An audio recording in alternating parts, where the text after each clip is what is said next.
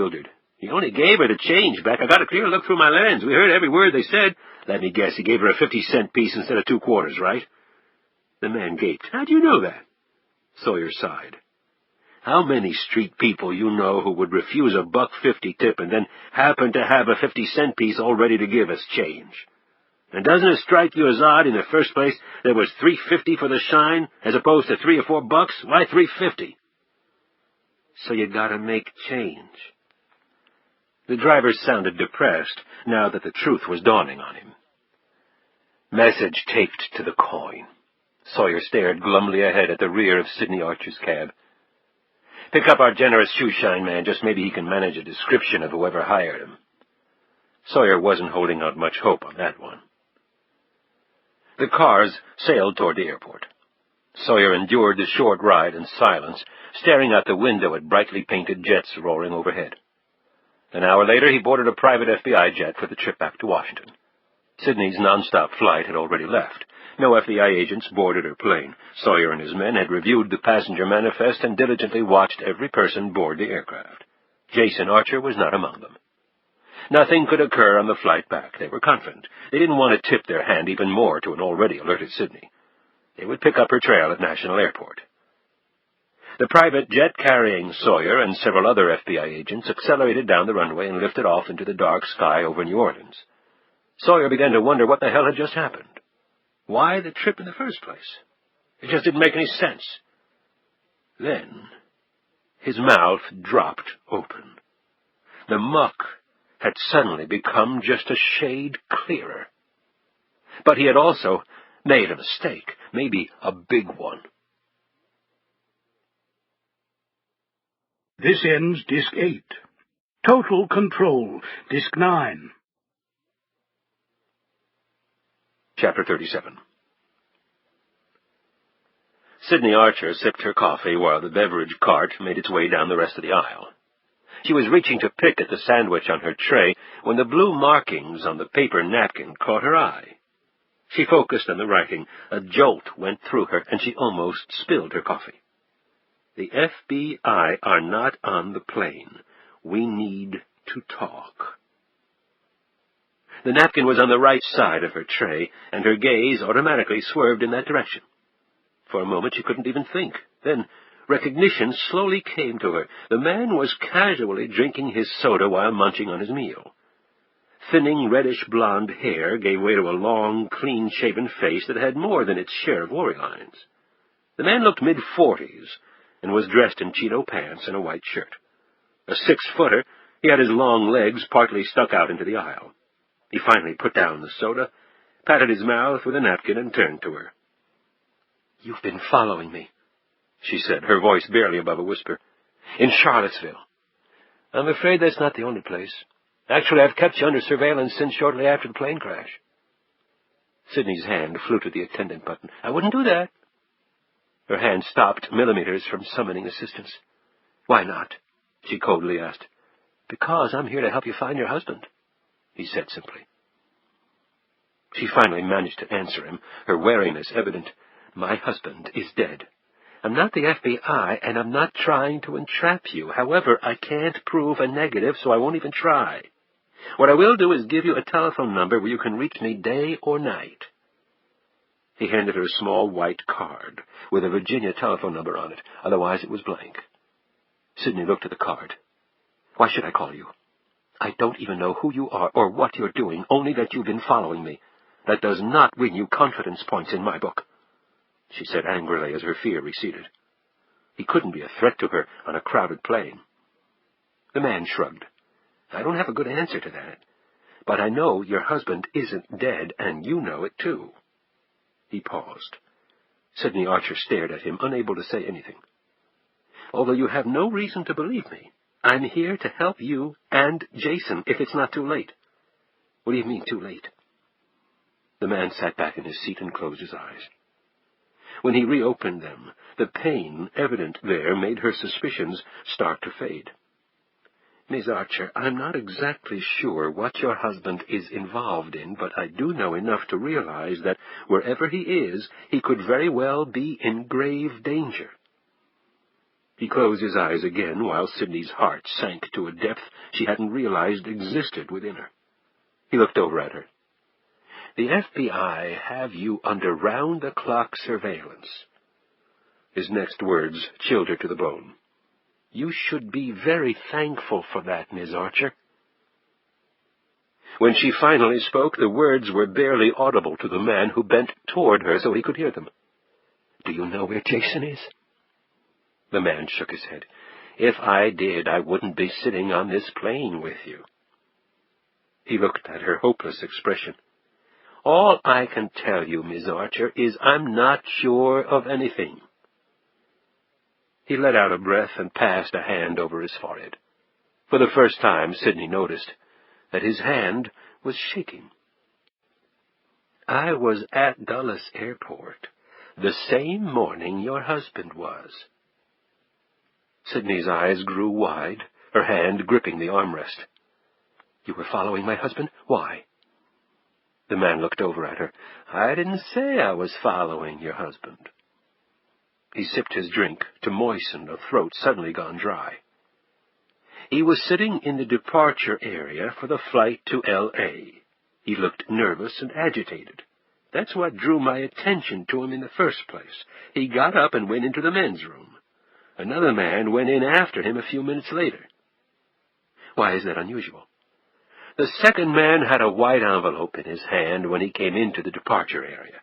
That envelope was clearly visible, almost like a lantern the way the guy was swinging it.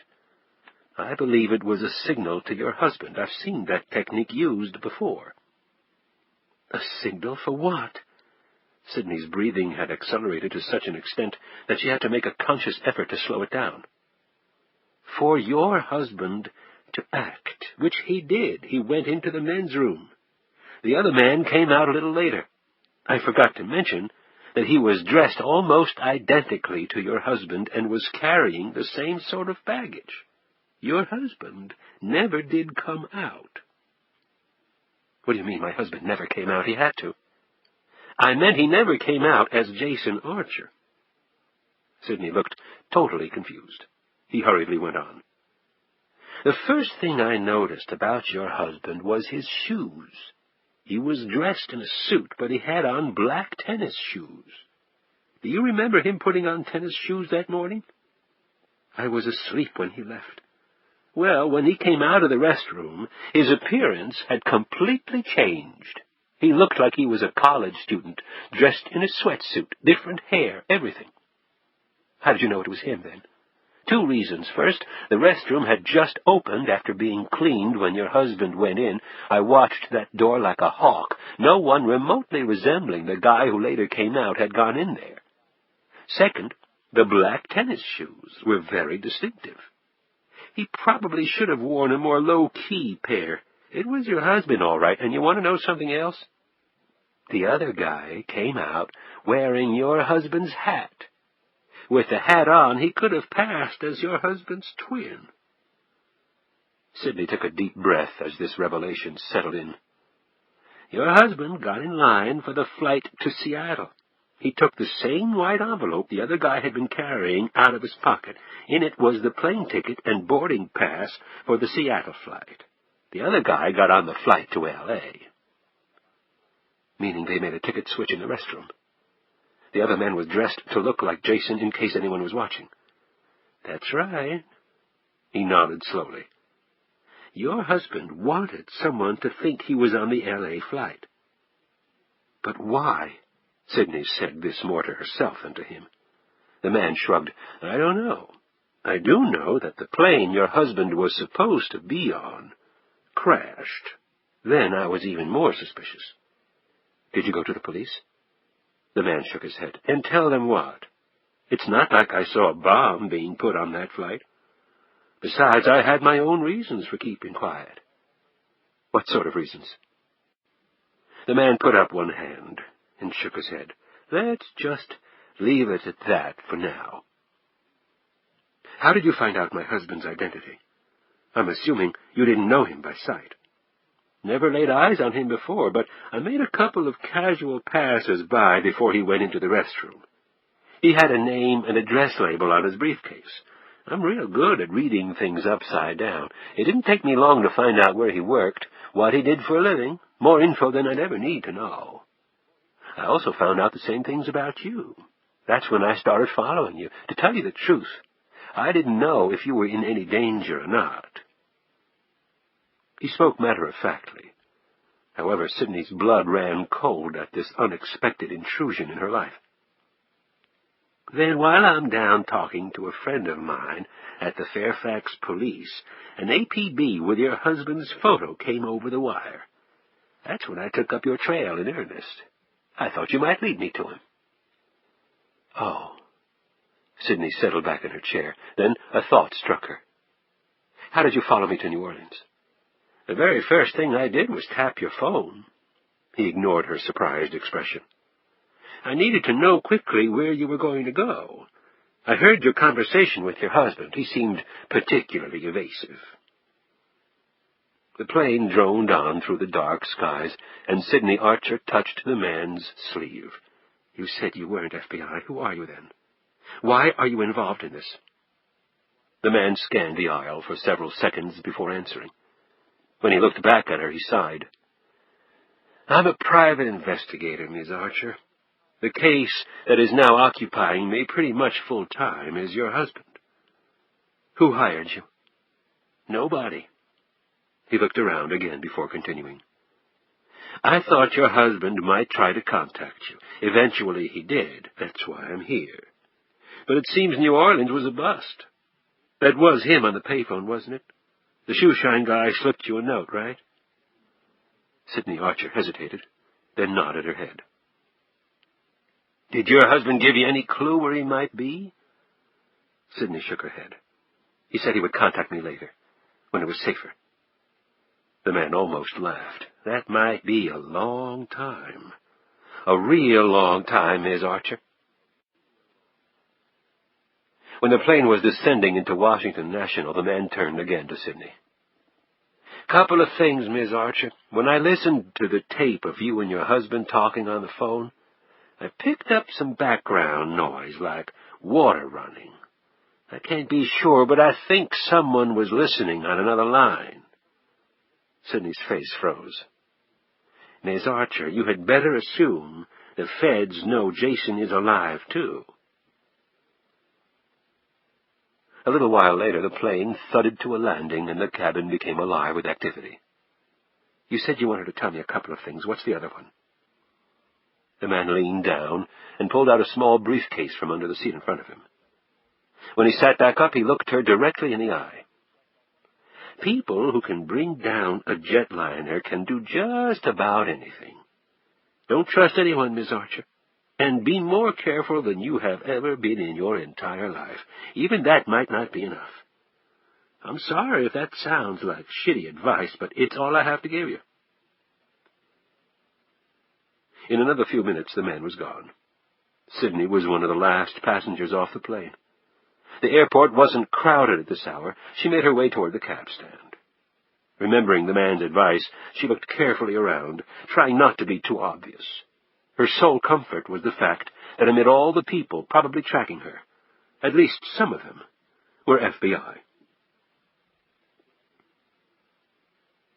After leaving Sidney Archer, the man boarded an airport shuttle bus that deposited him at the long-term parking lot. It was almost 10 o'clock. The area was deserted. He carried a bag that he had checked onto the flight from New Orleans. Its orange sticker proclaimed that it carried an unloaded firearm. As he reached his car, a late-model Grand Marquis, he opened the bag to extract his pistol with the intent of reloading it and placing it in his shoulder holster. The stiletto blade first ate his right lung, was pulled free, and then the savage process was repeated on the left one, collapsing both and forestalling any cry for help he might otherwise have managed. The third thrust sliced neatly through the right side of his neck. The bag dropped to the concrete floor, the firearm now useless to its dying owner. In another moment he was down on the ground, his eyes already glassing over, staring up at his killer. A van pulled alongside, and Kenneth Scales climbed in. In another moment, the dead man was alone.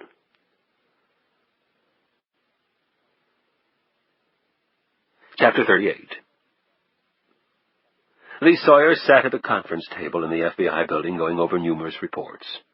He put one hand through his rumpled hair, tilted back in his chair, and put his feet up on the table while he mentally sorted through the new facts.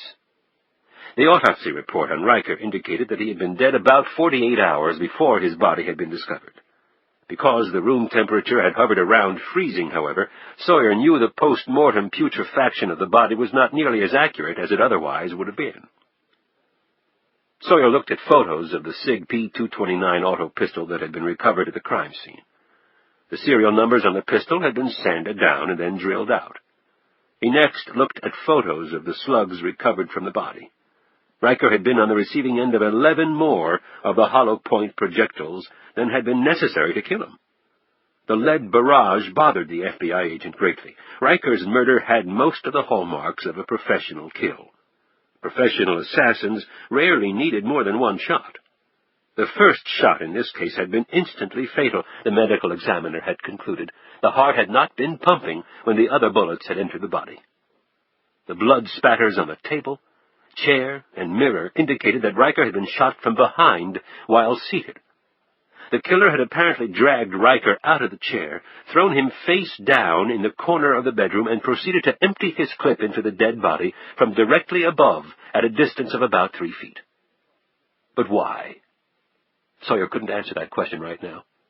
He turned his thoughts elsewhere. Despite numerous inquiries and potential leads, nothing had been turned up on Riker's movements for the last 18 months. No addresses, no friends, no jobs, no credit card bills, nothing. While Rapid Start was processing tons of data a day on the plane crash, they couldn't get a solid lead on anything. They knew how it had been done. They had the body of the damned person responsible for actually doing it, and yet they couldn't get beyond his corpse. In frustration, Sawyer sat up and thumbed another report. Riker had also had a great deal of cosmetic surgery. Photos taken at Riker's last arrest bore absolutely no resemblance to the man who had met his bloody end in a quiet Virginia apartment building. Sawyer grimaced. His gut on the Sinclair alias had been right on the mark, too. Riker had not taken the place of another person. Sinclair had been created out of broadcloth and computerized records, with the result that Robert Sinclair had been hired as a living, breathing person with excellent background credentials to be a fueler for a reputable company that had contracts to service several of the major airlines operating out of Dulles International Airport, including Western. However, Vector had made some mistakes in its background checks. They had not verified the phone numbers of Sinclair's previous employers, but had merely used the numbers provided by Riker, a.k.a. Sinclair. All the references provided by the dead men had been small fueling operations in Washington State, Southern California, and one in Alaska. None of those outfits actually existed. When Sawyer's men checked, they found the numbers had been disconnected. The employment addresses given by Riker on his application were phony, too. His Social Security number, however, had been run through the system and had come back as valid. His prints had also been run through the Virginia State Police, APHIS. Riker had spent time in a Virginia prison, and his prints were supposed to be on file there. Only they weren't. That could only mean one thing. The Social Security Administration's and the Virginia State Police's databases had been compromised. The whole system might as well have burned up. How could you be sure of anything now? Without absolute reliability, the systems were next to useless. And if someone could do that to Virginia and the SSA, who was safe? Sawyer angrily shoved the reports aside, poured himself another cup of coffee, and paced around the broad space of the SIOC. Jason Archer had been way ahead of them. There had only been one reason to have Sidney Archer travel to New Orleans. In fact, it could have been any city. The important point was that she leave town. And when she had, the FBI had gone with her. Her home had been left unguarded.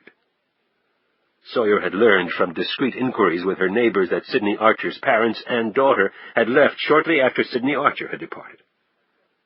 Sawyer clenched and unclenched his fist. A diversion. And he had fallen for it like the greenest agent in the world. He had no direct evidence supporting it, but he knew as well as he knew his own name that someone had entered the Archer home and, presumably, taken something from within. To go to all that risk meant that something incredibly important had slipped right through Sawyer's fingers. It had not been a good morning, and it only threatened to grow rapidly worse. He was not used to getting his butt kicked at every turn.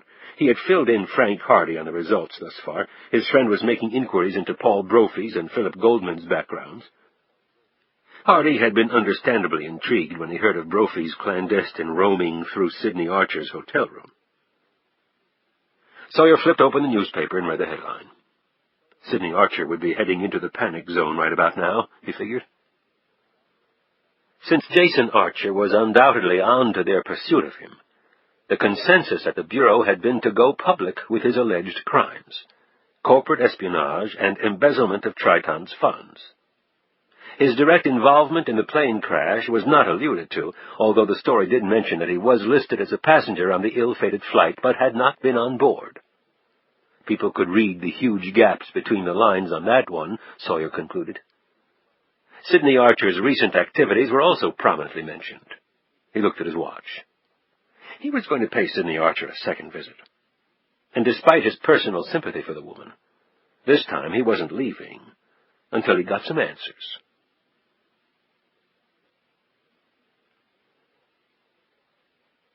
Henry Wharton stood behind his desk, his chin sunk down on his chest as he moodily contemplated the cloudy sky outside his window.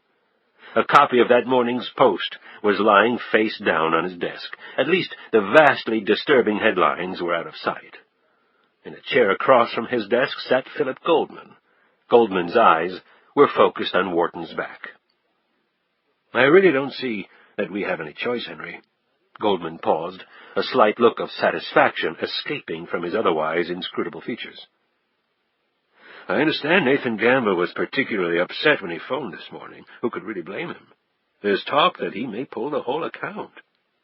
Wharton winced at the remark. When he turned to face Goldman, his eyes remained downcast. Wharton was clearly wavering. Goldman leaned forward, eager to press this obvious advantage. "It's for the good of the firm, Henry. It will be painful for many people, and despite my differences with her in the past, I would have to include myself in that group, not least of which because she is a particularly strong asset for this firm." This time Goldman succeeded in restraining the smile. "But the future of the firm, the future of hundreds of people, cannot be sacrificed for the benefit of one person, Henry. You know that." Goldman leaned back in his chair, placing his hands in his lap, a placid expression on his face. He managed a sigh. "I can take care of it, Henry, if you would prefer. I know how close you two are." Wharton finally looked up. The nod was quick, short, like the abrupt plunge of the axe it clearly was. Goldman quietly left the room.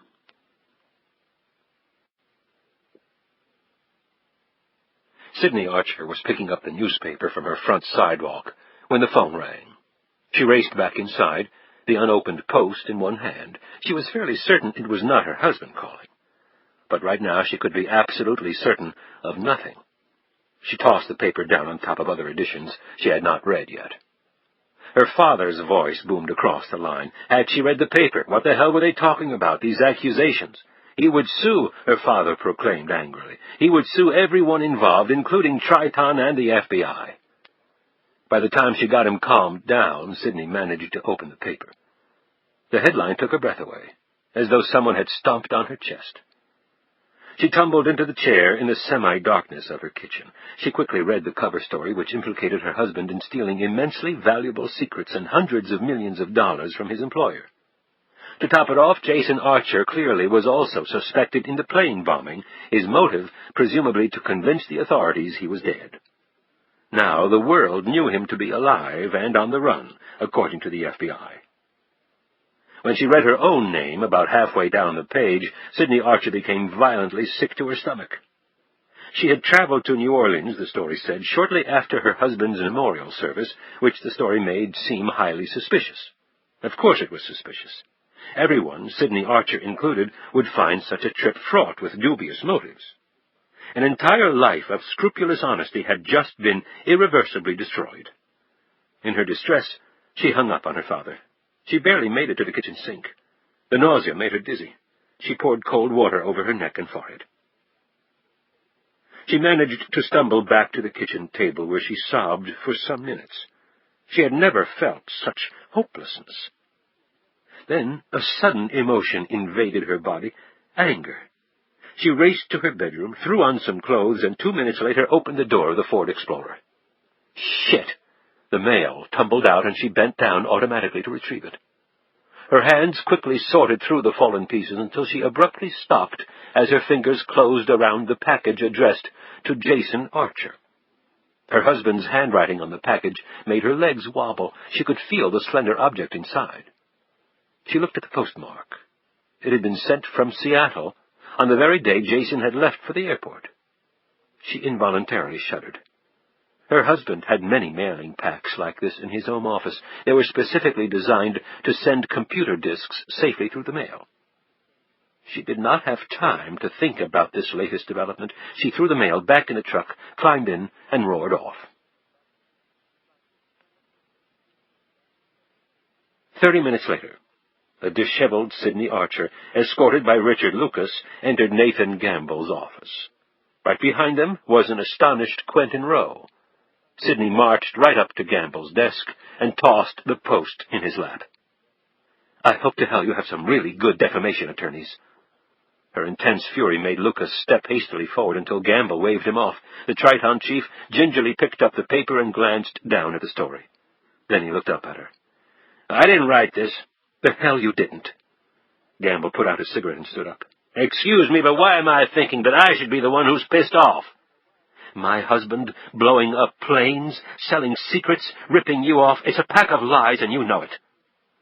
Gamble stormed around the desk to face her. "Let me tell you what I know, lady. I'm out a ton of cash, that's a fact.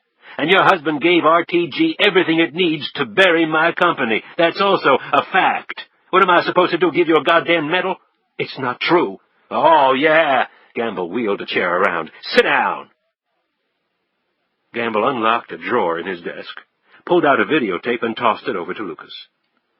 Then he hit a button on his desk console, and part of the wall moved back, revealing a large TV and VCR combination unit. While Lucas popped the tape in, Sidney, her legs shaking, sank into the chair. She looked over at Quentin Rowe, who stood stock still in the corner of the office, his wide eyes glued to her. She nervously licked her lips and turned to the TV. Her heart almost stopped beating when she saw her husband. Having only heard his voice ever since that horrible day, she felt as though he had been gone forever. At first she fixated on his fluid movements, so familiar to her. Then she focused on his face and gasped. She had never seen her husband more nervous, under more strain. The briefcase handed across, the plane roaring overhead, the smiles of the men, the papers examined, all of these things were in the background for her, far in the background. She kept her eyes on Jason. Her eyes drifted to the time and date stamp, and her heart took another jolt when the significance of those numbers hit her. When the tape went dark, she turned to find all eyes in the room on her. "That exchange took place in an RTG facility in Seattle long after that plane went into the ground." Gamble stood behind her. "Now, if you still want to sue me for defamation, go right ahead. Of course, if we lose Cybercom, you might have trouble collecting any money," he added grimly. Sidney stood up. Gamble reached behind his desk. "Here's your paper." He tossed it to her. Although she could barely stand, she managed to catch it neatly. In another moment, she had fled the room. Sidney pulled into her garage and listened to the door winding its way back down. Her limbs quivering and lungs expunging air heavily laced with sobs every few seconds, she gripped the newspaper. When it fell open, revealing the bottom half of the front page, Sidney Archer received yet another shock. This one contained a distinct element of uncontrollable dread. The man's photo was some years old, but there was no mistaking the face. His name was now revealed to her, Edward Page. He had been a local private detective for 5 years after spending 10 years in New York City as a police officer. He had worked solo, his firm bearing the name Private Solutions, the story stated. Page had been the victim of a fatal robbery at a national airport parking lot.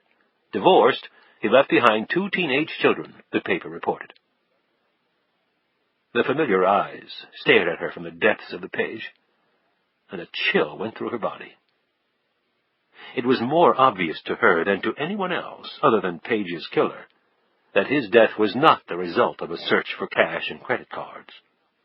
A few minutes after talking to her, the man was dead. She would have to be damn foolish to dismiss his death as a coincidence. She jumped out of the truck and raced into the house. She took out the gleaming silver metal Smith & Wesson Slim 9 she had kept locked in the metal box in the bedroom closet and quickly loaded it. The Hydra shock hollow points would be highly effective against anyone wishing to perpetrate a deadly attack. She checked her wallet. Her concealed weapon permit was still valid. When she reached up to return the box to the top of the closet, the pistol slipped out of her pocket and hit the nightstand before settling on the carpeted floor. Thank God she'd had the safety on. As she picked it up, she noted that a small corner of the hard plastic grip had broken off from the impact, but everything else was intact. Pistol in hand, she returned to the garage and climbed back into the Ford. She suddenly froze. A sound floated toward her from inside her house. She flipped off the pistol's safety, keeping one eye and the barrel of the Smith & Wesson on the door leading back into the house. With her free hand, she struggled with her car keys. One of the keys slid across her finger, gashing it. She hit the garage door opener clipped to the truck's sun visor. Her heart pounded while she waited for the damn door to finish its agonizingly slow ascent. She kept her eyes glued to the door to the house, expecting any moment for it to burst open. Her mind darted back to the news story detailing Edward Page's demise, 2 teenagers left behind. Her features grew deadly in their own right. She was not leaving her little girl behind. Her grip tightened on the butt of the pistol. She hit a button on the driver's side armrest, and the passenger window slid down. Now she would have an unobstructed firing line at the door leading into the house. She had never used her weapon on anything other than shooting-range targets, but she was going to do her best to kill whoever was about to come through that door. She did not notice the man bending low to come through the garage door as it was opening. He stepped quickly to the driver's side door, pistol drawn. At that instant, the door from the house into the garage started to open. Sidney's grip tightened even more on her weapon until the veins rode high on her hands. Her fingers started to descend on the trigger. "Jesus Christ, lady, put it down, now!" The man next to the car yelled, his pistol pointed right at the driver's window and threw it to Sidney's left temple. Sidney whirled around in the car and found herself eye to eye with Agent Ray Jackson. Suddenly the house door to the garage was thrown open and crashed against the wall. Sidney jerked her head back in that direction and watched the massive bulk of Lee Sawyer hurtle through the door, his 10mm making wide arcs in the direction of the vehicles. Sidney slumped back in her seat, sweat streaming off her forehead. Ray Jackson, gun still in hand, threw open the door of the Explorer and eyed both Sidney Archer and the gun that had almost taken a considerable hole out of his partner. "Are you crazy?" He leaned across her lap and snatched away the pistol, flipping on the safety. Sidney made no move to stop him, but fury suddenly sprawled across her features. "What are you doing, breaking into my house? I could have shot you." Lee Sawyer slipped his pistol back into his belt holster and moved over to the Ford. "Front door was open, Miss Archer. We thought something might be wrong when you didn't answer our knock." His frankness made the fury evaporate as quickly as it had surfaced. She had left the front door open when she had raced inside to answer the phone call from her father. She put her head down on the steering wheel. She struggled not to be sick. Her entire body was soaked with perspiration. She shivered as a chilly wind invaded the garage from the open door. "Going somewhere?" Sawyer eyed the Ford and then rested his gaze on the woman who sat back up dejectedly. "Just for a drive." Her voice was weak. She did not look at him. She ran her hands over the steering wheel. The sweat from her palms glistened on the padded surface. Sawyer looked over at the stack of mail on the passenger seat. "You always carry your mail in your car?" Sidney followed his stare. "I don't know how it got here. Maybe my father put it there before he left." "That's right after you left. How was New Orleans, by the way? You have a good time?" Sidney stared dully at the man. Sawyer placed one hand firmly under her elbow. "Let's go have a chat, Miss Archer." Chapter 39. Before exiting the car, Sidney carefully gathered up the mail and slid the post under her arm. Out of the agent's sight, she slipped the disc into her jacket pocket. Climbing out of the car, she eyed the pistol Jackson had abruptly confiscated. "I have a concealed weapons permit for that." Sidney handed over the authorization. "Mind if I unload it before I give it back?" "If it'll make you feel safer," she said, hitting the button on the garage door opener, closing the door of the Ford and heading toward the house. "Just make sure you leave the bullets." Jackson stared after her, amazement on his features. The two FBI agents followed her into the house. "Would you like coffee? Something to eat? It's still pretty early." These last words Sidney said in an accusatory fashion. "Coffee would be fine," Sawyer answered, ignoring her tone. Jackson nodded his assent. While Sidney poured out 3 cups of coffee, Sawyer methodically looked her over. Her unwashed blonde hair hung limply around her face, which bore no makeup and was more drawn and haggard than the last time he had been here. Her clothes hung loosely on her tall frame. Her green eyes were as bewitching as usual, however. He picked up on a slight shake in her hands while she handled the coffee pot. She was clearly on the edge. He had to grudgingly admire how she was holding up under a nightmare that seemed to metastasize with every passing day. But then everybody had limits. He expected to learn Sidney Archer's before it was all over. Sidney placed the cups of coffee on a tray with sugar and creamer. She reached into the bread box and pulled out an assortment of donuts and muffins. She loaded the tray and placed it in the middle of the kitchen table. While the agents helped themselves, she took out some Rolaids and slowly crunched them. "Good donut, thanks. By the way, you usually carry a gun with you?" Sawyer looked at her expectantly. "There have been some break-ins nearby. I've received professional instruction on how to use it. Besides, I'm no stranger to guns. My dad and oldest brother, Kenny, were in the Marine Corps. They're also avid hunters. Kenny has an extensive firearms collection. When I was growing up, my dad used to take me skeet and target shooting. I've fired just about every type of weapon you can think of, and I'm a very good shot." Ray Jackson said, "You were handling the piece pretty good back there in the garage." He noted a crack in the grip. "I hope you didn't drop it while it was loaded." "I'm very careful with firearms, Mr. Jackson, but I appreciate your concern." Jackson looked at the pistol once more, before sliding it and the full magazine over to her. "Nice piece of hardware, lightweight. I use Hydra-Shock ammo, too. Excellent stopping force. They're still around in the firing chamber," he reminded her. "It's equipped with a magazine safety. No mag, no fire." Sidney touched the pistol gingerly. "But I don't like having to keep it in the house, especially with Amy, although it's kept unloaded and in a locked box." "Not much good, then, in the event of a burglary," Sawyer said, between a bite of donut and a gulp of hot coffee. "Only if you get surprised. I try never to be." After the events of the morning, she struggled mightily not to perceptibly wince at that remark. Sliding a plate of bakery goods away, he asked, "You mind telling me why you took that little trip to New Orleans?" Sidney held up the morning's newspaper so the headline was fully exposed. "Why? Are you moonlighting as a reporter and need to file your next story? By the way, thanks for ruining my life." She angrily tossed the paper on the table and looked away. A twitch erupted over her left eye. She gripped the edge of the weathered pine table as she felt herself trembling. Sawyer ran his eye down the story. "I don't see anything here that isn't true. Your husband is suspected of being involved in a theft of secrets from his company. On top of that, he wasn't on a plane he was supposed to be on. That plane ends up in a cornfield. Your husband is alive and kicking." When she didn't respond, Sawyer reached across the table and touched her elbow. "I said your husband is alive, Miss Archer. That doesn't seem to surprise you. You want to tell me about New Orleans now?" She slowly turned to look at him, her features surprisingly calm. "You say he's alive?" Sawyer nodded. "Then why don't you tell me where he is?" "I was about to ask you that question." Sidney dug her fingers into her thigh.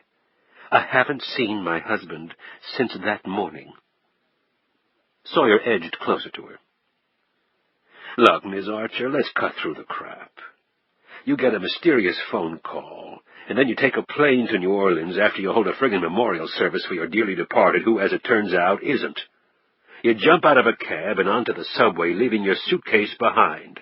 You lose my guys and hightail it south. You check into a hotel where I'm betting you're waiting for a rendezvous with your husband. Sidney Archer, to her credit, did not even flinch. Sawyer continued.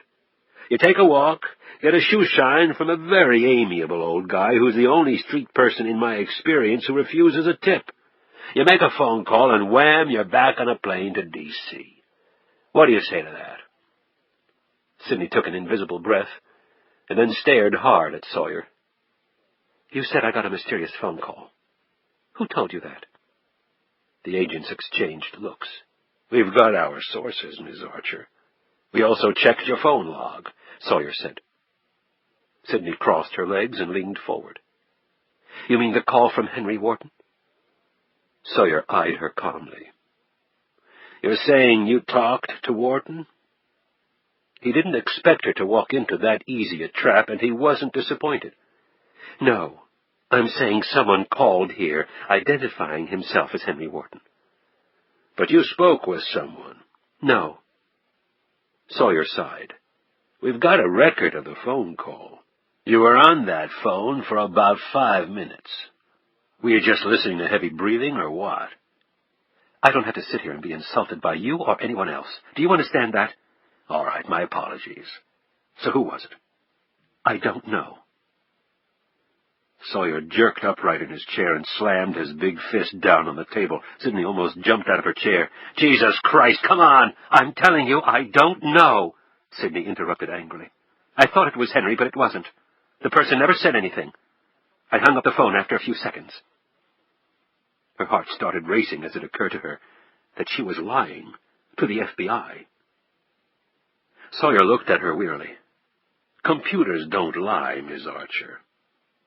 Sawyer inwardly winced at this statement as his mind dwelled for an instant on the Riker fiasco. The phone log says 5 minutes. My father answered the phone in the kitchen, and then laid it down on the counter to come and tell me. You two showed up at about the same time. Do you think it's beyond the realm of possibility that he forgot to hang it back up? Wouldn't that account for the 5 minutes? Maybe you'd like to call and ask him. You can use the phone right over there. Sidney pointed to the kitchen wall next to the doorway. Sawyer looked over at the phone and took a moment to think. He felt sure the lady was lying, but what she was saying was plausible. He had forgotten he was talking to an attorney, a highly skilled one. Would you like to call him? Sidney repeated. I happen to know he's home because he called just a little while ago. The last thing I heard him scream over the phone was his plan to file a lawsuit against the FBI and Triton. Maybe I'll try him later. Fine. I just thought you'd want to do it now, so you couldn't accuse me later of arranging for my father to lie to you. Her eyes dug into the agent's troubled features. And while we're at it, let's address your other accusations. You said I somehow evaded your men. Since I was unaware I was being followed, it would seem impossible for me to lose anyone. My cab was stuck in traffic. I was afraid I would miss my flight, so I jumped on the subway. I haven't used the subway in years, so I got out at the Pentagon station because I couldn't remember if I had to change trains there to get to the airport. When I realized my mistake, I simply got back on the same train. I didn't take my suitcase with me because I didn't want to have to lug it around on the subway, especially if I had to run to make a plane. If I had stayed in New Orleans, I was going to arrange for it to be sent down on a later flight. I've been to New Orleans many times. I've always had good times down there. It seemed like a logical place. Not that I've been thinking very logically lately. I had my shoes shined. Is that illegal? She looked at the two men. I hope burying your spouse when you don't even have a body is something neither of you ever have to go through. She angrily tossed the newspaper on the floor. The man in that story is not my husband. You know what our idea of a wild time was? Barbecuing in the backyard in the winter. The most reckless thing I've ever known Jason to do was occasionally drive too fast and not wear his seatbelt. He couldn't have been involved in blowing up that plane. I know you don't believe me, but right now I don't really care. She stood up and leaned against the refrigerator before continuing. I needed to get away. Do I really have to tell you why? Do I really have to do that?" Her voice rose almost to a scream before it tapered off and she fell silent. Sawyer started to reply, but then abruptly closed his mouth as Sidney held up her hand and continued speaking in a calmer tone. "I stayed in New Orleans all of one day. It suddenly occurred to me that I couldn't run away from the nightmare my life has become. I have a little girl who needs me, and I need her. She's all I have left. Do you understand that? Can either of you understand anything?" Tears were starting to trickle out. Her hands clenched and unclenched. Her chest rose and fell unevenly. She abruptly sat back down. Ray Jackson nervously played with his coffee cup while he looked over at his partner. "Miss Archer, Lee and I both have families. I can't imagine what you're going through right now. You got to understand, we're just trying to do our job. A lot of things don't make sense right now, but one thing is for certain, a plane load of people are dead, and whoever is responsible for that is going to pay." Sidney stood up again, on unsteady legs, the tears now pouring. Her voice was shrill, near hysterical, her eyes blazing. "Don't you think I know that? I went down there to that hell." Her voice rose to an even higher pitch, the tears streaming down the front of her blouse, her eyes at their widest. "I saw it." She stared fiercely at them. "Everything. The shoe, a baby's shoe." Moaning, Sidney fell back into her chair, the sobs racking her frame to such a degree that it looked as though her back would erupt like a volcano, spewing forth far more misery than human beings had the ability to endure. Jackson rose to get her a paper towel. Sighing quietly, Sawyer put his hand on Sidney's and gripped it in a gentle squeeze. The baby's shoe. The one he had held in his hand and also shed tears over. For the first time he noted Sidney's engagement ring and wedding band. A beautiful, if small, setting. She would have worn it all these years with pride, he was certain of that. Whether Jason Archer had done anything wrong or not, he had a woman who loved him, believed in him. Sawyer felt himself starting to hope that Jason would turn out to be innocent, despite all the evidence to the contrary. He did not want Sidney to have to confront the reality of betrayal. He wrapped a big arm around her shoulders. His body seemed to jerk and pitch with every convulsion that raced through her. He whispered soothing words into her ear, trying desperately to get her to come around. For a very brief instant, his memory skipped back to the time he had held another young woman like this. That catastrophe had been a prom date gone terribly bad. It had been one of the few times he had actually been there for one of his kids. It had felt wonderful to wrap his burly arms around the small, quaking form, letting her hurt, her embarrassment, siphon off into him. Sawyer refocused on Sidney Archer. She had been hurt enough, he decided. The raw pain he was holding on to right now was not capable of being fabricated. Regardless of anything else, Sidney Archer was telling them the truth, or at least most of it. As if sensing his thoughts, her grip tightened on his hand. Jackson handed him the wet paper towel. Sawyer did not see his partner's worried look as Jackson watched the gentle way in which he slowly brought Sidney around. The things Sawyer said to her to calm her down, the way he kept his arms protectively around her. Ray Jackson was clearly not happy with his partner right now. A few minutes later, Sidney was sitting in front of a fire that Jackson had quickly prepared in the living room fireplace. The warmth felt good. When Sawyer looked out the broad picture window, he noticed that it was snowing again. He looked around the room, and his eyes settled on the fireplace mantel, where a procession of framed photographs held forth. Jason Archer, looking anything but a participant in one of the most horrendous crimes ever committed. Amy Archer, as pretty a little girl as Sawyer had ever seen. And Sidney Archer, beautiful and enchanting. A picture-perfect family, at least on the surface. Sawyer had spent the last 25 years of his life constantly probing beneath the surface. He looked forward to the day when he would not have to do that, to the time when delving into the motives and circumstances that turned human beings into monsters would be someone else's job. Today, though, that duty was his. He turned his gaze from the photo to the real thing. "I'm sorry. I seem to lose it every time you two show up." Sidney spoke slowly, her eyes clamped shut. She seemed smaller than Sawyer had remembered, as though crisis on top of crisis were causing her to collapse inward. "Where's your little girl?" he asked. "With my parents," Sidney replied quickly. Sawyer nodded slowly. Sidney's eyes fluttered open and then closed again. "The only time she's not asking for her father is when she's asleep," she added in a hushed voice, her lips trembling. Sawyer rubbed tired eyes and drew closer to the fire. "Sidney." She finally opened her eyes and looked at him, gathered around her shoulders the blanket she had taken from the ottoman, lifted her knees to her chest, and settled back into the chair. "Sidney, you said you went to the crash site. I happen to know that's true. You remember running into somebody out there? My knee still aches." Sidney started, her eyes seeming to dilate fully and then slowly recede as she stared at him. Sawyer continued to look at her. "We also have a report from the deputy on duty that night. Deputy McKenna?" "Yes. He was very nice to me." "Why did you go there, Sidney?" Sidney didn't answer. She wrapped her arms tightly around her legs. Finally she looked up. However, her eyes were fixed on the opposite wall rather than on the two agents. She seemed to be looking over a great distance, as though she were reaching back to the painful depths of a great hole in the earth, to a dismal cavern she had thought at the time had swallowed her husband. "I had to." She abruptly closed her mouth. Jackson started to say something, but Sawyer stopped him. "I had to," Sidney repeated. The tears started to tumble again, but her voice remained steady. "I saw it on TV."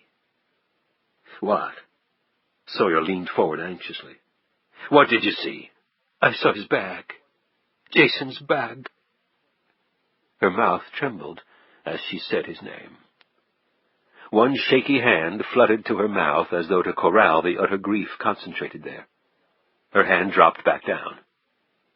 "I could still see his initials on the side." She stopped again and dabbed at a tear with the back of her hand. "It suddenly occurred to me that it was probably the only thing left of him, so I went to get it. Officer McKenna told me I couldn't have it until the investigation was over, so I went back home with nothing. Nothing." She said the words slowly, as though it summarized the desolate status of the life she had left. Sawyer leaned back in his chair and looked at his partner. The bag was a dead end. He let the silence persist for about a minute before he began speaking again. "When I said your husband was alive, you didn't seem to be surprised." Sawyer's tone was low and calming, but there was an unmistakable edge to it. Sidney's response was biting, but the voice was tired. She was obviously running out of steam. "I had just read the article in the paper. If you wanted to see surprise, you should have shown up before the paper boy did." She wasn't about to go into the humiliating experience at Gamble's office. Sawyer sat back. He had expected that very logical answer, but was still gratified to hear it from her lips. Liars often opted for complicated stories in their effort to avoid detection. "Okay, fair enough. I don't want to drag this conversation out, so I'm just going to ask you some questions, and I want some straight answers, that's all. If you don't know the answer, so be it. Those are the ground rules. Are you willing to do that?" Sidney didn't respond. Her weary eyes swung between the two FBI agents. Sawyer hunched forward some more. "I didn't make up those accusations against your husband.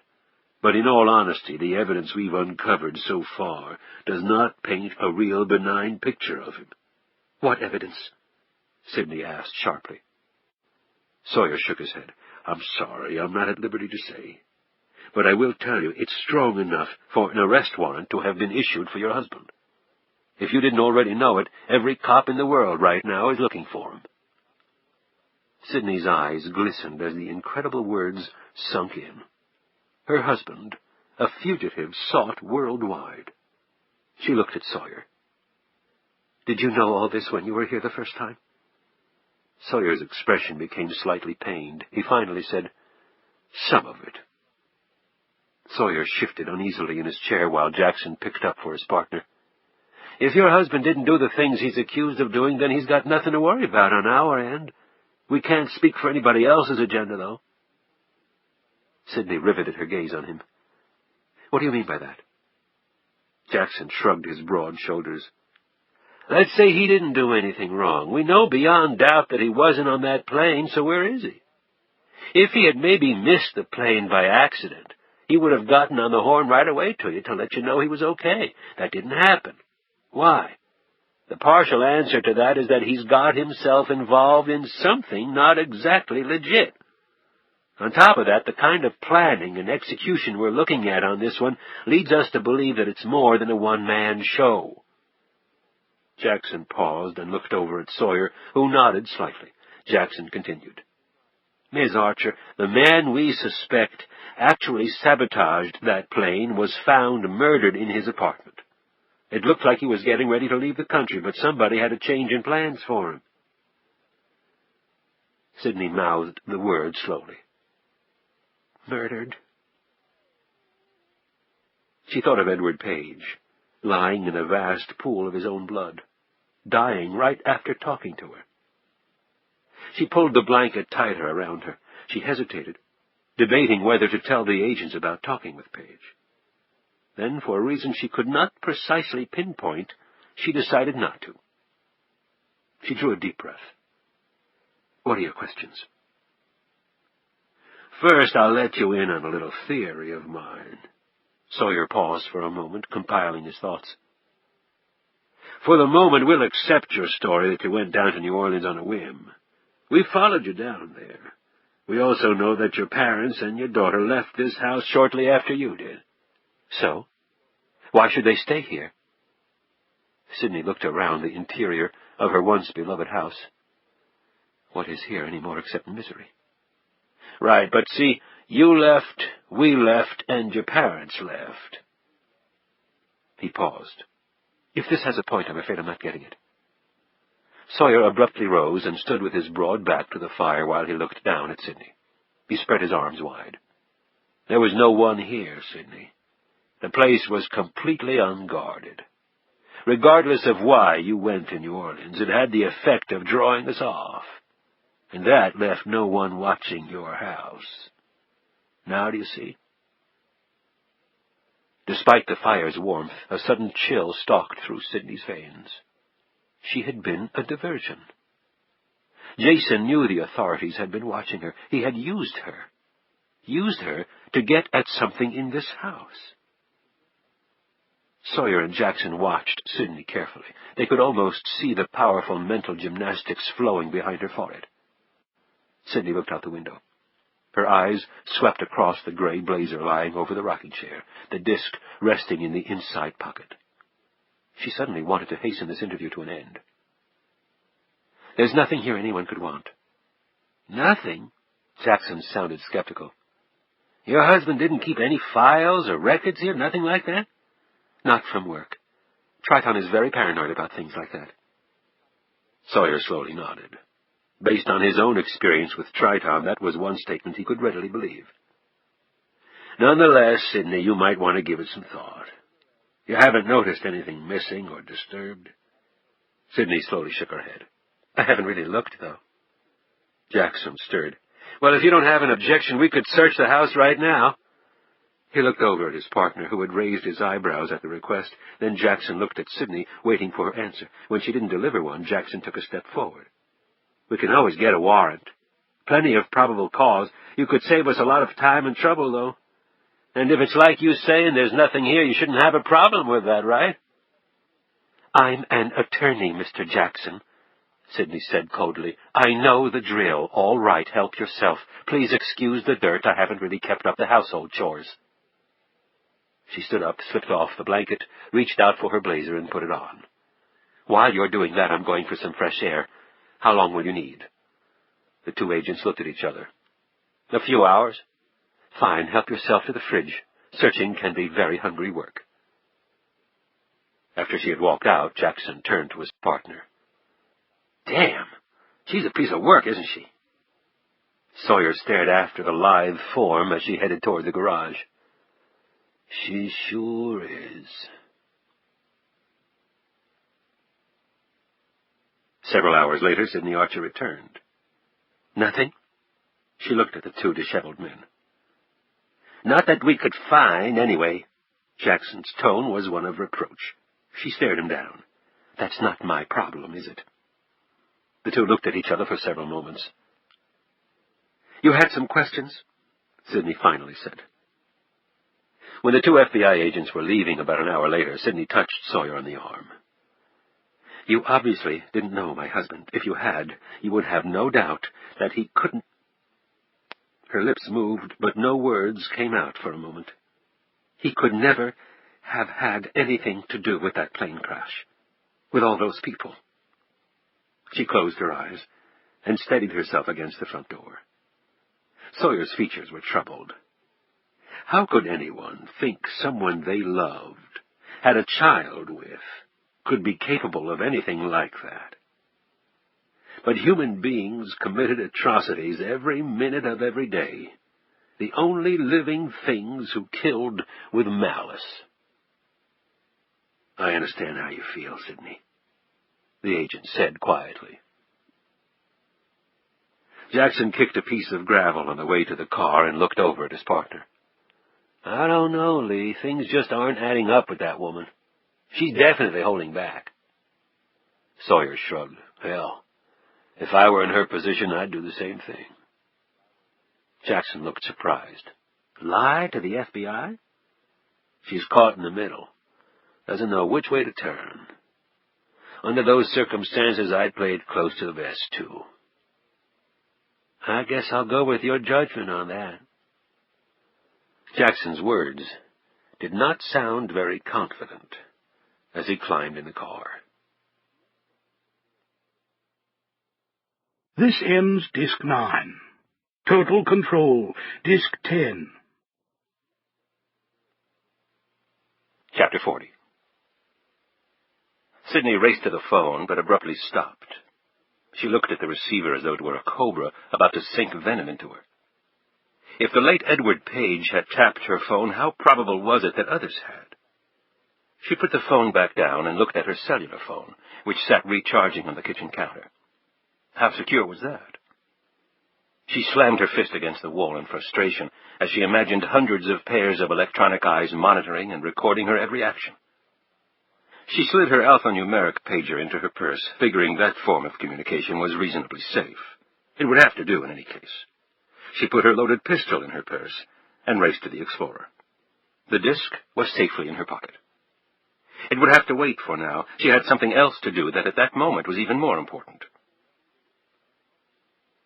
The Ford pulled into the McDonald's parking lot. Sidney went inside, ordered a takeout lunch, and went down the hallway toward the restroom, stopping at the payphone. After dialing, she scanned the parking lot for signs of the FBI. She saw nothing out of the ordinary, which was good. They were supposed to be invisible. But a shiver went down her back as she wondered who else was out there. A voice came on the other end of the phone line. It took her several minutes to calm her father down. When she stated her request, he began to erupt all over again. "What the hell do you want me to do that for?" "Please, Dad, I want you and Mom to go, and I want you to take Amy with you." "You know we never go to Maine after Labor Day." Sidney held the receiver away from her mouth and took a deep breath. "Look, Dad, you read the paper." He started off again. "That's the biggest bunch of bullshit I ever heard. Sid." "Dad, just listen to me. I don't have time to argue." She had never raised her voice to her father like that. They were both quiet for a moment. When she broke the silence, her voice was firm. "The FBI just left my house. Jason was involved in something. I'm not exactly sure what yet, but if even half of what that story reported is true—" She shuddered. "On the flight back from New Orleans, a man spoke to me. His name was Edward Page. He was a private investigator. He was investigating something to do with Jason." Bill Patterson's voice was incredulous. What was he investigating Jason for? I don't know. He wouldn't tell me. Well, I say we go ask him, and we don't take no for an answer. We can't ask him. He was murdered about 5 minutes after he left me, Dad. Stunned, Bill Patterson could no longer find his voice. Will you please go to the house in Maine, Dad? Please. As soon as possible. Patterson didn't answer for a few seconds. When he finally spoke, his voice was weak. We'll leave after lunch. I'll pack my shotgun just in case. Sidney's hunched shoulders relaxed in relief. Sidney? Yes, Dad? I want you to come with us. Sidney shook her head. I can't do that, Dad. Her father exploded. Why the hell not? You're up there all alone. You're Jason's wife. You could sure as hell be a target in all this. The FBI are watching me. You think they're invulnerable? You don't think they make mistakes? Don't be crazy, honey. I can't, Dad. The FBI probably aren't the only ones watching me. If I came with you, so would they. Sidney's entire body shook as she uttered the words. Jesus, baby. Sidney could distinctly hear her father swallowing over the phone line. Look, why don't I send your mother and Amy up there, and I'll come stay with you? I don't want them or you getting involved in this. It's enough that I am, and I want you with Amy and Mom. I want you to protect them. I can take care of myself. I've never lacked for confidence in you, baby girl, but this is a little different. If these people have already killed... Bill Patterson couldn't finish. He had gone numb at the prospect of losing his youngest to violent death. Dad, I'll be fine. I have my pistol. The FBI are out there every minute. I'll check in with you every day. Sid, Dad, I'll be fine. Patterson didn't answer right away. Finally, he said, resignedly, Okay, but call twice a day.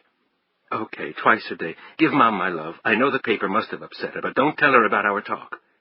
Sid, your mother's no fool. She's going to wonder why we're suddenly taking off for Maine at this time of year. Please, Dad, just make up something. Bill Patterson finally sighed. Anything else? Tell Amy I love her. Tell her that me and her dad love her more than anything. Wet clusters were forming around Sidney's eyes as the one thing she desperately wanted to do, be with her daughter, was now firmly beyond her. In order to keep Amy safe, Sidney had to stay away, far away. I'll tell her, sweetie, Bill Patterson said, quietly.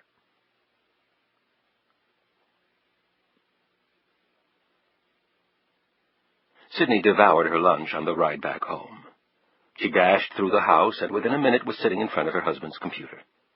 She had taken the precaution of locking the door to the room and bringing her cellular phone with her just in case she had to dial 911. She slid the disk out of her jacket pocket, pulled the pistol out, and laid them both down on the table next to her. She turned on the computer and watched the screen as the computer began to wake up. When she was about to pop the disk into the floppy drive, she jolted upright, her eyes transfixed by what was on the screen. The available memory figure had just come up. Something wasn't right. She hit several keys on the keyboard. The available hard disk memory again came across the screen and then held. Sidney read the figures slowly. 1,356,600 kilobytes, or about 1.3 gigs of hard drive were available. She stared hard at the last 3 digits. She thought back to the last time she had sat in front of the computer. The last 3 digits of the available memory had been Jason's birthday, 706, a fact that had caused her to cry, to break down once again. She had prepared herself for that again, but there was less memory available now. But how could that be? She hadn't touched the computer since... Oh, Christ. A knot erupted in her stomach as she jumped up from the chair, grabbed the pistol, and put the disk back in her jacket pocket. She almost felt like putting a round right into the damned computer screen. Sawyer had been right and wrong. Right that someone had been in her house while she was in New Orleans. Wrong that they had come to take something. They had left something instead, something that resided on her husband's computer, something that she was running from now as quickly as she could. It took her 10 minutes to return to McDonald's and get back on the payphone. Her secretary's tone was strained. Hello, Miss Archer? Miss Archer? Her secretary had been with her almost 6 years and hadn't called her Ms. Archer after the second day. Sidney ignored it for the moment.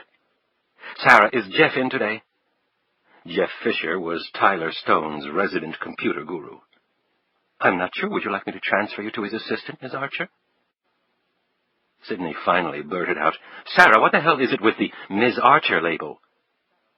Sarah didn't immediately answer, but then she started to whisper furiously into the phone. "Sid, that story in the paper is all over the firm. They've faxed it to every office. The Triton people are threatening to pull the entire account from the firm. Mr. Wharton is furious, and it's no secret that all the higher-ups are blaming you." "I'm as much in the dark as everyone else." "Well, that story made it seem, you know." Sidney sighed heavily. "You want to transfer me to Henry? I'll straighten this whole thing out." Sarah's response rocked her boss. "The management committee held a meeting this morning. They teleconferenced in the partners from the other offices. Rumor has it that they're putting together a letter to send to you." "A letter? What kind of letter?" The astonishment was rapidly growing on Sidney's face. In the background, Sidney could hear people passing by Sarah's cubicle. After the noise drifted away, Sarah spoke, her voice even lower. I don't know how to tell you this, but I heard it was a letter of termination." "Termination?" Sidney put one hand up against the wall to steady herself. "I haven't even been accused of anything, and they've already tried and convicted me, and now they're sentencing me? All because of that one story? I think everyone here is worried about the firm surviving. Most people are pointing their finger at you," Sarah added quickly. "And your husband. To find out Jason's still alive, people feel betrayed. They really do." Sidney drew a large breath, and her shoulders slumped down. A complete weariness dragged at her. "My God, Sarah, how do you think I felt?" Sarah didn't say anything. Sidney fingered the disc in her pocket. The pistol made an uncomfortable lump under her jacket front. She would just have to get used to that. "Sarah, I wish I could explain it to you, but I can't. All I can tell you is I haven't done anything wrong, and I don't know what the hell's happened to my life, but I don't have much time. Could you discreetly find out if Jeff's in? Please, Sarah." Sarah paused and then said, "Hold on, Sid." As it turned out, Jeff had taken a few days off.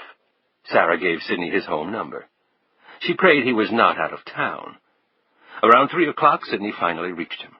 Her original plan had been to meet him at the firm. However, now that was out of the question. Instead, she made arrangements to meet him at his home in Alexandria. It didn't hurt that he had not been at the office the last couple of days to hear all the rumors swirling around her. When Sidney told him she had a computer problem, he was eager to assist. He had some business to take care of, but would be home around 8. She would just have to wait it out. 2 hours later, a knock at the door startled Sidney while she was nervously pacing through the living room. She looked through the peephole and then opened the door in mild surprise. Lee Sawyer didn't wait to be asked in. He strode through the foyer and sat down in one of the chairs next to the fireplace hearth. The fire had long since gone out. "Where's your partner?" Sawyer ignored her question. "I checked in at Triton," he said. "You didn't tell me you had paid a call there this morning." She stood in front of him, her arms crossed. She had showered and changed into a black pleated skirt and white V-neck sweater. Her hair, combed straight back, was still damp. She was in her stocking feet. Her pumps lay next to the sofa. "You didn't ask." Sawyer grunted. "So, what did you think of your husband's little video?" "I really haven't given it much thought." "Like hell you haven't." She sat down on the sofa, drawing her legs up underneath her before responding. "What exactly do you want?"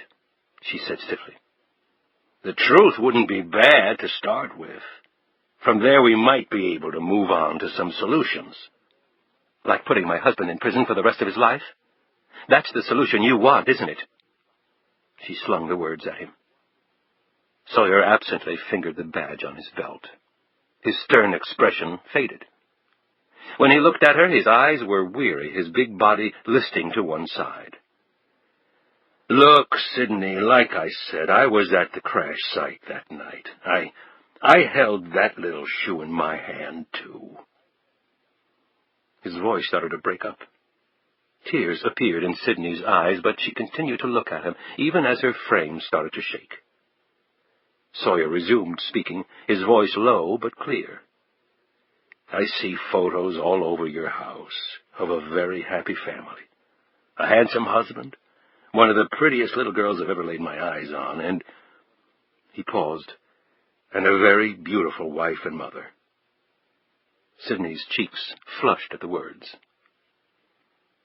Embarrassed, Sawyer hurried on. It makes no sense to me that your husband, even if he did steal from his employer, would have participated in blowing up that plane. A tear plunged from Sidney's cheek and stained the couch while she listened. Now, I won't lie to you and tell you that I think your husband is completely innocent. For your sake, I hope to God he is, and this whole mess can be explained somehow. But my job is to find whoever brought down that plane and killed all those people. He took a long breath, including the owner of that little shoe. He paused again. And I'm going to do my job. Go on, Sidney encouraged him, one hand nervously gripping the hemline of her skirt. The best lead I have now is your husband. The only way I know to explore that lead right now is through you. So you want me to help you bring my husband in? I want you to tell me anything you can that will help me get to the bottom of this. Don't you want that too? It took Sidney a full minute to respond. When the word finally came, it was buttressed by sobs. Yes. She said nothing else for several moments. Finally, she looked at him. But my little girl needs me. I don't know where Jason is, and if I were to go away too... Her voice trailed off. Sawyer looked confused for a moment, and then it dawned on him what she was saying. He reached across and gently took one of her hands. Sidney, I don't believe you had anything to do with any of this. I'm sure as hell not going to arrest you and take you away from your daughter. Maybe you didn't tell me the whole story before, but, Christ, you're only human. I can't even begin to imagine the pressure you've been under. Please, believe me. And trust me. He let go of her hand and sat back. She dabbed at her eyes, managed a brief smile, and composed herself. She took one last deep breath before taking the plunge. That was my husband on the phone the day you came by. After having said it, she glanced sharply at Sawyer as though she were still afraid that he might pull out his handcuffs. He merely hunched forward, his face a mass of wrinkles. What did he say? Give it to me as precisely as you can. He said that he knew things looked bad, but that he would explain everything as soon as he saw me. I was so thrilled to know he was alive, I didn't ask very many questions. He also called me from the airport before he got on the plane on the day of the crash. Sawyer perked up, but I didn't have time to talk to him. Sidney steeled herself for another guilt attack as the memory flooded back to her. Then she recounted to Sawyer Jason's late nights at the office and their early morning conversation before he had left for the airport. And he suggested the New Orleans trip? Sawyer asked. She nodded. He said if he didn't contact me at the hotel, that I should go to Jackson Square and he would get a message to me there. The shoeshine guy, right? Sidney nodded again. Sawyer sighed. So that was Jason you called from the payphone? Actually, the message said to call my office number. Only Jason answered. He said not to say anything, that the police were around. He told me to go home, and he would contact me when it was safe to do so. But he hasn't as yet. She slowly shook her head. I've heard nothing. Sawyer chose his words carefully. You know, Sidney, your loyalty is admirable. It really is. You've lived up to your marriage vows big time, because I don't think even God himself envisioned these kinds of bad times. But, she looked at him searchingly, but there comes a time when you have to look beyond the devotion beyond the feelings you have for someone, and consider the cold, hard facts. I'm not very eloquent, but if your husband did something wrong, and I'm not saying he did, then you shouldn't go down with him. Like you said, you've got a little girl who needs you. I've got 4 kids of my own. I'm not the greatest father in the world, but I can still relate. So what are you proposing? Her voice was hushed. Cooperation. Nothing more than that. You give me info, I give you info. Here's some for you. Call it a good faith deposit. The stuff in the newspaper article pretty much sums up what we know. You saw the video. Your husband met with someone, and an exchange took place. Triton is convinced it was information designed to hurt their chances at acquiring Cybercom. They also have pretty strong evidence tying Jason to the bank fraud. I know the evidence seems overwhelming, but I can't believe any of it. I really can't. Well, sometimes the clearest signposts point in the wrong direction. It's my job to figure out which way they should be pointing. I gotta admit, I don't believe your husband is completely clean. But on the other hand, I don't think he's the only one out there. You think he's working with RTG, don't you? It's possible, Sawyer frankly admitted. We're following up that lead along with all the others. It seems the most straightforward, but then again, you never know. He paused. Anything else you want to tell me? Sidney hesitated for a moment as she thought back to her conversation with Ed Page right before he was murdered. When her eyes came to rest on her tweed jacket lying over the chair, she almost jerked. The fact of the disc and her planned meeting with Jeff Fisher came rushing back to her. She swallowed and then reddened. Not that I can think of, no. Sawyer continued to watch her for a long moment, and then slowly got to his feet. While we're exchanging information, I thought you might like to know that your buddy, Paul Brophy, followed you down to Louisiana. Sidney froze at his words. He searched your hotel room while you went out for coffee. Feel free to use that information however you see fit. He started to walk out the door and then turned back. And just so there's no mistake, we have you under 24-hour surveillance. I don't plan on taking any more trips, if that's what you're worried about. His response surprised her. Don't keep that pistol locked up, Sidney. Keep it within easy reach, and keep it loaded at all times. In fact, Sawyer opened his coat, undid his clip-on belt holster, removed his pistol, and handed the holster to Sidney. In my experience, guns in purses aren't all that effective. Please, be careful. He left Sidney in the open doorway, her thoughts centered on the brutal fate of the last man to give her that particular piece of advice. Chapter 41. Lee Sawyer looked at the carefully sculpted black and white marble walls and floors. They were cut in asymmetrical triangular patterns. He assumed they were supposed to convey a sophisticated artistic statement. However, they only served to give the FBI agent a throbbing headache. Through the gracefully carved lines of a birchwood double doorway with etched glass panels and buttressed by a pair of faux Corinthian columns, the clink of dishes and silverware filtered out to him from the main dining area. He took off his overcoat, removed his hat, and gave both to a pretty young woman in a short black skirt and tight blouse that managed to enhance a body that didn't need much enhancing. He was given a claim check in return, accompanied by a very warm smile. One of her fingernails had slid delicately across his palm when the claim check was passed over, digging just deep enough into his skin to make his body tingle in certain discreet places. She must do damn well in tips, he figured. The maitre d' appeared and eyed the FBI agent.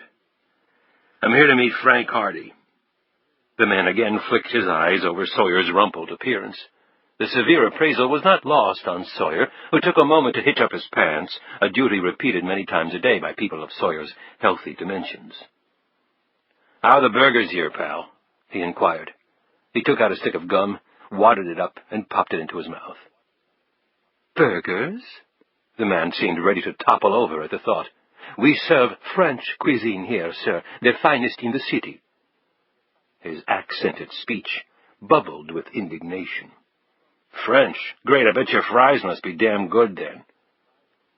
Turning quickly on his heel, the maitre d' led Sawyer through the immense dining area, where rows of crystal chandeliers sparkled above a clientele that nearly matched the brilliance of the finely cut light fixtures.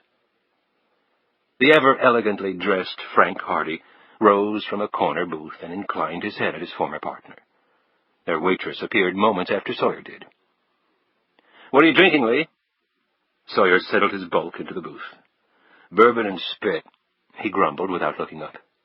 The waitress looked at him blankly. "Excuse me?" Hardy laughed. "In his own crude way, my friend means straight bourbon. I'll have another martini." The waitress went off, rolling her eyes. Sawyer blew into his handkerchief and proceeded to look around the room. "Gee, Frank, I'm glad you picked the place." "Why's that?" "Because if I had, we'd be at Shoney's. But maybe it's best. I hear it's tough as hell to get reservations there this time of year." Hardy chuckled and swallowed the rest of his drink. "You just can't accept even a sliver of the good life, can you?" "Hell, I can accept it so long as I don't have to pay for it. I'm figuring dinner for two here would run about what I have in my retirement plan." The two men chatted for a few minutes while the waitress returned, situated their drinks, and then stood ready to take their dinner orders. Sawyer looked over the menu, which was written very clearly, but unfortunately only in French. He put the menu down on the table.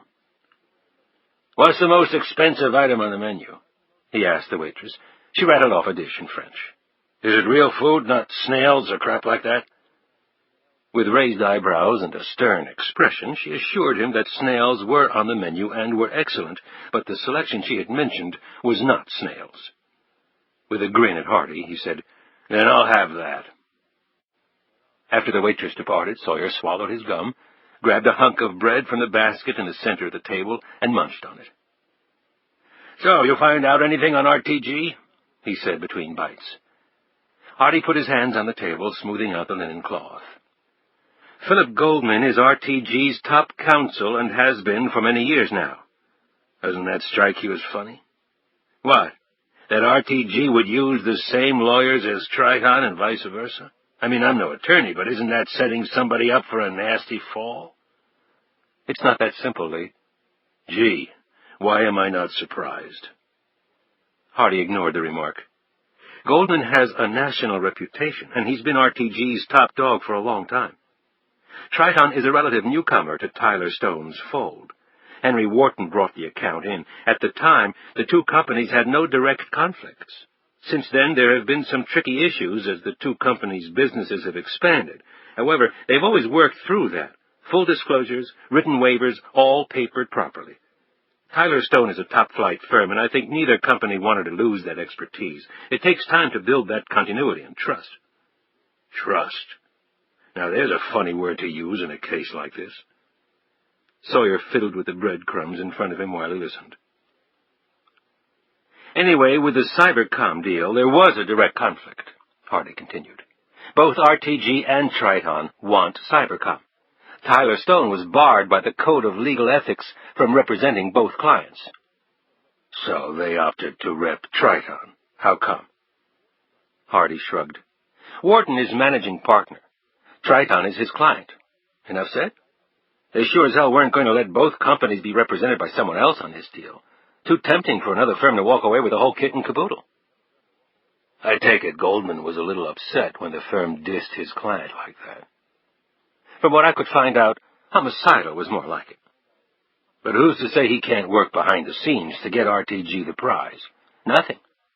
Nathan Gamble is no dummy. He's well aware of that. And if RTG beats out Triton, you know what might well happen, don't you?" "Let me guess. Gamble might find some new lawyers?" Hardy nodded.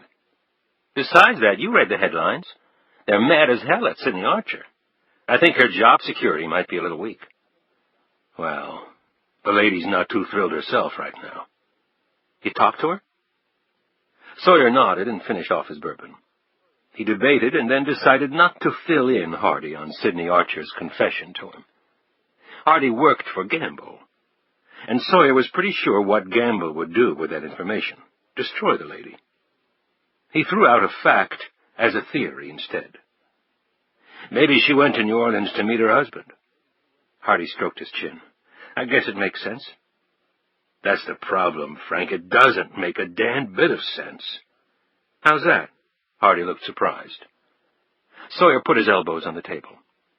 Look at it this way. The FBI shows up on her doorstep asking a bunch of questions. Now, you've got to be a friggin' zombie not to get a little nervous when that happens. So on the same day, she hops on a plane to meet her husband? It's possible she didn't know she was being followed. Sawyer shook his head. This lady is sharp, like Ginzu knife sharp. I thought I had her dead to rights on a phone call she got the morning of her husband's memorial service, and she sidesteps it with a perfectly plausible explanation that she probably thought up right then and there. She did the same thing when I accused her of ditching my cover guys. She knew she had a tail on her, and she still went. Maybe Jason Archer didn't know you were watching. If the guy did pull off all this shit, you don't think he's smart enough to realize the cops might be watching his wife? Come on. But she did go to New Orleans, Lee. You can't get around that fact. I'm not trying to. I think her husband did contact her and told her to hightail it down there despite our presence. Why in the hell would he do that? Sawyer fiddled with his napkin and didn't respond. Then their meals arrived. Looks good. Sawyer eyed his meticulously arranged meal. It is. It'll kick your cholesterol to an all-time new high, but you'll die a happy man. Hardy reached across and tapped Sawyer's plate with his knife. You haven't answered my question. Why would Jason Archer have done that? Sawyer slid a forkful of food into his mouth. You weren't kidding about this stuff, Frank. And to think I was going to Chef Boyardee it when you called and asked me to dinner. Damn it, come on, Lee. Sawyer put down his fork. When Sidney Archer went to New Orleans, we pulled all our guys because we had a number of routes to cover. She still almost gave us the slip. In fact, except for me getting incredibly lucky at the airport, we wouldn't have known where the hell she went. And now, I think I know the reason she did go. As a diversion. Hardy looked incredulous. What the hell do you mean? A diversion from what? When I said we pulled all our guys, I meant we pulled all our guys, Frank. There wasn't anybody watching the Archer's house while we were gone. Hardy sucked in his breath and collapsed back in his seat. Shit. Sawyer eyed him wearily. I know. A big-time screw-up on my part, but it's too late to bitch and moan about it now. So you think I think somebody paid that house a call while the missus was cooling her high heels in the Big Easy? Wait a minute, you don't think it was... Let's put it this way. Jason Archer would be on my top 5 list. What could he have wanted? I don't know. Ray and I searched the place and didn't find anything. You think the wife is in on it? Sawyer took another bite of food before answering. If you had asked me that question a week ago, I probably would have said yes. Now I think she has no idea what's going on. Hardy sat back. You really believe that? The newspapers shredded her. She's in deep shit with her law firm. Her husband never showed up, and she comes home empty-handed. What did she gain, except an even bigger headache? Hardy started to eat again, but continued to look thoughtful. Sawyer shook his head. Christ, this case is like a jelly donut. Every time you take a bite, sticky shit squirts all over you. Sawyer stuffed a mound of food in his mouth. Hardy laughed and looked around the dining room. His eyes suddenly focused on something. I thought he was out of town. Sawyer followed his gaze. Who? Quentin Rowe. He discreetly pointed. Over there. Rowe was halfway across the dining room, ensconced at a booth in a secluded corner. Soft candlelight gave the table an intimate feel in the expanse of the crowded restaurant. He wore a costly silk blazer, collarless shirt buttoned to the top, and a pair of matching silk trousers. His ponytail flopped across the back of his neck as he engaged in an animated conversation with his dinner companion, a man in his early 20s, dressed in an expensively tailored suit. The two young men were sitting side by side, their eyes firmly set on one another. They spoke in low tones, and Roe's hand briefly flickered on top of his companion's. Sawyer arched an eyebrow at Hardy. "They make a nice couple." "Watch it. You're starting to sound politically incorrect." "Hey, live and let live, that's my motto. Guy can date whoever he wants." Hardy continued to observe the pair. "Well, Quentin Roe is worth about $300 million, and the way things are going, he'll be a billionaire well before he's 40. I'd say that makes him a very eligible bachelor. I'm sure there's an army of young ladies just kicking themselves over that one. You better believe it. But the guy's flat-out brilliant. He deserves this success." "Yeah, he gave me a little tour of the company. I didn't understand half of what he was talking about, but it was still interesting stuff. Can't say I like where all this technology crap is going, though." "Can't stop progress, Lee." "I don't want to stop it, Frank. I'd just like to choose how much I have to participate in it. According to Roe, it doesn't look like I'm going to get that opportunity." "It is a little scary, but it sure as hell is lucrative." Sawyer glanced again in Roe's direction. "Speaking of couples, Roe and Gamble sure make an odd one." "Really? What makes you say that?" Hardy grinned. "Seriously, they just happened to run into each other at an opportune time. The rest is history." "So I understand. Gamble had the money bags, and Roe brought along the brains?" Hardy shook his head. "Don't sell Nathan Gamble short. It's not easy making the bucks he did on Wall Street. He is one bright guy and a hell of a businessman." Sawyer wiped his mouth with his napkin. "Good thing, because the man ain't going to get by on his charm."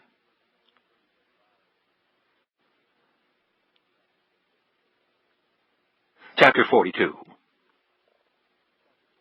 It was 8 o'clock when Sidney reached Jeff Fisher's home, a restored row house on the outskirts of Old Town Alexandria's elite residential area. Dressed in MIT sweats and battered tennis shoes, a Red Sox cap perched on his nearly bald head, the short, pudgy Fisher welcomed her and led her to a large room crammed top to bottom with computer equipment of all descriptions, cables running all over the hardwood floors, and multiple electrical outlets jammed to capacity. Sidney thought the space looked as though it belonged more in the Pentagon War Room than in this quiet suburban area. Fisher proudly watched her obvious astonishment. "Actually, I've cut back some. I thought I might be getting out of control a little bit." He grinned broadly. Sidney pulled the disk out of her pocket. "Jeff, could you put this in your computer and read what's on it?" Fisher took the disk, a disappointed look on his face. "Is that all you need?" "Your computer at work can read this floppy, Sidney." "I know, but I was afraid I might screw it up somehow. It came in the mail, and it might be damaged. I'm not in your league when it comes to computers, Jeff. I want her to come to the best." Fisher beamed at this ego-stroking. "Okay. It'll just take a second." He started to pop the disk into the computer. Sidney put a hand over his, halting him. "Jeff, is that computer online?" He looked at the computer and then back at her. "Yeah, I've got 3 different services I use, plus my own gateway onto the Internet I got through using MIT as a host. Why?" "Could you use a computer that isn't online? I mean, can't other people get to things on your database if you're online?" "Yeah, it's a two-way street. You send stuff out, others can hack it. That's the trade-off, but it's a big trade-off, although you don't have to be online to get hacked." "What do you mean?" Sidney asked. "Ever heard of Van Eck radiation?" Fisher asked. Sidney shook her head. "It's really electromagnetic eavesdropping." Sidney's face held a blank look. "What's that?" Fisher swiveled around in his chair and looked at the puzzled attorney. "All electrical current produces a magnetic field. Thus, computers emit magnetic fields, relatively strong ones. These transmissions can be easily captured and recorded. On top of it, computers also give off digital impulses. This CRT," Fisher pointed at his computer monitor, "throws off clear video images if you have the right receiving equipment, which is widely available. I could drive through downtown D.C. with a directional antenna, a black-and-white TV, and a few bucks' worth of electronic parts, and steal the information off every computer network in every law firm, accounting firm, and government facility in the city. Easy. Sidney was incredulous. You're saying if it's on someone else's screen, you can see it? How is that possible? Simple. The shapes and lines on a computer screen are composed of millions of tiny dots called picture elements, or pixels for short. When you type in a command, electrons are fired at the appropriate spot on the screen to light appropriate pixels, like painting a picture. The computer screen must be continually refreshed with electrons to keep the pixels lit. Whether you're playing a computer game or doing word processing or whatever, that's how you can see things on your screen. You with me so far? Sidney nodded. Okay, each time electrons are shot at the screen, they give off a high-voltage pulse of electromagnetic emission.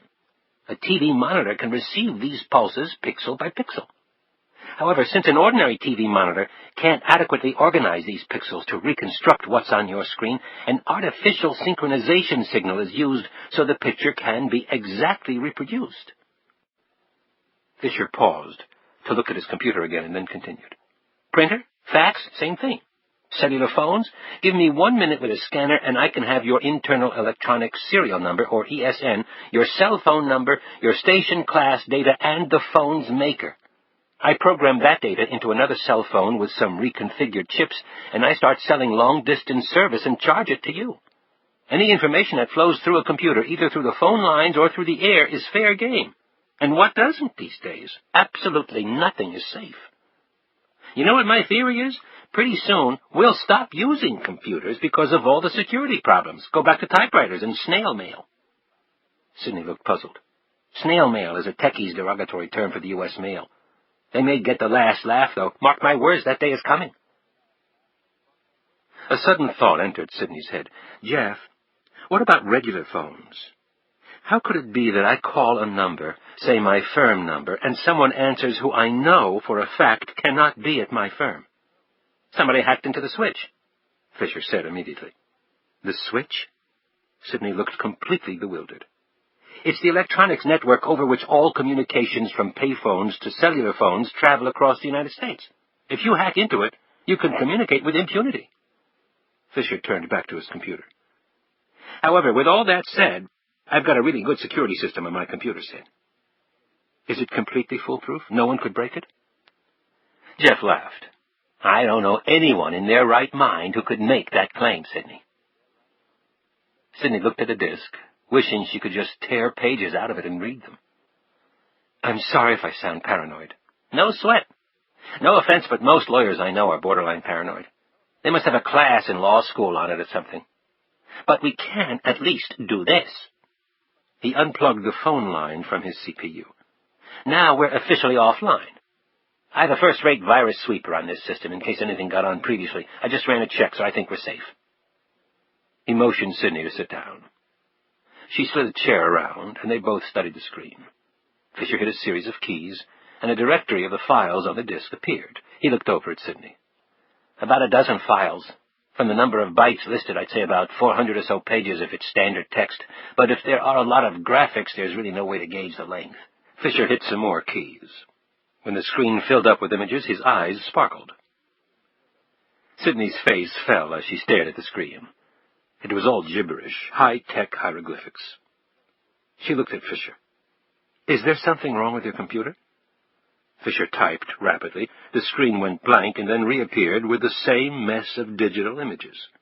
Then at the bottom of the screen, a box appeared with a command line requesting a password.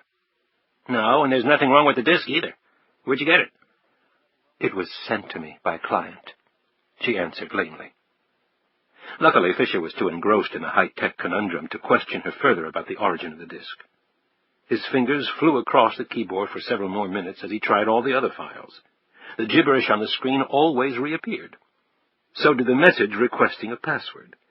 Finally, he turned to her, a smile on his face. It's encrypted, he said simply. Sidney stared at him. Encrypted? Fisher continued to stare at the screen. Encryption is a process whereby you take readable form text and put it into a non-readable form before you send it out. What good is it if the person you sent it to can't read it? Ah, but they can if they have the key that allows you to decrypt the message. How do you get the key? The sender has to forward it to you, or you have to already have it in your possession. Sidney slumped back in the chair. Jason would have had the damned key. I don't have it. That doesn't make any sense. Would someone send an encrypted message to himself? She asked. Fisher looked over at her. He wouldn't. I mean, ordinarily he wouldn't. If you have the message already in hand, you wouldn't encrypt it and then send it across the Internet to yourself at another location. It would just give someone the opportunity to intercept it and then maybe break it. But I thought you said a client sent you this. Sidney suddenly shivered. Jeff, do you have any coffee? It seems chilly in here. Actually, I've got a fresh pot made. I keep this room a little cooler than the rest of the house because of the heat thrown off by the equipment. I'll be back in a minute. Thanks. When Fisher returned with 2 cups of coffee, Sidney was staring at the screen. Fisher took a sip of the hot liquid while Sidney sat back in the chair and closed her eyes. Fisher hunched forward and studied the screen. He returned to his last train of thought. Yeah, you wouldn't encrypt a message you meant to send to yourself. He took another sip of coffee. You'd only do it if you were sending it to someone else. Sidney's eyes flew open, and she jolted upright. The image of the email flashing across Jason's computer screen like an electronic phantom swept through her memory. It was there and then gone. The key. Was it the key? Was he sending it to her? She gripped Fisher's arm. Jeff, how is it possible for an email to appear on your computer screen and then vanish? It's not in your mailbox. It's nowhere on the system. How can that happen? Pretty easily. The sender has a window of opportunity to cancel the transmission. I mean, he couldn't do it once the mail was opened and read, but on some systems, depending on their configuration, you can recall a message up until it's opened by the receiver. In that regard, it's better than the U.S. mail. Fisher grinned. You know, you get pissed off at someone, and you write them a letter and mail it, and then you regret having done it. Once it's in the metal box, you cannot get it back. No way, no how. With electronic mail, you can, up to a point. How about outside a network, like across the Internet? Fisher rubbed his chin. It's more difficult to do because of the travel chain the message has to go through. Sort of like the monkey bars on the playground. Sidney again stared at him with a blank face. You know, you climb up one side, swing yourself across, and then climb down the other side. That's a rough analogy of how mail travels over the Internet. The parts are fluid, per se, but they don't necessarily form a single cohesive unit. The result is, sometimes information sent cannot be retrieved. But it's possible. If the email was sent using one online service through the whole route, like, for example, America Online, you can retrieve it. Sidney thought quickly. They had America Online at home. But why would Jason have sent her the key and then taken it back? She shuddered. Unless he wasn't the one who had canceled the transmission. Jeff, if you're sending the email, and you want it to go through, but someone else doesn't, could they stop it? Cancel the transmission like you said, even if the sender wants it to go through? That's kind of a weird question, but the answer is yes. All you have to do is have access to the keyboard. Why do you ask? I'm just thinking out loud. Fisher looked at her quizzically. Is something wrong, Sidney? Sidney ignored the question. Is it possible to read the message without the key? Fisher looked at the screen and then turned slowly back to Sidney. There are some methods one can employ. He sounded hesitant, his tone much more formal. Could you try to do it, Jeff? He looked down. Look, Sidney, right after you called today, I phoned the office just to check on some ongoing projects. They told me... He paused and looked at her with troubled eyes. They told me about you. Sidney stood up, her eyes downcast. I also happened to read the paper before you came over. Is that what this is all about? I don't want to get into trouble. Sidney sat back down and looked directly at Fisher, gripping his hand with one of hers. "Jeff, an email came across my computer at home. I think it was from my husband, but then it vanished. I think it might have been the key for this message because Jason mailed that disk to himself. Whatever is on that disk, I've got to be able to read. I haven't done anything wrong, despite what my firm or the paper or anyone says. I have no way of proving that. Yet, all you have is my word." Fisher looked at her for a long moment, and then finally nodded. "Okay, I believe you. You happen to be one of the few attorneys at the firm I like." He turned back to the screen with a determined air. "You might want to get some more coffee. If you're hungry, there's some sandwich stuff in the fridge. This could take a while."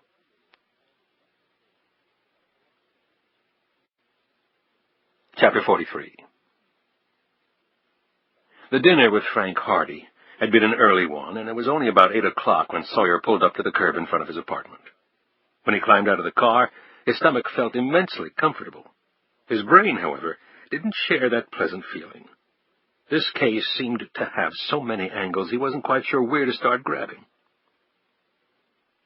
When he slammed the car door shut, he noticed the vintage Silver Cloud Rolls-Royce high-stepping down the street toward him. His neighborhood was seldom, if ever, witness to that sort of spectacular wealth. Through the windshield, Sawyer could see a black-capped chauffeur at the wheel. Sawyer had to look twice, and then it hit him what was odd. The driver was on the right side. It was a British-built car. It slowed down and came to a quiet stop next to him. Sawyer couldn't see in the back of the car because the glass was tinted. He wondered if that was an original production item or had been added later. He didn't have time to wonder past that. The rear window came down and Sawyer was staring into the countenance of Nathan Gamble. In the meantime, the chauffeur had exited the car and stood ready by the passenger door. Sawyer's eyes swept the length of the massive vehicle before coming to rest on the Triton chairman again. "Nice set of wheels. How's the gas mileage?" "Like I care. You in a basketball?" Gamble used a cutter to snip off the back end of his cigar and took a moment to light up. "Excuse me?" "NBA. Tall black guys running around in little shorts in return for shitloads of money." "I catch it on a tube when I get a chance." "Well, hop in then." "Why?" "You'll see. I promise you won't be bored." Sawyer looked up and down the street and shrugged. He jostled his car keys in his pocket and then looked at the chauffeur. "I got it, buddy." Sawyer pulled open the door and climbed in. When he settled back against the leather, he noted Richard Lucas in the rear-facing seat. Sawyer inclined his head slightly. Triton's security chief returned the bare gesture. The Rolls pulled swiftly away. "You want one?" Gamble held out a cigar. "Cuban. It's against the law to import them into this country. I think that's why I like them so much."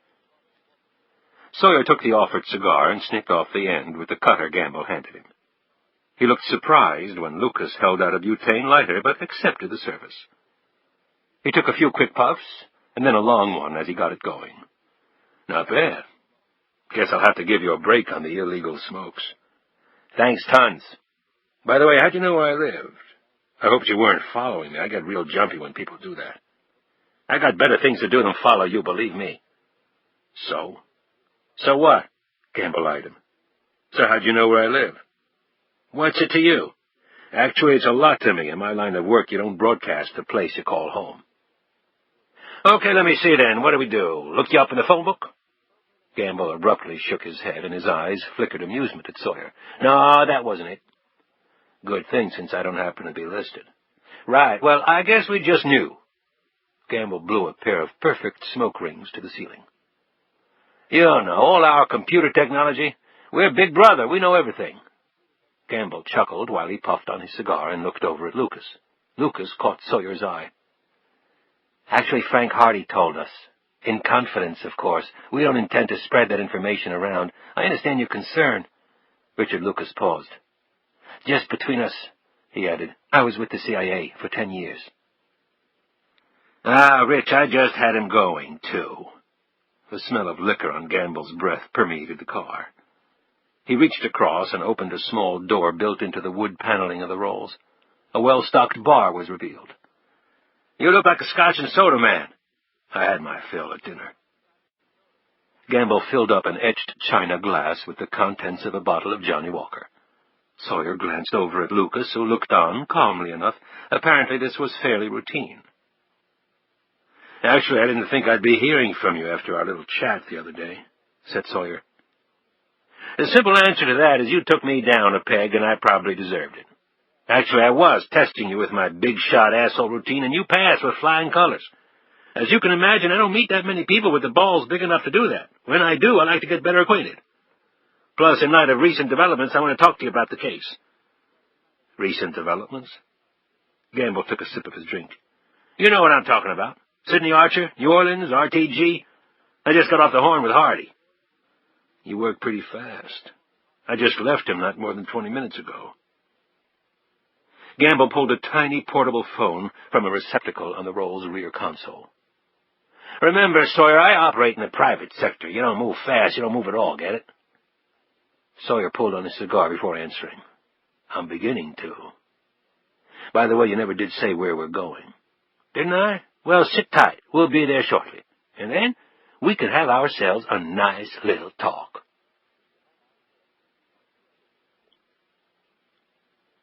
U.S. Air Arena was home to the NBA Washington Bullets and the NHL Washington Capitals, at least until the new downtown stadium was completed. The arena was packed for the Bullets-Knicks game. Nathan Gamble, Lucas, and Sawyer rode the private elevator to the second floor of the arena where the corporate luxury boxes were located. When Sawyer stepped down the hallway and through the door marked Triton Global, he felt as if he had boarded a luxury liner. These weren't merely seats to a ball game. The place was about the size of his apartment. A young woman was tending bar, and a hot and cold buffet was laid out on a long side table. There was a private bath, closet, overstuffed sofas and chairs, and a giant screen TV in one corner with the basketball game on. From up a flight of stairs leading to the viewing section, Sawyer could hear the crowd cheering. He looked at the TV. The home team Bullets were up by 7 over the heavily favored Knicks. Sawyer took off his hat and coat and followed Gamble over to the bar area. "You've got to have something now. Can't watch a ball game without a drink in your hand." Sawyer nodded toward the bartender. "Bud, if you've got it." The young woman reached in the refrigerator, popped open a can of Budweiser, and started to pour it in a glass. "Can's good enough, thanks." Sawyer looked around the spacious room again. No one else was there. He strayed over to the buffet. He was still full from dinner, but some chips and salsa were calling to him. "Place usually this empty?" he asked Gamble while he grabbed up a handful. Lucas assumed a hovering presence against the wall. "Usually it's packed," Gamble replied. "Damn good perk for the employees. Keeps them happy and hard-working." The bartender handed Gamble his drink. In response, Gamble flushed a wad of $100 bills out of his pocket, pulled a glass off the counter, and stuffed the bills in the glass. "Here, bartender's got to have a tip jar. Go buy some growth stocks." The young woman almost fainted with joy as Gamble walked over to join Sawyer. Sawyer pointed his beer toward the TV. "Looks like a great game. I'm surprised there aren't Triton people packed in here." "I'd be real surprised if they were, since I instructed that no tickets be given out for tonight's game." "Why'd you do that?" Sawyer took a sip of his beer. Gamble hooked Sawyer's arm with his free hand. "Because I wanted to talk to you in private." Sawyer was led up the stairs to the viewing area. From up here, the view was pretty much straight down onto the playing floor. Sawyer watched with a twinge of envy as 2 groups of tall, muscular, and very rich young men ran up and down the court. The seating area he was in was closed in on 3 sides by plexiglass. On either side were the occupants of other luxury boxes. However, with the glass shield, one could conduct a very private conversation amid a crowd of 15,000. The 2 men settled in. Sawyer jerked his head toward where they had just come from. "Rich doesn't like basketball?" "Lucas is on duty." "Is he ever off duty?" "When he's sleeping. I occasionally let him do that." Gamble sat back in the comfortable chair and gulped his drink. Sawyer looked around curiously. He had never been in one of these things before, and after the fancy dinner with Hardy, he was feeling a little out of his depth. At least he'd have some stories to tell Ray. When he glanced over at Gamble, he stopped smiling. Nada in life was free. Everything had its cost. He decided it was time to check the price tag. "So, what did you want to talk about?" Gamble stared down at the sports contest without really seeing any of it. "The fact is, we need Cybercom. We need it. Badly." "Look, Gamble, I'm not your business consultant. I'm a cop. I don't give a damn if you get Cybercom or not." Gamble sucked on an ice cube. He seemed not to have heard. "You work hard building something, and it's never enough, you know? Always somebody trying to take it away from you. Always somebody trying to screw you. If you're looking for sympathy, look someplace else. You can't spend all the money you've already got. What the hell do you care?" Gamble exploded. "Because you damn well get used to it, that's why." He calmed down quickly. "You get used to being on top, having everybody measure themselves against you. But a lot of it is about the money." He looked over at Sawyer. "You want to know what my total income is per year?" Despite himself, Sawyer was curious. "If I say no, why do I feel like you're going to tell me anyway?" $1 billion. Gamble unceremoniously dropped the ice cube from his mouth into his glass. Sawyer swallowed a mouthful of beer as he absorbed this stunning information. "My federal income tax bill alone this year will come to about $400 million. With that, you'd think I'd qualify for a little TLC from you feds." Sawyer glared at him. "If you're looking for TLC, try the hookers down on 14th Street. They're a lot cheaper." Gamble stared over at him. "Shit, you guys just don't get the big picture, do you?" "Why don't you enlighten me as to what exactly that is?" Gamble put down his glass. "You treat everybody the same." His tone was one of disbelief. "Excuse me, are you saying that's wrong?" "It's not only wrong, it's stupid." "I guess you never bothered to read the Declaration of Independence. You know, that warm, fuzzy part about all men being created equal?" "I'm talking reality. I'm talking about business. I don't make distinctions. Like I'm going to treat the chairman of Citicorp the same as I would the janitor in the building. One guy can loan me billions of dollars, and the other can scrub out my toilet. My job is to hunt down criminals. Rich, poor, in between. It doesn't make any difference to me." "Yeah, well, I'm not a criminal. I'm a taxpayer. Probably the biggest damn taxpayer in this whole country, and all I'm asking for is a little favor that I'd get in the private sector without even asking for it." Hooray for the public sector. That's not funny. Not for 1 second was it supposed to be. Sawyer stared him down. When Gamble finally looked away, Sawyer glanced down at his hands and then took another swallow of beer. Every time he was around this guy, his heartbeat seemed to double. Down on the court, a slam dunk by the home team brought the crowd to its feet. "By the way, you ever think there's something wrong with you being richer than God?" Gamble laughed. "Like those guys down there?" He pointed at the basketball court. "Actually, based on the world's present condition, I think I had a better year than God." He rubbed at his eyes. "Like I said, it's not the cash anymore. You're right, I have more than I'll ever need, but I like the respect being on top brings. Everybody waits to see what you'll do." "Don't confuse respect with fear." "In my book, they go hand in hand." "Look, I got where I am by being one tough son of a bitch. You hurt me, I'll hurt you back, only better. I grew up poorer than dirt, took a bus to New York when I was 15, started on Wall Street as a courier making a few bucks a day, worked my way to the top, and I never looked back. Made fortunes, lost fortunes, and then made them back. Hell, I got a half-dozen bullshit honorary degrees from Ivy League colleges, and I never finished the 10th grade. All you have to do is make donations." He arched his eyebrows and grinned. "Congratulations." Sawyer prepared to stand up. "I guess I'll be heading on, then." Gamble grabbed his arm and then immediately let it go. "Look, I read the paper. I've talked to Hardy, and I can feel RTG breathing down my neck. Like I said before, that's not my problem. I don't mind playing on a fair field, but I'll be damned if I'm going to lose out because an employee sold me down the river. Allegedly sold you down the river. We haven't proven anything yet. And whether you like it or not, that's all that matters in a court of law.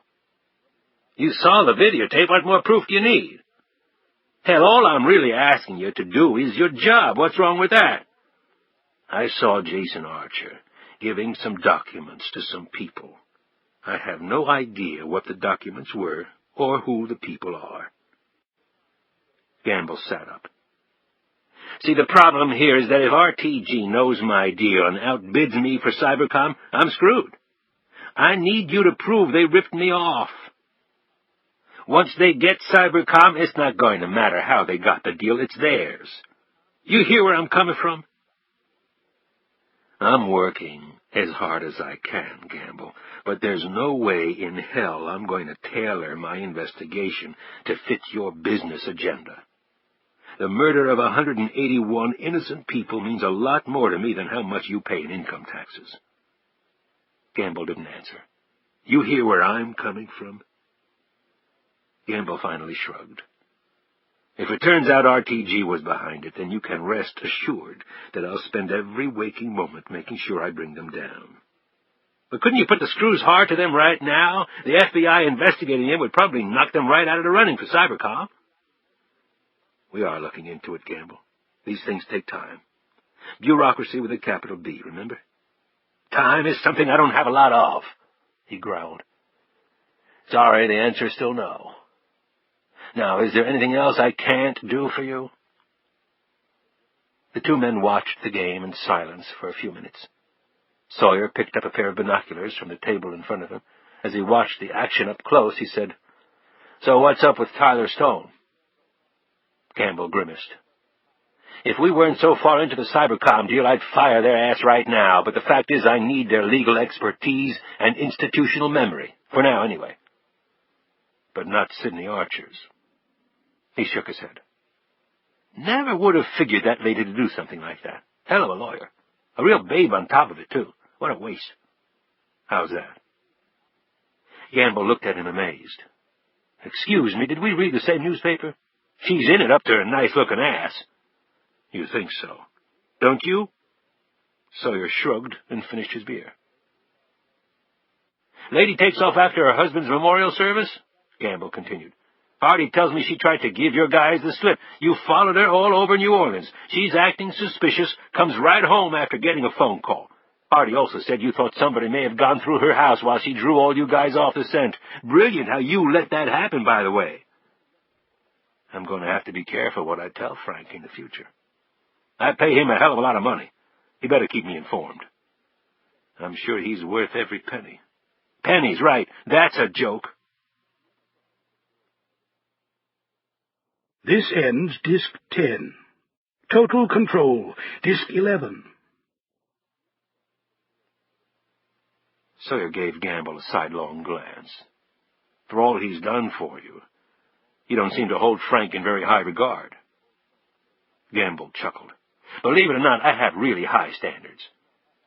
Frank was one of the best agents the Bureau ever produced. I have a short memory for good work. You have to keep showering me with it. Gamble's smile quickly turned to a glare. On the other hand, I never forget screw-ups. They watched the game in silence. Finally, Sawyer stirred. Quentin Rowe ever screw anything up for you?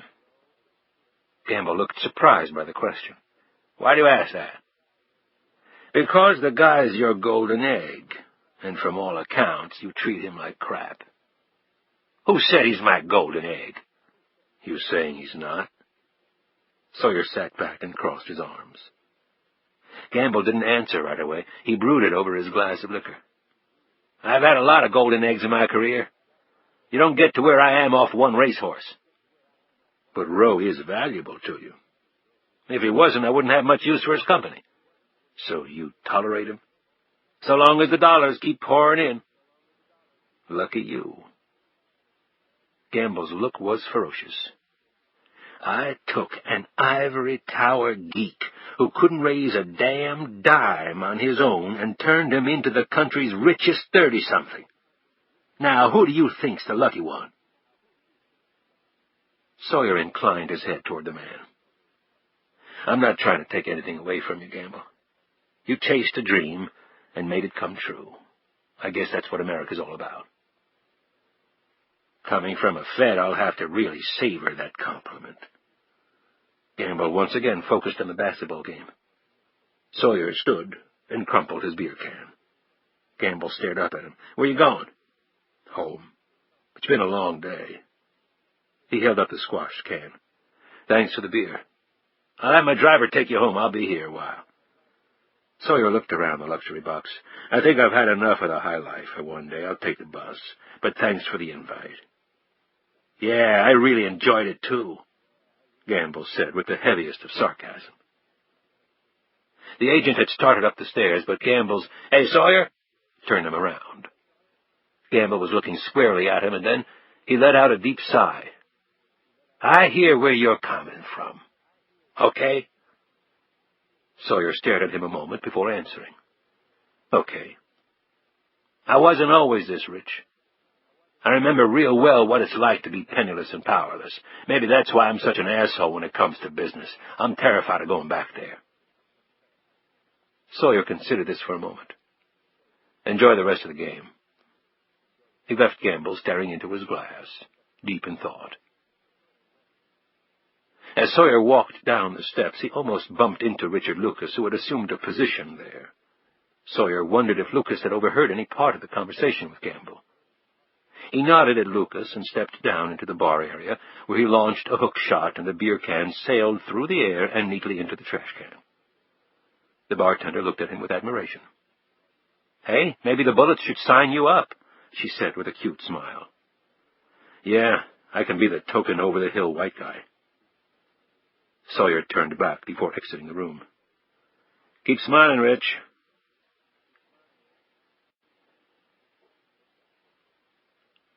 Chapter 44. Jeff Fisher stared humbly at the screen. A weary Sidney Archer sat beside him. She had given him all the personal information she could think of about Jason in order to fathom a proper password. Nothing had worked. Fisher shook his head. "Well, we've gone through all the easy possibilities and all variations thereof. I've run a brute force assault and got nothing. I've tried a partial random letter and number approach, but there are just too many possibilities to conduct in our lifetime." He turned to Sidney. "I'm afraid your husband really knew what he was doing. I figure he's probably got a random number letter combo of about 20 or 30 characters. We're not going to crack it." Sidney's hopes plummeted. It was maddening to have a disk full of information in her hand, presumably information that would explain a lot about her husband's fate, and be absolutely unable to read it. She stood up and paced the room while Fisher continued to peck at the keyboard. Sidney crossed the room and stopped in front of a window. On a table next to the window was a stack of mail. On top was a Field and Stream magazine. Sidney idly glanced down at the stack of mail, eyed the magazine, and then looked over at Fisher. He hardly seemed the outdoor type, she thought. Then she looked at the address label on the front cover. It was addressed to a Fred Smithers, but the address was that of the house she was standing in. She picked up the magazine. Fisher looked over at her while he finished his Coke. When he saw the magazine in her hands, he scowled. "I keep getting that guy's mail. A bunch of companies somehow have my address on their system for this guy. I'm 6215 Thorndike, and he's 6251 Thorn Drive, which is clear on the other side of Fairfax County. That whole stack is his, and that's just this week. I've told the mailman who handles this route, called the Postal Service a million times, called all the companies who have been erroneously sending his mail here. Still happens." Sidney slowly turned toward Fisher. An improbable idea was taking shape in her head. "Jeff, an email address is like any other address or phone number, right? You type in the wrong address, and it can go to someone you never intended it to go to. Like this magazine." She held up Field and Stream. "Right?" "Oh, sure," Fisher replied. "That happens all the time. I have most of my frequently used email addresses programmed in, so I just have to point and click. That cuts down on the error rate." "But if you had to type in a full email address?" "Well, there's a lot more room for error in that scenario. The addresses can get rather lengthy." "So if you hit a wrong key, The message you intended for someone could go to God knows who. Fisher nodded as he munched on a potato chip. I get misaddressed email all the time. Sidney looked at him with a puzzled expression. What do you do when that happens? Well, what happens most often is pretty simple. I only have to click on my reply to sender command, and I send a standard message saying they got the wrong address. And I send the email back so they know what message I'm talking about. That way I don't need to know the address. It automatically sends it back to the originator. Jeff, you mean if my husband sent an email to the wrong location, the person receiving the email by mistake could simply reply back to Jason's email address to let him know the mistake? Right. I mean, if you're on the same service, say America Online, it's relatively simple. And if that person did reply back, the email would be in Jason's computerized mailbox right now, right? Fisher looked up at her, a slightly fearful look in his eyes at the tone in her voice. Well, yes. Sidney collected her purse. Fisher looked at her. Where are you going? To check our computer at home for the email. If the password is on there, I can read this disk. Sidney popped the disk out of the floppy drive and put it in her purse. Sidney, if you give me your husband's username and password, I can access his mail from right here. I have AOL on my system. It's not hardware specific. I'll just log you on as a guest.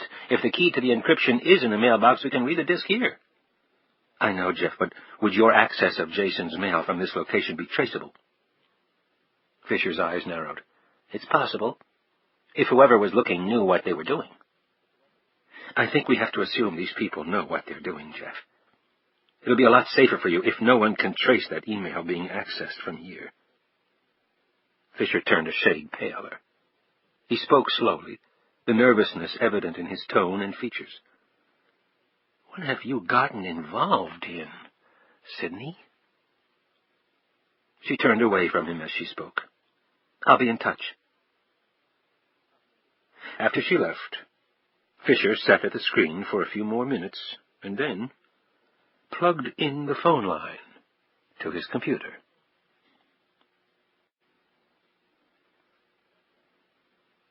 Sawyer sat down in the recliner and looked once again at the Post story on Jason Archer and shook his head. He flipped the paper over, and as his eyes hit the other headline, he almost gagged. It took him 2 minutes to devour the story. He jumped on the phone and made a series of calls. That finished, he tore down the stairs. A minute later, his sedan shot down the street. Sidney parked the Ford in the driveway, hurried into her house, threw off her coat, and went straight to her husband's office. She was about to access her AOL mailbox when she suddenly jumped up. Oh, God! She couldn't do it from here, not with whatever was on there. She thought quickly. Tyler Stone had AOL software on his computers. She could access the mailbox from there. She grabbed her coat, raced to the front door, and flung it open. Her scream was easily heard up and down the street. Lee Sawyer was standing there, looking less than pleased. She caught her breath and grabbed at her chest. What are you doing here? In response, Sawyer held up the newspaper. You happen to catch this story? Sidney stared at Ed Page's picture, recognition all over her features. I haven't... No, just... she stammered. Sawyer stepped inside the house and slammed the door. Sidney retreated into the living room. I thought we had a deal. You remember? Exchange of information? Well, we're going to talk right now, he bellowed. She pushed past him toward the door. He grabbed her arm and flung her on the couch. She jerked back up. Get out of here, she screamed. He shook his head and held up the paper. You want to go it alone out there? Then your little girl better get another mommy. She hurtled forward, slapped him across the face, and wound up to do it again. He grabbed both her arms and put her in a bear squeeze. She struggled furiously. Sidney, I'm not here to fight you. Whether your husband did anything wrong or not, I will still help you, but damn it, you've got to be straight with me. They struggled across the room and fell onto the couch, she awkwardly on his lap, trying her best to slug him. He held her tightly until the tension in her arms finally faded away. He released her, and she immediately pulled away to the far end of the couch and put her face in her lap. He slumped back and waited. Sitting up, Sidney wiped away the tears with her sleeve. Licking her lips, she looked over at the newspaper on the floor. The photo of Ed Page beckoned to her. You talked with him on the plane from New Orleans, didn't you? Sawyer asked the question very quietly. He had watched Page get on the plane in New Orleans. The passenger manifest revealed Page had sat right next to Sidney. That fact had not been important until now. Didn't you, Sidney? She slowly nodded. Tell me about it. And this time I mean everything. And she did, including Page's story of Jason's switch at the airport, and Page following her and tapping her phone. I talked to the medical examiner's office, Sawyer said when she was finished. Page was killed by someone who knew exactly what he was doing. One puncture wound to each lung. A precision cut through the carotid artery and jugular vein. Page died in under a minute. Whoever did it was not your typical street vermin wielding a pocket knife looking for some crack money. Sidney took a deep breath. That's why I almost shot you in the garage. I thought they were coming for me. You have no idea who they are? Sidney shook her head and rubbed at her face again. She sat back and looked at him. I really don't know anything other than the fact that my life has sunk far past hell. Sawyer gripped one of her hands. Well, let's see if we can get you back to the surface. He stood and picked up her coat from where it had fallen on the floor. The investigative firm of Private Solutions has its headquarters in Arlington, across from the courthouse. I'm going to pay it a visit. And right now, I prefer to have you where I can keep an eye on you. You game? Sidney Archer swallowed hard as she guiltily felt the diskette in her pocket. That was one secret she could not bring herself, as yet, to reveal. I'm game.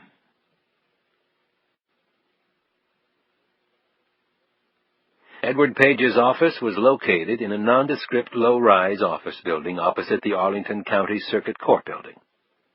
The security guard on duty could not have been more accommodating after seeing Lee Sawyer's credentials. The guard led the way to the elevators, and in another minute, after being deposited on the third floor and walking down the dimly lit corridor, they stopped in front of a solid oak door with the name Private Solutions engraved on a metal plate next to it. The guard pulled out his key and tried to open the door. Damn! What is it? Sawyer asked. Key doesn't work. Isn't your master key supposed to open any door in the place? Sidney asked. Supposed to is right. We've had a problem with this guy before. How's that? Sawyer asked. The guard looked at him. He changed the lock. Management jumped all over him, so he gave them another key that he said fit the new lock. Well, I can tell you right now it doesn't. Sawyer looked up and down the corridor. Any other way in? The guard shook his head. Nope. I can try calling Mr. Page at his home, tell him to come on down here and open it up. I'll ream his butt good, too, for pulling this crap. What if there was ever a problem and I needed to get in there? The guard slapped his holster importantly. You know what I mean? I don't think calling Page will do any good, Sawyer said calmly. He's dead. Murdered. The blood slowly drained from the young man's face. Jesus Christ. Oh, my God. Police haven't been here, I take it? Sawyer asked. The guard shook his head. How are we going to get in? The guard asked, his voice barely above a whisper, as, wide-eyed, he looked up and down the hallway for possible killers lurking there. In response, Lee Sawyer hurled his massive bulk against the door, which splintered under the battering. One more thrust, and the lock gave way, and the door burst open, slamming against the inner wall of the office. Sawyer looked back at the stunned young guard while he brushed off his overcoat. We'll check in with you on the way out. Thanks a lot. The guard stood open-mouthed for several seconds as the two moved into the office. Then he slowly walked back toward the elevator, shaking his head. Sidney looked at the broken door and then over at Sawyer. I can't believe he didn't even ask you for a search warrant. By the way, do you have one? Sawyer looked over at her. What's it to you? As an attorney, I'm an officer of the court. I just thought I'd ask. He shrugged his thick shoulders. I'll make a deal with you, officer. We find something, you hold on to it, and I'll go get a search warrant. Under different circumstances, Sidney Archer would have burst out laughing, and, as it was, Sawyer's response drew a smile out of her that perked up his own spirits. The office was plain but neatly and efficiently furnished. For the next half hour they searched the small space, finding nothing out of place or extraordinary. They did find some stationery with Ed Page's home address on it, an apartment over in Georgetown. Sawyer perched on the side of the desk and surveyed the small area. I wish my office was this tidy, but I don't see anything that's going to help us. Sawyer looked around the room, his expression glum. I'd feel better if the place were ransacked. Then at least we'd know someone else was interested. While he was talking, Sidney had made another pass around the room. She abruptly came back to one corner of the office where a row of gunmetal gray filing cabinets stood in a row. She looked down at the floor, which was carpeted in a decidedly dull beige. That's odd. Sidney got down on her knees, her face almost resting on the carpet. She looked at a small gap between the two filing cabinets nearest the spot she was examining. The other cabinets were butted together. She put her shoulder against one of the cabinets and shoved. The heavy cabinet didn't budge. "Can I get some help over here?" She looked back at Sawyer. He lurched over, motioned her out of the way, and shoved the cabinet clear. "Hit that light over there," Sidney said excitedly. Sawyer did so and then joined her. "What is it?" Sidney moved aside so the FBI agent could see. On the floor, where the cabinet had been, was a rust spot. Not very large, but now clearly visible. Perplexed, Sawyer looked at her.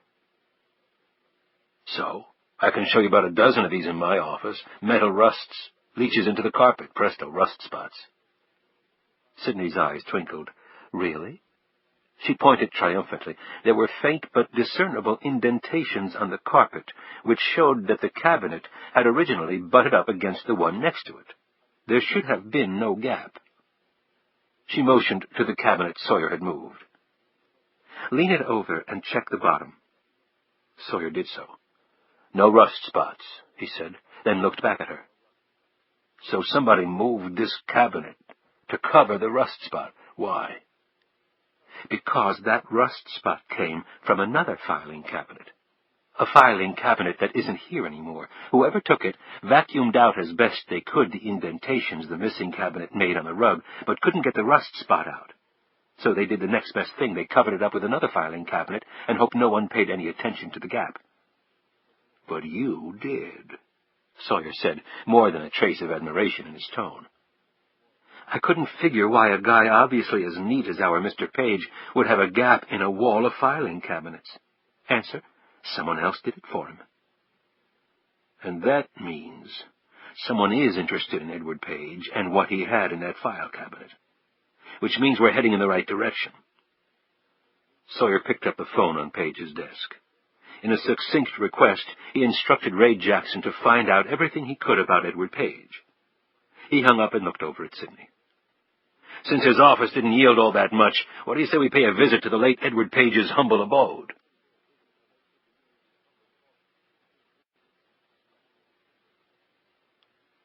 Chapter 45.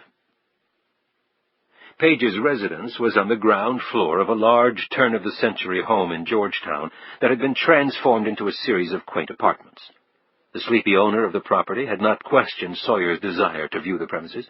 The man had read of Page's death and expressed dismay over it. 2 detectives had been to the apartment and interviewed the landlord and several tenants. The landlord had also received a phone call from Page's daughter in New York. The private investigator had been a model tenant. His hours were somewhat irregular, and he would sometimes be gone for days at a time, but the rent was always paid on the first of the month, and he had been quiet and orderly. He had no close friends of whom the owner was aware. Using a key provided by the owner who lived on the premises, Sawyer unlocked the front door of the apartment, and he and Sidney stepped inside. He hit the light switch, and then shut the door behind them. He was hoping to at least get a base hit here, although a homer would be nice. They had checked the security log before leaving Page's office. The filing cabinet had been removed the day before by 2 guys in movers' uniforms bearing a legit-looking work order and the keys to the office door.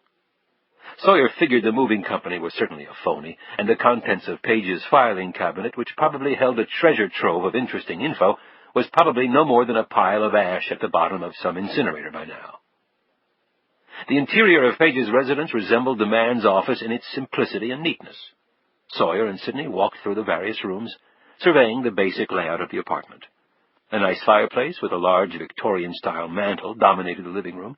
Bookshelves filled one wall. Edward Page had been a voracious and eclectic reader, if his collection of books was any indication. There were not, however, any journals or records or receipts that might have shown where Page had been lately or whom he might have been following other than Sidney and Jason Archer. After methodically searching the living and dining rooms, Sawyer and Sidney moved on. The kitchen and bathroom yielded nothing of interest. Sawyer tried the usual places, like the tank behind the toilet and in the refrigerator, where he checked Coke cans and heads of lettuce to make certain they were real and not actually hiding places for clues as to why Ed Page had been murdered. Sidney entered the bedroom, where she undertook a thorough search, starting under the bed and mattress and ending with the closet. The few pieces of luggage there had no old airline tags. The wastebaskets were empty. She and Sawyer sat down on the bed and scanned the room. He looked over at a small stand of photographs on the side table. Edward Page and family, obviously in happier times. Sidney picked up one of the photos. A nice-looking family. Her thoughts were suddenly fixated on the photos residing in her house. It seemed like a long time since that phrase had applied to her family. She handed the photo over to Sawyer. The wife was real good-looking, he thought. The son, a miniature image of the old man. The daughter was very pretty, red-headed with long, coltish legs. She looked about 14 in the photo. The date stamp showed it was taken 5 years ago. She must be a real heartbreaker now, Sawyer figured. And yet, according to the landlord, they were all in New York and Page was down here. Why? As Sawyer started to put the photo of the Page family back, he felt a slight bulge on the photo's backing. He opened up the back. Several photos, about half the size of the framed one, fell out. Sawyer picked them off the floor and studied them. They were all of the same person. A young man, mid-20s. Good-looking, too handsome for Sawyer's taste. A pretty boy was the FBI agent's first thought. The clothes were too fashionable, the hair too perfect. He thought he noted a trace of Ed Page along the jawline and around the deep brown eyes. Sawyer turned over all the photos. All except one were blank. Stevie was penned on the photo. Possibly Page's brother. If so, why were the photos hidden? Sidney looked at him. What do you think? He shrugged. Sometimes I think this whole case is going to require more thinking than I can give it. Sawyer put all the photos back, except the one with the name on the back. That one he put in his coat pocket. They looked around the room once more, then rose and left, locking the door securely behind them.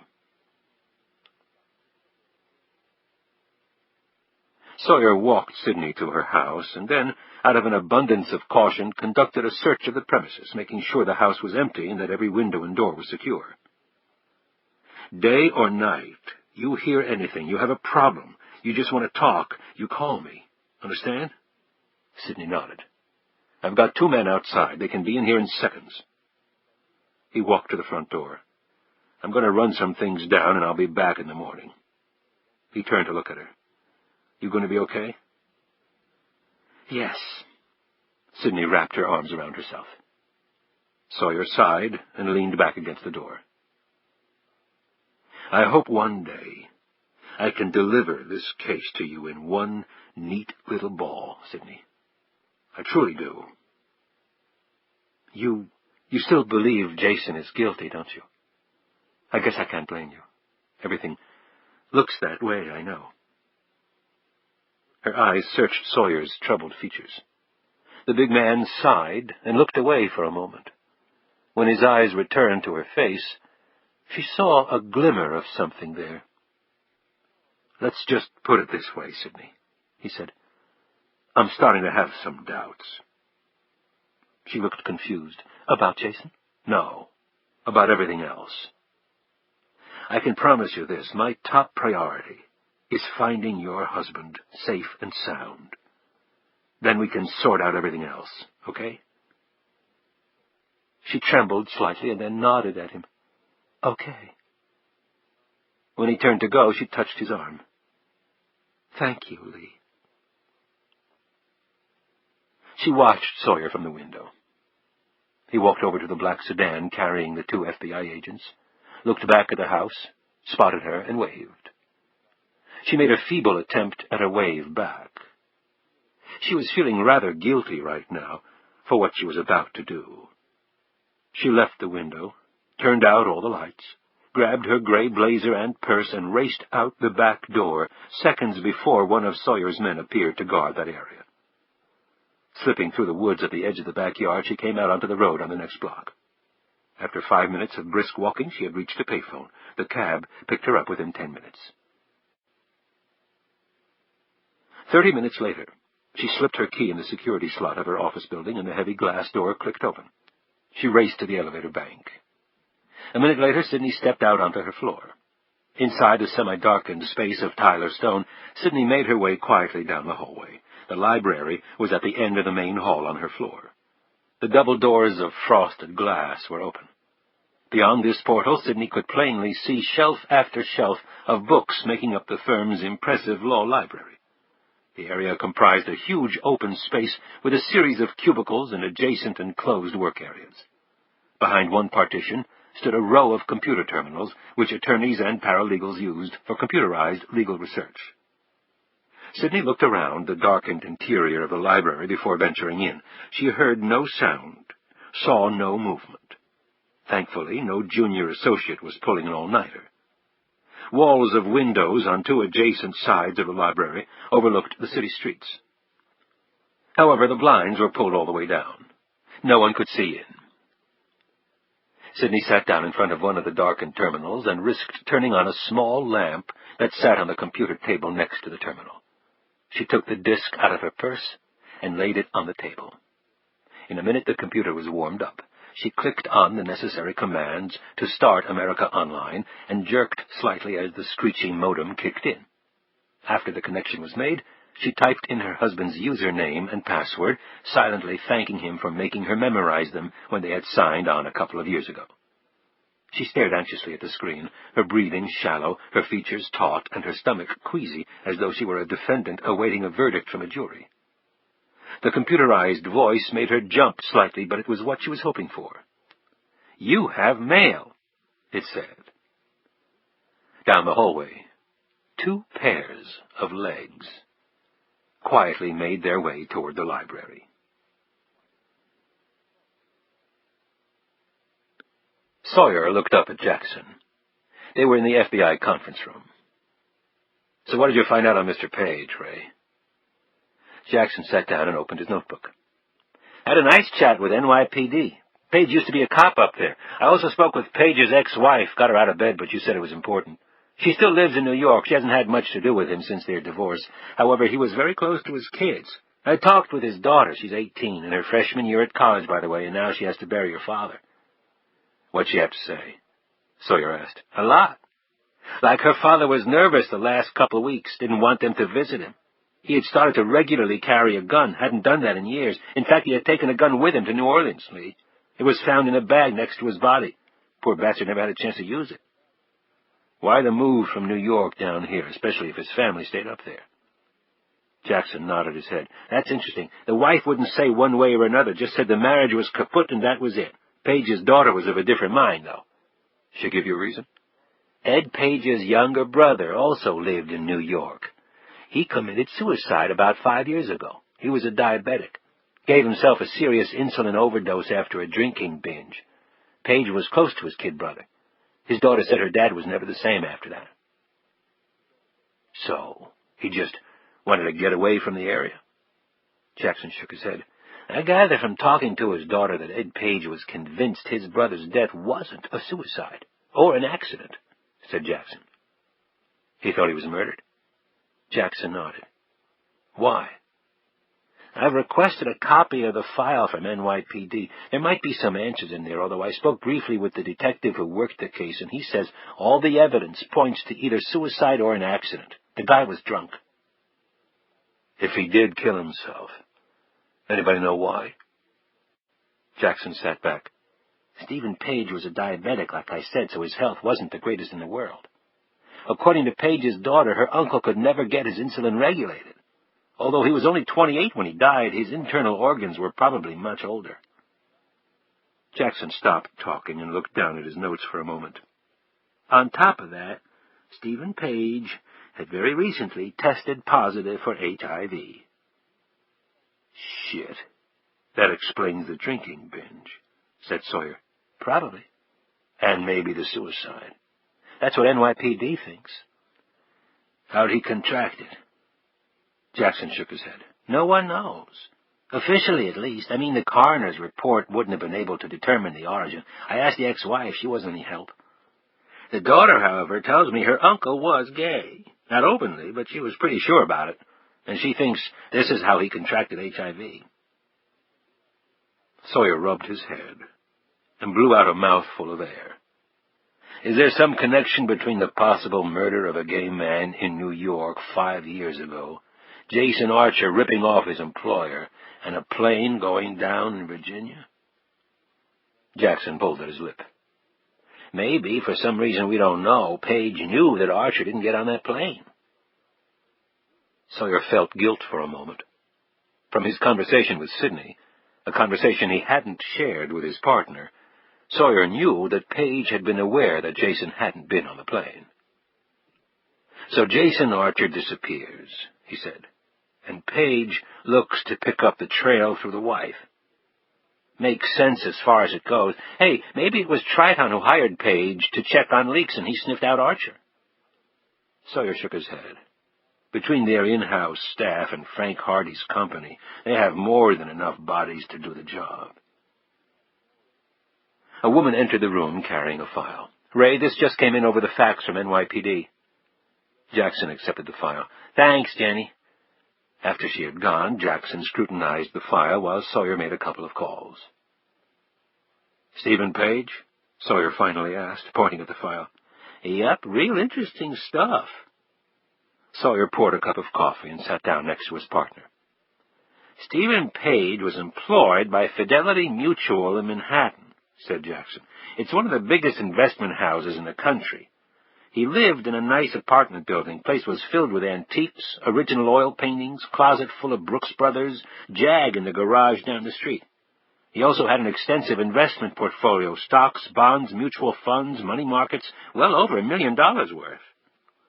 Pretty good for a 28-year-old. But I guess those investment bankers make killings. You hear all the time about these punks making truckloads of money for doing who the hell knows what, probably screwing the likes of you and me. Yeah, but Stephen Page wasn't an investment banker. He was a financial analyst, a market watcher, strictly salaried position. Not big bucks either, according to this report. Sawyer's brow furrowed. So, where did the investment portfolio come from? Embezzlement from Fidelity? Jackson shook his head. NYPD checked that angle. There were no funds missing from Fidelity. So what did NYPD conclude? I don't think NYPD ever concluded anything. Page was found alone in his apartment, door and windows locked from the inside. And once the medical examiner's report came back as a probable suicide via insulin overdose, they pretty much lost interest. In case you didn't know, they've got a bit of a backlog on homicides in the Big Apple, Lee. Thanks for enlightening me, Ray, on New York City's corpse problem. So who inherited? Jackson sifted through the report. Stephen Page didn't leave a will. His parents were dead. He had no kids. His brother, Edward Page, as his only sibling, got everything. Sawyer took a swallow of coffee. That's interesting. But I don't think Ed Page popped his younger brother to fund his kid's college education. From what I could find out, he was as surprised as anyone else that his brother was a millionaire. Anything in the autopsy report catch your eye?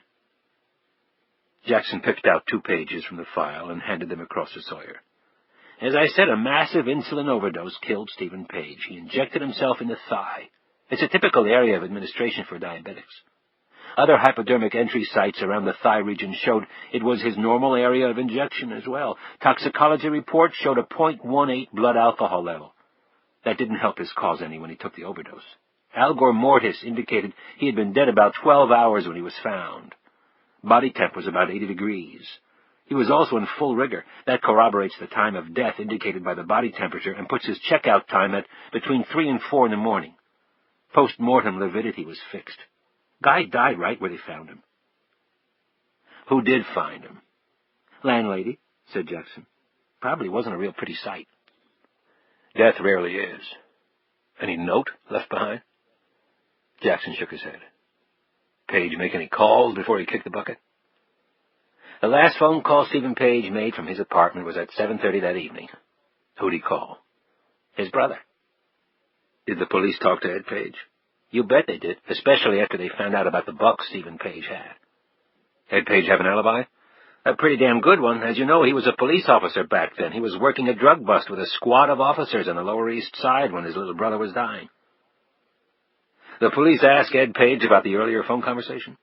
He said his brother was distraught. Stephen told him about having HIV. Ed Page said his brother sounded like he had already been drinking. He didn't try to go see him? He said he wanted to, but his brother wanted no part of that. Finally hung up on him. Ed Page tried calling back, but there was no answer. He had to go on duty at 9. He said he thought he'd let his brother alone for the night and then try to talk to him the next day. He didn't get off duty until 10 a.m. He grabbed a few hours' sleep and then went to his brother's office downtown around 3. When he found out Stephen had never come to work, he went directly over to his brother's apartment. He got there about the time the police did. Jesus. I bet he was feeling some heavy-duty guilt. If that had been my little brother, Jackson said. Damn. Anyway, they ruled it a suicide.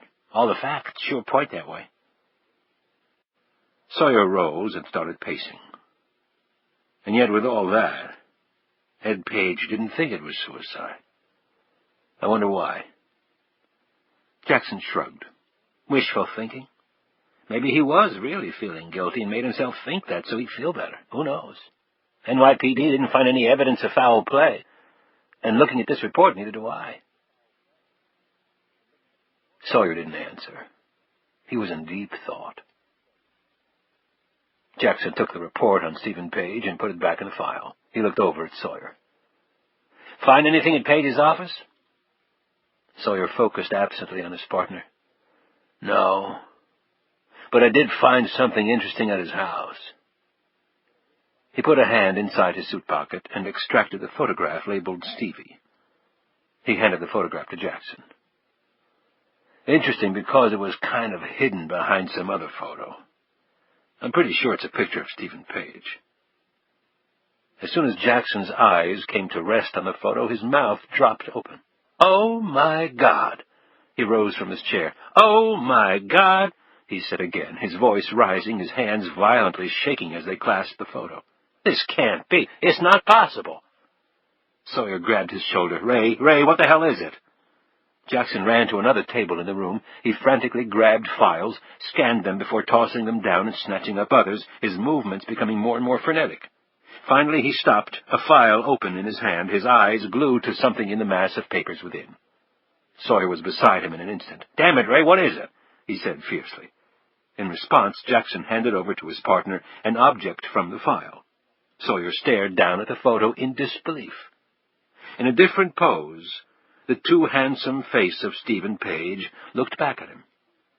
Sawyer grabbed the photo he had taken from Ed Page's apartment off the table where Jackson had dropped it and looked at the picture again. His eyes swung back to the file photo. There was no doubt. It was the same man in both photos. A wide-eyed Sawyer looked at Jackson. Where did you get this photo, Ray? He asked very slowly, his voice hardly above a whisper. Jackson licked his lips nervously. His head swayed from side to side. I can't believe this. Where, Ray? Where? Arthur Lieberman's apartment.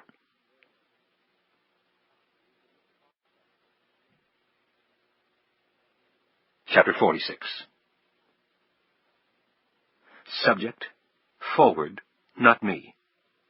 Date, 95/11/26. 08:41:52 EST. From Archie KW2 to Archie JW2. Dear other Archie, watch your typing. By the way, do you often send mail to yourself? Message a little melodramatic, but a nice password nonetheless. Maybe we can talk encryption techniques. Heard one of the best around is the Secret Service's Raquel Milgo. See you in cyberspace. Ciao. Forwarded message. Subject, not me. Date, 95/11/19. 10:30:06 PST. From Archie JW2 to Archie KW2. Sid, all wrong, all backwards, / disk in mail 099/121.29629.29511.39614. Seattle warehouse. Get help, hurry.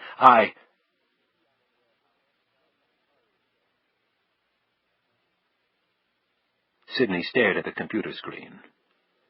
Her mind alternated between racing out of control and threatening to shut down.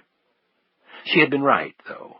Jason had mistyped, had hit the K instead of the J. Thank you, Archie KW2, whoever you are. Fisher had also been right about the password, almost 30 characters long. She assumed that's what the numbers represented, the password. Her heart sank as she looked at the date of the original message. Her husband had implored her to hurry. There was nothing she could have done about it, and yet she had an overwhelming sense of having let him down. She printed out the single page and put it in her pocket. At least she would finally be able to read what was on the disk. Her adrenaline soared with the thought. It abruptly went even higher as the sound of someone entering the library reached her ears. She carefully exited the program and turned off the computer. Her hands were shaking as she put the disk back in her purse. She waited for additional sounds, her breath coming in shallow bursts, one hand on the butt of her pistol. When a sound came from her right, she slipped out of the chair, bent low, and proceeded to move quietly to her left. She rounded a corner and stopped. Staring her in the face was a bookshelf of Federal Reporter's second series, volumes she had spent much of law school and her first years in practice poring over. She looked through a gap in their ranks at the man in the shadows. She could not make out his face. She didn't dare move farther for fear of making any noise. Then the man started to come directly toward her. Her grip tightened on the Smith & Wesson. Her index finger clicked off the safety. She pulled it from the holster as she backed away. Crouching low, she made her way behind a partition, her ears straining for any sound as she desperately tried to think of a way out. The problem was there was only one doorway leading into the library. Her only chance was to circle around, trying to keep a little ahead of whoever was out there until she reached the doorway and could run like hell. A bank of elevators was right down the hallway, if she could make it. She proceeded to move a few feet and wait, then repeated the process. She had to assume she was making enough noise for the man to hear her, but not in a manner she felt for him to gauge her strategy. The footsteps from behind matched her maneuvers almost perfectly. That should have been enough to set off alarm bells in her head. She was almost at the doorway and could actually see the frosted glass in the dim light. She gathered her strength and nerve to take a few more steps, and then she would make her run. 5 more feet. Now she was almost at the exit. Flattened against the wall, she slowly began to count to 3. She never made it past 1. The bright lights blinded her. By the time she refocused, the man was right next to her. Pupils dilating, she instinctively swung the pistol in his direction. "My God, have you lost your mind?" Philip Goldman blinked rapidly to adjust to the new level of brightness. Sidney gaped at him. "What the devil do you mean sneaking in here like this, with a gun, no less?" Sidney stopped, shaking, and straightened up. "I'm a partner in this firm, Philip. I have every right to be here." Her voice was trembling, but she met his gaze forcefully. Goldman's voice was sneering. "Not for long, though." He withdrew an envelope from his inner pocket. "Actually, this will save the firm the cost of a messenger." He held out the envelope to Sidney. "Your termination from the firm. If you would kindly just sign it now, it would save everyone a great deal of trouble and rid the firm of an enormous embarrassment." Sidney did not take the envelope, but kept her eyes and the pistol on Goldman. Goldman fingered the envelope before glancing at the pistol. "Would you mind putting away that gun?" before you add additional crimes to your resume. I haven't done a damn thing, and you know it. She spat the words out. Goldman rolled his eyes. Of course. I'm sure you were entirely ignorant of your loving husband's nefarious schemes. Jason hasn't done anything wrong either. Well, I'm not going to argue with you while you have a firearm pointed at me. Would you please put it away? Finally, Sidney began to lower the 9mm. Then something occurred to her. Who had turned on the lights? Goldman hadn't been anywhere near a switch. Before she had time to react, a strong hand gripped her arm, and the pistol was violently jerked from her. A powerful force slammed into her, and she was thrown up against the wall. She sank down to the floor, her head splitting with pain from the impact. When she looked up, a burly man dressed in a black chauffeur's uniform stood over her, pointing her own pistol at her head. From behind the gunman, another man appeared. "Hello, Sid. Gotten any more phone calls from dead husbands lately?" Paul Brophy laughed. Shaking, Sidney managed to stand up and lean against the wall while she tried to get her breath back. Goldman looked over at the burly man.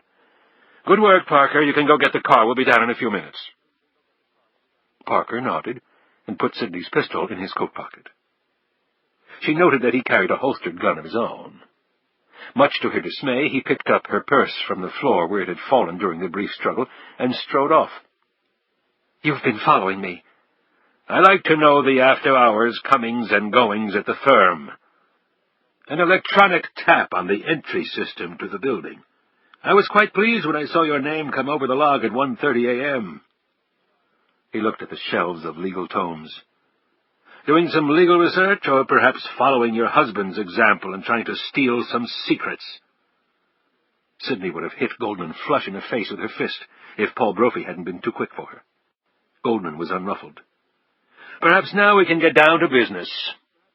Sidney made a move to lunge through the doorway. Brophy blocked her way, however, pushing her back into the library. Sidney stared a hole through him. "Going from partner in a major firm to burglary in a New Orleans hotel is a big swing, Paul." Brophy's smile disappeared. Sidney looked over at Goldman. "If I scream right now, someone might hear me." Goldman responded coolly. "Actually, Sidney, you may have forgotten, but all attorneys and paralegals left earlier today for the firm's annual conference in Florida. They won't be back for several days. Unfortunately, I was called away on unexpected business and have to take an early morning flight down. Paul had a similar predicament. Everyone else is in attendance." He glanced at his watch.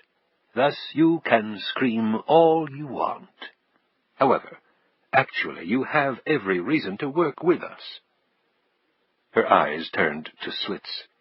Sidney looked at both men. "What are you talking about?" "This conversation might best be carried on in my office." Goldman motioned toward the door, and then produced a small-caliber revolver of his own to reinforce the request. Brophy closed and locked the office door. Goldman handed the gun to him and sat down behind his desk. He motioned for Sidney to sit across from him. "It's certainly been an exciting month for you, Sidney." He produced the termination letter again. "However, I'm afraid your recent excesses have resulted in your tenure at this firm coming to an end. I wouldn't be surprised if the firm and Triton Global instituted civil litigation against you, possibly criminal action as well." Sidney's eyes now bored in on Goldman. "You're holding me against my will at gunpoint, and you're telling me to worry about criminal action?" "Paul and I, both partners in this firm, observed someone, an intruder, in the firm's library doing God knows what.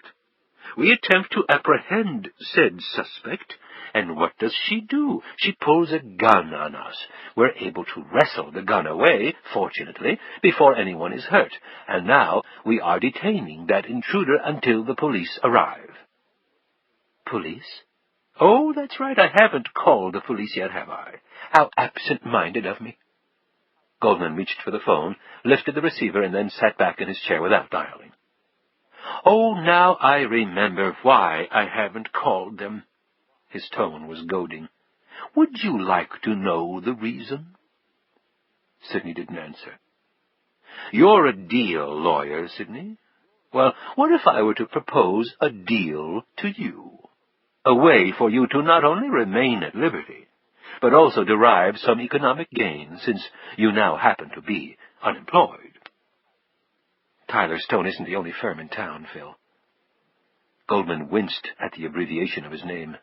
Well, actually, in your case, that's not quite correct. You see, as far as you're concerned, there are no firms left. Not here, not anywhere in this country, perhaps the world.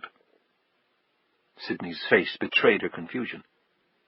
Let's be rational, Sid. Goldman's eyes gleamed momentarily as he returned the verbal joust.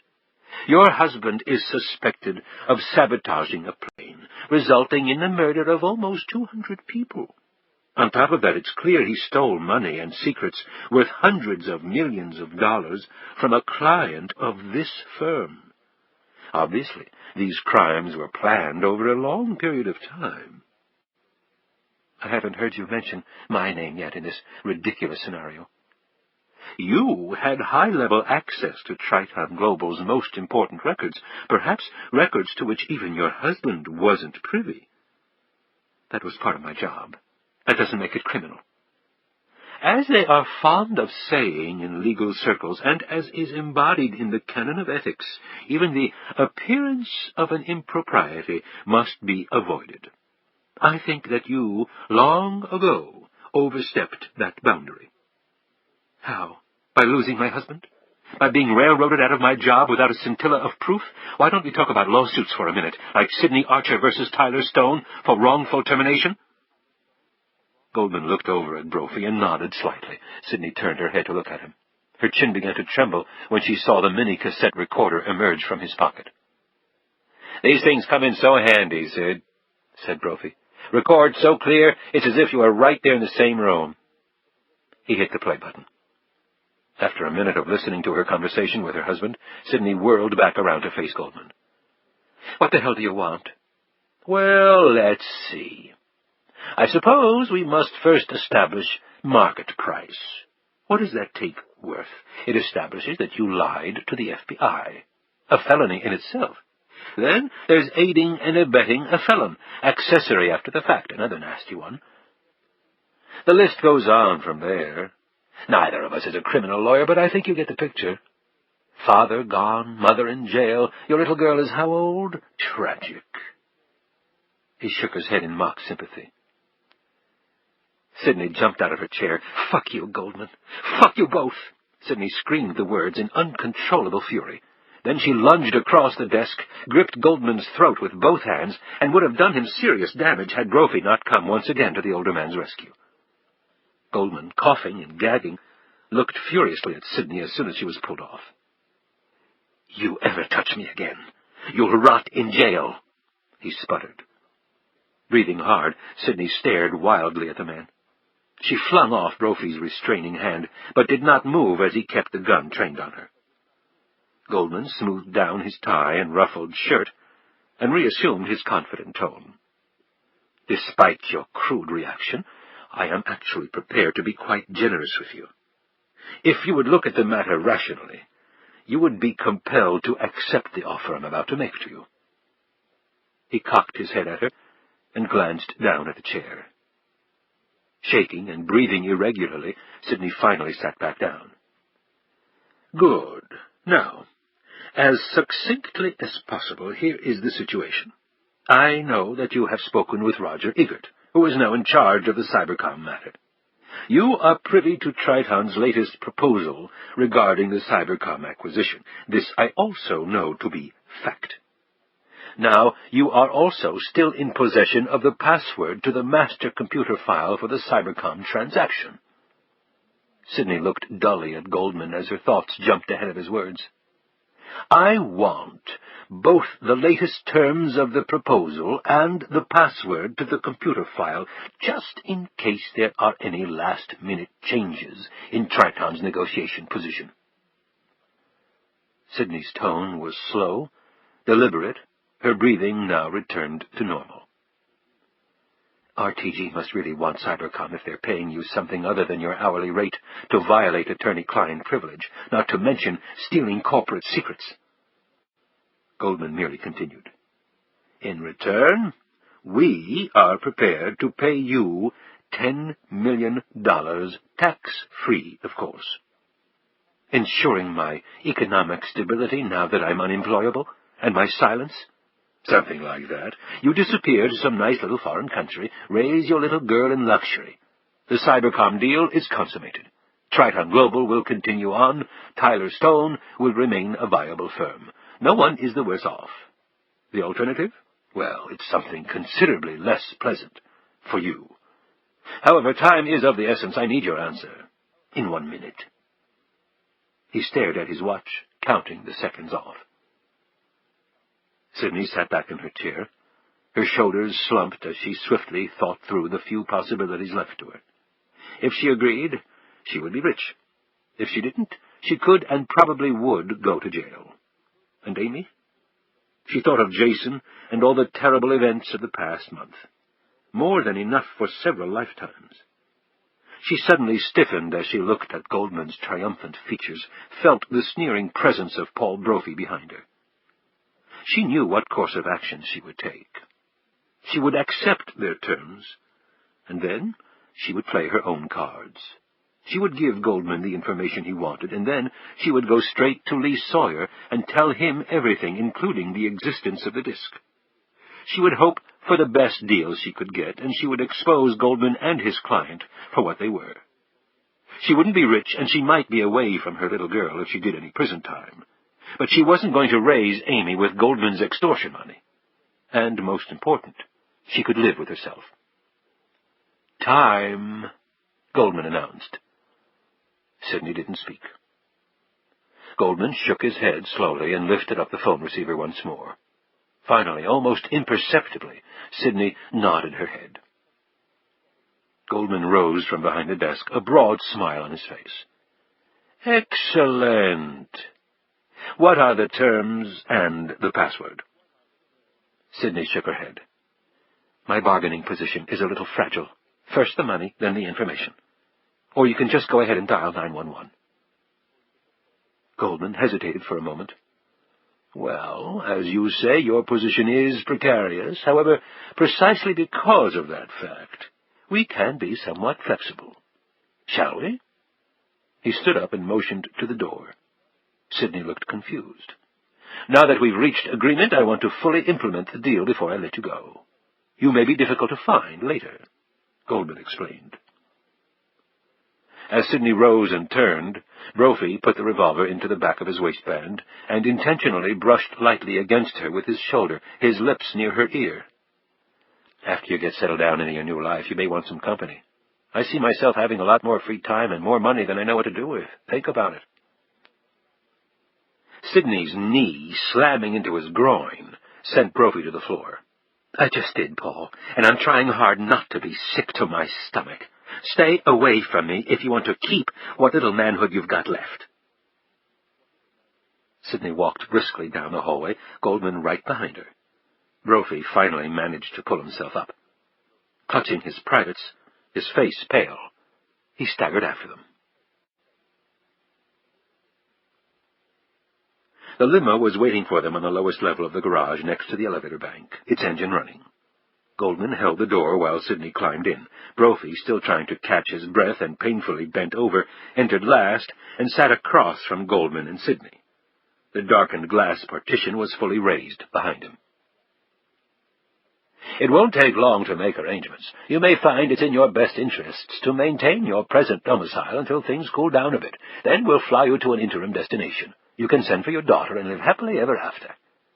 Goldman's tone was openly jovial. Sidney's response was all business. "What about Triton and the firm? You mentioned lawsuits." "I think that can all be taken care of. Why would the firm want to immerse itself in such embarrassing litigation? And Triton really can't prove anything, can it?" "So why should I deal?" Brophy held up the mini-cassette recorder, his face still flushed. "Because of this, you little bitch, unless you want to spend the rest of your life in prison." Sidney's manner remained calm. "I'll want that tape." Goldman shrugged. "Impossible for now. Perhaps later, when things have returned to normal." Goldman looked down at the glass partition. "Parker!" The partition slid down. "Parker, we can go now." The arm coming through the now open space between the front and back of the limo held a gun. Brophy's head exploded, and he fell face down onto the floor of the limo. Goldman and Sidney were both splattered with his blood, among other things. Goldman's mouth dropped open, and he yelled in disbelief as the pistol turned in his direction. "Oh, God, no! Parker!" The bullet slammed into his forehead, and Philip Goldman's long career as an exceedingly arrogant attorney came to a decisive end. He jolted backward in the seat from the bullet's impact, blood covering his face as well as the rear glass of the limo. Then he slumped over against Sidney, who screamed as the gun now swiveled in her direction. Her fingernails dug into the soft leather seat in her panic. For an instant she stared at the face that was covered by a black ski mask, and then her eyes zeroed in on the gleaming muzzle that hovered barely 5 feet from her face. Every detail of the pistol was seared into her memory as she awaited her death. Then the gun was pointed toward the right side door of the limo. As Sidney sat frozen, the arm motioned more firmly toward the door. Trembling and unable to understand what was happening, other than the fact that she apparently was not going to die, Sidney managed to push Goldman's limp form off her and started to climb over Brophy's body. While she awkwardly made her way across the dead lawyer, her hand slipped on a patch of blood and she fell on top of him. She instantly jerked back. As her fingers clawed for a solid grip, she felt the hard object under Brophy's shoulder. Her fingers instinctively closed around the metal. With her back to the gunman, she was able to tuck Brophy's revolver into her coat pocket without being observed. When she opened the door, something hit her in the back. Frightened out of her mind, she managed to turn around and eyed her purse, where it had fallen on top of Brophy's body after bouncing off her. Then her eyes caught hold of the computer disk Jason had sent her as the hand holding it disappeared back through the partition. With trembling hands, she picked up her purse, pushed open the heavy door all the way, and fell out of the car. Then she staggered up and raced away with every ounce of energy in her possession. Back in the limo, the man leaned through the partition. Next to him in the front seat, Parker was slumped over, a bullet hole in his right temple. The man carefully picked up the mini-cassette recorder where it had fallen on the seat of the limo and played a few seconds of it. He nodded to himself when he heard the voices, and then carefully moved Brophy's body slightly to the side, slid the recorder several inches under his body, and let him slump back to his original position. The disc was put away in the man's fanny pack. His last act was to carefully pick up the 3 shell casings ejected from the pistol. He couldn't make it too easy for the cops. Then the man exited the limo, the gun he had used to murder 3 people carried in a baggie for deposit in an out-of-the-way place, but not so out of the way that the police would fail to uncover it. Kenneth Scales took off the ski mask. Under the bright lights of the empty garage, the deadly blue eyes twinkled with deep satisfaction. Another night's work successfully completed. This ends Disc 11. Total Control, Disc 12. Sidney punched the elevator button again and again until finally the doors opened. She slumped against the wall of the elevator car. She was covered in blood. She could feel it on her face, her hands. It was all she could do not to start shrieking at the top of her lungs. She just wanted to get it off her. With an unsteady hand, she hit the button for the 8th floor. As soon as she got to the ladies' room and saw her bloody image in the mirror, she threw up in the sink, then dropped to the floor where she lay, moaning, the dry heaves pounding her unmercifully. Finally, she managed to pull herself up and wash off the blood as best she could. She continued to pour hot water over her face until its sting began to calm the shakes. She kept raking shaky fingers through her hair, probing for things that did not belong there. Leaving the restroom, she ran down the hallway to her office and grabbed a spare trench coat that she kept there. It effectively covered the remnants of blood that had refused to come off. Then she picked up the phone and prepared to dial 911. She gripped the .32 with her other hand. She could not shake the feeling that at any moment that gleaming pistol would be pointed in her direction again, that the man behind the black mask would not let her live a second time. She had keyed 2 of the numbers. Then her hand froze as the vision hit her. In the limo, the barrel of the gun staring her in the face. Then its image as it swung toward the door. That's when she saw it. The grip. The cracked grip. Cracked when she had dropped the gun back at her home. The man had her gun. 2 men had just been murdered with her 9mm. Another vision burned into her brain. The tape of her and Jason's conversation. That, too, was back there with the dead men. The reason why she had been left alive became abundantly clear to Sidney Archer. She had been allowed to live so that she could rot in jail for murder. Like a terribly frightened child, she scrambled back into the far corner of her office and slumped across the floor, her body quivering uncontrollably, tears and moans spilling out of her, with absolutely no sign of ever stopping.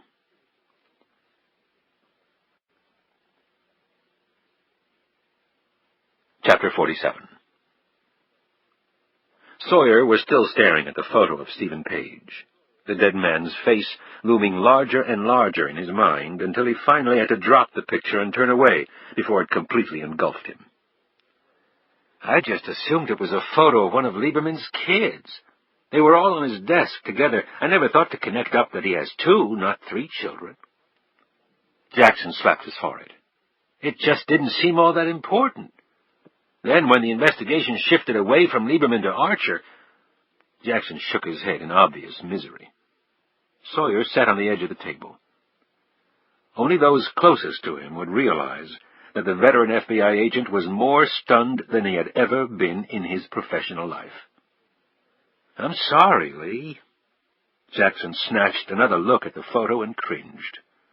Sawyer softly patted his partner on the back. It's not your fault, Ray. Under the circumstances, it wouldn't have seemed important to me either. Sawyer stood up and started pacing.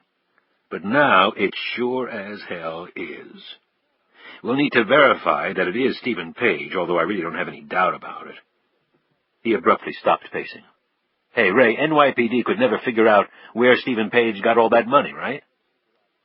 Jackson's mind clicked into high gear. Maybe Page was blackmailing Lieberman, perhaps over his affair. They were both in finance, same professional circles. That would explain the money Page had. Sawyer shook his head. A number of people seemed to know about the mistress.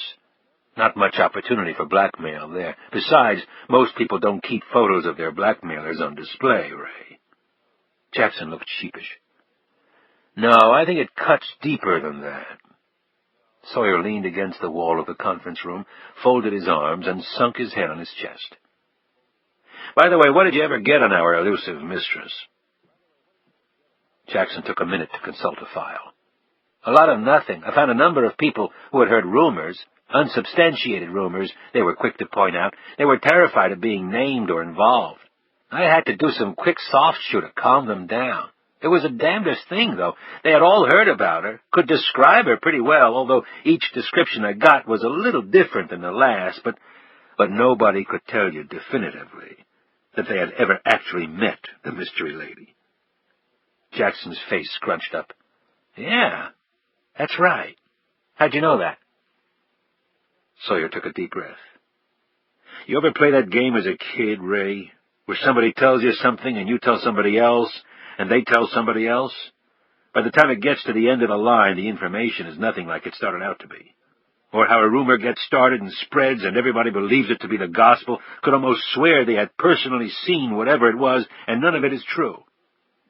Hell yes, my grandmother reads the Star. She believes everything in it and talks like she actually saw Liz Taylor getting it on with Elvis on the space shuttle. Right. It's not true, not one bit of it. But people will tell you it is, fervently believe that it is, simply because they've read about it or heard it, especially if they've heard it from more than one person. Are you saying? I'm saying that I don't think the blonde mistress ever existed, Ray. More to the point, I think she was created for a specific purpose. Like what? Sawyer took a deep breath before answering. To cover the fact that Arthur Lieberman and Stephen Page were lovers. Jackson dropped into a chair as he stared at Sawyer. Are you serious? The photo of Page at his apartment next to his kids, those love letters you found at the apartment, why not sign them? A week's pay says the handwriting matches Stephen Page's. And last but not least, Page being a millionaire on a working man's salary? Very doable if you're by chance sleeping with a guy who's made lots of people millionaires. Yeah, but why invent a story about a mistress? It could have blown Lieberman's chairmanship bid. Sawyer was shaking his head. In this day and age, Ray, who knows? If that were the criterion, a big chunk of the political leadership in this country would have to pack up and go home. And the fact is, it didn't stop him from getting the Fed's top post. But do you think the outcome would have been the same if it was discovered Lieberman was homosexual and had a male lover less than half his age? Keep in mind that the financial community in this country is one of the most conservative you'll find anywhere. Okay, he would have been screwed, that's for damn sure, but talk about your double standards. It's okay to commit adultery so long as it's with someone of the opposite sex. Right. You invent a phony heterosexual affair to cover the true homosexual one. They used to do that out in Hollywood with leading men who weren't attracted to the opposite sex. The studios would orchestrate phony marriages, all a complicated sham to preserve a lucrative career. Lieberman's scam wasn't a perfect fix, but it gets him the brass ring. His wife may or may not have known the truth, but she gets paid off big time, so she's not going to talk. And she's 6 feet under now, so no loose lips there. Jackson wiped his brow. Jesus. He looked at Sawyer, puzzled. If that's the case, then Stephen Page's death was a suicide. There would be no reason to kill him. Sawyer was shaking his head. There would be every reason to kill him, Ray. Why? Sawyer paused for a moment, looked down at his hands, and spoke quietly.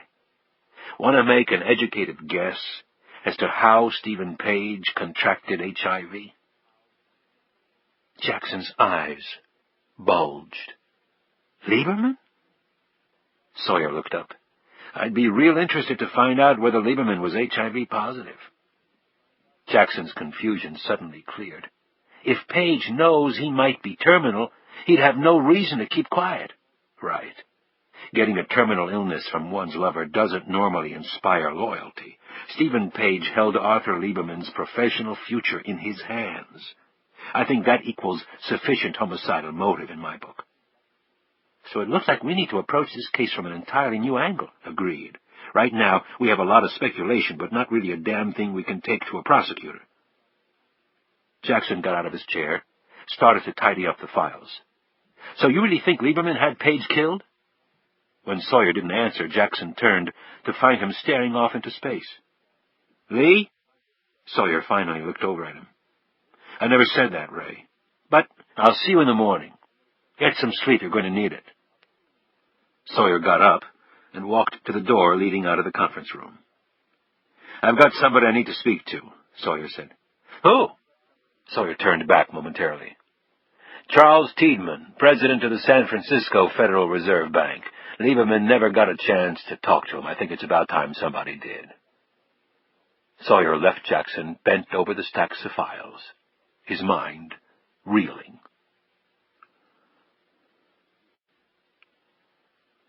Chapter 48. Sidney Archer picked herself up off the floor. As the twin feelings of hopelessness and fear faded away, they were slowly replaced with an even stronger impulse, survival. She unlocked one of her desk drawers and pulled out her passport. She had been called overseas on a moment's notice more than once in her legal career, but now the reason would be about as personal as one could get, her life. She went to the office next to hers. It belonged to a young associate who happened to be a rabid Atlanta Braves fan. A good portion of one of his shelving units mirrored that loyalty. She snatched the baseball cap off the shelf, bobby-pinned her long hair up, and pulled the cap down tight over her head. She thought to check her purse. Amazingly, her wallet was still full of $100 bills from the New Orleans trip. The killer hadn't touched those. Exiting the building, she hailed a cab, gave the driver her destination, and slid appreciatively into the seat as the vehicle sped away. She carefully slid the late Philip Goldman's .32 revolver out of her pocket, inserted it into the belt holster Sawyer had given her, and then buttoned up her trench coat. The cab pulled in front of Union Station, and she got out. She never would have gotten through airport security with her handgun, but she had no such worry traveling on Amtrak. Her plan at the outset was simple: run to a safe place and try to figure things out. She planned on contacting Lee Sawyer, but she didn't want to be in the same country as the FBI agent when she did. The problem was she had tried to help her husband. She had lied to the FBI. A stupid act in retrospect, but at the time it was the only thing she could do. She had to help her husband. She had to be there for him. Now, her gun was at a murder scene. The tape of her conversation with Jason was there as well. Despite her coming partially clean with Sawyer, what would he think now? Now she was certain the handcuffs would come out. She started to sink into despair again, but she gathered her courage, turned up her collar in the face of the icy wind, and entered the railway terminal. She bought a coach ticket on the next Metroliner train bound for New York City. The train would leave in about 20 minutes and would deposit her at Penn Station in Midtown New York at about 5:30 in the morning. A cab ride would take her to JFK Airport, where she would buy a one-way plane ticket on an early morning flight to some country. She wasn't sure which one yet. She went to the ATM machine on the lower level of the train station and withdrew some more cash. As soon as an APB was put out on her, the plastic would be useless. It suddenly occurred to her that she had no other clothes, and that she would have to travel as much as possible incognito. The problem was that none of the innumerable clothing shops were open in the terminal at this time of night. She would have to wait until she got to New York. She stepped inside a phone booth and consulted her small address book. Lee Sawyer's card tumbled out. She stared at it for a long moment. Damn it, she had to. She owed the man. She dialed Sawyer's home number. After 4 rings, the answering machine came on. She hesitated and then slammed the phone down. She dialed another number. It seemed to ring indefinitely until a sleepy voice answered. "Jeff? Who's this?" "Sidney Archer." Sidney could hear Fisher fumbling in his bed covers, probably looking for the clock. "I waited up to hear from you. Must have fallen asleep." "Jeff, I don't have much time. Something terrible has happened." "What? What's happened?" "The less you know, the better." She paused and struggled through her thoughts. "Jeff, I'm going to give you the number where I can be reached right now. I want you to go to a payphone and call me back." "Christ, it's after 2 a.m. "Jeff, please, just do what I ask." After a little grumbling, Fisher assented. "Give me about 5 minutes. What's the number?" Barely 6 minutes later, the phone rang. Sidney snatched it up. "You're at the payphone, you swear?" "Yes, and I'm freezing my ass off. Now talk to me." "Jeff, I've got the password. It was in Jason's email. I was right. It was sent to the wrong address." "That's fantastic. Now we can read the file." "No, we can't." "Why not?" "Because I lost the disk." "What? How did you do that?" "It doesn't matter. It's gone. I can't get it back." Sidney's misery was evident in her voice. She collected her thoughts. She was going to tell Fisher to leave town for a while. He could be in danger, serious danger, if her experience in the parking garage was any indicator. She froze at Fisher's words. "Well, you're in luck, lady." "What are you talking about?" "I'm not only security conscious, I'm anal as hell. I've lost too many files over the years that weren't backed up properly, Sid." "Are you saying what I think you are, Jeff?" "While you were in the kitchen when we were working on trying to decrypt the file." He paused, somewhat dramatically. "I made a couple copies of the files on the disk, one on my hard drive and one on another floppy." Sidney couldn't speak at first. When she did, her response made Fisher blush. "I love you, Jeff." "When do you want to come over so we can finally see what's on that sucker?" "I can't, Jeff." "Why not?" "I have to go out of town. I want you to send the disk to an address I'm about to give you. I want you to FedEx it. Drop it off first thing in the morning. First thing, Jeff." "I don't understand, Sidney." "Jeff, you've been a big help, but I don't want you to understand it. I don't want you involved any more than you already are. I want you to go home, get the disk, and then go stay at a hotel. The Holiday Inn in Old Town is near your place. Send me the bill." "Sid, as soon as the FedEx office opens in Old Town, I want you to drop the package off," she repeated. "Then call into the office. Tell them you're extending your vacation for a few more days. Where does your family live?" "Boston." "Fine, go to Boston and stay with them. Send me the bill for your transportation. Fly first class if you want. Just go." "Sid." "Jeff, I have to get off in a minute, so don't argue with me. You have to do everything I've just told you. It's the only way you can be reasonably safe." "You're not kidding, are you?" "Do you have something to write with?" "Yes." She flipped through her address book. "Write down this address. Send the package there." She gave him her parents' mailing address and phone number in Belle Harbor, Maine. "I'm truly sorry I had to involve you in this at all, but you're the only one who could help me. Thank you." Sidney hung up. Fisher put the phone back in its cradle, looked warily around the darkened area, ran to his car, and drove home. He was about to park his car at the curb when he noticed a black van about a block behind him. As he squinted in the dark light, Fisher was able to discern 2 figures in the front seat of the van. His breathing immediately accelerated. He did a slow U-turn in the middle of the street and headed back toward the heart of Old Town. He didn't look at the driver as he passed by the van. When he checked his mirror again, the van was following him. Fisher pulled his car to a stop in front of the 2-story brick building. He looked up at the sign, Cyber at Chat. Fisher was good friends with the owner and had even helped set up the computer systems offered at Cyber at Chat. The bar stayed open all night, and with good justification. Even at this hour, it was 3/4 full, mostly with a college-age crowd who didn't have to get up and go to work the next morning. However, instead of blaring music, rowdy patrons, and a smoky atmosphere, because of the sensitive computer equipment, no smoking was allowed, the interior was filled with the sounds of computer games and low, often intense discussions about whatever was tripping its way across the abundance of computer monitors in the place. The age-old art of flirting still took place, and men and women roamed the room in search of companionship, however brief. Fisher found his friend, the owner, a young man in his 20s, behind the bar and struck up a friendly conversation. Explaining enough of his situation to enable his friend to assist him, Fisher discreetly handed across the piece of paper containing the address in Maine Sidney had given him. The owner disappeared into the back room. Within 5 minutes, Fisher was entrenched behind one of the computers. As he briefly peered out the window of the bar, the black van came to a stop in an alleyway across the street. Fisher turned back to the computer. A waitress brought over a bottle of beer and a glass, and a plate of munchies. As she set the plate down next to the computer, she put a linen napkin next to it. Inside the carefully folded napkin was a blank 3.5-inch disc. Fisher nonchalantly unfolded the napkin and quickly slid the disc into the computer's floppy drive. He typed in a series of characters, and the high-decibel dialing of a phone modem could be heard. Within a minute, Fisher was connected to his computer at home. It took about 30 seconds for him to download the computer files he had copied from Sidney's disk onto the blank disk. He looked out the window again. The van had not moved. The waitress came over to his table. Obviously privy to his plan, she asked if he needed anything else.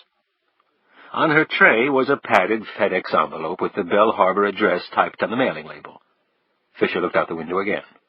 Then, down the street, he noticed 2 policemen standing next to their patrol cars, shooting the breeze. When the waitress reached for the disc, which had been part of the plan hastily fleshed out with the bar's owner, Fisher shook his head. Sidney's warning had come back to him.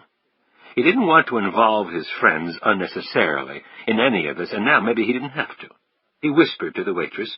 She nodded and took the FedEx envelope into the back room, returning barely a minute later.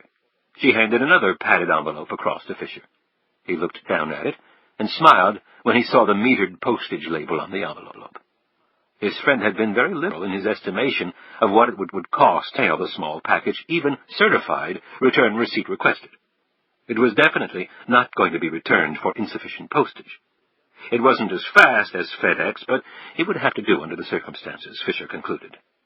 He slipped the disc into the envelope, sealed it, and put it in his coat pocket. He then paid his bill, leaving a healthy tip for the waitress. He dabbed some of the beer on his face and clothes, and then tipped the glass back and finished it in one gulp.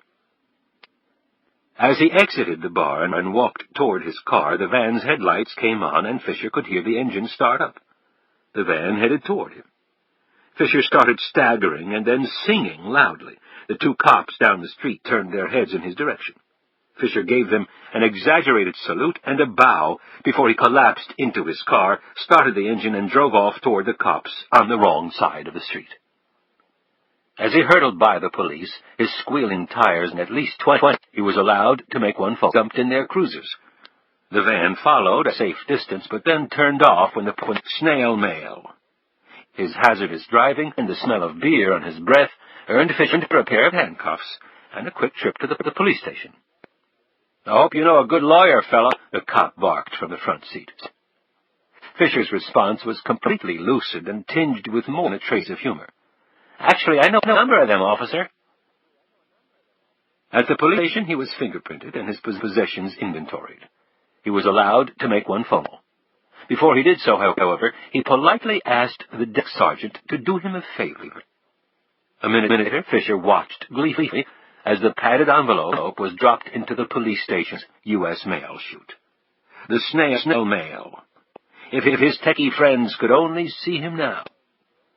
On his way to the hotel, Jeff Fisher actually broke into a cheerful whistle.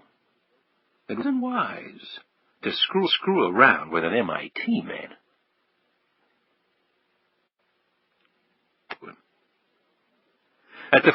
To his pleasant surprise, Sawyer did not have to travel to California to speak with Charles Tiedemann. After a phone call to the Federal Reserve, Sawyer learned that Tiedemann was actually in Washington for a conference. Although at almost 3 in the morning, Tiedemann, being on West Coast time, had quickly agreed to speak to the agent. In fact, it seemed to Sawyer that the San Francisco Federal Reserve Bank president was very eager to talk to him. At the Four Seasons Hotel in Georgetown, where Tiedemann was staying, Sawyer and Tiedemann sat across from each other in a private room adjacent to the hotel restaurant, which had closed several hours earlier. Tiedemann was a small, clean-shaven man in his early 60s who had a habit of nervously clasping and unclasping his hands. Even at this hour of the night, he was dressed in a somber gray pinstripe with a vest and bow tie, a tasteful gold watch chain, and the vest. Sawyer could envision that found in a roadster with a top decker. His conservative smacked much more of the East Coast than the East, and Sawyer learned quickly in the preliminary conversation that Tiedemann had spent a good many years in New York before heading to California. But for the first few minutes would only occasionally seek direct eye contact with the FBI agent, usually keeping his watery gray eyes, which were covered with fire-rimmed spectacles, squarely on the carpeted floor. "I take it you knew Arthur Lieberman quite well," said Sawyer. "We attended Harvard together. We both started out at the same banking firm. I was the best man at his wedding, at mine. He was one of my oldest and dearest friends." Sawyer took advantage of the opening. "His marriage ended in divorce, right?" Tiedemann eyed the agent. "That's right," he replied. Sawyer consulted his notebook. "In fact, that was right about the time he was being considered to head the Fed." Tiedemann nodded. "Lousy timing." "You could say that." Tiedemann poured out a glass of a carafe on the table next to his chair and took a long drink. His thin lips were dry and chafed. "I understand the divorce started out being really nasty, but was soon enough settled and really didn't affect his nomination. Guess Lieberman lucked out." Tiedemann's eyes blazed. "You want to call Ducky?" "All I meant was he got the Fed job. I assume that as a close personal friend of Arthur's, you probably know more about him than just about anyone." Sawyer looked at Tiedemann with frank, questioning eyes. Tiedemann didn't say anything for a full minute. Then he let out a deep breath, put his glass down, and settled back in his chair. Now he looked directly at Sawyer. "While it's true that he became chairman of the Fed, it cost Arthur just about everything he had worked for over the years to make his nasty little divorce go away, Mr. Sawyer. It wasn't fair after a career such as his." "But the chairmanship paid good money. I looked up the salary. $133,600 per year. He was much better off than most." Tiedemann laughed. "That may be true, but before Arthur joined the Fed, he earned hundreds of millions of dollars. Consequently, he had expensive tastes, debt." "Of debt? Tiedemann's eyes again went to the floor. "Let's just say the debt was somewhat more than he could afford on his Fed salary, despite its relatively low size." Sawyer's information sink in. "What can you tell me about Walter Burns?" Tiedemann looked sharply at Sawyer. "What do you want to know?" "Just general background stuff," Sawyer replied innocently. Tiedemann rubbed at his lip in a distracted manner and eyed Sawyer's notebook. Sawyer caught the glance and abruptly closed the pad. "Off record," resignedly at Sawyer. "I have no doubt Burns will succeed Arthur as chairman. It's quite fitting. He was a follower of Arthur's. However, Arthur voted Walter did too." "Was that a—" "Not usually." "What does that mean?" The little man's expression became astonishingly sharp when he focused on the agent's face. "It means that it is never wise to follow placidly along when good judgment should dictate." Sawyer leaned back here. "Meaning you didn't agree with Lieberman all the time?" Tiedemann was not looking at the agent now. His features betrayed what he was thinking, however. It was clear that he now intensely regretted ever allowing this interview. Meaning that members of the Federal Reserve Board are placed on that board to exercise their own minds and their own judgments, and not to blindly succumb to arguments that have little basis in reality and could lead to disastrous consequences. That's a pretty big statement. Well, it's a pretty big job we have. Sawyer referred to his notes from the conversation with Walter Burns. Burns said Lieberman took the bull by the horns early on to get the market's attention, to shake it up. I take it you thought that wasn't such a good idea. Ludicrous would be a better term. If it was so off the wall, why did the majority go along? Sawyer was a little skeptical. There's a phrase that critics of economic forecasting like to use. Give an economist a result you want, and he'll find the numbers to justify it. This entire city is filled with number crunchers who look at the exact same data and interpret it in widely disparate ways on everything from the federal budget deficit to the Social Security surplus. Meaning that data can be manipulated. Of course it can, depending on who's paying the meter and whose political agenda is being furthered. Tiedemann said with asperity. You've no doubt heard the principle that for every action there is an equal and opposite reaction? Sawyer nodded. Well, I'm convinced its genesis is political, rather than scientific. No disrespect, but could it be they thought your views were wrong? I am not omniscient, Agent Sawyer. However, I have been intimately involved in the financial markets for the last 40 years. I have seen up and down markets. I have seen robust economies and ones teetering on collapse. I have seen Fed chairmen take prompt, effective action when confronted with crisis, and I have seen others flounder badly, with the result that the economy gets tipped on its head.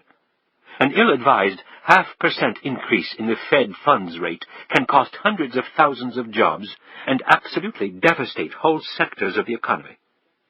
It is an enormous power that must not be exercised lightly. Arthur's zigzagging with the Fed funds rate placed every American citizen's economic future in serious jeopardy. I was not wrong. I thought you and Lieberman were close. Didn't he ask for your advice?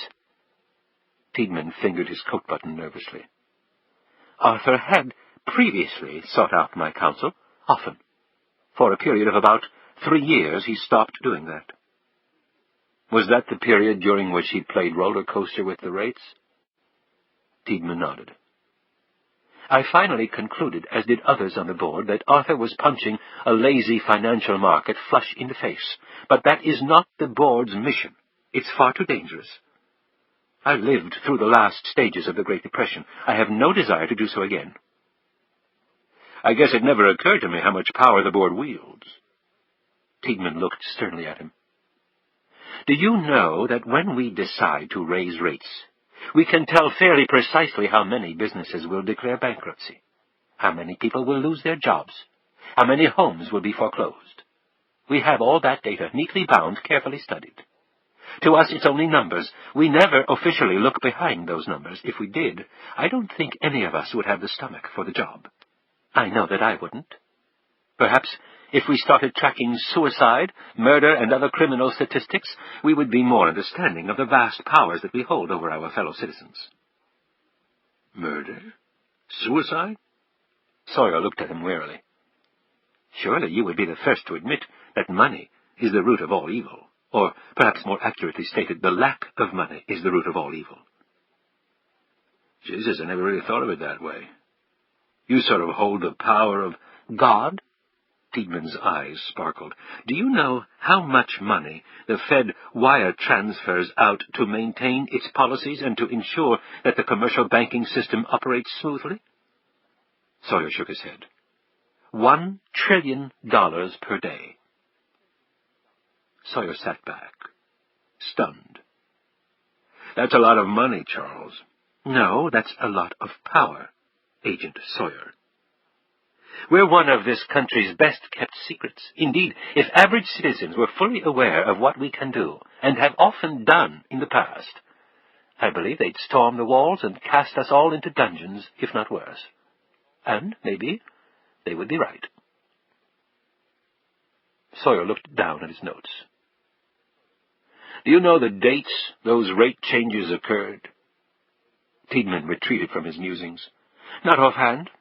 An astonishing admission for a banker, but my memory isn't all that good with numbers anymore. I can get you the answer, though. I'd appreciate it. Could there have been another reason why Lieberman went nuts with the rates? Now Sawyer clearly saw the twinge of anxiety mixed with fear in the man's features. What do you mean? Sawyer leaned back in his chair. You said it was out of character for him, and then he abruptly returned to normal. Doesn't that sound mysterious to you? I guess I never thought about it in that light. I'm afraid I still do not understand your point. Let me put this as clearly as I can. Maybe Lieberman was manipulating the rates against his will. Tiedeman's eyebrows shot up. How could anyone make Arthur do that? Blackmail, Sawyer said simply. Any theories? Tiedemann regrouped and began speaking nervously. I had heard rumors that Arthur was having an affair years ago. A woman... Sawyer broke in. I don't buy that. And neither do you. Lieberman paid off his wife to avoid a scandal so he could run the Fed, but it wasn't over a woman. Sawyer leaned forward so that his face was within inches of Tiedemann's. What can you tell me about Stephen Page? Tiedemann's face froze, but only for an instant. Who? This might jog your memory. Sawyer reached in his pocket and pulled out the photo Ray Jackson had found in Lieberman's apartment. He held the photo up in front of Tiedemann. Tiedemann took the photo in quivering hands. His head bent low, his long brow a sea of creases. However, Sawyer could see the recognition in the man's eyes. How long have you known about this? Sawyer asked quietly. Tiedemann's mouth moved, but no words came out. He finally handed the photo back to Sawyer and took another drink of water. He didn't look at Sawyer when he spoke, which seemed to make the words come a little easier. I was actually the one who introduced them, was Tiedemann's surprising reply. Stephen worked at Fidelity Mutual as a financial analyst. Arthur was still president of the New York Fed at that time. I was introduced to Stephen at a financial symposium. Many colleagues whom I respected sang his praises loudly. He was an exceptionally bright young man with some intriguing ideas on the financial markets and the Fed's role in the evolving global economy. He was personable, cultured, attractive. He graduated near the top of his college class. I knew that Arthur would find him a welcome addition to his circle of intellectual acquaintances. He and Arthur quickly struck up a friendship. Tiedemann faltered. A friendship that eventually blossomed into something else. Sawyer prompted. Tiedemann nodded. Were you aware at the time that Lieberman was homosexual, or at least bisexual? I knew that his marriage was troubled. I did not know at the time that the trouble stemmed from Arthur's sexual confusion. He seemed to solve that confusion. He divorced his wife. I don't think that was Arthur's idea. I believe Arthur would have been perfectly happy keeping intact at least the facade of a happy heterosexual marriage. I know that more and more people come out these days, but Arthur was an intensely private man, and the financial community is very conservative. So the missus wanted a divorce. Did she know about Page? His specific identity? No, I don't think so, but I believe she knew Arthur was having an affair, and that it wasn't with a woman. I believe that was why the divorce was so acrimonious and so one-sided. Arthur had to act quickly, lest his wife tell her attorneys even about her suspicions. It cost him every penny he had. Arthur only disclosed this information to me as the most personal secret one friend could tell another. And I only tell it to you under those same strict, confidential terms. I appreciate that, Charles, Sawyer said.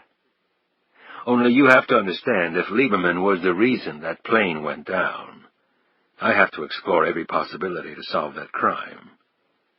However, I can promise you that I won't use the information you've just given me unless it directly impacts on my investigation. If it turns out Lieberman's affair is not connected, then no one will ever learn from me what you've just disclosed. Fair enough? Fair enough, Tiedemann finally said. Thank you. Sawyer noted Tiedeman's exhaustion and decided to move forward quickly. You're familiar with the circumstances of Stephen Page's death? I read about it in the paper. Did you know that he had tested positive for HIV? Tiedemann shook his head. Sawyer sat back. A couple more questions. Did you know that Lieberman had terminal pancreatic cancer? Tiedemann nodded. How did he feel about it? Devastated? Hurt? Tiedemann didn't answer immediately. He sat quietly, his hands clasped in his lap. Then he looked at Sawyer. Actually, Arthur seemed happy. The guy was terminal, and he seemed happy? I know it sounds strange, but it's the only way I can describe it. Happy and relieved. The puzzled FBI agent thanked Tiedemann and left, his head swimming with an entirely new set of questions, and no way, as yet, to answer them. Chapter 49. Sidney sat alone in the dining car as the train rumbled through the night on its way to New York. While darkened images flew past the windows, she distractedly sipped at a cup of coffee and nibbled on a microwave-warmed muffin. The steady clicking of the train wheels and the car's gentle swaying as it headed up the much-traveled northeast corridor soothed her. For a good part of the train trip, her mind focused on her daughter. It seemed like an eternity since she had held her little girl. Now she had no idea when she would see her again. The only thing keeping her away was the certainty that if she tried to see Amy, she would bring harm to her little girl. She would never do that, not even if it meant never seeing her again. She would call, though, as soon as she got into New York.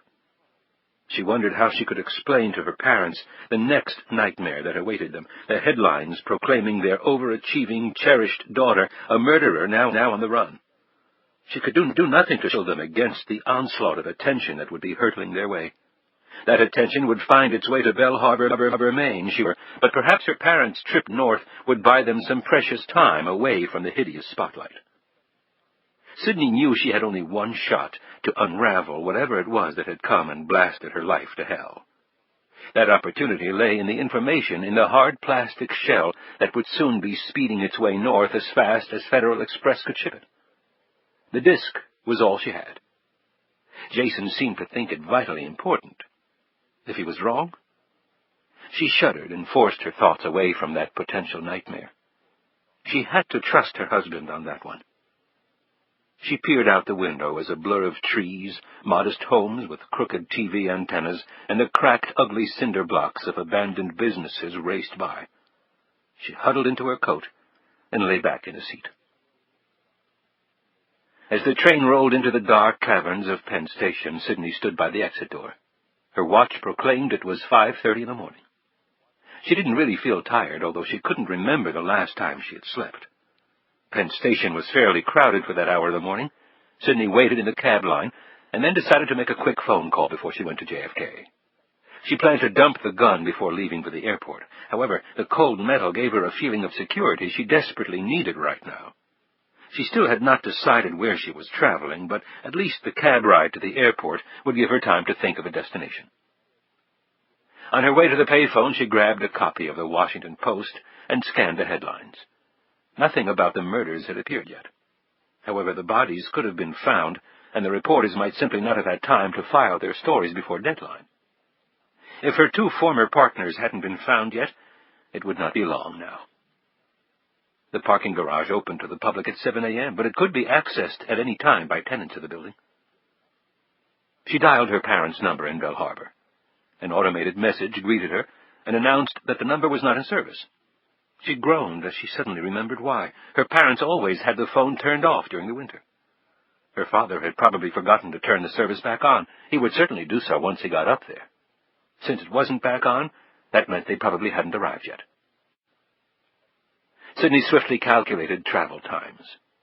When she had been a child, her father would drive all the way through, about 13 hours, stopping along the way only for food and gas. As he had grown older, though, he had become more patient. Ever since his retirement, he would stop along the way for the night, break the trip up into 2 days. If they had left early yesterday afternoon, as planned, that would put them in Belle Harbor at about mid-afternoon today. If they had left as planned. It suddenly occurred to Sidney that she had not verified her parents' departure yet. She decided to correct that oversight immediately. The phone rang 3 times, and then the answering machine picked up. She spoke into the phone to let her parents know it was she. They often screened their calls. However, no one picked up the phone. She put the phone receiver back. She would try again from the airport. She checked her watch and decided to make one more phone call. Now that she knew of Paul Brophy's involvement with RTG, something didn't make sense to her. There was only one person she could think of to ask about it, and she had to do it before news of the murders reached the public. "Kay, it's Sidney Archer." The voice on the other end of the line was sleepy at first, and then wide awake as Kay Vincent sat up in bed. "Sidney? I'm sorry to call so early, but I really need your help on something." Kay didn't answer. "Kay, I know what all the papers have been saying about Jason." Kay's voice cut her off. "I don't believe any of that stuff, Sidney. Jason could never have been involved in any of that." Sidney breathed a sigh of relief. "Thank you for saying that, Kay. I was beginning to think I was the only one who hadn't lost the faith." "Not by a long shot, Sidney. How can I help you?" Sidney took a moment to calm her nerves, to keep her voice from shaking too much. She eyed a police officer walking down the hallway of the train station. She turned her back to him and hunched against the wall. "Kay, you know Jason never really talked to me about his work." Kay snorted. "It's no small wonder. It's beaten into our heads here. Everything's one big secret." "Right, but now secrets don't do me any good. I need to know what Jason was working on the last few months. Were there any big projects he was on?" Kay shifted the phone to her other ear. Her husband was snoring on the other side of the bed. "Well, you know he was working on organizing the financial records for the Cybercom deal. That took a lot of his time." "Right, I knew something about that one." Kay chuckled. "He'd come back from that warehouse looking like he'd just mud-wrestled an alligator, filthy from head to toe, but he kept at it and did a great job. In fact, he really seemed to enjoy it. The other thing he spent a lot of time on was the integration of the company's tape backup system." "You mean the computer system storing automatic copies of emails and documents and such?" "Right." "Why did they need an integration of the tape backup system?" "Well, as you probably could have guessed, Quentin Rowe's company had a first-rate system before it was bought out by Triton, but Nathan Gamble and Triton didn't. Between you and me, I don't think Nathan Gamble knows what a tape backup is. Anyway, Jason's job was to integrate Triton's previous backup systems into Quentin's more sophisticated one." "What exactly would the integration entail?" "Going through all of Triton's backup files and formatting them into a shape that would be compatible with the new system. Emails, documents, reports, graphs, anything created on the computer system. He finished that one, too. The whole system is now fully integrated." "Where were the old files kept? At the office?" "Oh, no, at the storage facility over in Reston. Boxes stacked 10 high. Same place where the financial records were stored. Jason spent a lot of time there." "Who authorized those projects?" "Quentin Rowe." "Not Nathan Gamble?" "I don't think he even knew about it initially, but he does now." "How can you be sure?" "Because Jason got an email from Nathan Gamble commending him on the job he had done." "Really? That doesn't sound like Nathan Gamble." "Yeah, it surprised me too, but he did." "I suppose you don't recall the date of that email, do you?" "Actually, I do, for a terrible reason." "What do you mean?" Kay Vincent sighed deeply. "It was the day of the plane crash." Sidney jerked upright. "You're sure?" "There was no way I could forget that, Sid." "But Nathan Gamble was in New York on that day. I was there with him." "Oh, that doesn't matter. He has his secretary send out his emails on a preset schedule, regardless of whether he's in the office or not." That didn't make any sense to Sidney. "Kay, I suppose there's been no more news on the Cybercom deal, has there?" The records issue is still hanging things up? What records issue? Gamble didn't want to turn over the financial records to Cybercom. I don't know anything about that. I do know that the financial records have already been turned over to Cybercom. What? Sidney almost screamed out the word. Did any attorneys at Tyler Stone look them over first? I don't know about that. When did they go out? Ironically, same day as Nathan Gamble sent Jason that email. Sidney's head was spinning. The day of the plane crash? You're absolutely sure of that? I'm real good friends with one of the mailroom clerks. They recruited him to help transport the records to the copy department, and then he helped deliver them to Cybercom. Why? Is that important for some reason? Sidney finally spoke. I'm not sure if it is or not. Oh, well, do you need to know anything else? No, Kay. You've given me plenty to think about. Sidney thanked her, hung up the phone, and headed to the cab stands.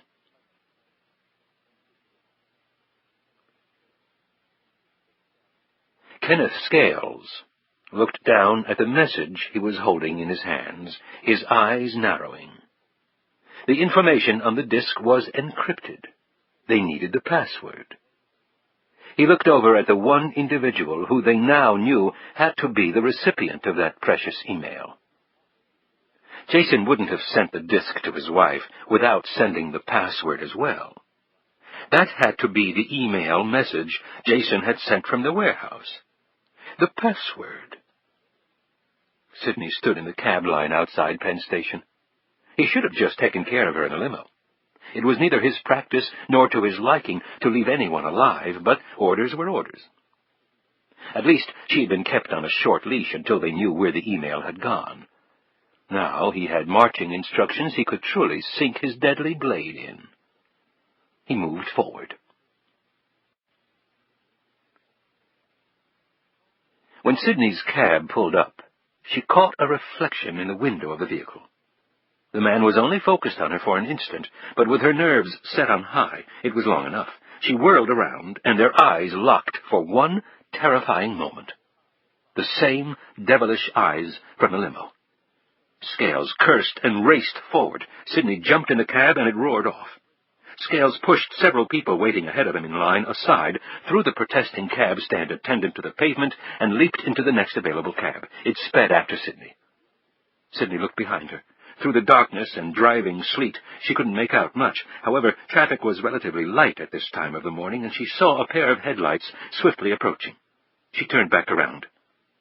I know this is going to sound crazy, but we're being followed. She gave the driver another destination. He made a hard left, then a sharp right, and roared down an empty side street and then back out onto Fifth Avenue.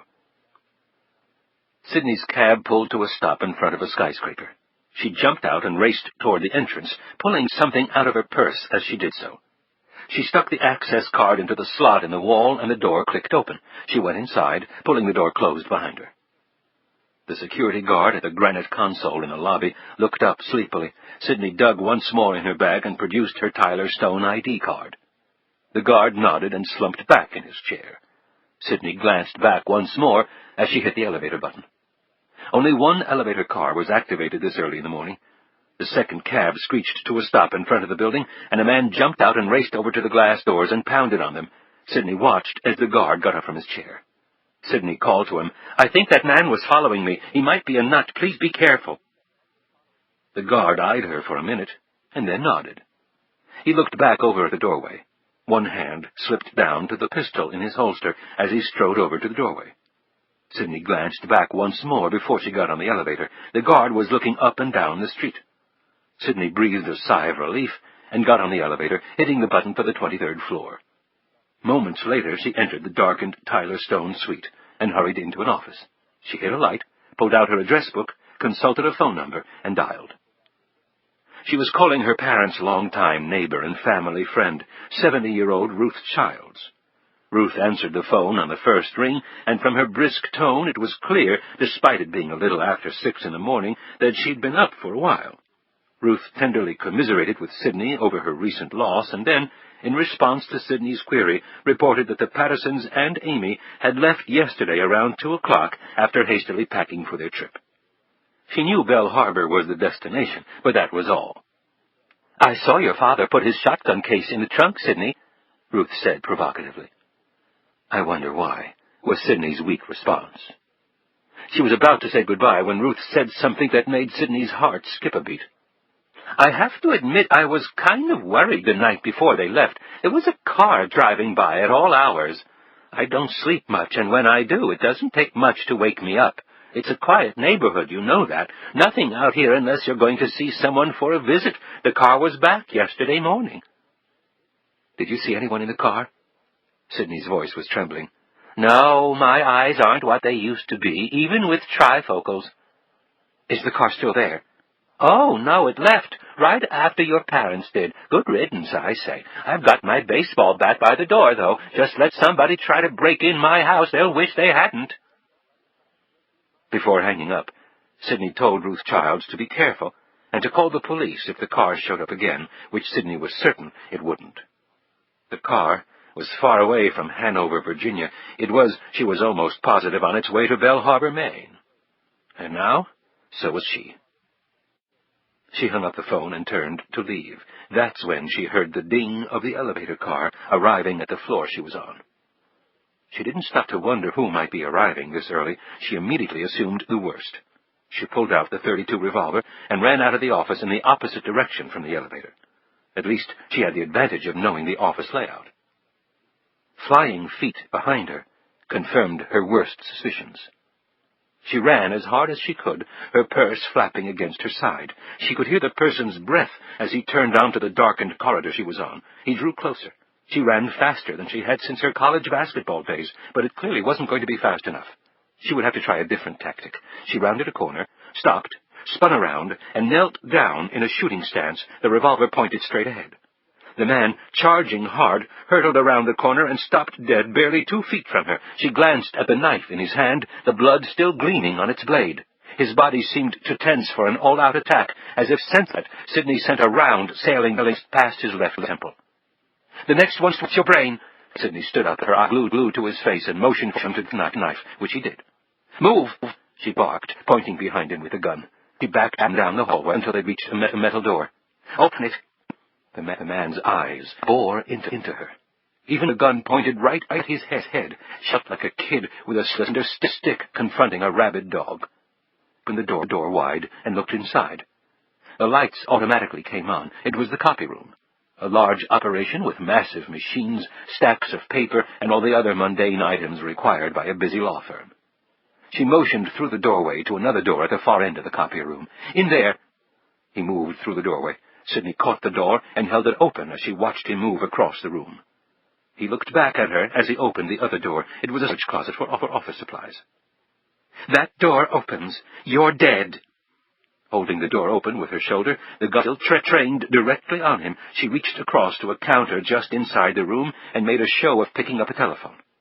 As soon as the man closed the door, Sidney put down the phone, quietly closed the copier room door, and raced down the hallway to the elevators. She hit the button and the door immediately opened. Thank God it had remained on the 23rd floor. She jumped on and pushed the button for the first floor, all the time listening for the man coming for her. She kept the revolver trained on the opening, but the office remained quiet. As soon as she reached the first floor, she hit all the buttons up to the 23rd floor and jumped off the elevator. She let out her breath and allowed herself a small smile.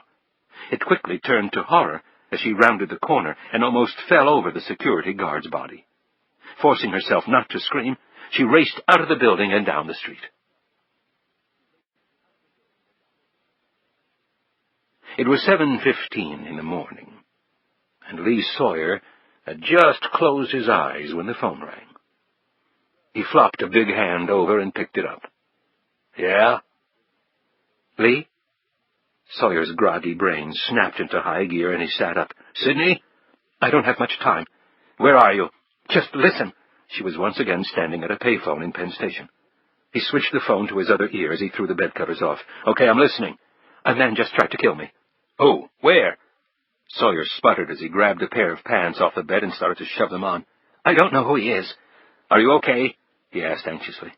Sidney looked around at the crowded train station. A number of New York's finest were in attendance. Problem was, they were the enemy now, too. "Yes." Sawyer let out a deep breath. Okay, what's going on? Jason sent an email to our house after the plane crash. There was a password in that email. What? Sawyer started to sputter again. Jesus Christ, an email, you said? Sawyer's face was now blood red. He stamped around the room, throwing on a shirt, socks, and shoes while holding the cordless phone. I don't have time to tell you how I eventually received the email, only that I now have it. With a massive effort at self-control, Sawyer managed to calm down. Well, what the hell did it say? From the pocket of her coat, Sidney pulled out the single sheet of paper containing the email. Do you have something to write with? Hold on.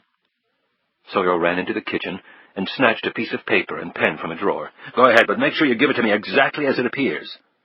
Sidney did so, including the absence of spaces between certain words and the decimal points segregating portions of the password exactly as they appeared on the printed page she was holding. Sawyer stared down at what he had written. He went back through it again with her for accuracy. Do you have any idea what this message means, Sidney? I haven't had much time to focus on it. I know that Jason said it was all wrong, and I believe him. It is all wrong. But what about this disc? Do you know what's on it? He quickly read the message again. Did you get it in the mail? Sidney hesitated and then said, I haven't yet. Is the password for the disc, is it an encrypted file? I didn't know you were such a computer expert. I'm just full of surprises. Yes, I believe it is. When do you expect to get it? I'm not sure. Look, I have to go. Wait a minute. The guy who tried to kill you, what did he look like? She gave him a description. The thought of the maniacal blue eyes made her shudder. Sawyer wrote it down. I'll run it through the system and see what comes up. He jolted upright. Wait a minute. I've got you under surveillance. What the hell happened to my guys? Aren't you at your house? Sidney swallowed hard.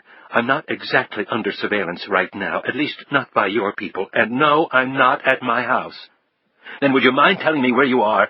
I've got to go. The hell you do. Some creep just tried to punch your clock. My guys are nowhere on the scene. I want to know what's going on, he raged. Lee?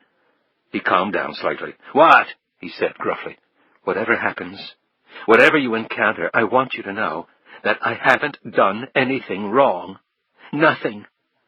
She choked back some tears and added softly, Please, believe that. What are you talking about? What the hell's that supposed to mean? Goodbye. No, wait! The phone clicked in his ear, and he angrily slammed it down. He looked at the message and then put it down on the table next to the phone. He bent over. His knees felt wobbly, his stomach more upset than normal. He went into the bathroom and gulped down some liquid Maalox. Wiping his mouth with the back of his hand, he returned to the kitchen, picked up the piece of paper he had written the email down on, and sat down at the small table. He silently mouthed the words as he read them. Watch your typing. The first portion of the message seemed to suggest that Archer had sent the message to the wrong person. Sawyer read the recipient's name and then the sender's. Sidney said Jason had sent the email to their house, Archie JW2. That had to be Jason Archer's email name, his last name and initials. Then Archie KW2 was the person the message had initially gone to.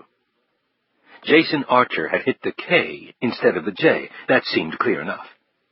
Archie KW2 had sent the message back to the sender with a message about the mistake, but in doing so had actually delivered it to the intended destination, Sidney Archer. The reference to the Seattle warehouse made sense. Jason had evidently run into some serious trouble with whomever he was meeting. The exchange had somehow gone bad. All wrong? Obviously, Sidney had pounced on it as proof of her husband's innocence. Sawyer wasn't so sure about that. All backwards? That seemed to be an awkward phrase. Next, Sawyer stared at the password. Jesus, Jason was truly a brain if he could pull that long a password off the top of his head. Sawyer could make no sense out of it. He squinted and parked his face closer to the paper. Jason obviously had not had the opportunity to finish the message. Sawyer stretched his kinked neck from side to side and leaned back in his chair. The disc. They had to get the disc, or, more accurately, Sidney Archer would have to get it. His thoughts were interrupted by the ringing phone. Certain it was Sidney calling back, he snatched it up. Yeah? Lee, it's Frank. Christ, Frank, can't you ever call during normal business hours? It's bad, Lee, real bad. Law firm of Tyler Stone, the underground garage. What is it? Triple homicide. You better get down here. Sawyer put the phone down.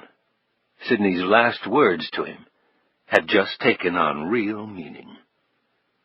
Son of a bitch. This ends Disc 12.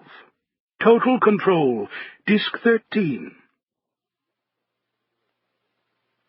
The street leading into the underground parking garage was a sea of red and blue lights as police and emergency vehicles parked everywhere. Sawyer and Jackson flashed their badges at the security line. A concerned-looking Frank Hardy met them just inside the entrance and led them to the lowest level of the garage, 4 stories underground, where the temperature in the garage was well below freezing. Looks like the murders took place very early this morning, so the trail's reasonably fresh. The bodies are in good shape, too, except for some extra holes in them, Hardy said. How did you find out about it, Frank? The firm's managing partner, Henry Wharton, was notified by the police in Florida, where he's on firm business. He called Nathan Gamble. Gamble, in turn, immediately informed me. So I take it whoever got bumped was affiliated with the law firm? Sawyer asked. You can see for yourself, Lee. Everybody's still here. But let's say Triton has a particular interest in these murders. That's why Wharton called Gamble so fast. We also just found out that the security guard at Tyler Stone's office in New York was murdered early this morning. Sawyer stared at him.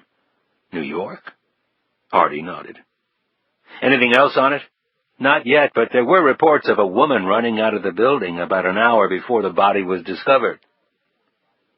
Sawyer digested this new development as the men walked through the throng of police and forensics personnel to the driver's side of the sleek limo. Both doors were open. Sawyer observed the print technicians completing their dusting of the limo's exterior. A crime scene photographer was snapping away, while another technician was filming the area with a video camera. The medical examiner, a middle-aged man wearing a white dress shirt with shirt sleeves rolled up, tie tucked inside the shirt, and sporting plastic gloves and a surgical mask, was consulting with 2 men wearing dark blue trench coats. Then the 2 men walked over to join Hardy and the FBI agents. Hardy introduced Sawyer and Jackson to Royce and Holman, a pair of D.C. homicide detectives. I've briefed them on the Bureau's interest in the case, Lee. Who found the bodies? Jackson asked Royce. Accountant who worked in the building arrived a little before 6. His parking space is down here. He thought it was odd to see a limo here at this hour, particularly since it was blocking a bunch of other parking spaces. The glass on the vehicle is all tinted, as you can see. He tapped on the door, got no response. So he opened the passenger door. Bad decision. I think he's still upstairs puking. At least he managed to call it in. The men moved over to the limo. Hardy motioned for the FBI agents to have a look. After peering inside the front and back, Sawyer looked up at Hardy. Guy on the floor looks familiar. He should be. Paul Brophy. Sawyer looked over at Jackson. Gentleman in the back seat with the third eye is Philip Goldman, Hardy stated. RTG's counsel, Jackson said. Hardy nodded. Victim in the front seat is James Parker, an employee of a local RTG subsidiary. The limo is registered to RTG, by the way. Hence Triton's interest in the case, Sawyer said. You got it, Hardy said. Sawyer leaned back in the limo and studied the wound on Goldman's forehead before scanning Brophy's body. Over his shoulder, Hardy continued, his tone calm and methodical. He and Sawyer had worked innumerable homicides together. At least here all body parts were intact. They had viewed many where that was not the case. All 3 died from gunshot wounds. Appears to be heavy caliber, fired from close proximity. Parker's wound is a contact one. Brophy's looked to be a near contact, the little I was able to see of it. Goldman probably bought it from about 3 feet, maybe more, considering the burn pattern on the forehead. Sawyer nodded in agreement.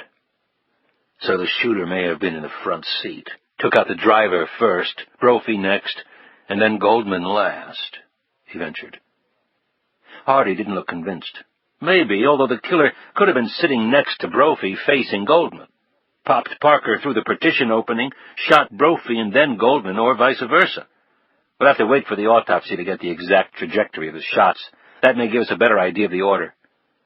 He paused and then added, along with some other residue. The interior of the limo was indeed a grisly sight. "Got an approximate time of death yet?" Jackson asked.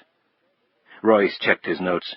"Rigor hasn't peaked yet. Far from it, actually. Lividity isn't fixed either. They're all in similar stages of post-mortem, so it looks like they all boarded at roughly the same time. Coupled with the body temp, Emmy just gave me a preliminary of 4 to 6 hours. Sawyer checked his watch. 8:30 now. So, anywhere between 2 and 4 this morning. Royce nodded. Jackson shivered as a cold draft swept down on them when the elevator doors opened to emit additional police. Sawyer grimaced as he watched clouds of breath floating everywhere. Hardy smiled. "I know what you're thinking, Lee. Nobody screwed with the air conditioning like with your last corpse. But as cold as it is down here, I'm not sure how accurate that time of death is going to be." Sawyer finished for him. "And I feel pretty certain that every minute we're off is going to be real significant." "Actually, we've got an exact time of entry for the limo into the garage, Agent Sawyer," Royce volunteered. "Access is limited to those having valid key cards. The garage's security system records who enters by the individual card used to access the premises. Goldman's card was entered at 1:45 this morning." "So he wouldn't have been here long before it all went down," Jackson ventured. "At least it gives us a benchmark." Sawyer didn't answer. He rubbed his jaw as his eyes continued to dart around the crime scene. "Weapon?" Detective Holman pulled out an object enclosed in a large sealed plastic bag. "One of the uniforms found this in a nearby sewer drain. Luckily, it had gotten hung up on some debris lodged in there, or we might never have found it." He handed the baggie to Sawyer. "Smith & Wesson 9mm Hydroshock rounds, serial numbers intact. Shouldn't be much trouble tracing it. 3 rounds short of a full clip, and we've preliminarily accounted for a total of 3 wounds in the victims." All of the men could easily see the traces of blood on the pistol, which was natural enough if it had been used to perpetrate a contact wound. "Sure looks to be the murder weapon," Holman continued. "Shooter picked up the ejected shell casings, but the slugs appear to still be in all the victims, so we'll get a definitive match from ballistics depending on projectile deformity." Even before he was handed the pistol, Sawyer had already noted it. So had Jackson. They looked at each other with a sinking feeling. The cracked grip. Hardy noticed the exchange. "You got something?" Sawyer sighed. "Shit," was all he could think to say at the moment. He shoved his hands deep in his pockets, looked over at the limo, and then back at the murder weapon. "I'm 99% sure this gun belongs to Sidney Archer, Frank." "What was that name again?" Both homicide detectives piped in almost simultaneously. Sawyer filled the detectives in on Sidney's identity and connection to the law firm. "Right, the paper ran a story on her and her husband. I knew the name was familiar. That explains a hell of a lot," Royce said. "How's that?" Jackson asked. Royce consulted his notebook. "The front entrance to the building also tracks who enters and leaves after hours. 1:21 this morning. Guess whose security card was entered?" "Sidney Archer's," Sawyer said with a weary tone. "Bingo. Damn, husband and wife. Nice couple. We'll get her, though. Bodies are fresh, not too much of a head start." Royce sounded confident. "We've already lifted a slew of partials from the limo. We'll run them against the dead men for elimination purposes and then focus on the remaining ones." "I wouldn't be surprised if Archer's prints turned up all over the place," Holman said. He cocked his head at the limo. "Particularly with all the blood in there." Sawyer turned to the detective. "Got a motive?" Royce held up the recorder. "Found this under Brophy. It's already been dusted." The detective hit the play button. They all listened to the tape until it stopped a few minutes later. Sawyer's face flushed. "That's Jason Archer's voice," Hardy said. "Know it well." He shook his head. "Now, if we just had a body to go along with the voice." "And that's Sidney's voice," Jackson added. He looked over at his partner, who was leaning against the support column, looking miserable. Sawyer assimilated the new information and plugged it into the mutating landscape this case had become. Brophy had taped the conversation the morning they had gone to interview Sidney. That's why the son of a bitch had looked so pleased with himself. That also explained his trip to New Orleans and his little frolic and detour through Sidney's hotel room. Sawyer grimaced. He never would have disclosed voluntarily what Sidney had told him about the phone call. Only now the secret was out. She had lied to the FBI. Even if Sawyer testified, which he would do in a minute, that she had later disclosed to him the details of the phone call, she had still made plans to aid and abet a fugitive. Now she was looking at throw away the key prison time. Amy Archer's tiny face intruded on his thoughts, and his shoulders slumped even farther. As Royce and Holman drifted away to continue their investigation, Hardy walked over to Sawyer. "You want my 2 cents?" Sawyer nodded. Jackson joined them. "I probably know a couple things that you don't. One being that Tyler Stone was terminating Sidney Archer," Hardy said. "Okay." Sawyer's eyes remained fixed on Hardy. "Ironically, the letter of termination was found on Goldman's person. It could have gone down like this. Archer comes down to the office on her own for some reason. Maybe it's innocent, maybe it's not. She meets up with Goldman and Brophy, either by accident or arrangement.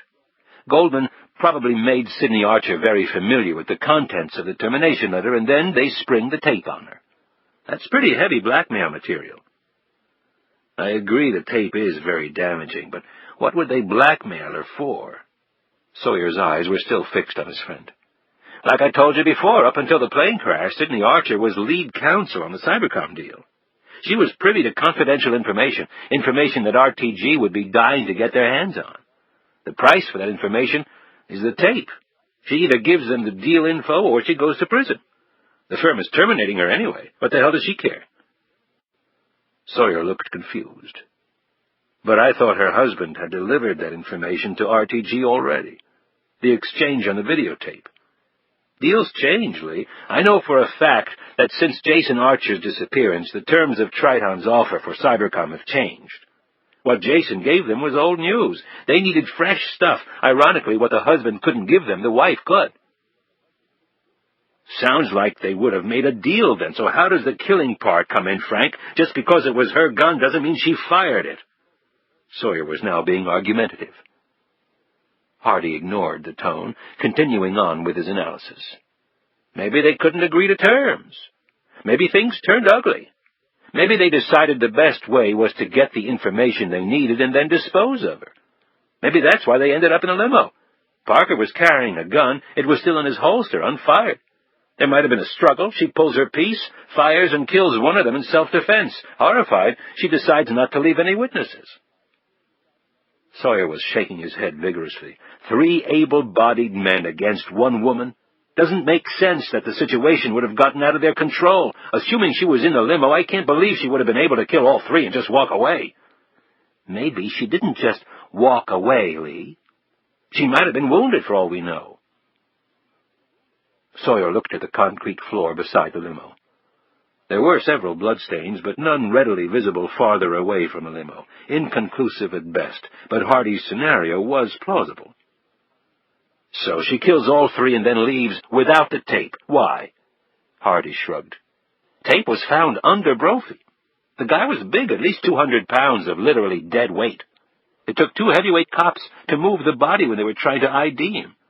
That's when they spotted the tape. The simple answer may be that she physically couldn't get to it, or maybe she didn't know it was under there. From the looks of it, it fell out of his pocket when he went down. Then she panicked and just ran. She tosses the gun in the sewer and gets the hell out of Dodge. How many times have we both seen that happen?" Jackson looked at Sawyer. "Makes sense, Lee." Sawyer, however, was doubtful. He walked over to Detective Royce, who was signing off on some paperwork. "You mind if I call some of our forensics people in to check out a few things?" "Hell, be my guest. I rarely turn down an assist from the FBI. You guys got all those federal dollars. Us, we're lucky if we have gas in the cars." "I'd like to run a few tests on the interior of the limo. I'll have my team here within 20 minutes. I'd like them to do the exam with the bodies still in place. Then I'd like to do a more thorough search, minus the bodies, of course, back at the lab. Toes on us." Royce considered the request for a moment and then said, "I'll get the necessary paperwork in order." He looked suspiciously at Sawyer. Look, I'm always glad of the Bureau's help, but this is our jurisdiction. I'd be more than a little ticked to see credit misplaced when this one gets solved. You hear what I'm saying? Loud and clear, Detective Royce. It's your case. Whatever we learn is yours to use in solving the crime. I sincerely hope it earns you a promotion and a nice raise. You and my wife. Can I ask a favor? You can always ask, Royce replied.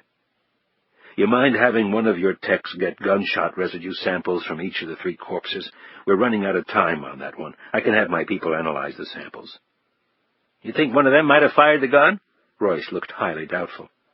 Maybe, maybe not. We can pretty much tell one way or another, though. Royce shrugged and motioned for one of his techs to come over. After instructing her on what was wanted, they watched as she lugged over a battered, bulky crime scene kit, opened it, and began preparations to perform a gunshot residue test, a GSR. However, time was running out. Samples optimally had to be collected within 6 hours of the gun having been fired, and Sawyer was afraid they were about to miss that deadline. The tech dipped a number of cotton swabs in a diluted nitric acid solution. Separate swabs were rubbed over the front and back of each corpse's hands. If any of them had fired a gun recently, then testing would reveal deposits of barium and antimony, primer charge components used in the manufacture of virtually all ammo. It wasn't conclusive. If a positive result came back, it wouldn't necessarily mean any of them had fired the murder weapon, only some firearm within the last 6 hours. In addition, they could have merely handled the firearm after it had been fired, for instance, in a struggle, and gotten the residue from the exterior of the weapon after it had just been fired. But a positive GSR result could conceivably help Sidney Archer's cause, Sawyer figured.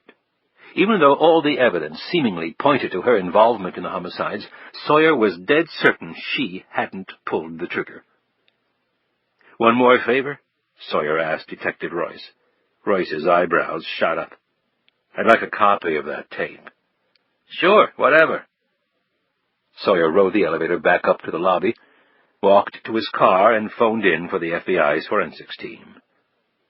While he waited for them to arrive, one thought beat relentlessly through Sawyer's head. Where the hell was Sidney Archer?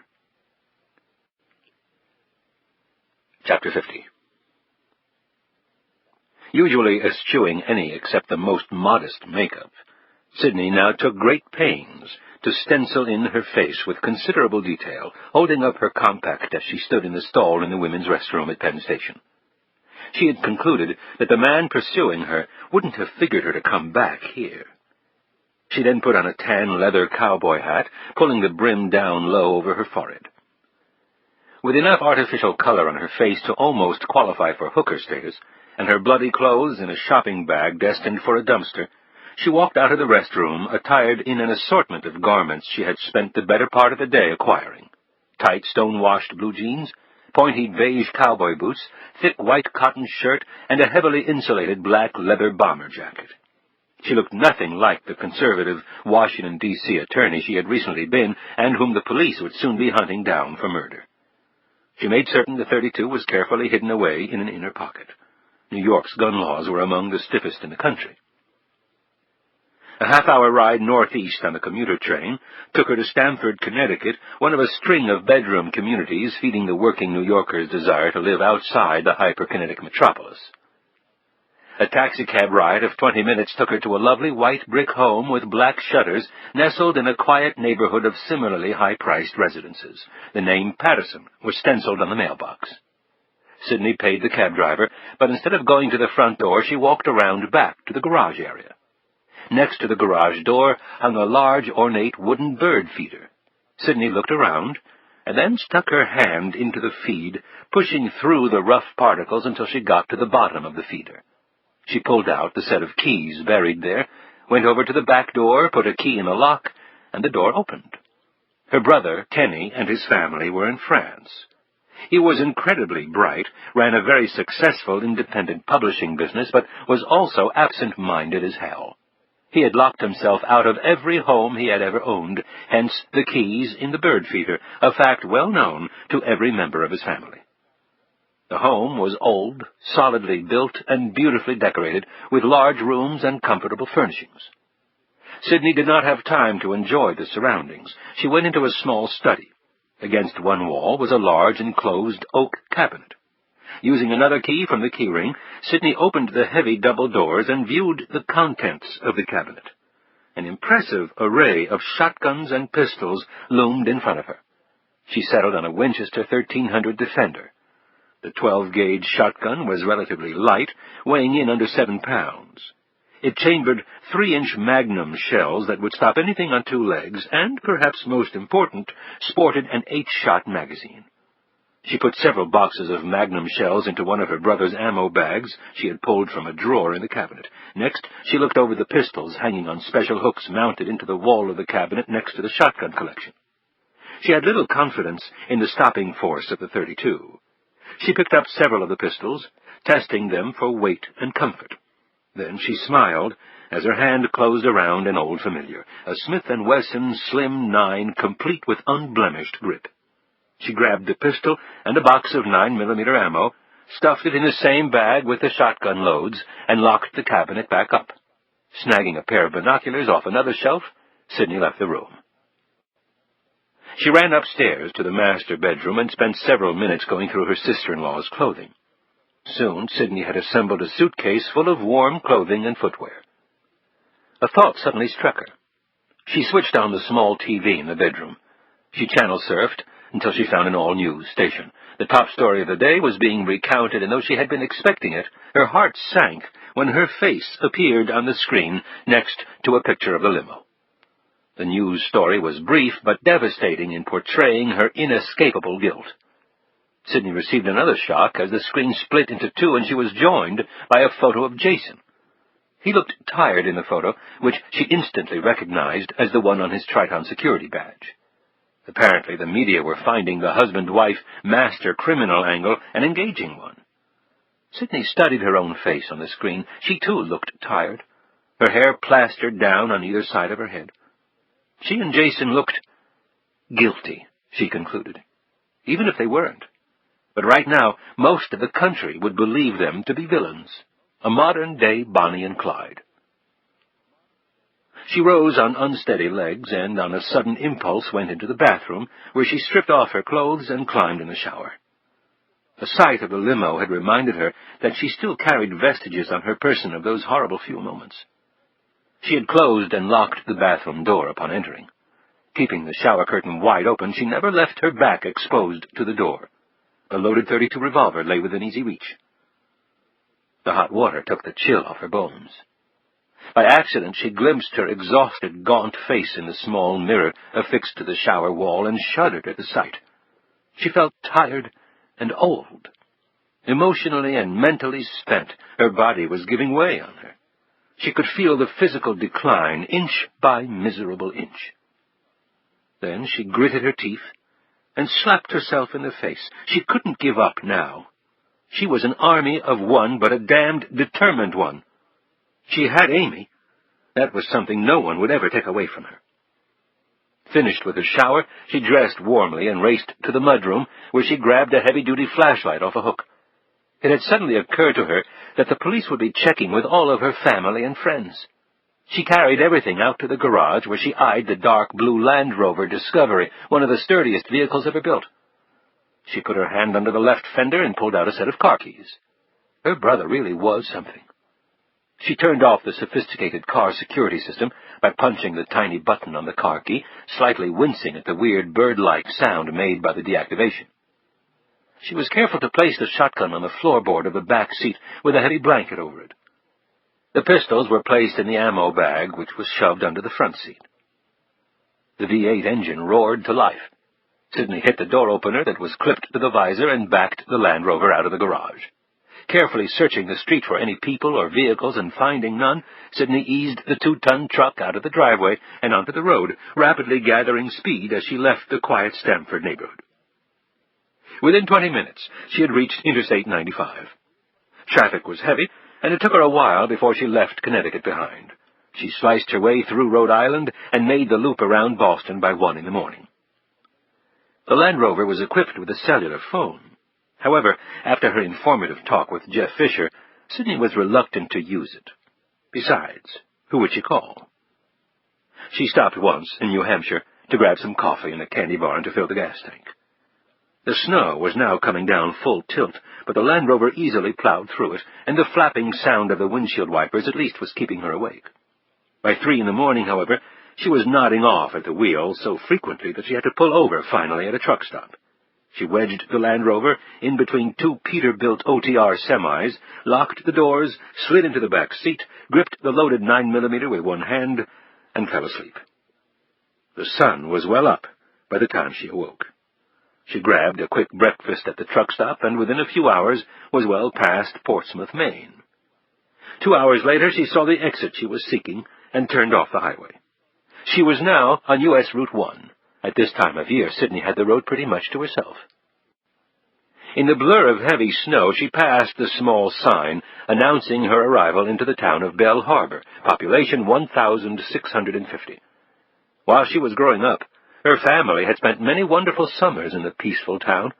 Private, wide beaches, ice cream sundaes, and juicy sandwiches at the innumerable eateries in the resort town. A show at the town's very own playhouse. Long bike rides and walks along Granite Point, where one could observe up close the ominous power of the Atlantic on a windy afternoon. She and Jason had planned one day to buy a beach house near her parents'. They both had looked forward to spending summers up here, watching Amy run along the beach and dig pools in the sand much as Sidney had done 25 years before. It was a nice thought. She hoped it was still capable of becoming reality. Right now, none of it seemed even remotely possible. Sidney made her way toward the ocean, finally turning south onto Beach Street, where she slowed down. Her parents' house was a large 2-story affair of gray weathered board, with dormer windows and a deck running the width of the house on both the upper-level ocean side and the street side. A garage occupied the basement level of the house. The ocean wind, funneling in between the close-together beach houses, managed to rock even the tank-like Land Rover. Sidney could not remember ever being in Maine at this time of year. The sky looked particularly unfriendly. When she glimpsed the endless darkness of the Atlantic, it occurred to her that she had never seen snow falling into the ocean before. She slowed down slightly as her parents' house came into view. All of the other beach homes on the street were uninhabited. In winter, Belle Harbor was akin to a ghost town. Added to that, the Belle Harbor Police Department numbered all of 1 during off-season months. If the man who had calmly killed in the stretch limo in Washington and tracked her to New York decided to come after her again, he would be more than a match for Belle Harbor's finest of 1. She grabbed the ammo bag from under the seat and put a clip in her 9mm. She pulled into her parents' snow-covered drive and got out. There was no sign that her parents had arrived. They must have stopped along the way because of the weather. She pulled the Land Rover into the garage and shut the door. She unloaded it and carried the items up the interior stairs leading from the garage to the house. She had no way of knowing that the heavy snow had covered up very recent tire tracks in her parents' yard. Nor did she venture into the back bedroom, where numerous pieces of luggage were neatly stacked. As she entered the kitchen, she couldn't see the car passing slowly by the house and then continuing on.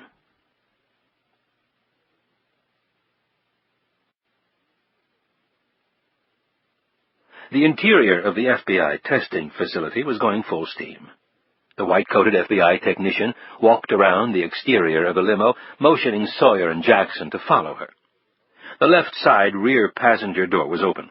Fortunately, the limo's recent occupants had been since transported to the morgue. Set up next to the limo was a PC with a screen a full 21 inches across. The tech stopped in front of it and began keying in commands as she was speaking.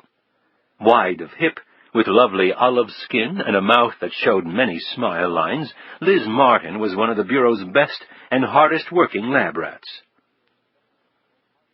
Before we physically removed any trace, we hit the entire interior, both front and back, with the Luma light, as you requested, Lee. We found some things of interest. We also videotaped the interior of the vehicle while we were conducting the exam and fed that video into the system. Makes it a lot easier for you to follow along. She handed each of the two agents a pair of goggles while she donned a pair herself. "Welcome to the theater. These are for your viewing pleasure," she smiled. Actually, they block out different wavelengths that may have occurred during the exam and which may otherwise obscure what was captured on the film. As she spoke, the screen came alive. They were looking at the inside of the limo. It was very dark, the conditions under which a Luma-Light exam was conducted. Using a powerful laser of particularly high wattage, the test was designed to make a wide range of otherwise invisible items lurking at a crime scene visible.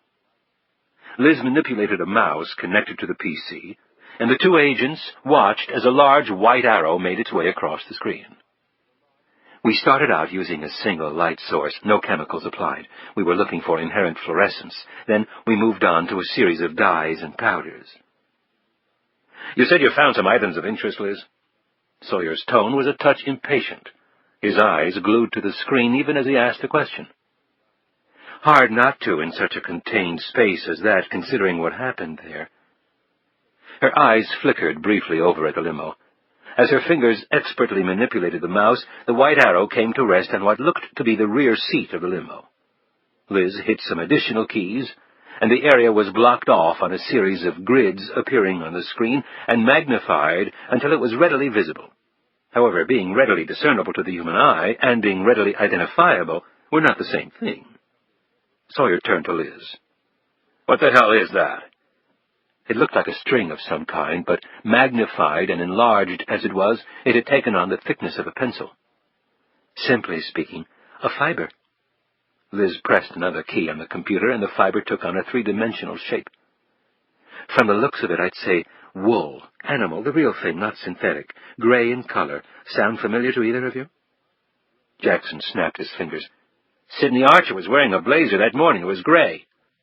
Sawyer was already nodding. "That's right." Liz looked back at the screen and nodded thoughtfully. "Wool blazer, that would fit the bill." "Where exactly did you find it, Liz?" Sawyer asked. Left rear seat, more towards the middle, really. Using the mouse, Liz drew a line across the screen, measuring from the spot the fiber was found to the far left side of the rear seat. 27 inches from the end of the left side rear seat, 7 inches up from the seat. With that location, it would seem logical that it came from a coat. We also picked up some synthetic cloth fibers right next to the left side door. They matched the clothing found on the deceased male sitting in that position. She turned back to the screen. We didn't need the laser to find these next samples. They were plainly visible. The screen changed, and Liz used the arrow to point out several single strands of hair. "Let me guess," Sawyer said. "Long and blonde. Natural, not bleached. Found very near the fiber." "Very good, Lee. We'll make a scientist out of you yet." Liz smiled pleasantly. Next, we used leucocrystal violet to test for blood. Found a ton of it, as you can imagine. Spray patterns are pretty evident and actually very demonstrative in this case, again probably due to the tight parameters of the crime scene. They looked at the computer screen, where the interior of the limo was now glowing brightly in numerous places. For a moment it looked like they were deep in a mine, and bits of gold blazed out at them from every nook and cranny. Liz marked several spots with the pointer.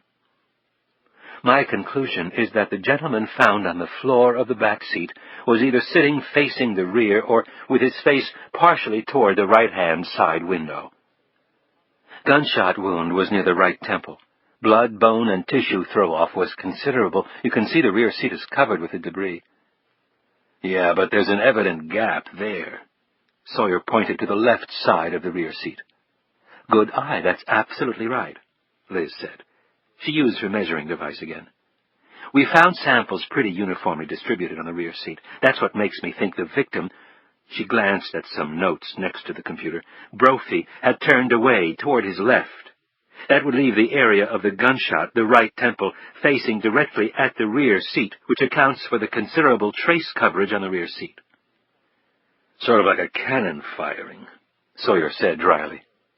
"Not exactly a technical term, but not bad for a layman, Lee." Liz arched her eyebrows and then continued. However, the left half of the rear seat is virtually absent of any trace. No blood, no tissue, no bone fragments, for approximately 45 inches, almost 4 feet. Why is that? She looked at the two agents like a schoolmarm waiting for her students to start waving their hands. Sawyer answered. We know one of the victims was sitting on the far left side, Philip Goldman. He was found there. But he was an average-sized guy. There's no way he could account for that width. From the size of the gap and the hair and fiber trace you already picked up, another person was sitting right next to Goldman. That's how I read it, Liz answered. Goldman's wound would have thrown off quite a bit of residue as well. Again, nothing on the seat next to him. That reinforces the conclusion that someone else was seated there and took the full brunt of it. Not a pleasant business, to say the least. I'd be soaking in a bath for a week if it had happened to me, knock on wood. Wool coat, long blonde hair, Jackson began. And this, Liz broke in and pointed at the screen. They all stared as the scene changed once more. It was the rear seat again. The leather had been torn in several spots. 3 parallel, jagged lines ran from front to back at a spot very near where Goldman had been found. In the middle of the damage, a solitary object rested. The agents looked at Liz. That's part of a fingernail. We haven't had time to run a DNA typing analysis, of course, but it's definitely female. How do you know that? Jackson asked. It's not always so complicated, Ray. Long nail, professionally manicured, fingernail polish. Men rarely put themselves through that. Oh. The parallel lines on the leather. Scratches, Sawyer said. She scratched the seat and broke a nail. Right. She must have been really panicked, Liz noted. Not surprising, is it? Jackson added. Anything else, Liz? Sawyer queried her. Oh, yes, lots of goodies. Prints. We used MDB, a compound which is particularly good at fluorescing latent prints under laser light. Also used a deep blue lens on Alumilite. Got really good results. We did elimination typing on the 3 victims. Their prints were everywhere. Understandably. Found a number of other partials, though, including one that coincided with those scratches, which seems natural enough. We also found one that was of particular interest. What's that? Sawyer's nose was almost quivering with anticipation. Brophy's clothes were heavily spotted with blood and other human residue from his wound. His right shoulder in particular was covered in blood. Makes sense, since his right temple would have been bleeding heavily. We found a number of prints, thumb, index, pinky, really examples of the entire hand in the blood on his right shoulder. How do you account for that? Someone trying to turn him over? Sawyer looked puzzled. No, I wouldn't say that, although I don't have firm evidence to support it. My gut is, judging from the palm print I was able to pull up, it was more like, and I know this sounds pretty bizarre under the circumstances, but it was like someone was trying to climb over him, or at least was straddling the guy, but the close placement of the fingers, the angle of the palm, and so on, really strongly suggest that's what happened. Sawyer looked highly skeptical. Climb over him? That's kind of a stretch, isn't it, Liz? You can't really tell that from the prints, can you? I'm not basing my conclusion simply on that. We also found this. She pointed at the screen again. A strange object appeared there. A shape or pattern of some sort. In fact, a couple of them.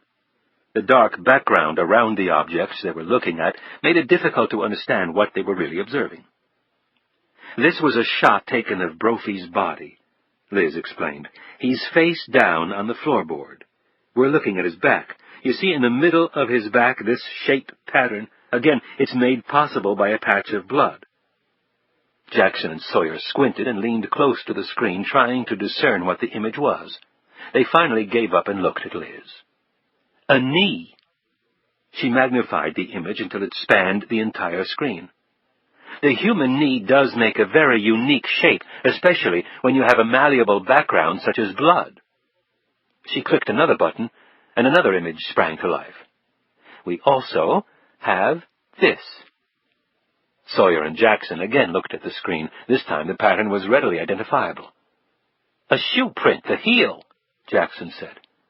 Sawyer looked unconvinced. Yeah, but why climb all the way over the dead guy, get blood, and who knows what else all over you, leave trace of yourself behind, when you could just open the left side passenger door and step out? I mean, the person we're probably talking about was seated right next to Goldman on the left side.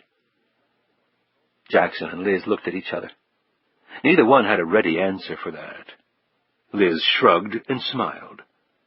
That's why they pay you the big bucks, guys. I'm just a lab rat. Jackson smiled. I'd love 50 more just like you, Liz. She smiled at the compliment. I'll have a written report on all this for you later today. They all took off the goggles. I'm assuming you've already run the prints? Sawyer looked at her. Jesus, I'm sorry. Talk about leaving out the main course. All of the prints, the one we looked at on the screen from the probable murder weapon, and all of the ones in a limo and leading from the limo and onto the 8th floor and back down, were from one person. Sidney Archer, Jackson said. That's right, Liz responded. The office where the blood trail took us was hers as well. Sawyer stepped over to the limo and peered inside. He motioned for Liz and Jackson to join him. Okay, based on what we know right now, can we assume that Sidney Archer was sitting about right there? He pointed to a spot slightly left of the middle of the rear seat. Seems reasonable enough, based on the trace we've uncovered so far. The blood spray patterns, fiber and print evidence would certainly support that conclusion, Liz said. Okay. Looking at where the body ended up, Brophy was most likely sitting facing the rear. You say he may have turned his head, and that accounted for the heavy residue on the rear seats, right? That's right. Liz was nodding her head as she followed Sawyer's reconstruction. Now, Brophy's wound was of the contact variety. There's little doubt of that. How far would you say that is? Sawyer was pointing to the space between the front and rear seats of the passenger area. We don't have to guess, Liz said. She walked over to her desk, pulled out a tape measure, and came back over. With Jackson's assistance, she measured the space. Liz looked at the result on the tape and then frowned as she now saw where Sawyer was headed with his analysis. 6 feet 6 inches from the middle of one seat to the other. Okay, based on the absence of residue on the rear seats, Archer and Goldman were sitting there, their backs flush against the seats. You agree? Liz nodded, as did Jackson. All right, is it possible for Sidney Archer, if she was sitting with her back flush against the rear seat, to have perpetrated a contact wound on Brophy's right temple? Liz answered first. No, not unless her arms dragged the ground when she walked. Sawyer was eyeing Liz carefully. How about Brophy was leaning toward Archer, very close, and she pulls the gun and fires. His body falls on her, let's say, but she pushes him off and he lands on the floor. What's wrong with that picture? Liz thought for a moment. If he was leaning forward, and he really would have had to almost leave his seat, then, given the distance, the shooter would still have to be doing about the same thing. They would sort of meet in the middle, so to speak, for the contact wound to be possible. But if the shooter is leaning forward, then the spray patterns would be different, more than likely. The shooter's back is not flush with the seat. Even if her body caught most of the residue, it would be highly unlikely for some not to have ended up on the seat behind her. For her to remain flush against the seat when she fired, Brophy would most likely have to have been almost in her lap. That doesn't seem too probable, does it? Agreed, Sawyer said. Let's talk about Goldman's wound for a minute. She's sitting next to Goldman on his left side, okay? Wouldn't you think his entry wound would have been to the right temple and not in the middle of the forehead? He could have turned to face her, Liz started to say, and then stopped. But then the blood spray patterns wouldn't make sense. Goldman was definitely looking toward the front of the limo when the bullet hit him. But it could still be possible, Lee. Really? Sawyer pulled up a chair, sat down in it, held an imaginary gun in his right hand, coiled it around, and pointed it backward as though he were about to shoot someone sitting on his left in the forehead as that person stared directly ahead. He looked at Liz and Jackson. Pretty awkward, isn't it? Very, Jackson said, shaking his head. It gets even more awkward, guys. Sidney Archer is left-handed. Remember, Ray, her drinking coffee, handling the pistol? Left-handed. Sawyer repeated his performance, this time holding the imaginary firearm in his left hand. The result was almost laughable as the bulky agent contorted his body. "That would be impossible," Jackson said. "She'd have to turn and face him to inflict a wound like that. Either that or she pops her arm out of the socket. Nobody would fire a pistol in that manner." "So, if Archer is the shooter, she somehow shoots the driver in the front seat, jumps across to the rear seat, blows away Brophy, which we've already shown she couldn't have done, and then supposedly nails Goldman using a completely unnatural, in fact impossible, firing angle." Sawyer got up from the chair and shook his head. "You've made some good points, Lee, but there's still a lot of indisputable trace tying Sidney Archer to the crime scene," Liz rejoined. "Being at a crime scene and being the perpetrator of said crime are two different things, Liz," Sawyer said heatedly. Liz looked pained at the agent's sharp rebuff. As they were leaving the lab, Sawyer had a final question. "You got an answer on the gunshot residue test yet?" "I hope you realize the Bureau's firearms section doesn't really do the GSR tests anymore, since the findings weren't typically turning up anything relevant. However, since it was you requesting the test, of course no one balked. Give me 1 minute, Agent Sawyer, and I'll check." Liz's tone was plainly antiseptic now. Sawyer didn't seem to notice as he moodily studied the floor. Liz went back to her desk and picked up a phone. Sawyer was staring over at the limo, looking for the world like he wanted to make it disappear. Jackson watched his partner carefully, a trace of concern filtering through his eyes. Liz walked back over. "Negative. None of the victims had either fired a gun or handled a recently fired weapon with their bare hands in the 6 hours before their death." "You're sure? No mistake?" Sawyer asked, his brow laced with furrows. Liz's usually pleasant face quickly turned to a scowl. "My people know how to do their job, Lee. A GSR test is not that complicated, although, as I said, it's not routinely done anymore because a positive finding may not always be that accurate. There are so many substances out there that could, in practice, give a false positive. However, that 9mm would have thrown off a good deal of residue, and the test result was negative. I'd say the confidence level in that finding should be very high. However, just in case you didn't catch it, I did add a disclaimer about their bare hands. They could have worn gloves, of course." "But none were found on the dead man," Jackson pointed out. "That's right," Liz said, looking at Sawyer triumphantly. Sawyer ignored the look. "Were there any other prints found on the 9mm? he asked. "One thumbprint, partially obscured. It belonged to Parker, the chauffeur-driver." "No one else's?" Sawyer asked. "You're sure?" Liz said nothing. Her expression plainly answered the question. "Okay, you said Parker's print was partially obscured. What about Archer's prints? How clean were they?" "From what I recall, fairly clean, although there was some smudging. I'm talking about the grip, trigger, and trigger guard. Her prints on the barrel were very clear." "The barrel?" Sawyer said this more to himself. He looked at Liz. "We have a report on the ballistics yet? I'm real interested in the trajectory patterns." "The autopsies are being performed as we speak. We'll know soon enough. I've asked to be advised of the results. They'll probably call you first, but in case they don't, as soon as I hear, I'll buzz you." She added with a trace of sarcasm, "You'll want to make sure they didn't make any mistakes, of course." Sawyer looked at her for a moment. "Thanks, Liz. You've been a big help." His sarcastic tone was not lost on either Liz or Jackson. Lost deep in thought, his massive shoulders sagging, Sawyer trudged away slowly. Jackson stayed behind for a moment with Liz. She watched Sawyer leave and then looked over at Jackson. "What the hell's eating him, Ray? He's never treated me like that before." Jackson didn't answer right away. He finally shrugged and turned to leave. "I'm not sure I can answer that right now, Liz. Not sure at all." He quietly followed his partner out. Chapter 51.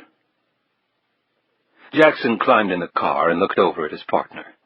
Sawyer was sitting there, his hands on the wheel, staring off into the darkness. Jackson looked at his watch. "Hey, Lee, how about some grub?" When Sawyer didn't reply, he added, "My treat? Don't pass that offer up. It may not be repeated in your lifetime." Jackson gripped Sawyer's shoulder and gave it a friendly squeeze. Sawyer finally looked over at him. For an instant, a smile appeared on his lips and then was gone. Springing for a meal, huh? You think I'm seriously screwed up over this case, don't you, Raymond? I just don't want you to get too skinny, said Jackson. Sawyer laughed and put the car in gear. Jackson attacked his meal with vigor while Sawyer merely played with a mug of coffee. The diner was in close proximity to the headquarters building and was thus a popular one for FBI personnel. The pair greeted a number of colleagues, either grabbing a bite before heading home or fortifying themselves before going on duty. Jackson eyed Sawyer.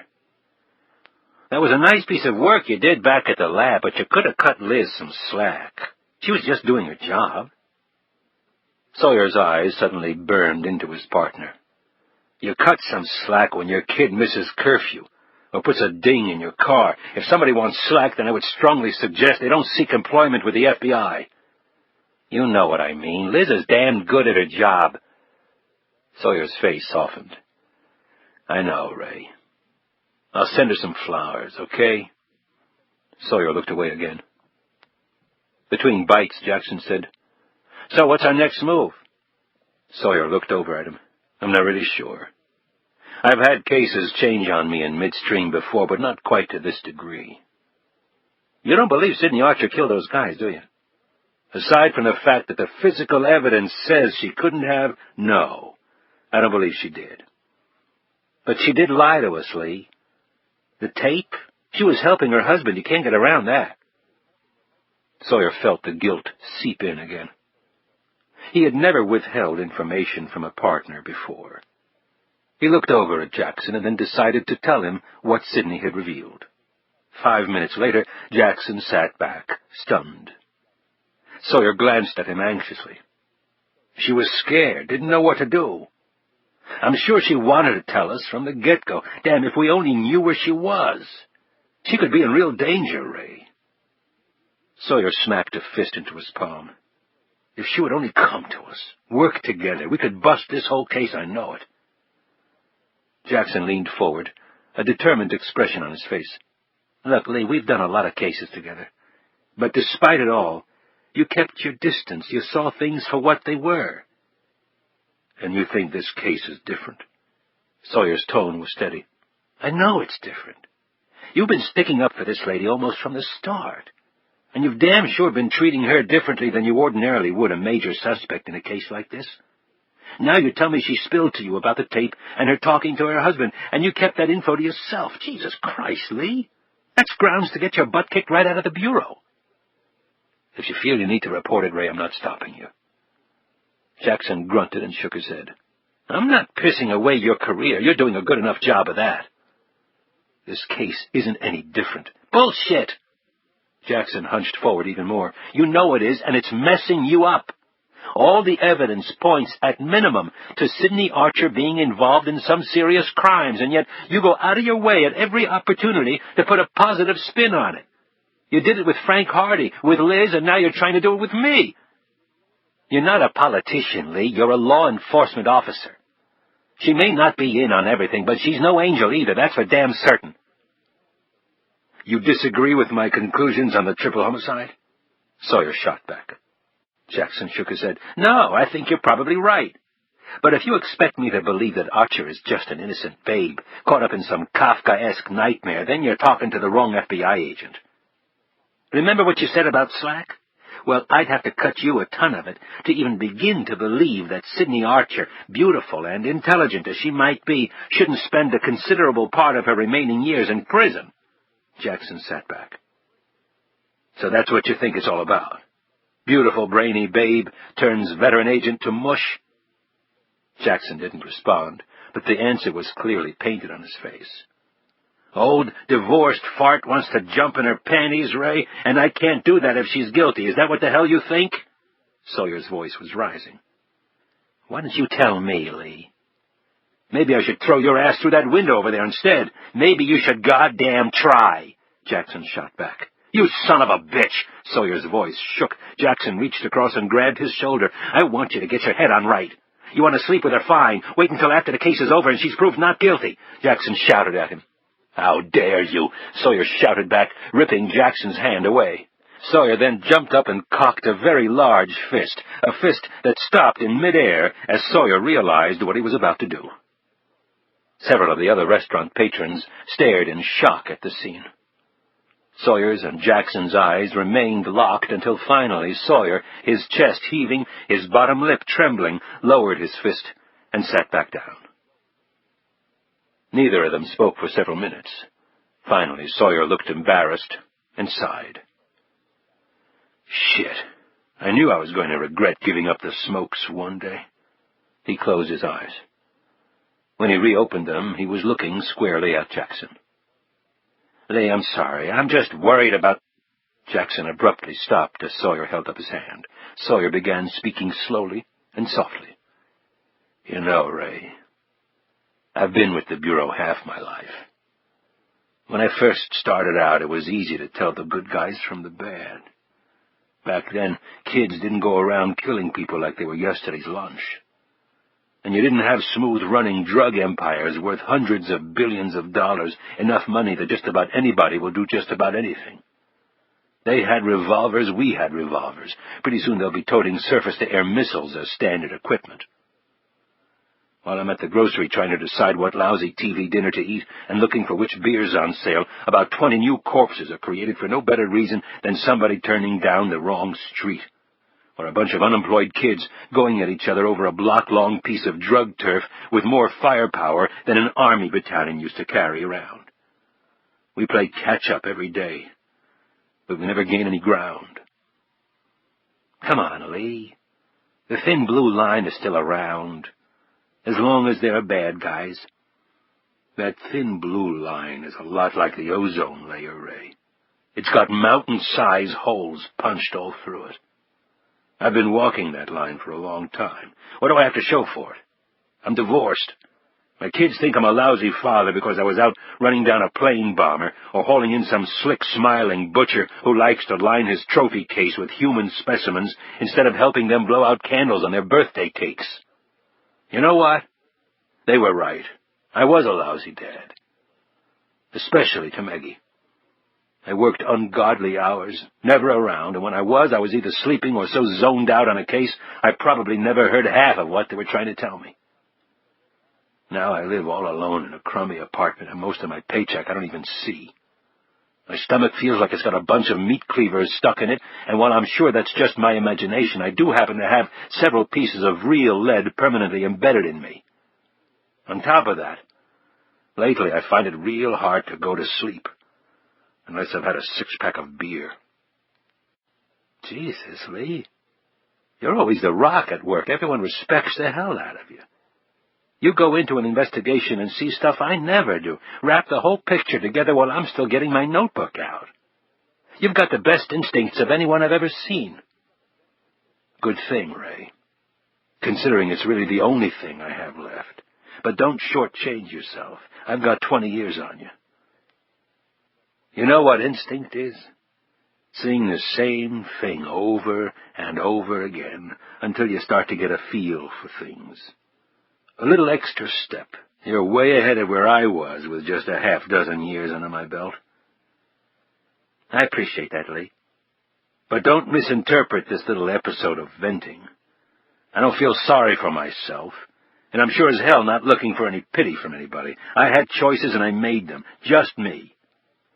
If my life's screwed up, it's because I screwed it up, nobody else. Sawyer got up, walked over to the counter, and exchanged a few words with a skinny, wrinkled waitress.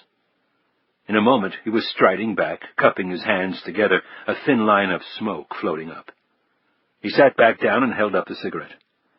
For old time's sake. Slowly grinding out the match in the ashtray, he sat back and took a long pull on the cigarette, a barely audible chuckle escaping his lips.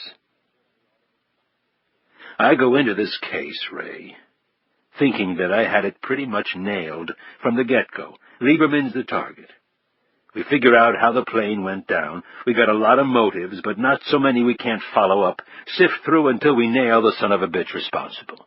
Shit, we get the actual bomber gift-wrapped and delivered to us, even if he's not breathing anymore.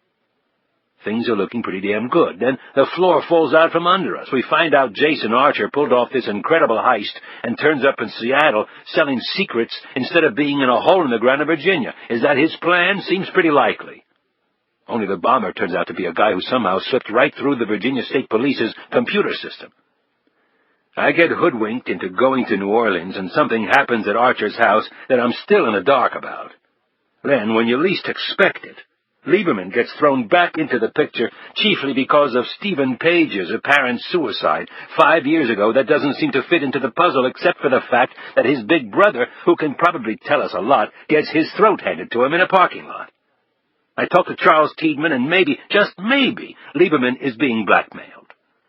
If true, how the hell does that tie into Jason Archer? Do we have two unconnected cases seemingly connected through a coincidence? Namely, Lieberman gets on a plane Archer has paid someone to blow up? Or is it all one case? If it is, what the hell is the connection? Because if there is one, it sure as hell has escaped yours truly. Sawyer shook his head in unconcealed frustration and took another drag on his cigarette. He exhaled smoke up to the grimy ceiling and then put his elbows on the table and looked over at Jackson. Now, two other guys we figure are trying to rip off Triton Global check into the hereafter. And the common denominator in a hell of a lot of it is Sidney Archer. Sawyer slowly rubbed a finger across his cheek. Sidney Archer. I know I respect the woman, but maybe my judgment is getting a little clouded. You're probably right to kick me in the ass over it. But I'll let you in on a little secret, friend. Sawyer tapped the end of his cigarette into the ashtray.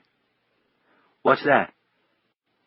Sidney Archer was in that limo.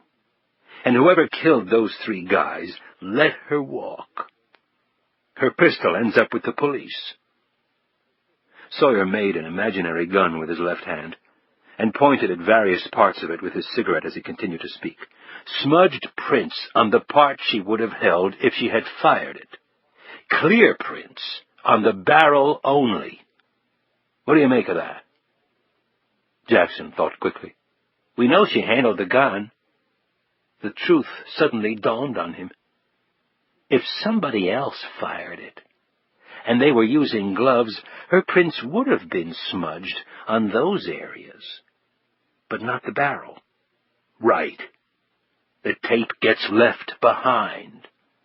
They probably did use it to blackmail her. I'm not arguing with you over that. She would have known they had it. They would have had to play it for her to make her know the threat was real. You think she would have left something like that behind? That's slam-dunk evidence of enough felonies to keep her in prison until she's 100.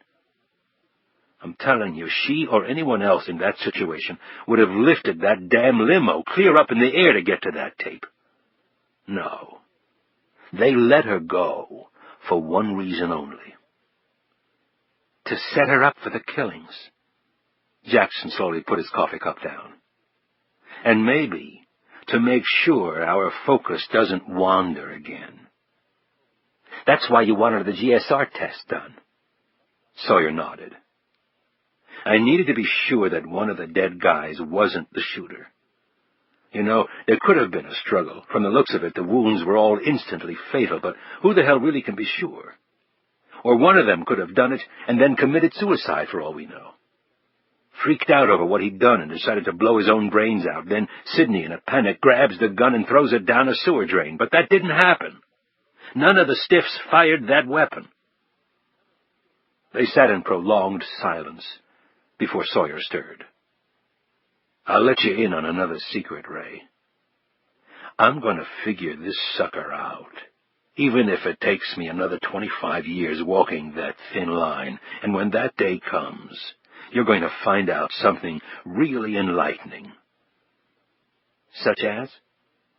That Sidney Archer has no more of a clue to what the hell is going on than you or I do right now. She's lost her husband. She's lost her career. She stands a better than even chance of standing trial for murder and about a dozen other felonies and spending the rest of her life in prison. Right now she's scared out of her wits and running for her life, not knowing who to trust or believe. Sidney Archer is, in fact, something that, if you just looked at the evidence in a superficial manner, you would conclude she couldn't possibly be. What's that? Innocent. You really think that? No. I know it. I wish I knew something else.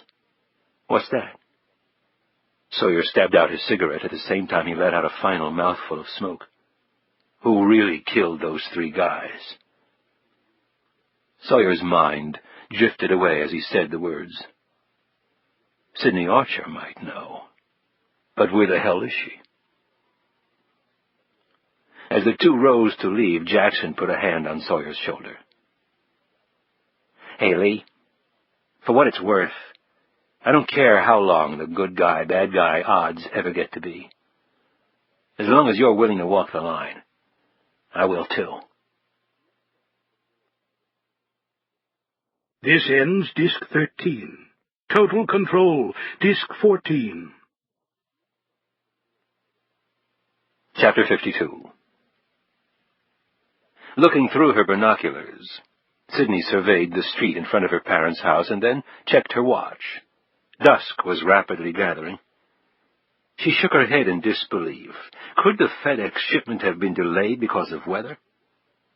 Snowfall in coastal Maine was usually heavy, and because of its proximity to the ocean, it was usually very slushy. That often made for hazardous driving conditions when the slush froze. And where were her parents? The problem was she had no way to communicate with them while they were traveling. Sidney hurried to the Land Rover, dialed information on the cellular phone, and got the 800 number for Federal Express.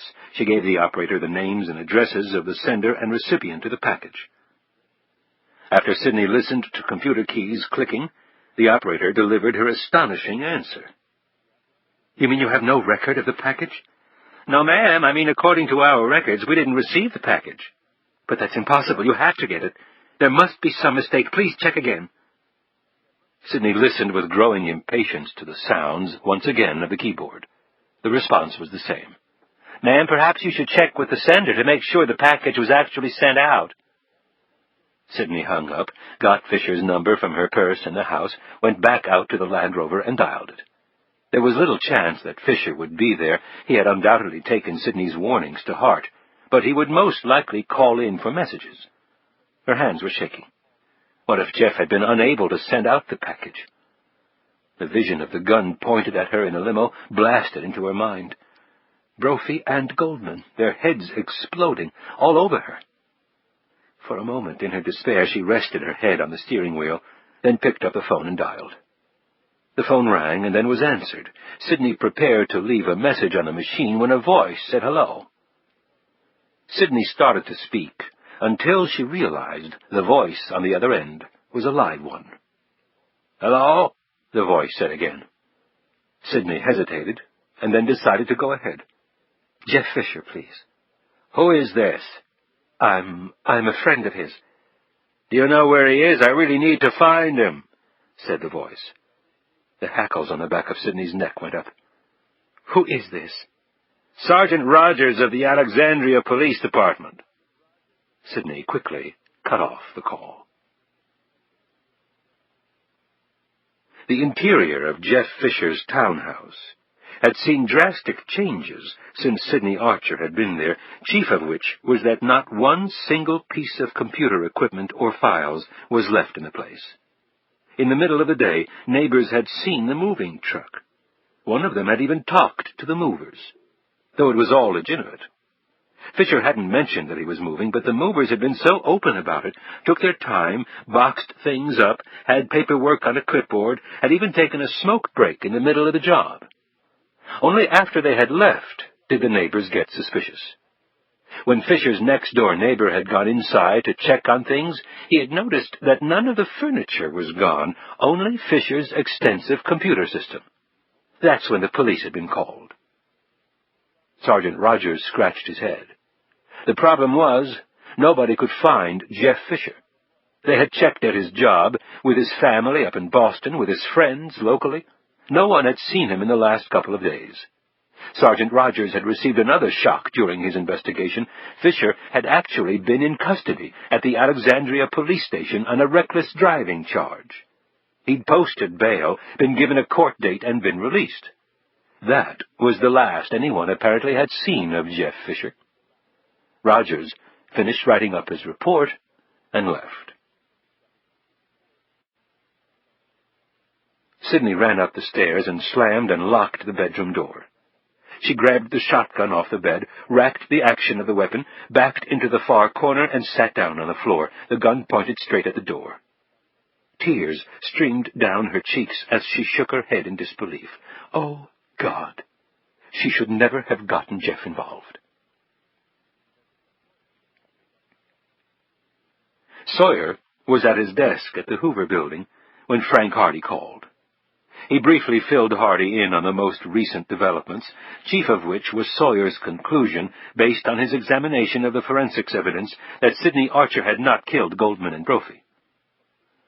"You think it could have been Jason Archer?" Hardy asked. "That doesn't make any sense."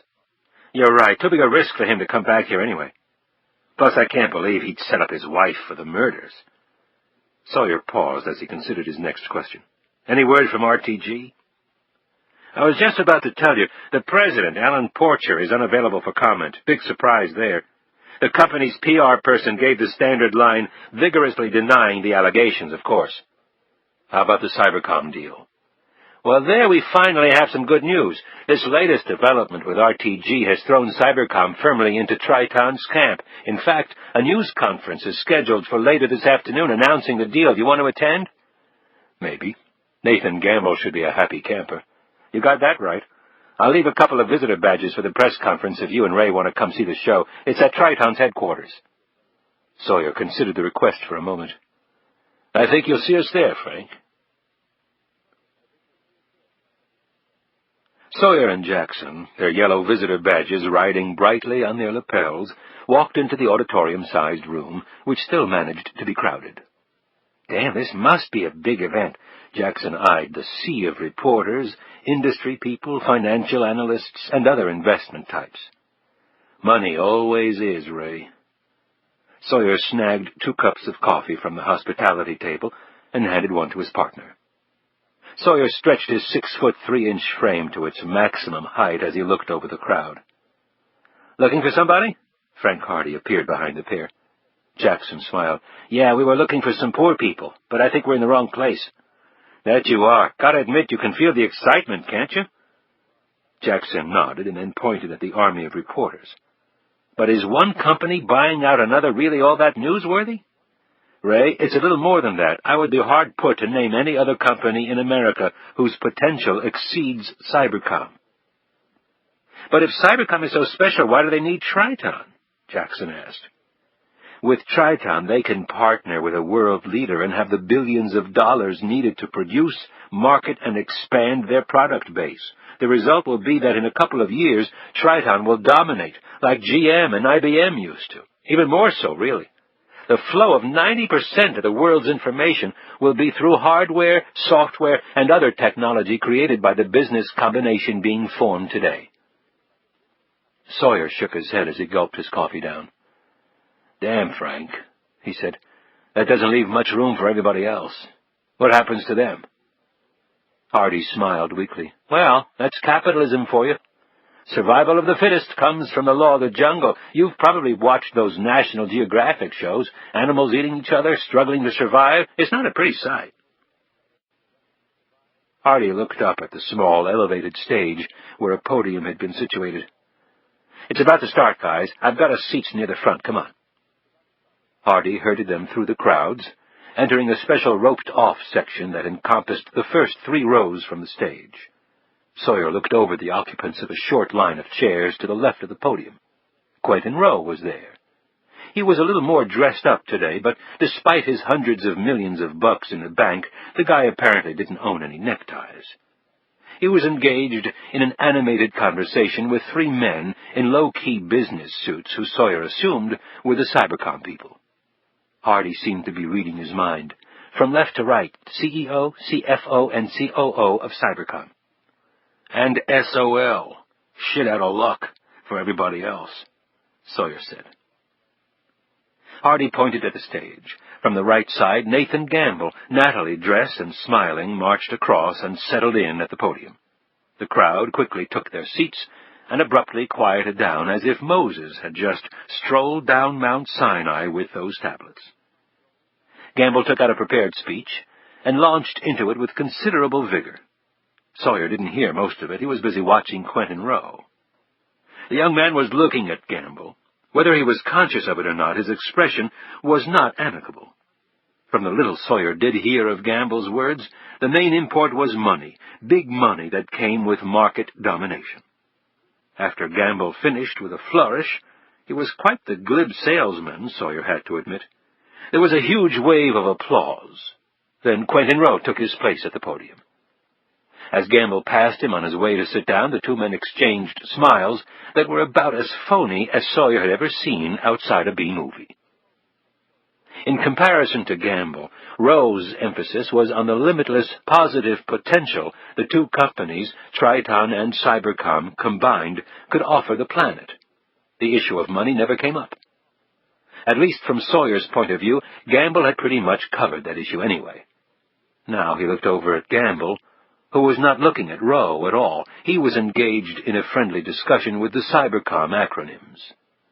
Rowe apparently noticed the exchange at one point as he glanced over, lost his train of thought for a moment, and then carried on.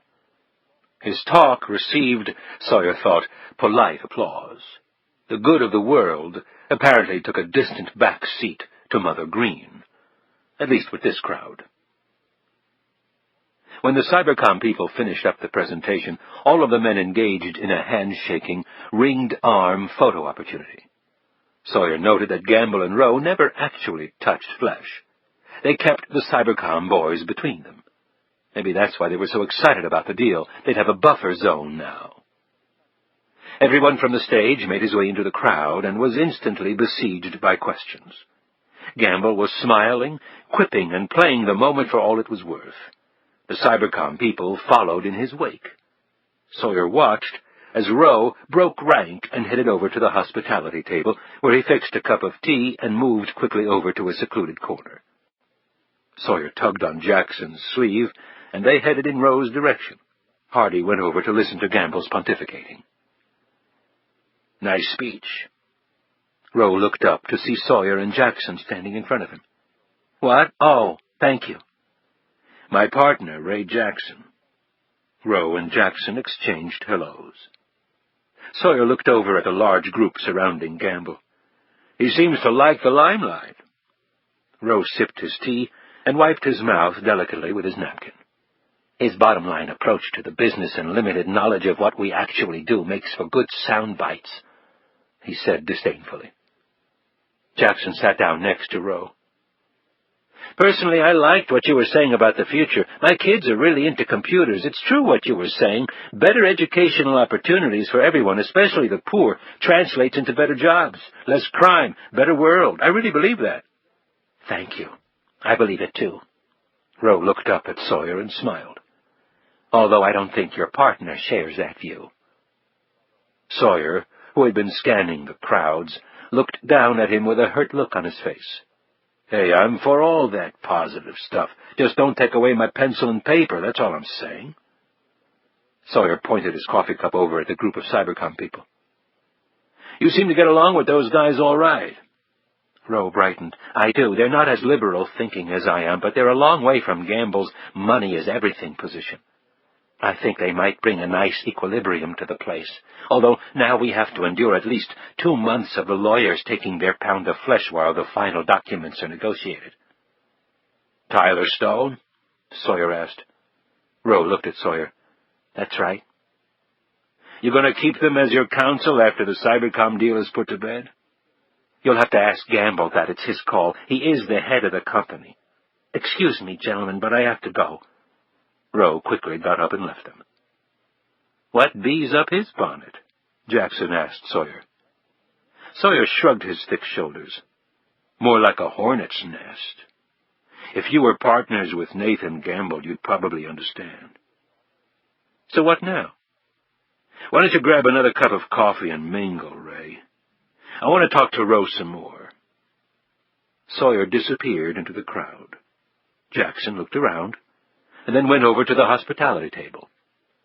By the time Sawyer had made his way through the crowd, he had lost sight of Roe. As he swept his head back and forth, he saw Roe go out the door.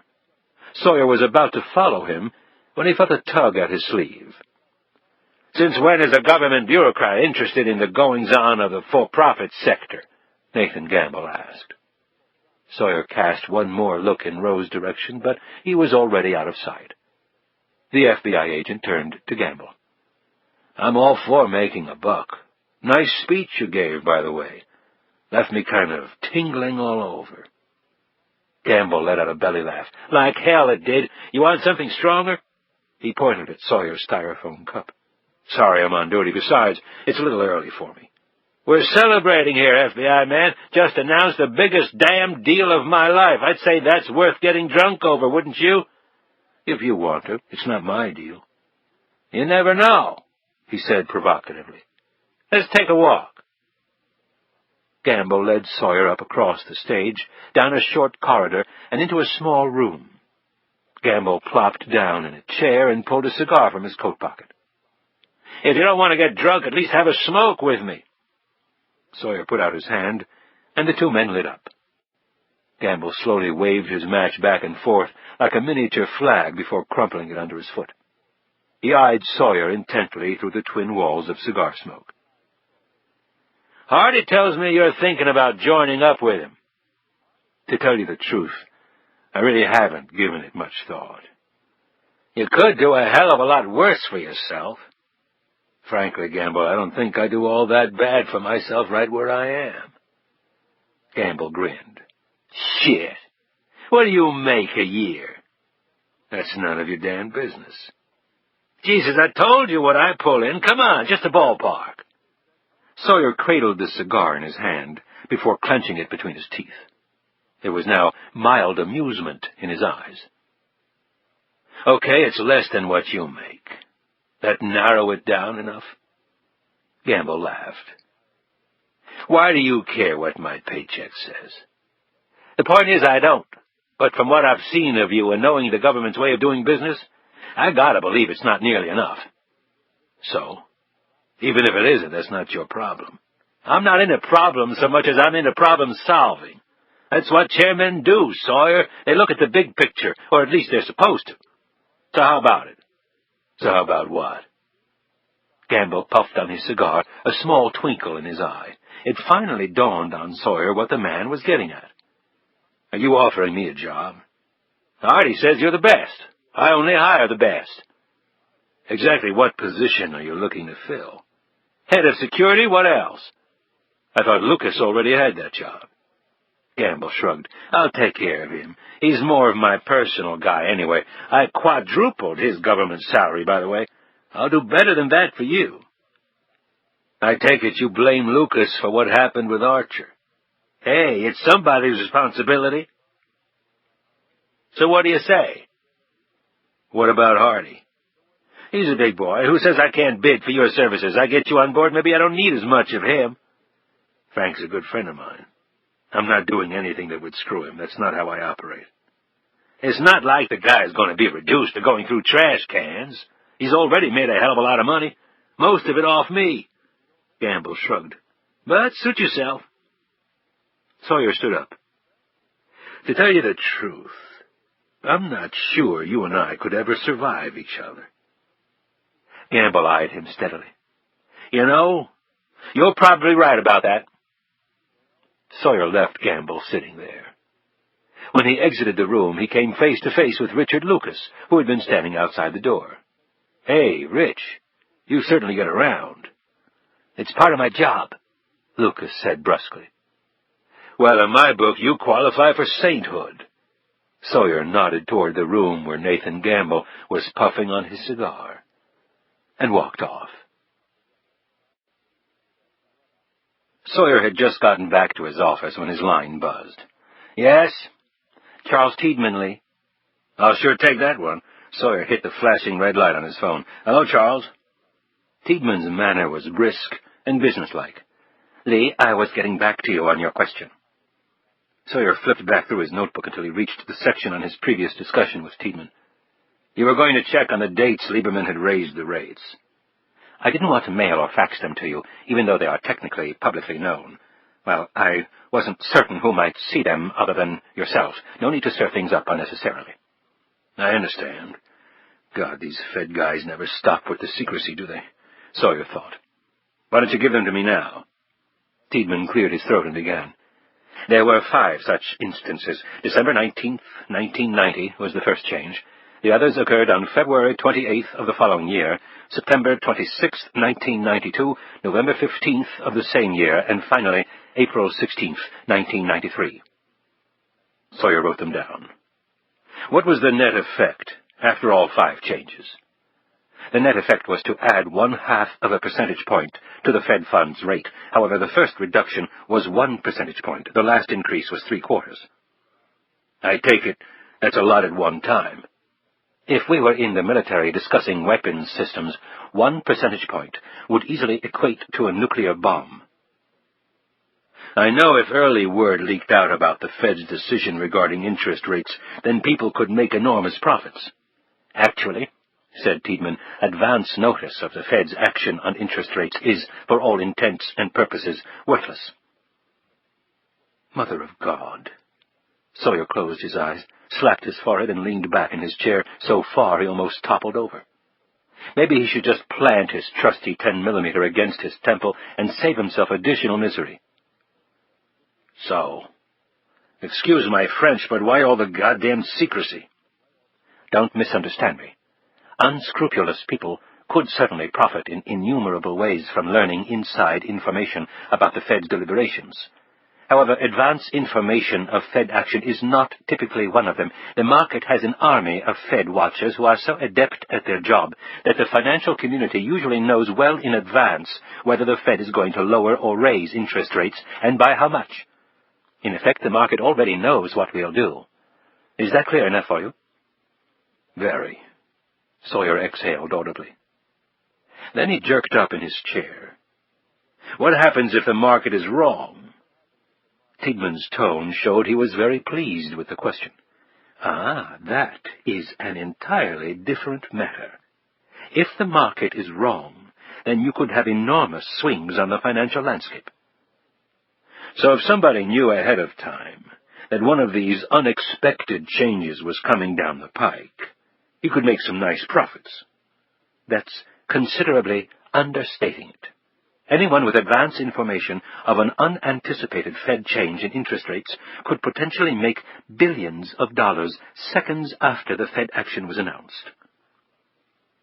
Tiedemann's response left Sawyer momentarily speechless. He wiped his brow and whistled under his breath. There are innumerable vehicles in which to do so, Lee, the most lucrative probably being euro-dollar contracts trading on the international monetary market in Chicago. The leverage is thousands to 1. Or the stock market, of course. Rates go up, the market goes down, and vice versa. It's that simple. You can make billions if you're right, lose billions if you're wrong. Sawyer was still silent. Lee, I believe there is one more question you want to ask me. Sawyer cupped the phone receiver under his chin while he hurriedly wrote down some notes. Only one? I was just getting warmed up. I think this query may make unimportant anything else you may want to know. Although Tiedemann seemed on the surface to be toying with him, the agent sensed a true grimness behind the tone. He pushed himself to think. He almost yelled into the phone when it hit him. The dates you just gave me, when the rates changed, were they all surprises to the market? Tiedemann paused before answering. Yes. Sawyer could almost feel the electricity coming over the phone line. In fact, they were the worst kind of surprises for the financial markets because they did not occur as the result of regularly scheduled Fed meetings, but by Arthur's unilateral actions as Fed chairman. So he can raise rates by himself? Yes, the board can give the chairman that power. It's often been done over the years. Arthur lobbied hard for it and got it. I'm sorry I didn't tell you that before. It didn't seem important. Forget it, Sawyer said. And with those rate changes, maybe somebody made more money than there are stars. Yes, Tiedemann said very quietly. Yes, he said again. "There's also the reality that others lost at least an equal amount of money." What do you mean?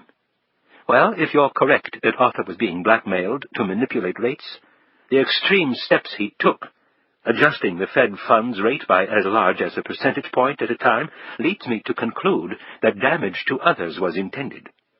Why? Sawyer asked.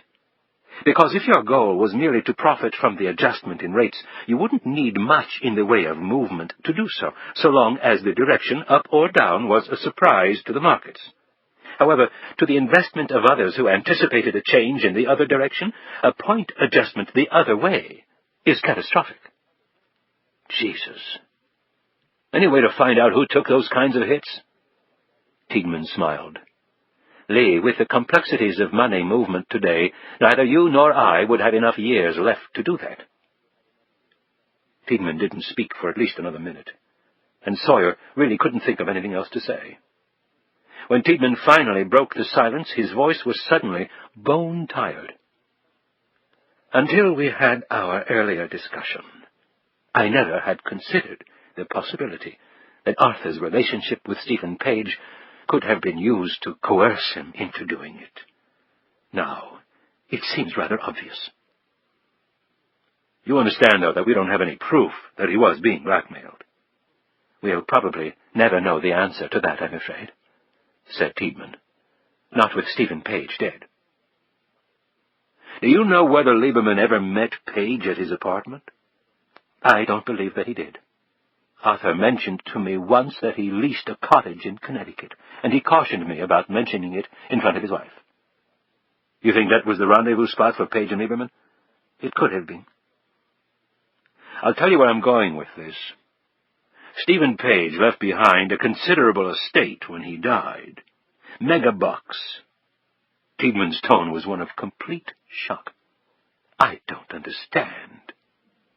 I remember Arthur telling me more than once that Stephen was always complaining about money. Nonetheless, it's undisputed that he died a very rich man. I'm wondering, could Lieberman have been the source of that wealth? Highly unlikely. As I just said, Arthur's conversations with me indicated that he believed Stephen to be far from affluent. In addition, I think it quite impossible that Arthur could have transferred that kind of money to Stephen Page without his wife knowing about it.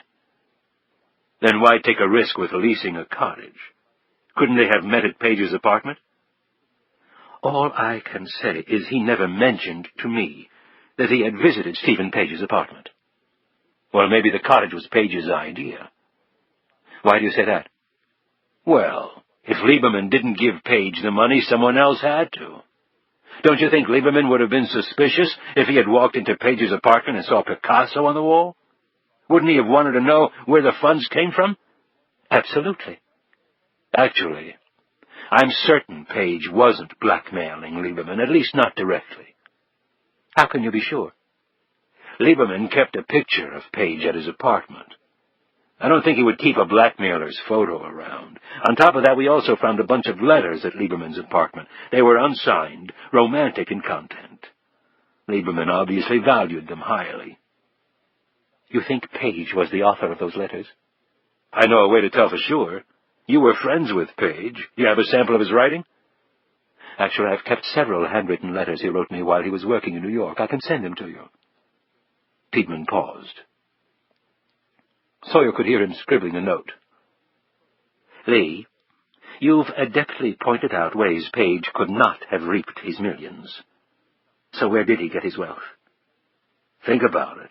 If Page and Lieberman were having an affair, that's plenty of ammo to blackmail him with, you agree? Certainly. Okay, what if someone else, a third party, encouraged Page to have an affair with Lieberman? But I introduced them. I hope you're not accusing me of perpetrating this ghastly conspiracy. You may have been the one to introduce them, but that's not to say Page and whoever was funding him couldn't have helped that introduction occur. Moving in the right circles, helping publicize Page's financial brilliance to the right people. Go on. So Page and Lieberman hit it off. The third party may believe that Lieberman may one day run the Fed, so Page and his backer bide their time. The backer pays Page to keep up the romance. They would have documented the relationship every which way from Sunday. Taped phone calls, videos, still photos. You can believe that. Then Stephen Page was all part of a setup. He never actually cared for Arthur. I can't believe this. The little man sounded terribly depressed. Then Page gets HIV and allegedly commits suicide. Allegedly? You have doubts about his death? I'm a cop, Charles. I have doubts about the Pope. Page is gone, but his accomplice is still out there. Lieberman becomes Fed chairman, and bam, the blackmail begins. But Arthur's death? Well, your comment about him seeming almost happy that he had cancer tells me one thing, which is that he was about to tell his blackmailer to take a flying leap and was going to go public with the scheme. Tiedemann rubbed his brow nervously. It all makes perfect sense. Sawyer lowered his voice. You haven't mentioned any of what we've discussed to anyone, have you? No, I haven't. Well, stick to that habit and never let your guard down. What exactly are you suggesting? There was a sudden catch in Tiedemann's voice. I'm just recommending in the very strongest possible terms that you be very careful and do not tell anyone, not any of the Fed members, including Walter Burns, your secretary, your assistants, your wife, your friends, anything about this. Are you saying that you think I am in danger? I find that very hard to believe. Sawyer's tone was grim. I'm sure Arthur Lieberman thought that, too. Charles Tiedemann gripped a pencil on his desk so hard that it snapped in half. I'll certainly follow your advice to the letter. Thoroughly frightened, Tiedemann hung up. Sawyer leaned back in his chair and longed for another cigarette as his mental engine went into overdrive. Somebody had obviously been paying off Stephen Page. Sawyer thought he had a reasonable answer for why, setting up Lieberman. The question nagging at him now was who? And then the biggest question of all, who had killed Stephen Page? The FBI agent was now convinced, despite evidence to the contrary, that Stephen Page had been murdered. He picked up the phone. Ray, it's Lee. I want you to give Lieberman's personal physician another call.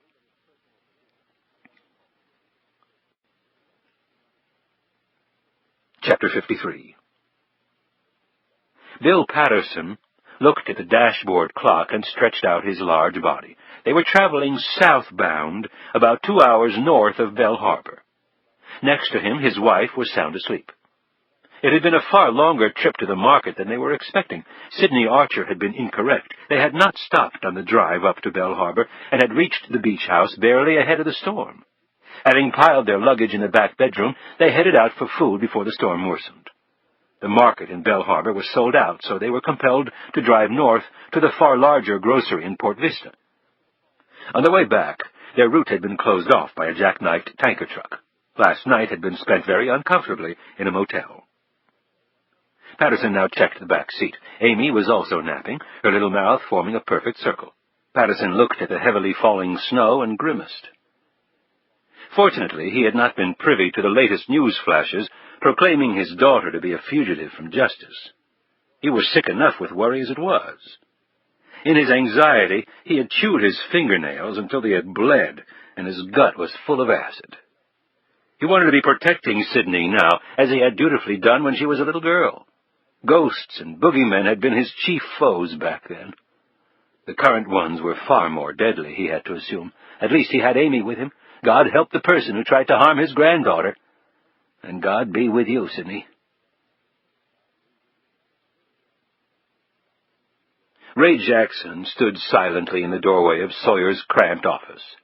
Behind his desk, Lee Sawyer was immersed in a file. A full pot of coffee was on a hot plate in front of him, a half-eaten meal next to it. Jackson could not remember the last time the man had failed at his job. However, Sawyer had been taking increasing heat, internally from the director of the FBI on down, in the press, and from the White House to Capitol Hill. Jackson grimaced. Hell, if they thought it was so damn easy, why didn't they hit the streets and try to solve the case? Hey, Lee? Sawyer jerked up. Hey, Ray. Fresh pot of coffee on the hot plate. Help yourself. Jackson poured himself a cup and sat down. Word is you've been taking some grief from upstairs on this case. Sawyer shrugged. Goes with the territory. You want to talk about it? Jackson settled down in a chair next to him. What's there to talk about? Fine, everybody wants to know who was behind that plane going down. I do too. I also want to know a hell of a lot more than that. I want to know who used Joe Riker for target practice. I want to know who killed Steve and Ed Page. I want to know who blew away those 3 guys in the limo. I want to know where Jason Archer is. And Sidney Archer? Yeah, and Sidney Archer. And I'm not going to find out by listening to all the people who just have a bunch of questions and no answers. Speaking of which, have you got any for me? Answers, that is. Jackson got up and closed the door to Sawyer's office. According to his doctor, Arthur Lieberman did not have the HIV virus. Sawyer exploded. That's impossible. The guy's lying his ass off. Don't think so, Lee. Why the hell not? Because he showed me Lieberman's medical file. Sawyer sat back, stunned. Jackson continued. When I asked the guy, I thought it was going to be like you and I talked about. His expression would have to tell us, because the man sure as hell wasn't going to show me any records without a subpoena in hand. But he did, Lee. No harm in his doctor proving that Lieberman didn't have the virus. Lieberman was some kind of health fanatic, had yearly physicals, all sorts of preventive measures and testing. As part of the physicals, Lieberman was routinely tested for HIV. The doctor showed me the results from 1990 until last year. They were all negative, Lee. I saw them myself.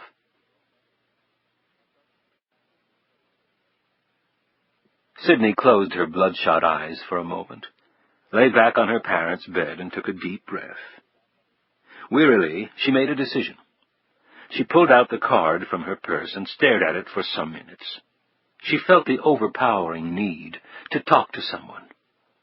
For a number of reasons, she decided it had to be him. She went down to the Land Rover and carefully dialed the number. Sawyer had just opened the door to his apartment when he heard the phone start to ring. He grabbed up the phone, taking off his overcoat as he did so. Hello?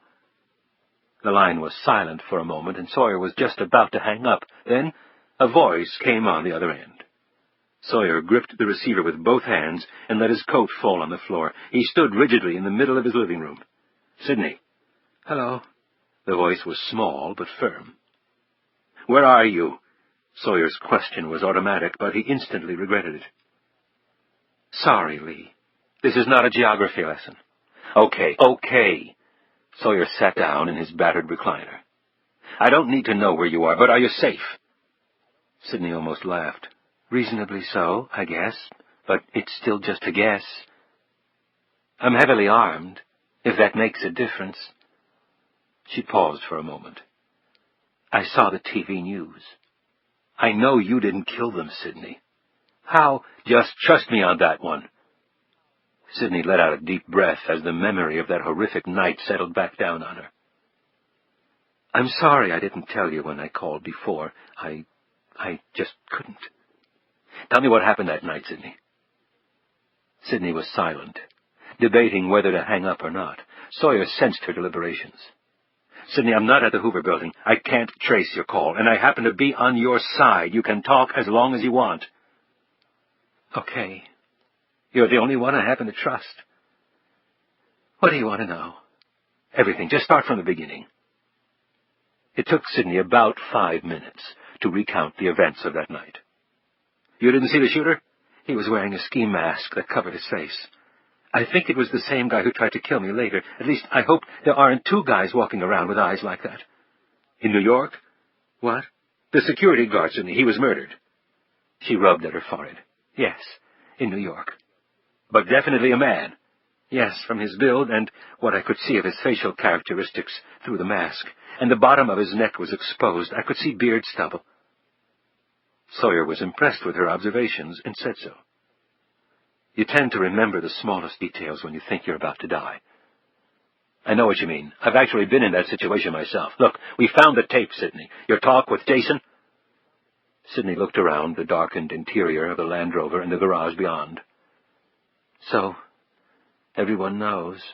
Don't worry about that. On the tape, your husband sounded jumpy, nervous, answered some of your questions, but not all. Yes, he was distraught, panicked. How about when you talked to him on the payphone in New Orleans? How did he sound then? Different or the same? Sidney narrowed her eyes as she thought back. different, she said finally. How? Give it to me as exactly as you can. Well, he didn't sound nervous. In fact, it was almost a monotone. He told me I couldn't say anything, that the police were watching. He just gave me instructions and hung up. It was a monologue rather than a conversation. I never said anything. Sawyer sighed. Quentin Rowe is convinced that you were in Jason's office at Triton after the plane crash, were you?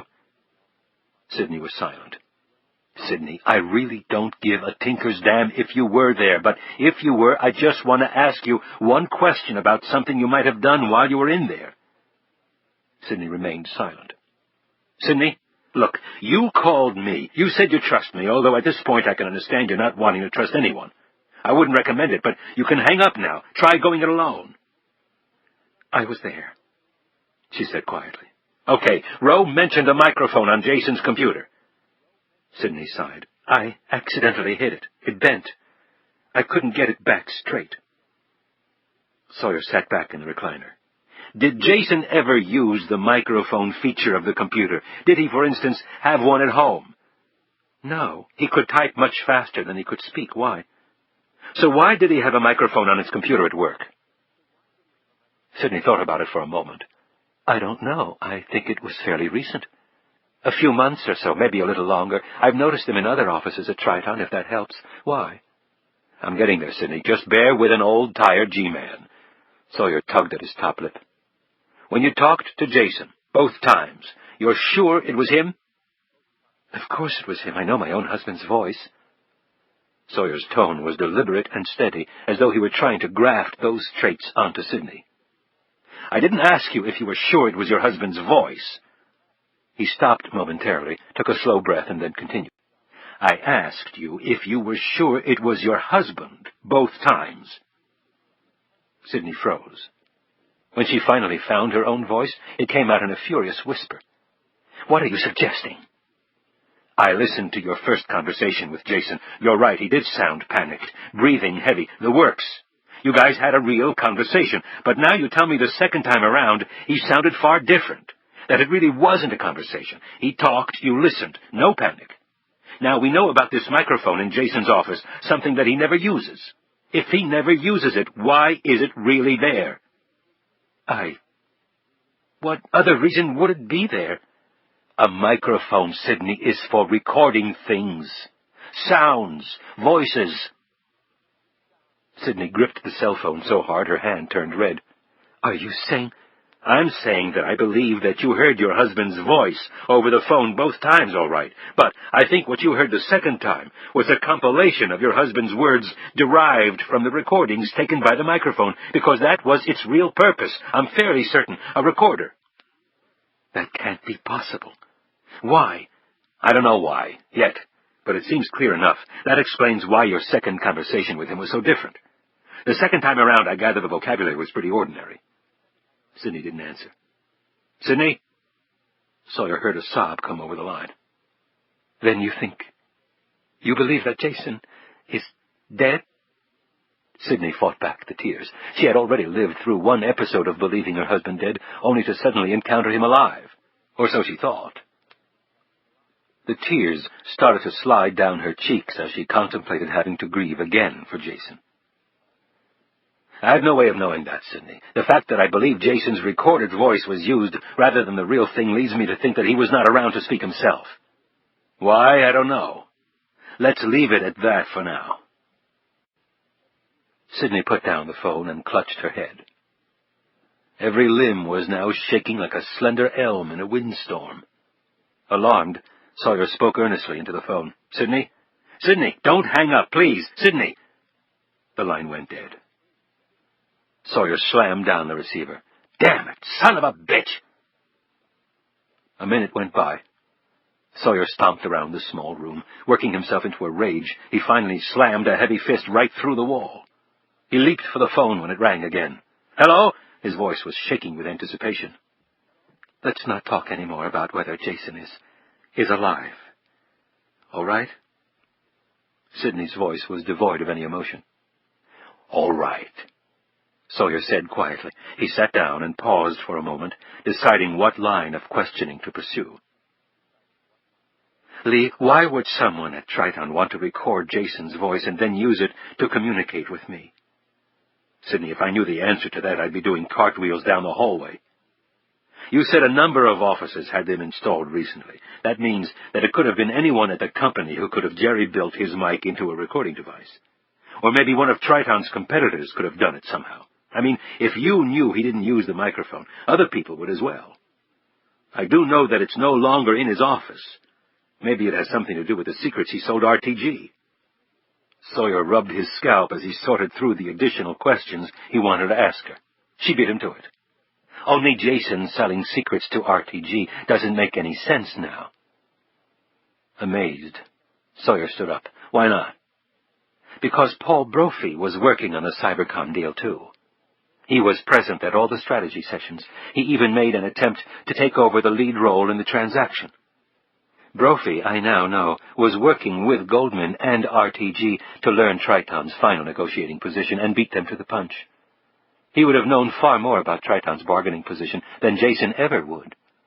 The precise deal terms were physically maintained at Tyler Stone, not at Triton. Sawyer's eyes grew wide. You're saying? I'm simply saying that since Brophy was working for RTG, they wouldn't have needed Jason. Sawyer sat down and swore under his breath.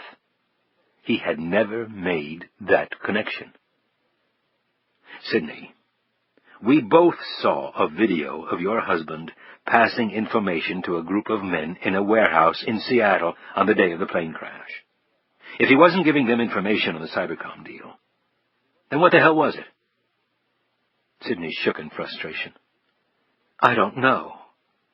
I do know that when Brophy was cut out of the final rounds of the deal, they tried to blackmail me for it. I pretended to go along. My actual plan was to go to the authorities, but then we got in a limo. Sidney shuddered. You know the rest. Sawyer stabbed a hand into his pocket and pulled out a cigarette. He cradled the phone under his chin while he lit it up. You find out anything else? I spoke with Jason's secretary, Kay Vincent. She said the other major project Jason was working on, other than Cybercom, was an integration of Triton's backup files. Tape backups? Is that important? Sawyer asked. I don't know, but Kay also told me that Triton had delivered financial records to Cybercom on the very day of the plane crash. Sidney sounded exasperated. So what's unusual about that? They're involved in a deal. On that same day, I got my butt chewed out in New York by Nathan Gamble because he didn't want to turn those very same records over to Cybercom. Sawyer rubbed at his forehead. That doesn't make any sense. Do you think Gamble knew the records were turned over? I don't know. I mean, I can't be sure about that. Sidney paused. The damp cold was starting to become painful. In fact, I thought the Cybercom deal might blow up because of Gamble's refusal. Well, I can tell you for a fact that it didn't. I attended the press conference today announcing the deal. Gamble was smiling like the Cheshire Cat. Well, with Cybercom in the fold, I can understand him being very happy. Can't say the same for Quentin Rowe. They certainly are an odd pair. Right, like Al Capone and Gandhi. Sidney breathed deeply into the receiver, but said nothing. Sidney, I know you're not going to like this, but I'm going to say it anyway. You'd be a lot better off if you came in. We can protect you. You mean imprison me, don't you? She said, a bitter edge in her voice. Sidney, I know you didn't kill anyone.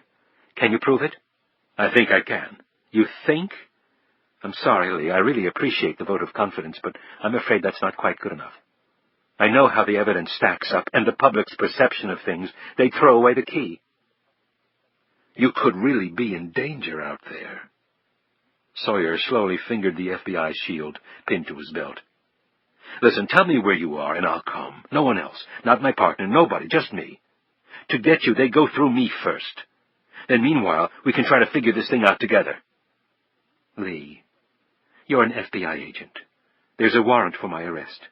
It's your official duty to take me into custody the moment you lay eyes on me. On top of that, you've already covered for me once. Sawyer swallowed with difficulty. In his mind, a pair of captivating emerald eyes blended together into the light of a train bearing right down on him.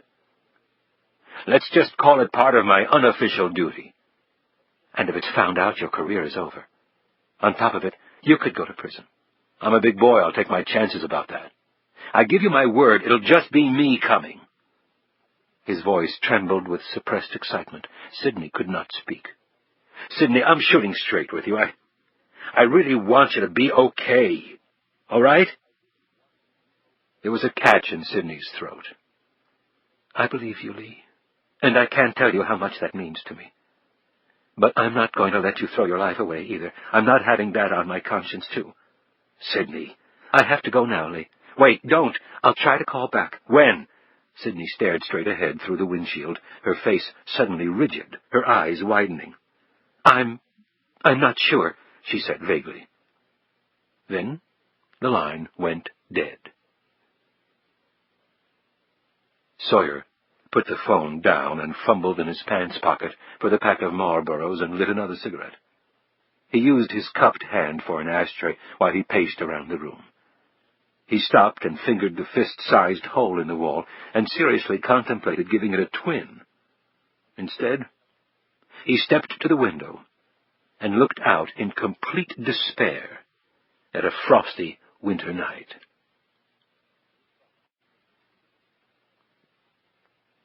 As soon as Sidney had gone back into the house, the man stepped from the dark shadows of the garage. His breath frosted in the freezing environment. He opened the door to the Land Rover. As the car's interior dome light came on, the deadly blue eyes shimmered like hideously carved jewels in the soft light.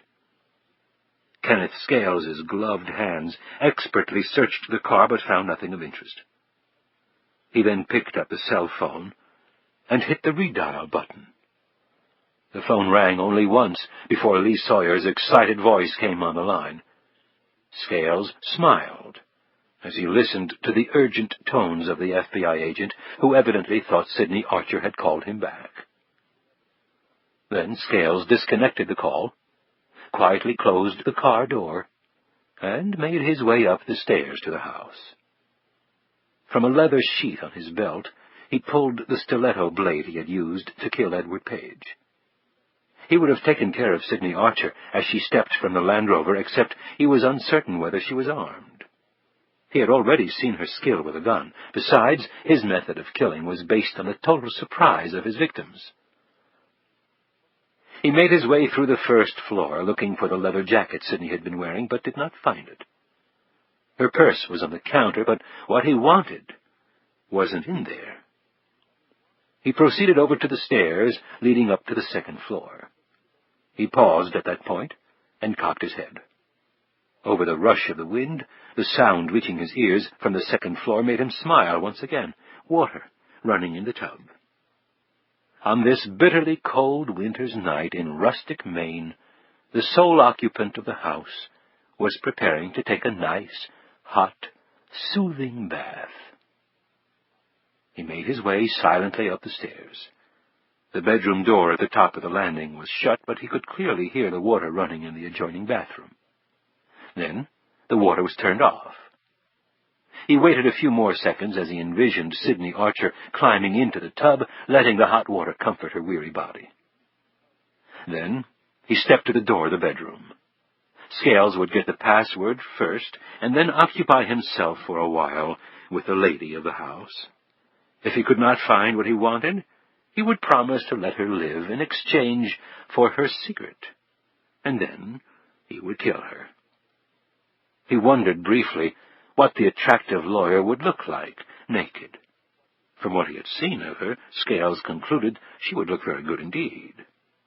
And it wasn't as though he was in a rush. It had been a long, weary trip up the East Coast to Maine. He deserved a little R&R, he thought, as he contemplated the upcoming event. Scales stood to the side of the door, his back against the wall, his knife at the ready, and placed one hand on the knob, turning it virtually noiselessly.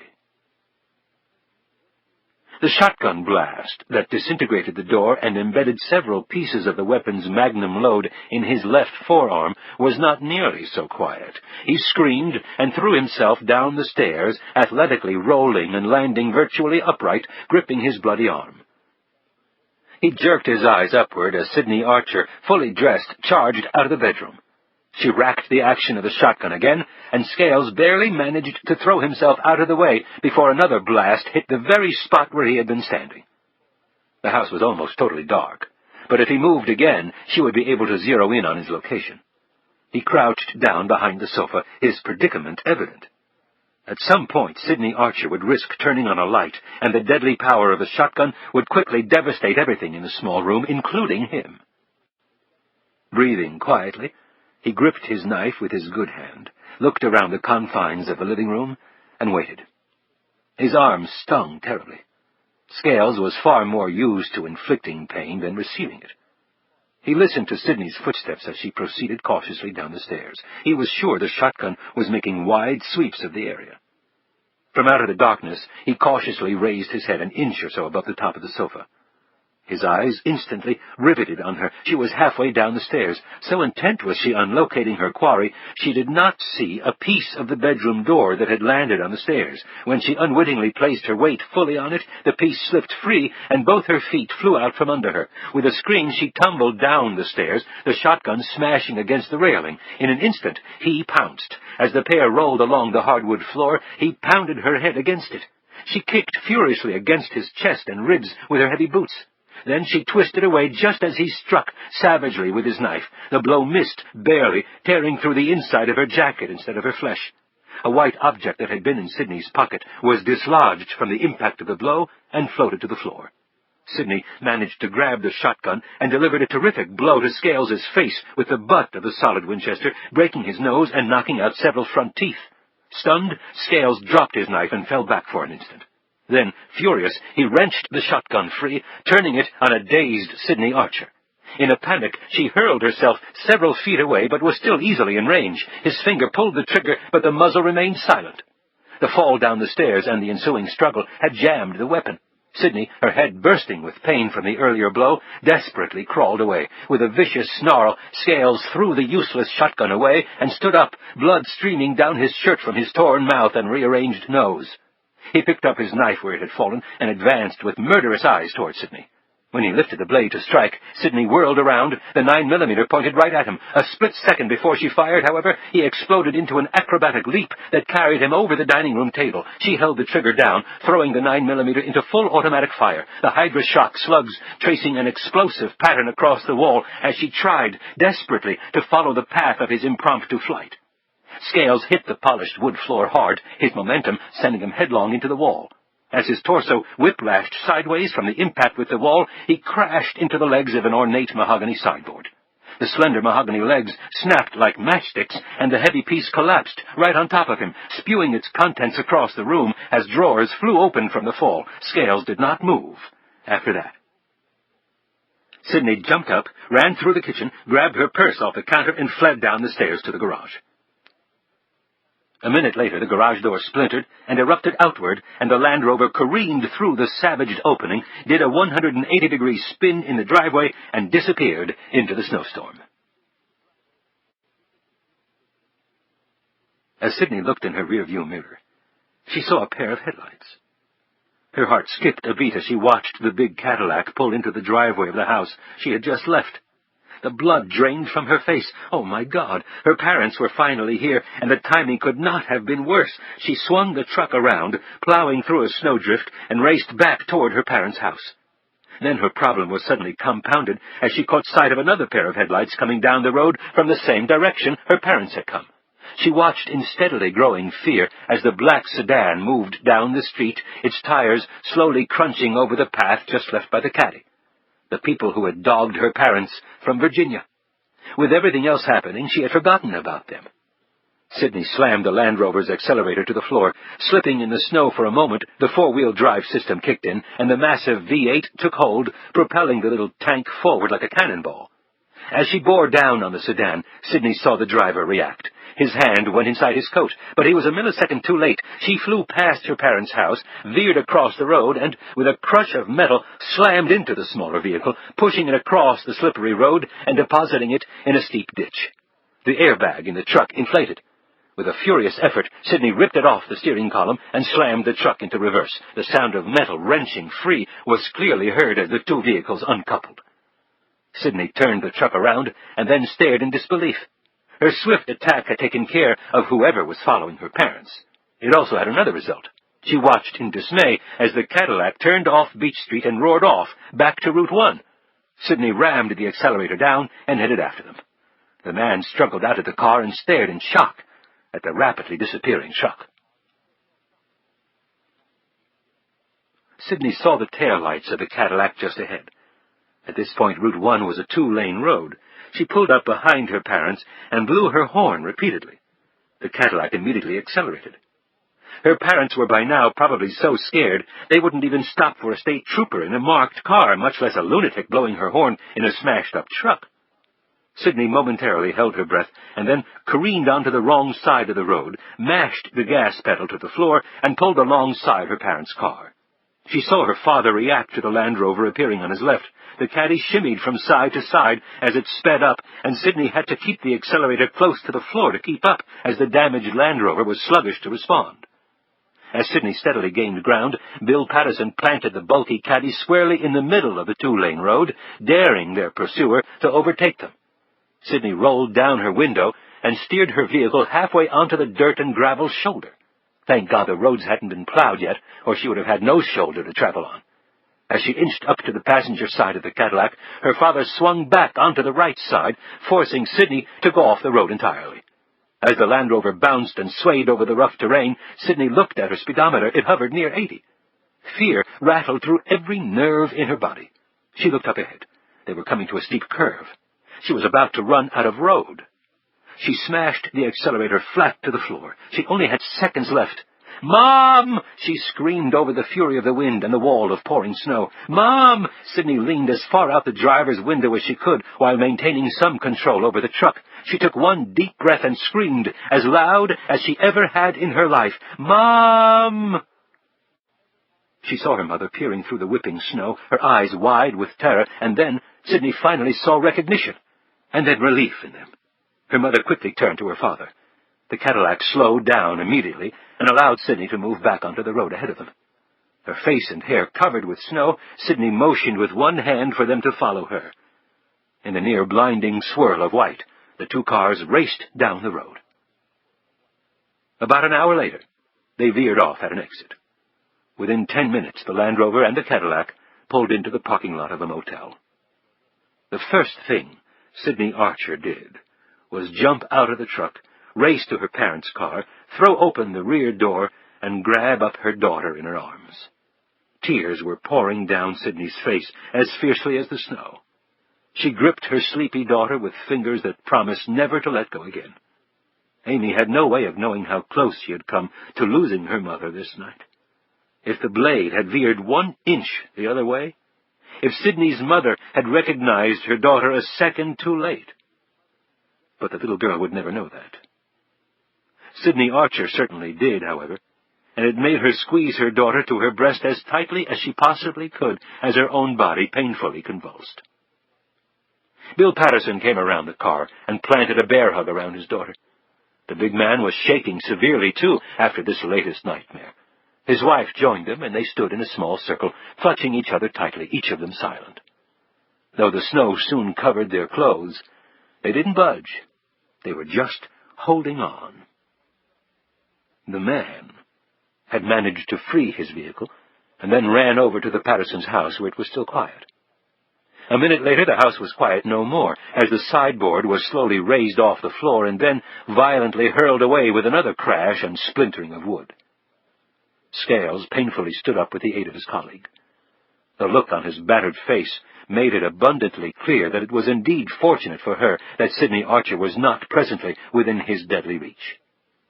As he went back to retrieve his knife, he noticed the piece of paper Sidney had dropped. Jason's email message. Scales picked it up, studying it momentarily. In another 5 minutes, he and his associate had made their way to the damaged car.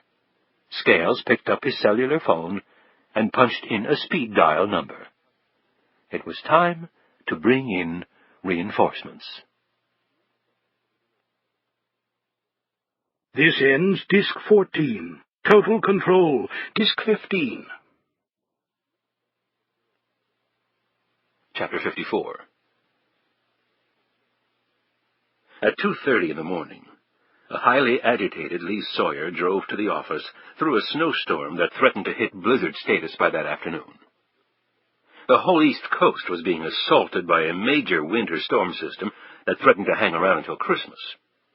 Sawyer went directly to the conference room, where he spent the next 5 hours going over every aspect of the case, from the files, his notes, and memory.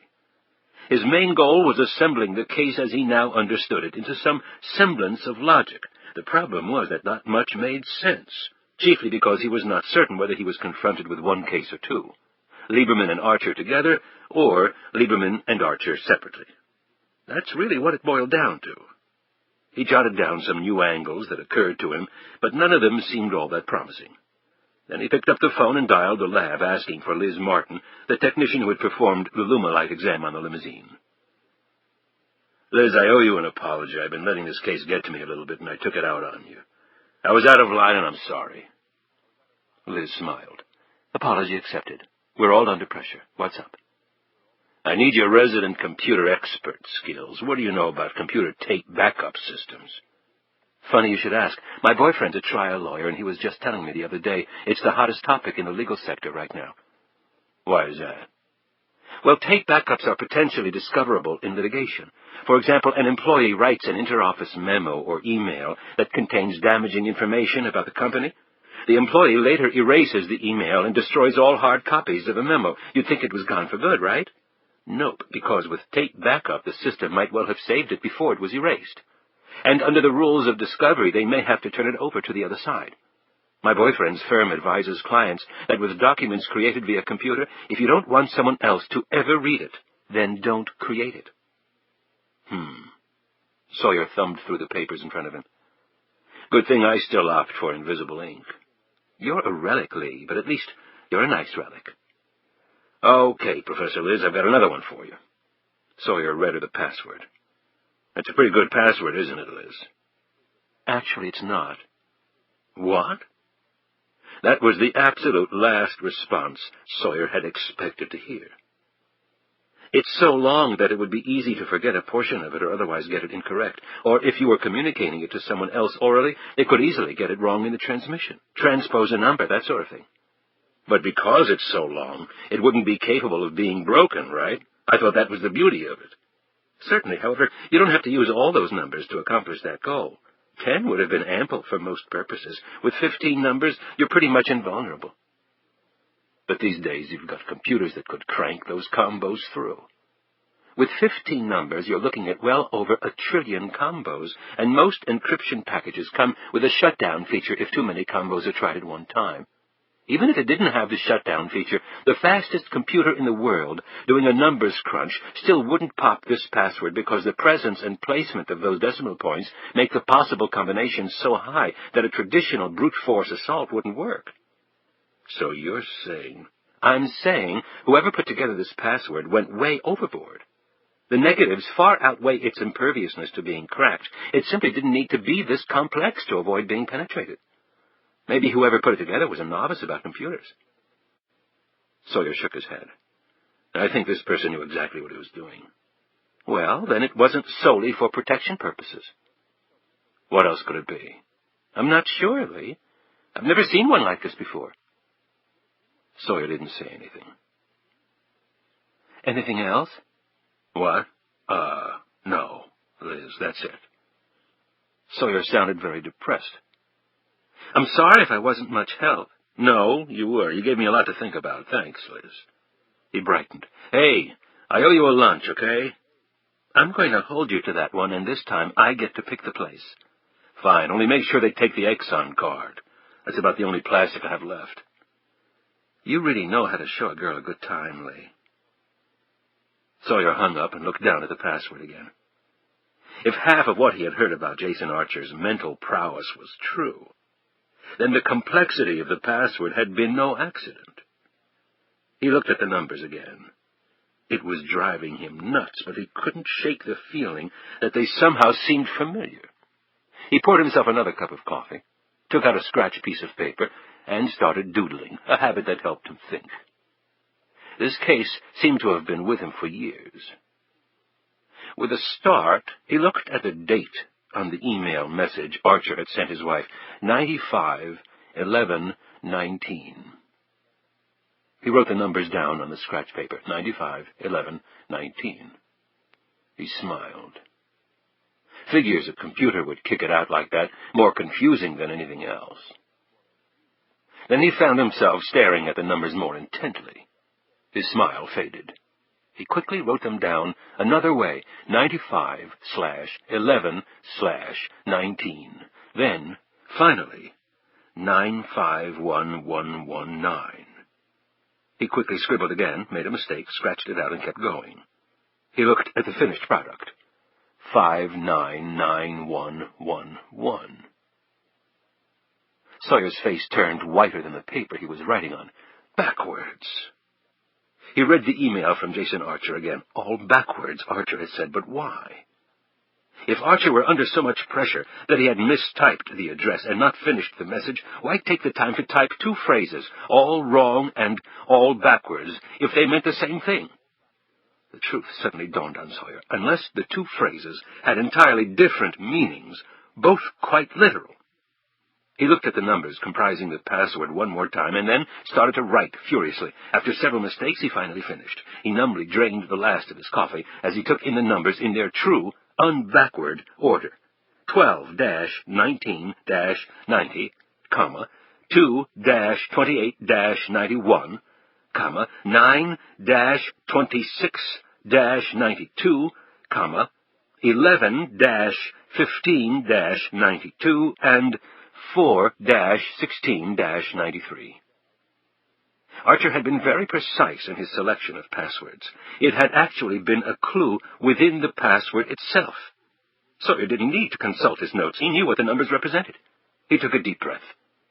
The calendar dates of the 5 times Arthur Lieberman had changed interest rates on his own.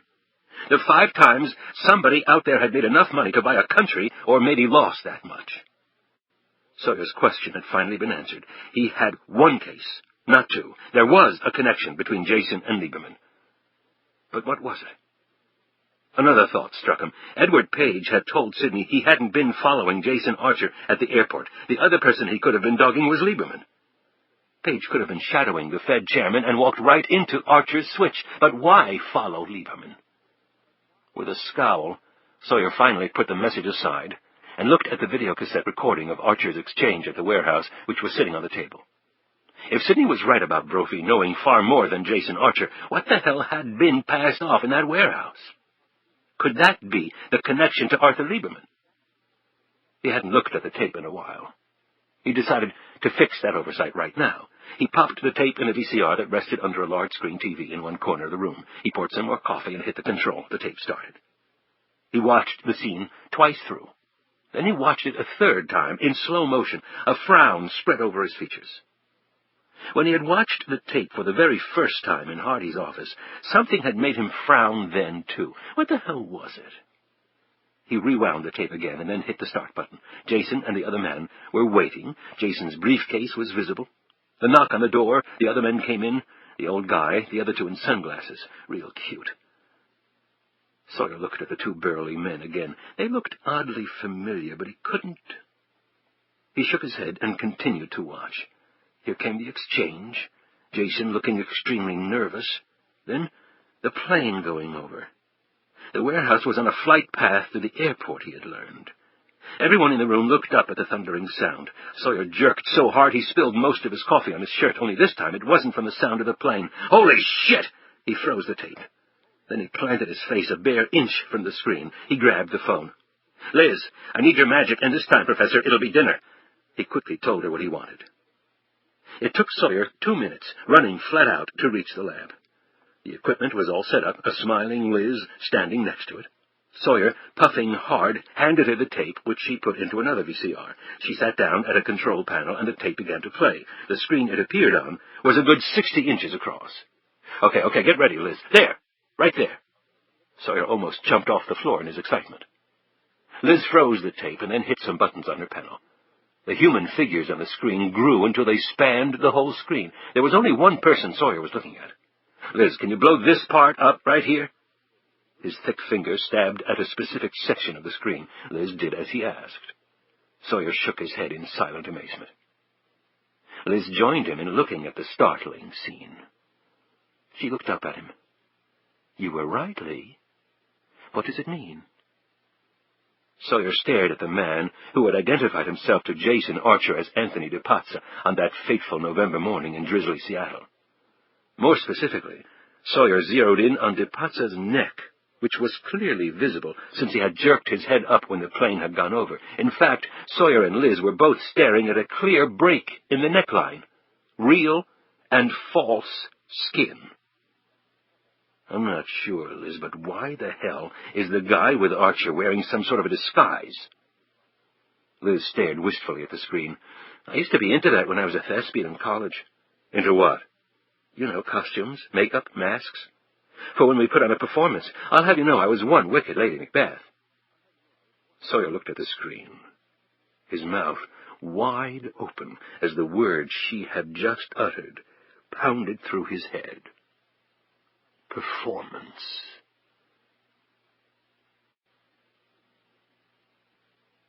Chewing on this new information, Sawyer hustled back to the conference room. Ray Jackson was sitting there with several documents in his hand, which he waved at his partner. By a fax from Charles Tiedemann, Page's handwriting samples. I've got copies of the letters I found in Lieberman's apartment. I'm no expert, but I think we've got a match.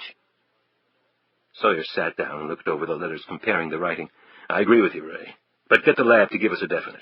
Right. Jackson started off to perform that task, but Sawyer abruptly stopped him. Hey, Ray, let me look at those letters one more time. Jackson handed them over. Sawyer only really wanted to look at one of them. The letterhead was impressive. Columbia University Alumni Association.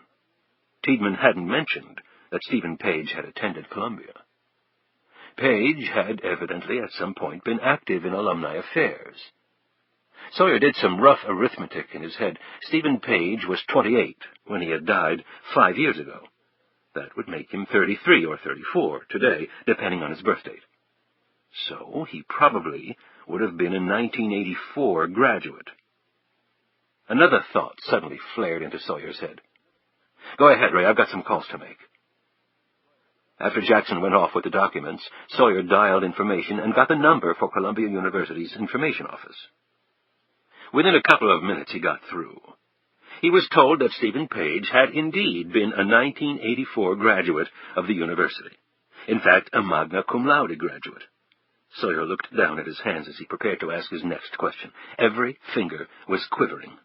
He did his best to keep his emotions under control as he waited for the woman on the other end of the line to consult her records. Yes, Sawyer was told, the other student was also an 84 grad. Indeed, this one had graduated summa cum laude. Quite impressive, the voice said, to achieve that at Columbia. He asked another question, and was told he would have to talk to student housing for the answer. He waited, his nerves humming with electricity. When he finally got someone at student housing, the question was answered within a minute. Sawyer quietly thanked the person for his help and then slammed down the phone. The veteran FBI agent jumped out of his chair and yelled, "Fucking bingo!" to the empty room. Under the circumstances, Sawyer's excitement was quite natural. Quentin Rowe was also a 1984 graduate of Columbia University. And far more importantly, Stephen Page and Quentin Rowe had shared the same residence during their last 2 years in college. When it occurred to Sawyer a few seconds later why the two guys in sunglasses on the videotape looked so familiar, his happiness quickly faded into complete disbelief. There was just no damned way. But yes, it did make sense, particularly if you looked at it for what it was, a performance. All a sham. He picked up the phone. He had to find Sidney Archer as fast as possible, and he knew where he wanted to start looking. Jesus, Joseph, Mary, has this case just taken one big U-turn, he thought.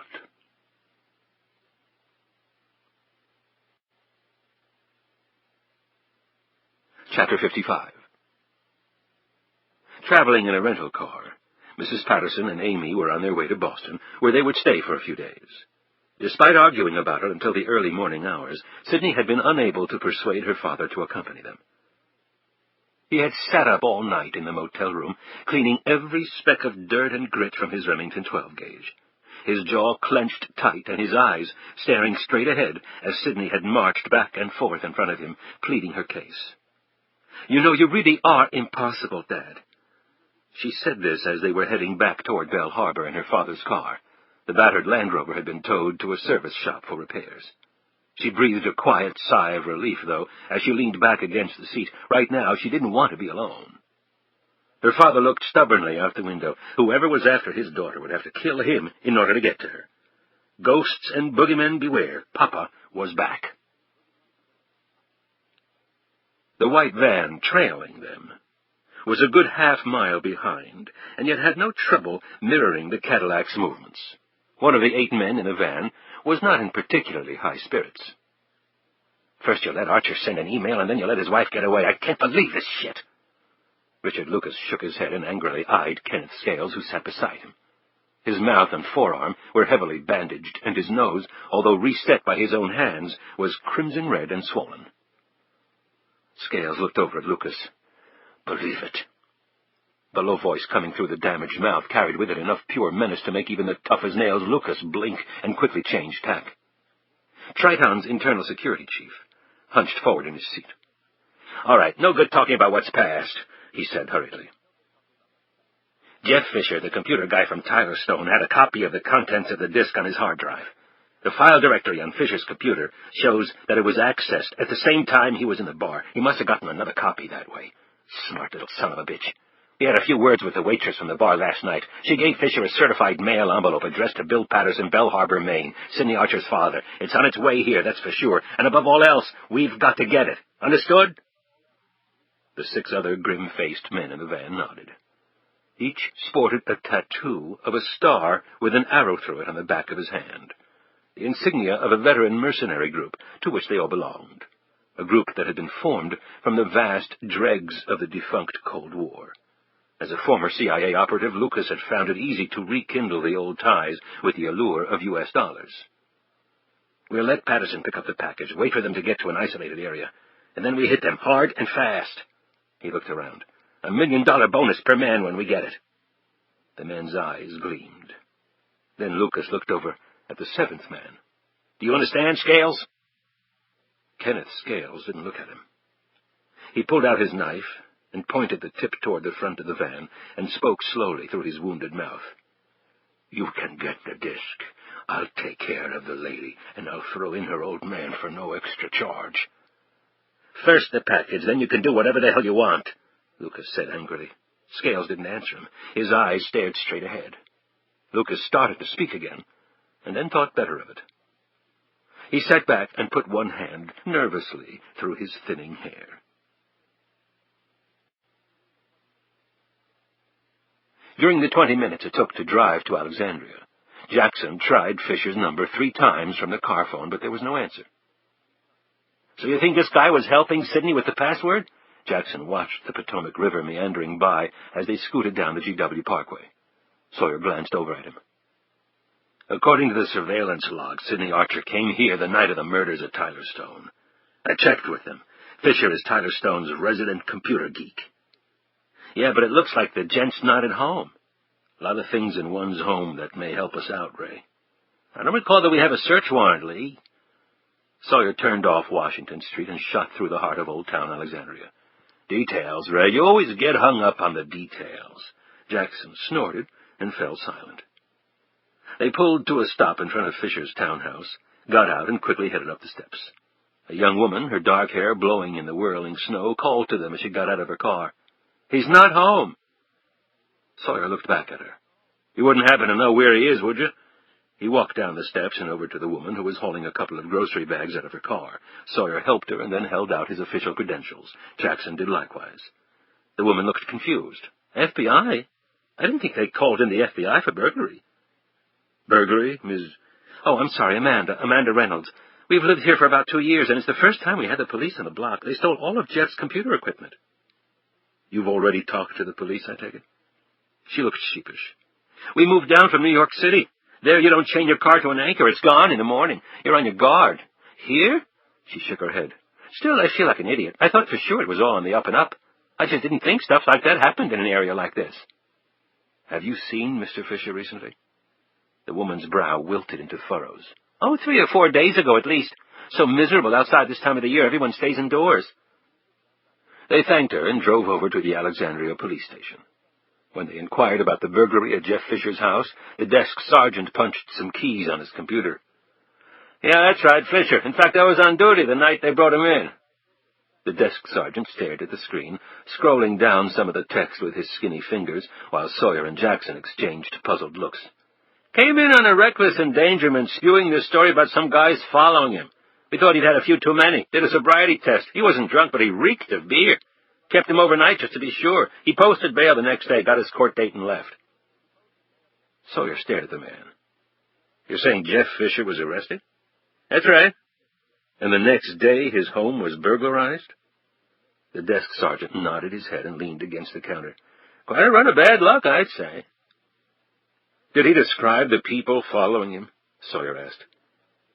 The sergeant looked at the FBI agent as if he wanted to smell his breath as well. There wasn't anybody following him. You sure? The sergeant rolled his eyes and smiled. Okay, you said he wasn't drunk, and yet you kept him overnight? Sawyer put his hands on the counter. Well, you know some of these folks, those tests don't work on them. Down a 12-pack and the breathalyzer comes back a .01. Fisher was driving crazy and acting drunk anyway. We thought it best to keep him overnight. If he was intoxicated, he could at least sleep it off. And he didn't object? Hell no, said he'd never spent a night in jail before, thought it might be refreshing. The sergeant shook his bald head. Doesn't that take the cake? Refreshing my ass. You don't have any idea where he is now? Hell, we couldn't even find him to tell him his place was broken into. Like I said, he posted his bail and got his court date. Only gets to be my concern if he doesn't show. Anything else you can think of? Sawyer's face was full of disappointment. The sergeant drummed his fingers on the counter, staring off into space. Finally, Sawyer looked at Jackson, and they started to leave. Well, thanks for your help.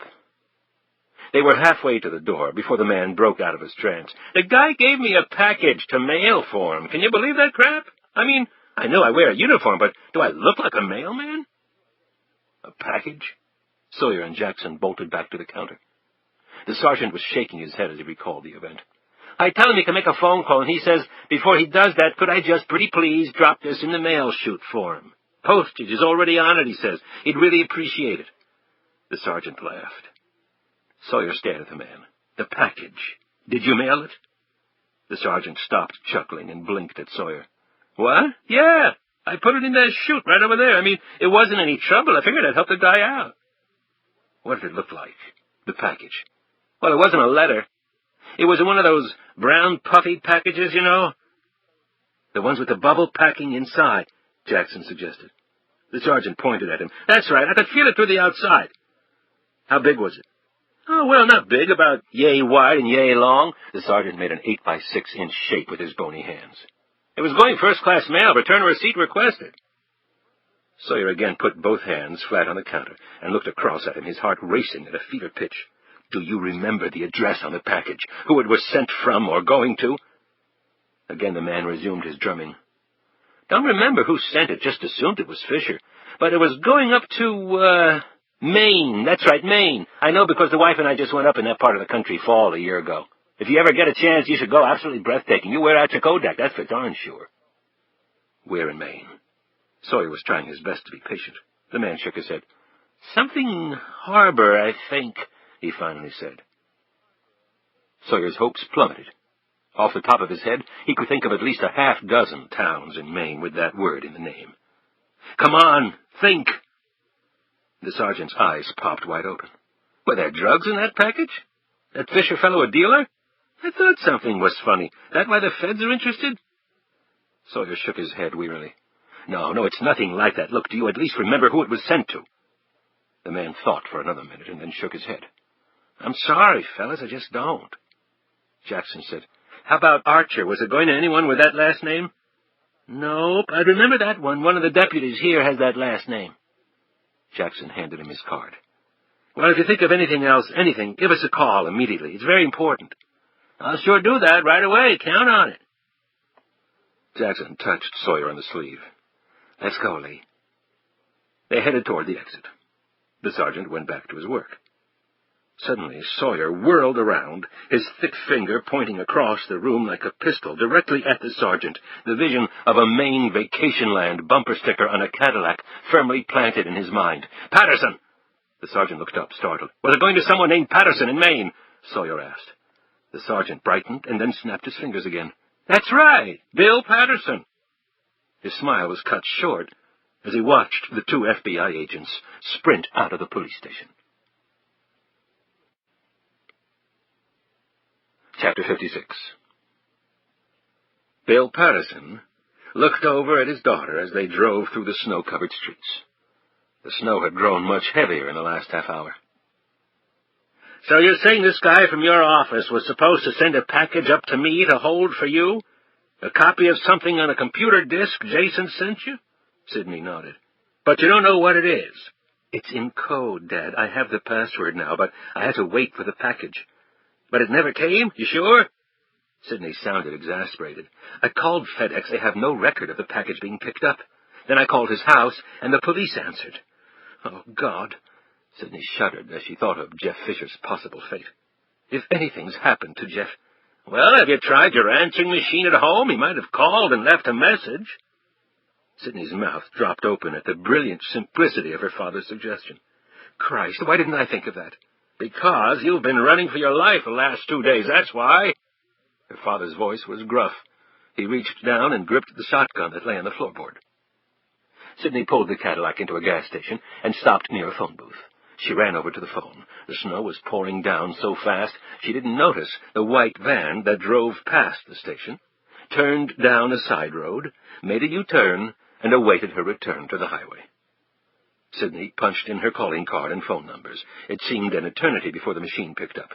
There was a slew of messages from her brothers, other family members, friends who had seen the news and called with questions, outrage, support. She waited with growing impatience as the messages plodded on. Then she sucked in her breath as the sound of a familiar voice reached her ears. Hello, Sidney. This is your Uncle George. Martha and I are up in Canada this week, enjoying it very much, although it's very cold. I sent your and Amy's Christmas presents early, like I said I would. But it's coming in the mail instead because we missed the damn Federal Express and didn't want to wait. Be on the lookout for it. We sent it first class, certified mail, so you have to sign for it. I hope it's what you wanted. We love you very much and look forward to seeing you soon. Kiss Amy for us. Sidney slowly put the phone down. She didn't have an Uncle George or an Aunt Martha. But there was no mystery about the phone call. Jeff Fisher had impersonated the voice of an old man pretty well. Sidney raced back to the car and got in. Her father looked sharply at her. Did he call? Sidney nodded as she gunned the car and drove off with a squeal of tires, throwing her father back against the seat. Where the hell are we going so damn fast? The post office. The Bell Harbor Post Office was located in the middle of the town center, its United States flag whipping back and forth in the punishing wind. Sidney pulled up to the curb, and her father jumped out. He went in, and then came out again a couple of minutes later, ducking his head to get back in the car. He was empty-handed. The day's mail shipment isn't in yet. Sidney stared at him. You're sure? He nodded. Jerome's been the postmaster up here ever since I can remember. He said to check back around 6. He'll stay open for us. You know, it may not be in today's bundle if Fisher only mailed it 2 days ago. Sidney banged the steering wheel fiercely with both hands before laying her head wearily down on it. Her father put a big hand gently on her shoulder. Sidney, it'll get here eventually. I just hope whatever's on that disk will clear up this nightmare. Sidney looked up at him, her face pale and her eyes jumpy. It has to, Dad. It has to. Her voice cracked painfully. If it didn't? No, she couldn't think like that. Brushing the hair out of her face, she put the car in gear and headed out. The white van waited a couple of minutes, and then pulled out of an alleyway and followed them. "I can't frickin' believe this," Sawyer roared. Jackson looked at him with clear frustration. "What can I tell you, Lee? It's a blizzard out there. National, Dulles, and BWI are all shut down. Kennedy, LaGuardia, and Logan are closed, too. So are Newark and Philly. It's tied up flights all across the country. The whole East Coast looks like Siberia, and the Bureau won't release a plane to fly in this weather. Ray, we have got to get to Bell Harbor. We should have been there by now. How about the train? Amtrak's still clearing track. Besides, I checked. The train doesn't go all the way through. We'd have to take a bus the last leg, and in this weather, sections of the interstate are bound to be down. Plus, it's not all highway. We'd have to take some back roads. We're talking 15 hours at least." Sawyer looked as if he were about to explode. They could all be dead in 1 hour, much less 15.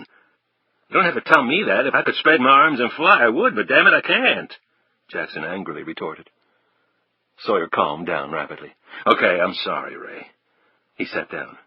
"Any luck getting the locals rounded up?" "I made calls. The closest field office is Boston, well over 5 hours away, and in this weather, who knows?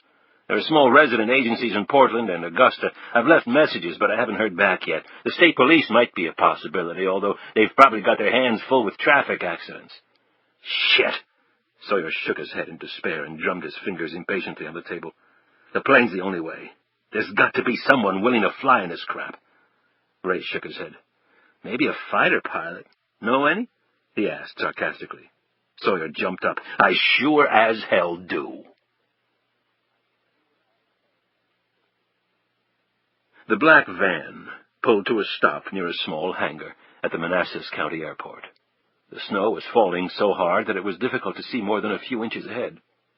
A half-dozen black-clad members of the heavily armed hostage rescue team, each carrying assault rifles, followed by Sawyer and Jackson, filed out rapidly and ran toward the plane that awaited them on the tarmac, engines running. The agents quickly boarded the Saab turboprop. Sawyer settled in next to the pilot, while Jackson and the HR team members strapped themselves in the rear seats. "I was hoping to see you again before this was over, Lee," George Kaplan shouted over the noise of the engines and smiled at the big man. "Well, I don't forget my friends, George. Besides, you're the only son of a bitch I know crazy enough to fly in this." Sawyer looked out the windshield of the Saab. Staring back at him was a blanket of white. He looked over at Kaplan, who was working the controls as the plane taxied to the runway. A bulldozer had just finished clearing the short strip of tarmac, but the runway was rapidly being covered again. No other planes were operating because officially the airport was closed. All sane people had heeded that edict. In the back, Ray Jackson rolled his eyes and gripped the seat as he stared through the window at the near whiteout conditions. He looked at one of the HR team members. "We're all crazy. You know that, don't you?" Sawyer turned around in his seat and grinned. "Hey, Ray, you know you can stay here. I can tell you about all the fun when I get back." "Then who the hell would look after your sorry ass?" Jackson shot back. Sawyer chuckled and turned back around to look at Kaplan. The agent's smile was replaced with a sudden look of apprehension. "You going to be able to get this baby off the ground?" Sawyer asked. Kaplan grinned. "Try flying through napalm for a living." Sawyer managed a weak smile, but he also noted how focused Kaplan was on the controls, how he continually looked at the driving snow. Finally, Sawyer's eyes came to rest on a throbbing vein located on the NTSB man's right temple.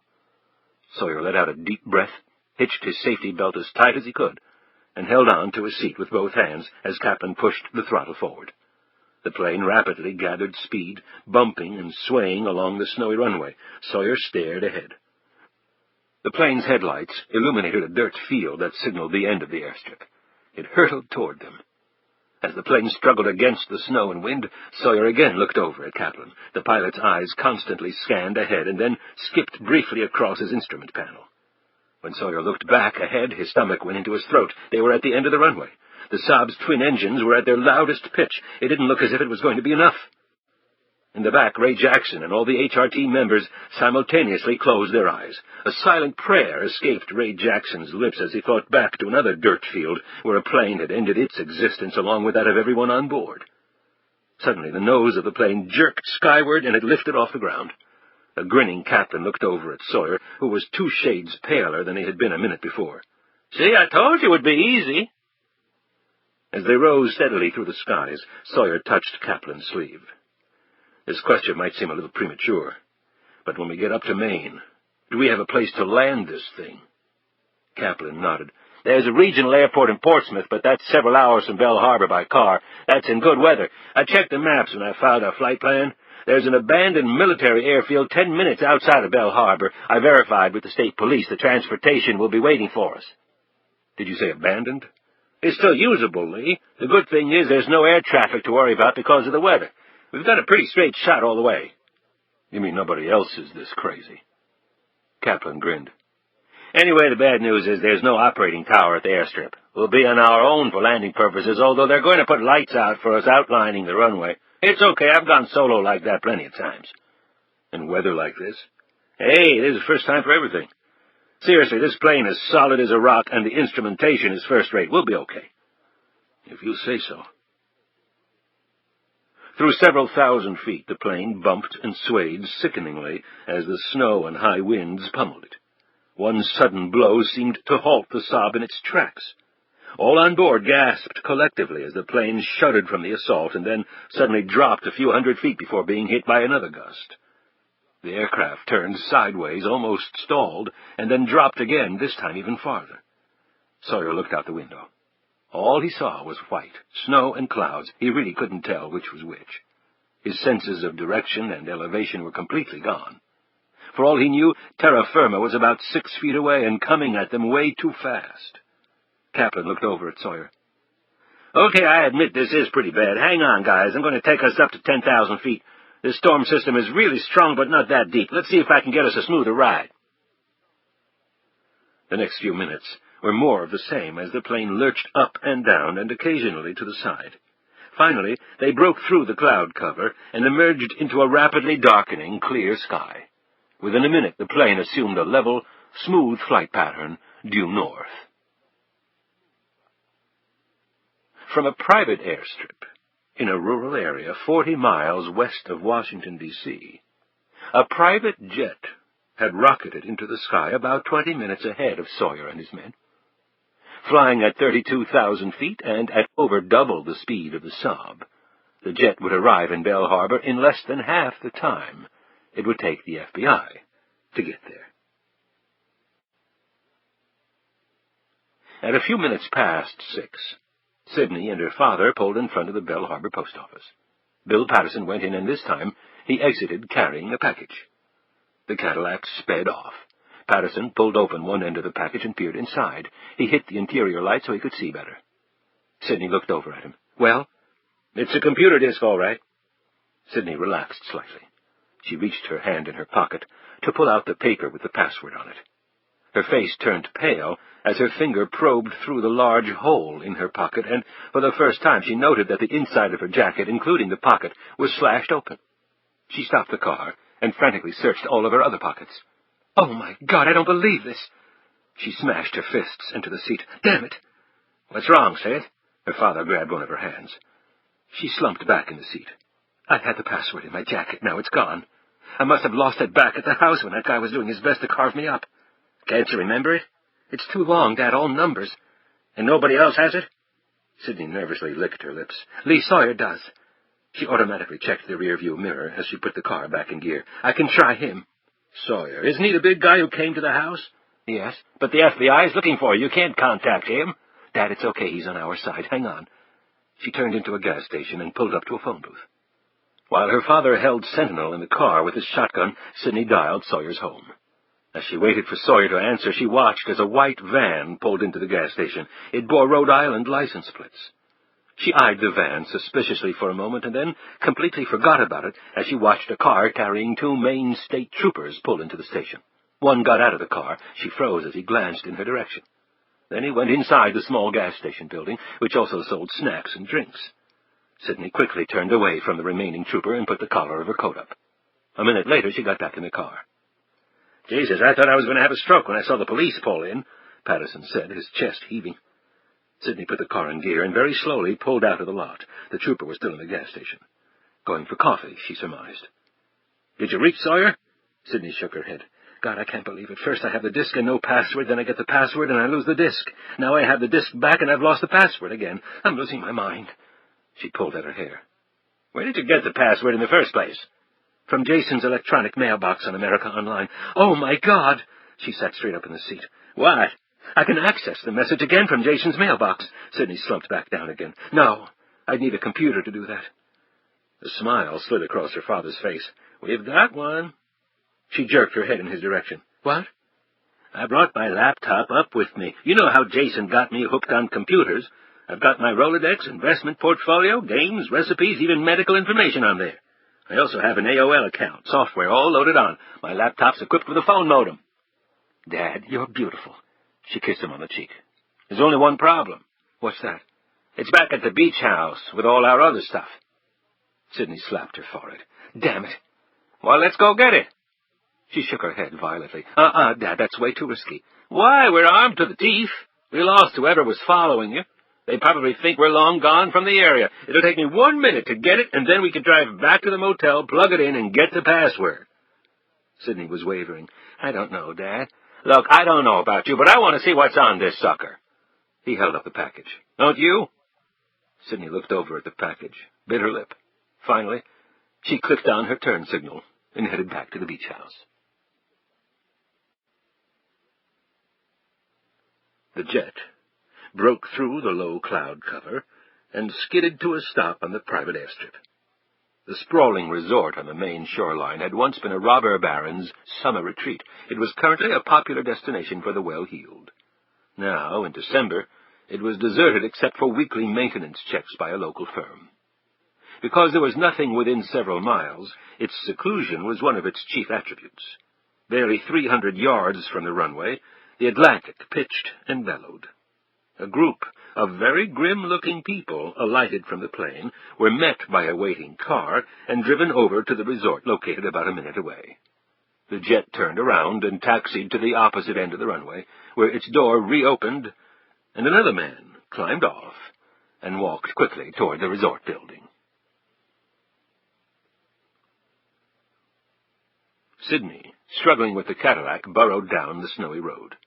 The plows had made several passes over the hard surface, but Mother Nature clearly had the upper hand. Even the big Cadillac pitched and swayed over the uneven surface. Sidney turned to her father.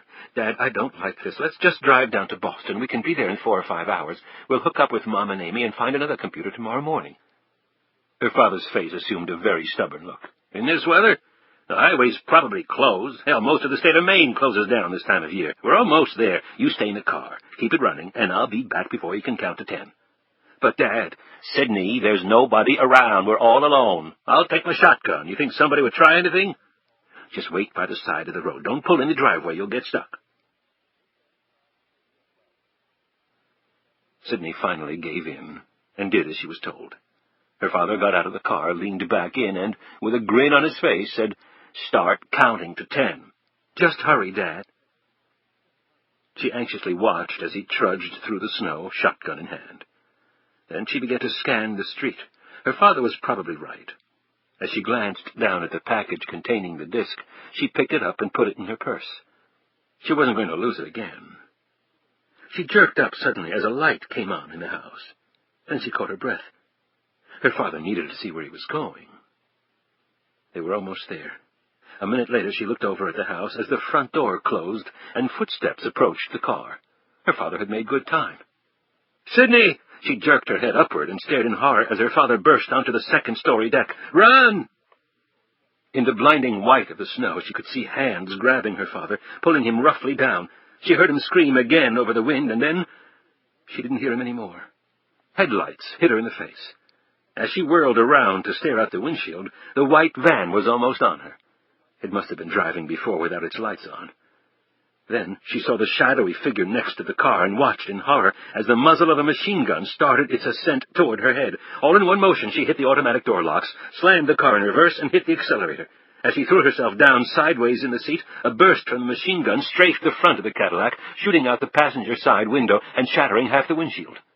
The front end of the heavy vehicle slid sharply sideways under the sudden surge, thudded into human flesh, and sent the gunman flying into a snowdrift.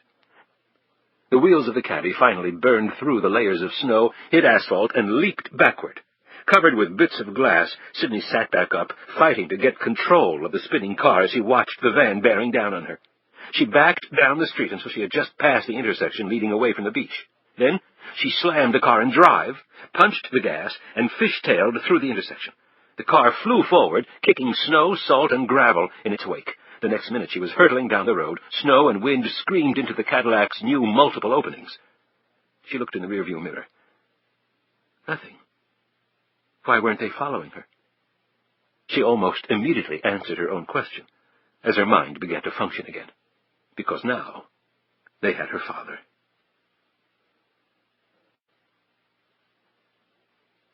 Chapter 57. Here we go, guys. Hang on. Kaplan cut the airspeed, manipulated the plane's controls, and the aircraft, rocking and swaying, suddenly burst through the low cloud cover. A few miles ahead, lit wands stuck in the hard ground signaled the outlines of the airstrip. Kaplan eyed the illuminated path to safety, and a proud grin spread across his face. Damn, I'm good. The Saab landed barely a minute later in a swirl of snow. Sawyer had the door open before the plane had even stopped rolling. He sucked in huge amounts of the frigid air, and his nausea quickly passed. The HRT members stumbled off, several of them sitting down on the ice-sheathed tarmac, breathing deeply. Jackson was the last off. A recovered Sawyer eyed him. Damn, Ray, you almost look white. Jackson started to say something, then pointed a shaky finger at his partner, covered his mouth with his other hand, and silently headed off with the HRT members to the vehicle waiting nearby. A Maine state trooper stood next to it, waving his flashlight at them as a guidepost. Sawyer leaned his head back in the plane. Thanks for the ride, George. You going to hang tight here? I don't know how long this is going to take. Kaplan couldn't hide the grin. Are you kidding? And miss the opportunity to chauffeur you guys back home? I'll be right here waiting. Grunting in response, Sawyer closed the door and hurried over to the vehicle. The others were gathered around waiting for him. When he saw what their transport vehicle was, he stopped dead in his tracks. They all eyed the paddy wagon. The state trooper looked over at them. Sorry, guys, it's all we had on such short notice to accommodate 8 of you. The FBI agents climbed into the back of the paddy wagon. The vehicle had a small window of chicken wire and glass communicating with the front. Jackson slid it open so the trooper could hear him. Can you turn some heat on back here? Sorry, the man said. A prisoner we were transporting went nuts and busted the vents. They haven't been fixed yet. Huddled on the bench, Sawyer watched clouds of breath so thick it looked like a fire had broken out. He laid his rifle down and rubbed his stiff fingers together to warm them. A cold draft from some invisible crevice in the truck's body hit him right between the shoulder blades. Sawyer shivered. Christ, he thought, it's like someone turned the air conditioning on full blast. He hadn't been this cold since investigating Brophy's and Goldman's deaths in the parking garage. At that instant, Sawyer recalled his other recent encounter with the frigid effects of air conditioning, the slain plane fueler's apartment. The look on his face became one of utter disbelief as he made the mental connection. Oh, my God. Sidney figured there was only one way for the men who had abducted her father to contact her. She pulled into a convenience store, got out, and hurried over to the phone. She dialed her home in Virginia. When the answering machine came on, she tried her best to recognize the voice, but she didn't. She was given a number to call. She assumed it was a cellular phone rather than a fixed location. She took a deep breath and dialed the number. The phone was immediately answered. It was a different voice than the one on the answering machine, but again she couldn't place it. She was to drive 20 minutes north of Belle Harbor along Route 1 and take the exit for Port Haven. Then she was given detailed directions that took her to an isolated stretch of land between Port Haven and the larger town of Bath. I want to talk to my father. The request was refused. Then I'm not coming. For all I know, he's already dead. She was met with an eerie silence.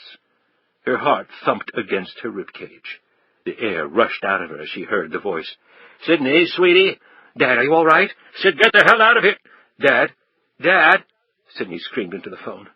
A man coming out of the convenience store carrying a cup of coffee stared at her, looked over at the heavily damaged Cadillac, and then back at her. Sidney stared back at him as her hand dipped instinctively to the 9mm in her pocket. The man hurried to his pickup truck and drove off. The voice came back on. Sidney had 30 minutes to get to her destination. "How do I know you'll let him go if I give it to you?" "You don't." The tone of voice brooked no opposition. The attorney and Sidney, however, stomped to the surface. "That's not good enough. You want this disc so bad, then we're going to have to agree to terms." "You've got to be kidding. You want your old man back in a body bag?" "So we meet in the middle of nowhere. I give you the disc, and you let him and me go out of the goodness of your heart? Right. Under that proposal, you'll have the disc and my father, and I will be somewhere in the Atlantic providing nourishment for sharks. You'll have to do a lot better than that if you want what I've got." Though the man had covered the receiver, Sidney heard voices on the other end of the line, a couple of them raised in anger. "It's our way or nothing." "Fine. I'm on my way to State Police Headquarters. Be sure to stay tuned to the evening news. I'm sure you don't want to miss anything. Goodbye." "Wait." Sidney didn't say anything for a minute. When she did, she spoke with far more confidence than she was feeling at the moment. "I'll be at the intersection of Chaplin and Merchant Streets, smack in the center of Bell Harbor, in 30 minutes. I'll be sitting in my car. It should be easy to spot. It's the one with all the extra air conditioning. You blink your headlights twice. You let my father out. There's a diner right across the street. I see him go in there. I open the car door, place the disc on the sidewalk, and drive off. Please keep in mind that I'm heavily armed, and more than prepared to send as many of you as I can straight to hell." "How do we know it's the right disc?" "I want my father back. It'll be the right disc. I hope you choke on it. Do we have a deal?" Now her tone of voice brooked no opposition. She waited anxiously for the answer. Please, God, don't let them call my bluff. She let out a sigh of relief when it finally came. 30 minutes. The line went dead. Sidney got back in the car and gripped the dashboard in frustration. How the hell had they tracked her and her father? It was impossible. It was as if they had been watching Sidney and her father the entire time. The white van had also been at the gas station. The attack probably would have occurred there except for the timely arrival of the state troopers. She lay down across the front seat as she fought to keep her nerves in check. She moved her purse out of the way and then opened it just to make sure the disc was still there. The disc for her father. But once the disc was gone, she would spend the rest of her life running from the police. Or at least until they caught her. Quite a choice. But there was really no choice about it. As she sat back up, she started to close her purse. Then she stopped, her thoughts drifting back to that night, the night in the limo. So much had happened since her terrifying escape, and yet it hadn't really been an escape, had it? The killer had let her go, and also had courteously let her keep her purse. In fact, she would have forgotten it entirely, except for him tossing it to her. She had been so happy to get out alive, she had never really considered why he would have done something so remarkable.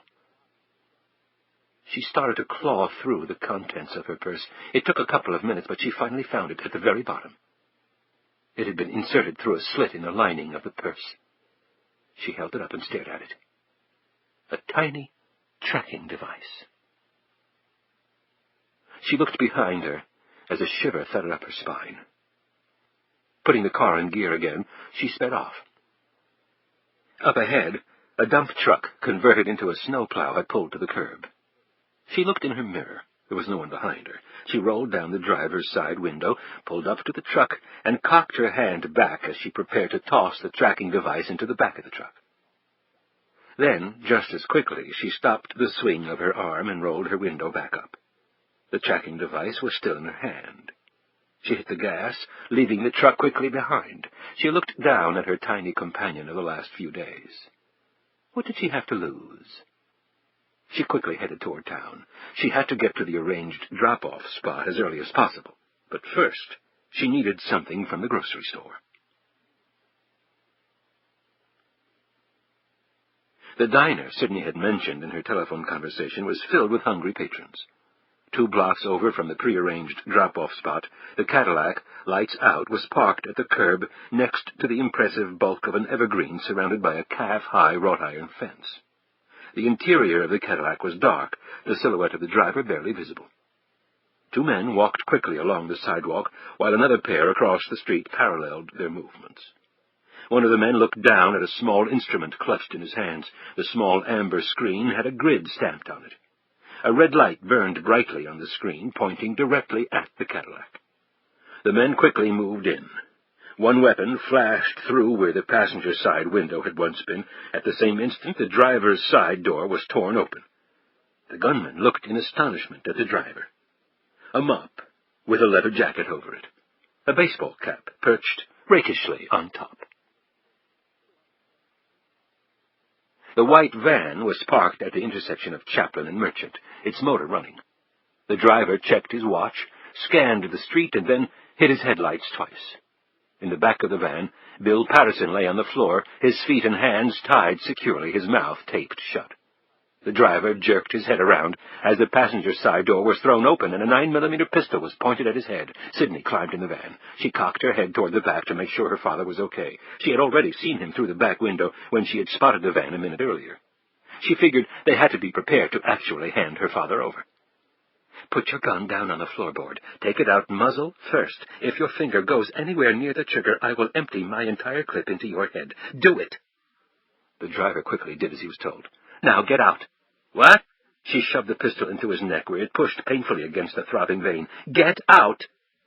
When he opened the door and turned his back to her, Sidney swung her legs up on the seat, coiled them back, and kicked him with all her might. He sprawled on the pavement. She closed the door, jumped into the driver's seat, and hit the gas.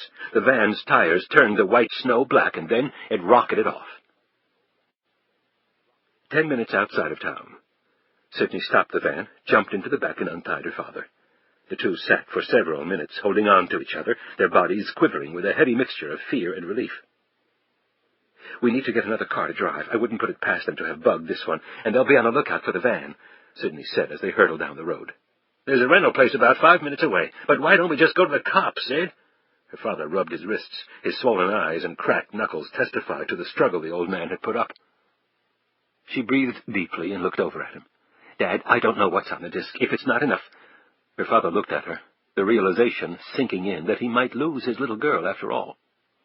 "It will be enough, Sidney. If Jason took all the trouble to send it to you, it has to be enough." She smiled at him, and then her face went dark. "We have to split up, Dad." "There's no way I'm leaving you now." "Your being with me makes you an accessory. I'll tell you one thing. We're not both going to jail." "I don't give a damn about that." "Okay, then what about Mom? What would happen to her? And Amy? Who would be there for them?" Patterson started to say something and then stopped. He frowned as he looked out the window. Finally, he looked over at her. "We'll go to Boston together, and then we'll talk about it. If you still want to split up, then so be it."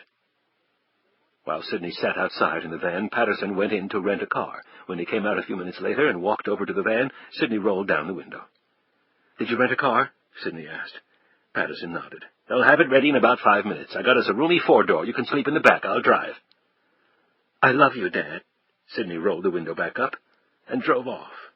Her stunned father ran after her, but she was quickly out of sight.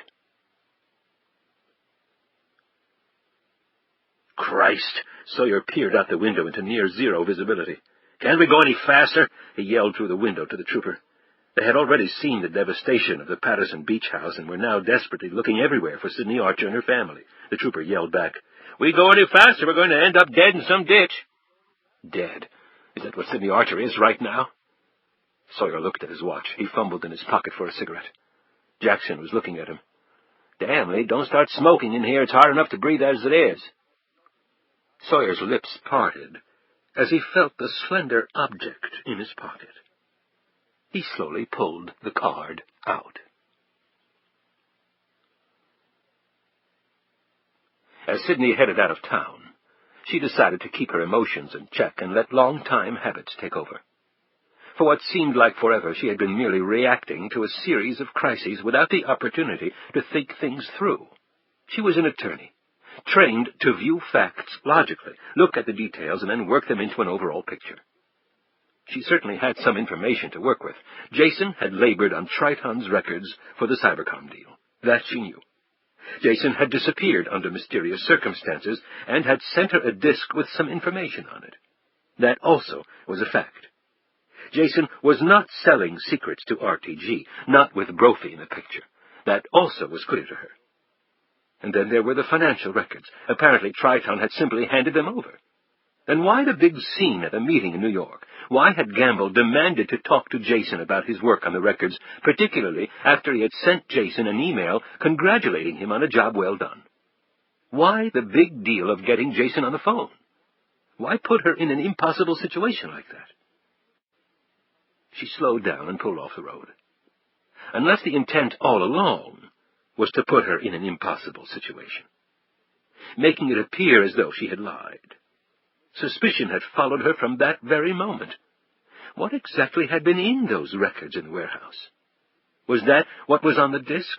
Something Jason had found out? That night Gamble's limo had whisked her to his estate. He had obviously wanted some answers. Could he have been attempting to find out if Jason had told her anything? Triton had been a client for several years now. A big, powerful company with a very private past. But how did that tie in to all the other things? The deaths of the Page brothers. Triton beating out RTG for Cybercom.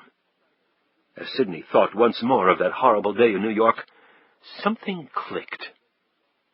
Ironically, she had the same thought Lee Sawyer had experienced earlier, but for a different reason. A performance. My God. She had to get in touch with Sawyer. She put the van in drive and got back on the road. A shrill ring interrupted her thoughts.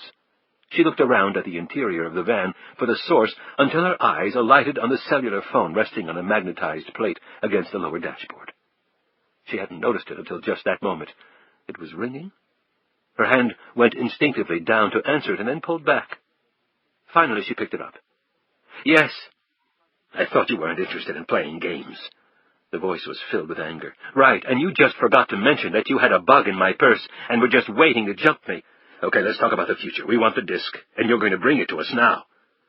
"What I'm going to do is hang up, now. If I were you, I wouldn't.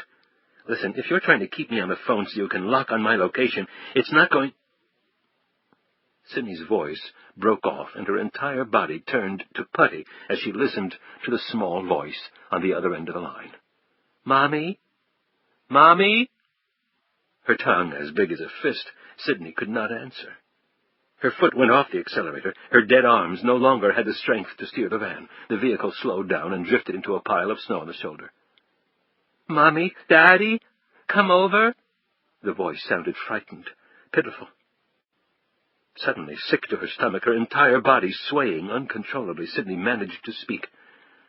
"Amy, baby? Mommy? Baby, it's Mommy. I'm here."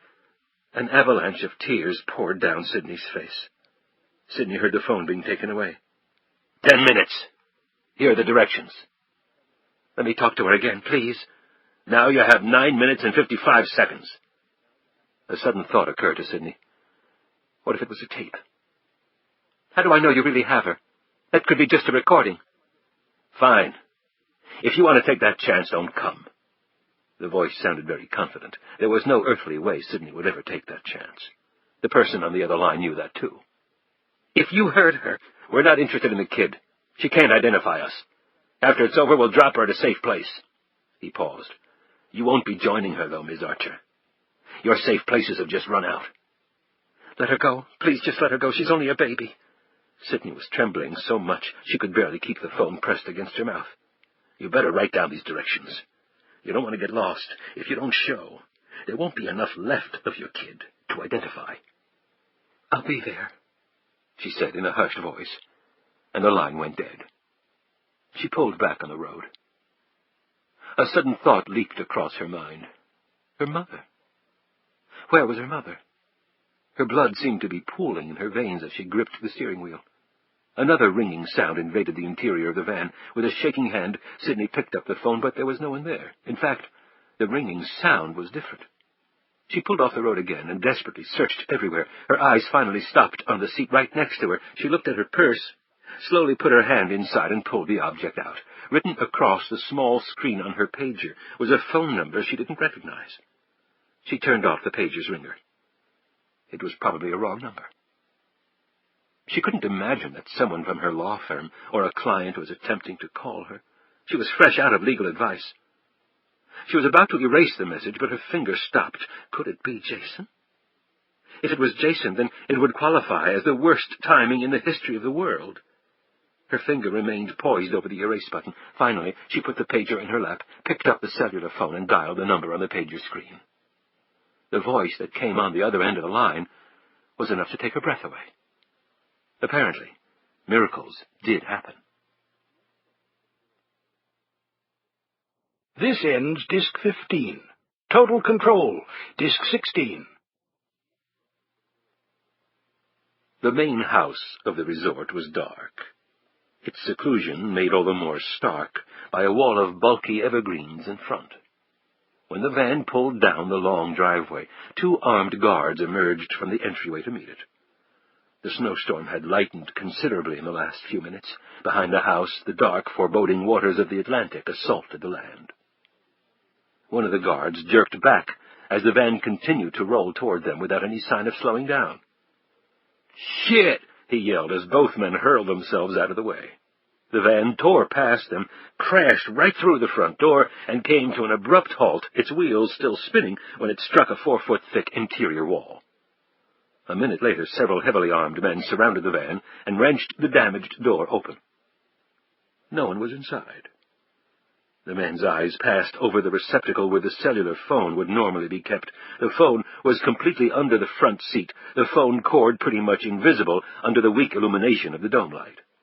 They believed the phone had probably been dislodged upon impact, rather than that it had deliberately been placed there. Sidney entered the house through the rear. When the man had given her directions to the place, she had instantly recognized it. She and Jason had stayed at the resort several times, and she was very familiar with the interior layout. She had taken a shortcut and arrived in half the time her daughter's captors had allotted her. She had used those precious extra minutes to rig the van's steering wheel and accelerator with rope she had found in the back of the vehicle. She clutched her pistol, her finger resting lightly on the trigger as she stole through the dark rooms of the resort. She was 90% certain that Amy was not on the premises. The 10% of doubt had led her to use the rigged van as a diversion so that she could attempt a rescue, however improbable, of her daughter. She was under no delusions that these men would let Amy go free. Up ahead she heard the sounds of raised voices and feet running toward the front of the house. She cocked her head to the left as a pair of footsteps echoed down the hallway. This person was not running. The tread was slow and methodical. She shrank back into the shadows and waited for the person to pass by. As soon as he did, she pressed the muzzle of her pistol directly against his neck. "Make any sound at all, and you're dead," she said with a cold finality. "Hands over your head." Her prisoner complied. He was tall, with broad shoulders. She felt for his gun and found it in a shoulder holster. She crammed the man's pistol in her jacket pocket and pushed him forward. The large room up ahead was well lit. Sidney could not hear any noise emanating from the space, but she didn't think that silence would last long. They would soon figure out her ploy, if they hadn't already. She prodded the man away from the light and down a darkened hallway. They came to a doorway. "Open it, and move inside," she told him. He opened the door, and she pushed him inside. One of her hands felt around for the light switch. When the lights came on, she shut the door behind her and looked at the man's face. Richard Lucas stared back at her. "You don't look surprised," Lucas said, his voice even and calm. "Let's just say nothing surprises me anymore," Sidney replied. "Sit." She motioned with her gun to a straight-backed chair. "Where are the others?" Lucas shrugged. "Here, there, everywhere. There are a lot of them, Sidney." "Where's my daughter and my mother?" Lucas kept silent. Sidney put both hands on her gun and pointed it directly at his chest. "I'm not screwing around with you. Where are they?" "When I was a CIA operative, I was captured and tortured by the KGB for 2 months, before I escaped. I never told them anything. And I'm not telling you anything," Lucas said calmly. "And if you're thinking about using me to exchange for your daughter, forget it. So you might as well pull the trigger, Sidney." Sidney's finger quivered on the trigger as she and Lucas engaged in a staring contest. Finally, she swore under her breath and lowered the pistol. A smile cracked Lucas's lips. She thought quickly. "All right, you son of a bitch. What color is the hat Amy was wearing, Rich? If you have her, you should know that." The smile disappeared from Lucas's lips. He paused for a second and then answered, "Like a beige." Good answer. Neutral could apply to lots of different colors. She paused as an enormous wave of relief washed over her. Only Amy wasn't wearing a hat. Lucas started to bolt out of the chair. A second faster than Sidney smashed her pistol across his head. Lucas went down in a heap, unconscious. She towered over his prostrate form. "You're a real asshole." Sidney exited the room and stole down the corridor. From the direction of where she had entered the house, she heard men approaching. She changed course and once again headed toward the lit room she had spied earlier. She peered around the corner. The light from inside was enough to let her check her watch. She said a silent prayer and edged into the room, keeping low behind a long, carved, wooden-backed sofa. She looked around, her eyes taking in a wall of French doors that was visible on the ocean side. The room was huge, with ceilings that soared at least 20 feet high. An interior second-story balcony ran across one side of the room. Another wall held a collection of finely bound books. Comfortable furnishings were placed throughout. Sidney shrank back as far as she could when a group of armed men, all dressed in black fatigues, entered the room through another doorway. One of them barked into a walkie-talkie. By listening to his words, she knew they were aware of her presence. It was only a matter of time before they found her. Blood pounding in her eardrums, she made her way out of the room, keeping well out of sight behind the sofa. Once in the corridor, she walked swiftly back toward the room in which she had left Lucas, with the intent of using him as her exit card. Maybe they wouldn't care about killing Lucas to get to her, but right now it was the only option she had. Her plan ran into an immediate problem when she discovered Lucas was no longer in the room. She had hit him very hard, and she briefly marveled at his recuperative powers. Apparently, he hadn't been kidding about the KGB. She ran out of the room and toward the door where she had entered the house. Lucas would most certainly raise the alarm. She probably only had seconds to make her getaway. She was a few feet from the door when she heard it. "Mommy? Mommy?" Sidney jerked around. Amy's wails continued down the hallway. "Oh, my God!" Sidney turned and sprinted toward the sound. "Amy? Amy!" The doors to the large room she had earlier been in were closed. She hurled them open and burst into the room, her chest heaving, her eyes wildly searching for sight of her daughter. Nathan Gamble stared back at her as Richard Lucas appeared behind him. He wasn't smiling. The side of his face was heavily swollen. Sidney was quickly disarmed and held by Gamble's men. The disc was taken from her purse and handed to Gamble. Gamble held up a sophisticated recording device, and Amy's voice was heard once again. "Mommy? Mommy?" "As soon as I found out your husband was on to me," Gamble explained, "I had your house bugged. You get lots of goodies that way." "You son of a bitch." Sidney glared at him. "I knew it was a trick." "You should have gone with your first instinct, Sidney. I always do." Gamble shut off the tape and strolled over to a desk situated against one wall. For the first time, Sidney noticed that a laptop computer was set up there. Gamble took the disk and popped it in. Then he pulled a piece of paper from his pocket and looked over at her. "Nice touch your husband had on the password, all backwards. You're sharp, but I bet you didn't figure that one out, did you?" His face crinkled into a smile as he looked from the paper to Sidney. "Always knew Jason was a smart guy." Using one finger, Gamble punched a number of keys on the keyboard and studied the screen. While doing so, he lit up a cigar.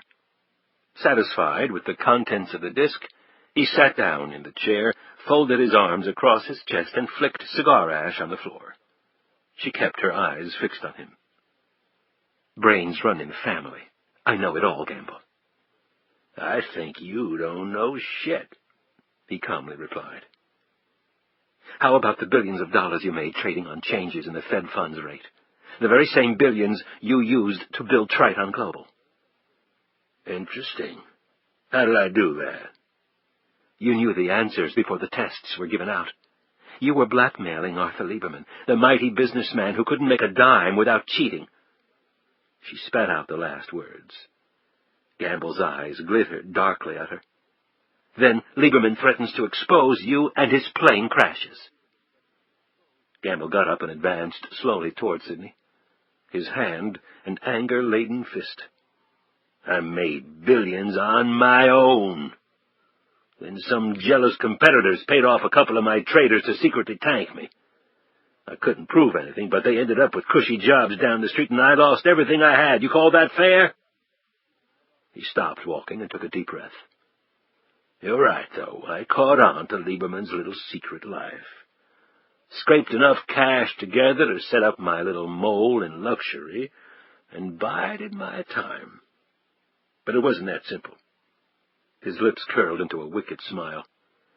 I waited until the people who had screwed me took their investment positions on interest rates, and then I took the opposite one and told Lieberman which way to swing it. After it was over, I'm back on top, and those guys couldn't afford a cup of spit. Nice and clean, and damn sweet. His face gleamed as he recalled his personal triumph. People mess with me, I pay them back. Only a lot worse, like Lieberman. Nice guy that I am, I paid the son of a bitch over $100 million for doing this thing with the rates. How does he show his gratitude? He tried to take me down. Was it my fault he got cancer? He thought he could outsmart me, the big Ivy League legend. Didn't think I knew he was dying. I do business with somebody, I find out everything about him. Everything! Gamble's face flushed for an instant, and then he broke into a sly grin. Only thing I regret is not having a picture of his face when that plane hit. I didn't think you were into genocide, Nathan. Men, women, babies. Gamble suddenly looked troubled and took a nervous puff on his cigar. You think I wanted to do it like that? My business is making money, not killing people. If I could have come up with another way, I would have. I had two problems, Lieberman and your husband. They both knew the truth. So I had to get rid of them both. The plane was the only way to tie them together. Kill Lieberman and blame your husband. If I could have bought every ticket on that plane except Lieberman's, I would have. He paused and looked at her. If it makes you feel any better, my charitable foundation has already donated $10 million to the victims' families. Great, you score PR points off your own dirty work. You think money is the answer to everything? Gamble exhaled smoke. You'd be surprised how often it is. And the fact is, I didn't have to do anything for them. It's like I told your buddy Wharton. When I go after somebody who screwed me, I don't care who gets in the way. Too bad. Sidney's face suddenly hardened. Like Jason? Where is he? Where is my husband, you son of a bitch? She screamed the words in an out-of-control fury and would have pounced on Gamble if his men hadn't held her back. Gamble stepped directly in front of her. His fist slammed into her jaw. Shut up! Sidney swiftly recovered, ripped her arm free, and slashed Gamble's face with her fingernails. Shocked, he stumbled back, clutching his torn skin. Damn you! He yelled. Gamble pressed his handkerchief against his face, his eyes blazing at her. Sidney stared back at him, her entire body shaking with more anger than she had felt in her entire life. Gamble finally motioned to Lucas. Lucas left the room for a minute, and when he returned, he was not alone. Sidney instinctively jerked back as Kenneth Scales stepped into the room. He stared at Sidney Archer with eyes that bespoke intense hatred.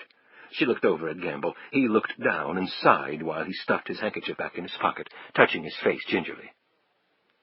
I guess I deserved that. You know, I had no intention of killing you.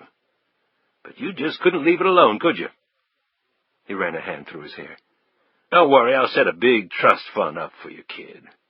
You should be grateful I think everything through.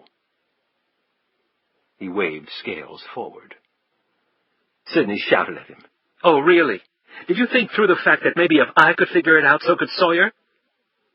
Gamble stared blankly at her. Like the fact that you blackmailed Arthur Lieberman by setting him up with Stephen Page, but just when Lieberman was up for the Fed nomination, Page contracted HIV and threatened to blow the whole thing. What did you do? Just like you did with Lieberman, you had Page killed. Gamble's response stunned her. Why the hell would I have him killed? He was working for me. He's telling the truth, Sidney. She jerked her head around and stared at the source of those words. Quentin Rowe walked into the room. Gamble stared at him, his eyes wide. How the hell did you get up here? Rowe barely glanced at him. "I guess you forgot that I have my own private suite on the corporate jet. Besides, I like to see projects through to their completion." "Is she right? You had your own lover boy killed?" Rowe looked at him calmly. "It's not any of your concern." "It's my company. Everything concerns me." "Your company? I don't think so. Now that we have Cybercom, I don't need you. My nightmare is finally over." Gamble's face grew red. He motioned toward Richard Lucas. "I think we need to show this little prick some respect for his superior." Richard Lucas pulled out his weapon. Gamble shook his head. "Just rough the little sucker off some," he said, his eyes glowing maliciously. The glow quickly ebbed as Lucas swung the pistol in his direction, and the cigar fell out of the Triton chief's mouth. "What the hell? You son of a bitch traitor!" "Shut up!" Lucas roared back. "Shut your mouth or I'll blow you away right here and now. I swear to God I will."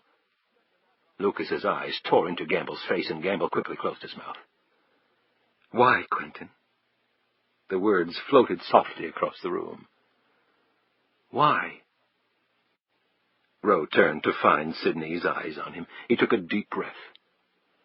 "When he bought into my company, Gamble drew up legal documents so that he technically controlled my ideas. Everything. In essence, he owned me." For a moment he stared at the now docile Gamble with ill-concealed disgust. Rowe looked back at Sidney, reading her mind. "The oddest couple in the world, I know." He sat down at the desk in front of the computer. He stared at the screen as he continued to talk. The proximity of the high-tech equipment seemed to soothe Quentin Rowe even more. "But then Gamble lost all his money. My company was going nowhere. I pleaded with him to let me out of the deal, but he said he'd tie me up in court for years. I was stuck. Then Stephen met Lieberman, and the plot was hatched." "But you had Page killed. Why?" Rowe didn't answer.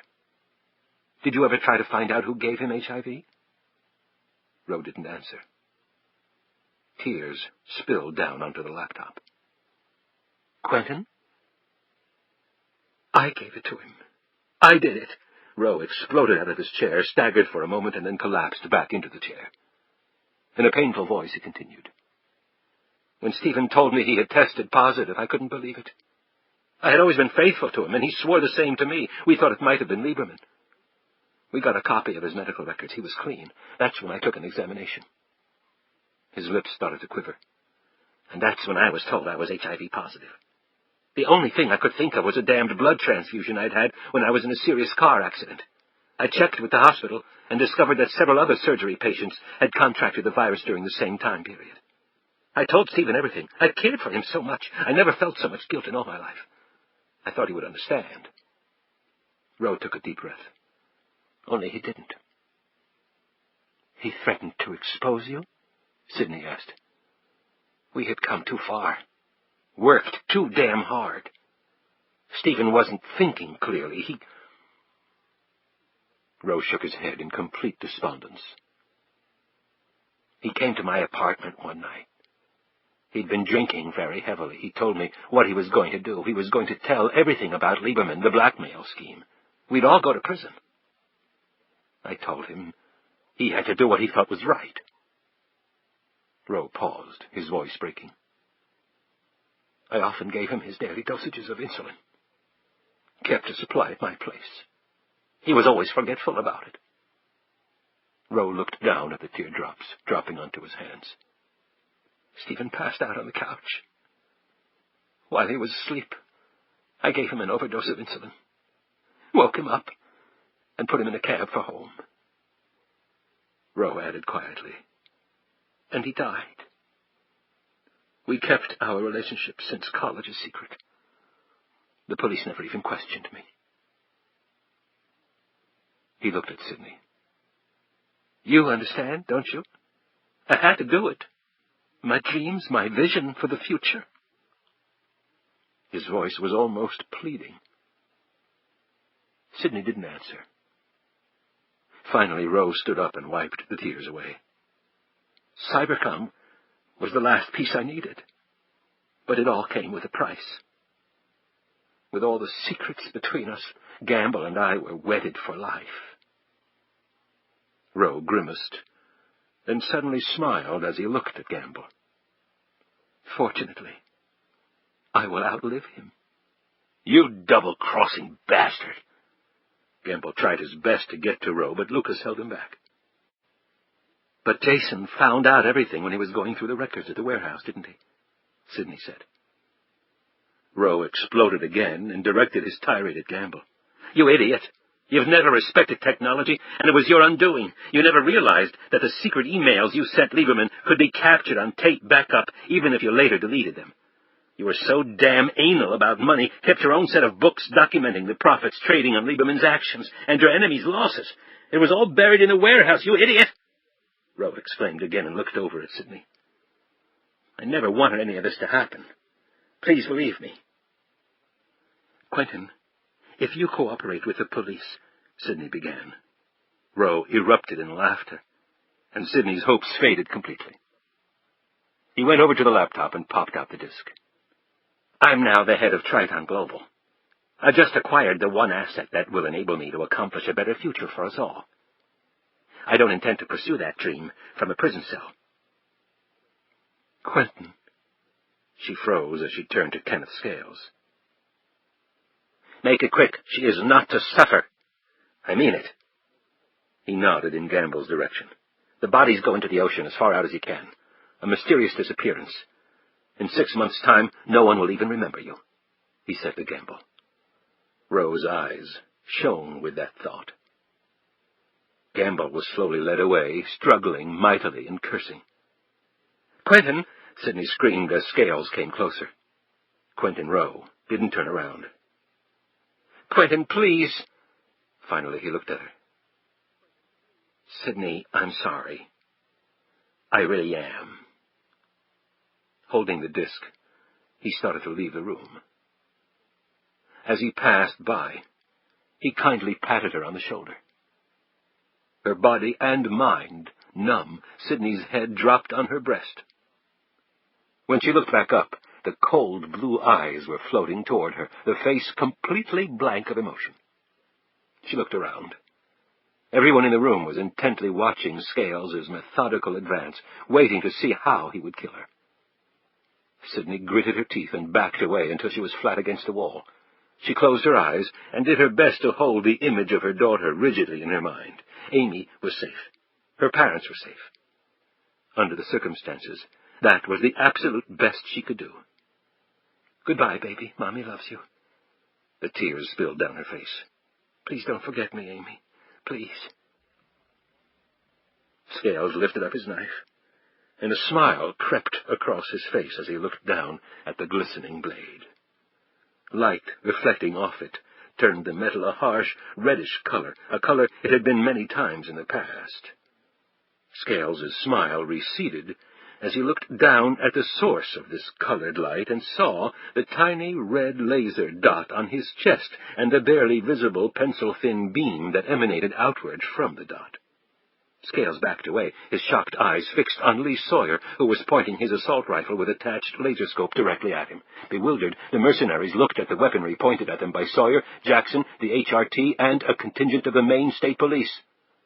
"Guns down, gentlemen, or start looking for your brains on the floor," Sawyer bellowed, tightening his grip on the rifle. "Guns down, now!" Sawyer took a few more steps into the room, his finger closing on the trigger. The men started to put down their weapons. Out of the corner of his eye, Sawyer spotted Quentin Roe trying to discreetly disappear. Sawyer swiveled his gun in the computer man's direction. "Don't think so, Mr. Roe. Sit down!" A thoroughly frightened Quentin Roe sat down in a chair, the disc gripped against his chest. Sawyer looked at Ray Jackson. "Let's get to it." Sawyer started toward Sidney. At that instant, a shot rang out and one of the FBI agents went down. Gunfire erupted as Roe's men used the opportunity to seize their weapons and open fire. The lawmen quickly dove for cover and returned the fire. Muzzle flashes popped up all over the room as instant death spewed forth from over a dozen locations. It took only seconds for every light in the room to be shut out by gunmen on both sides, plunging the room into total darkness. Caught in the crossfire, Sidney threw herself to the floor, her hands over her ears as bullets whizzed overhead.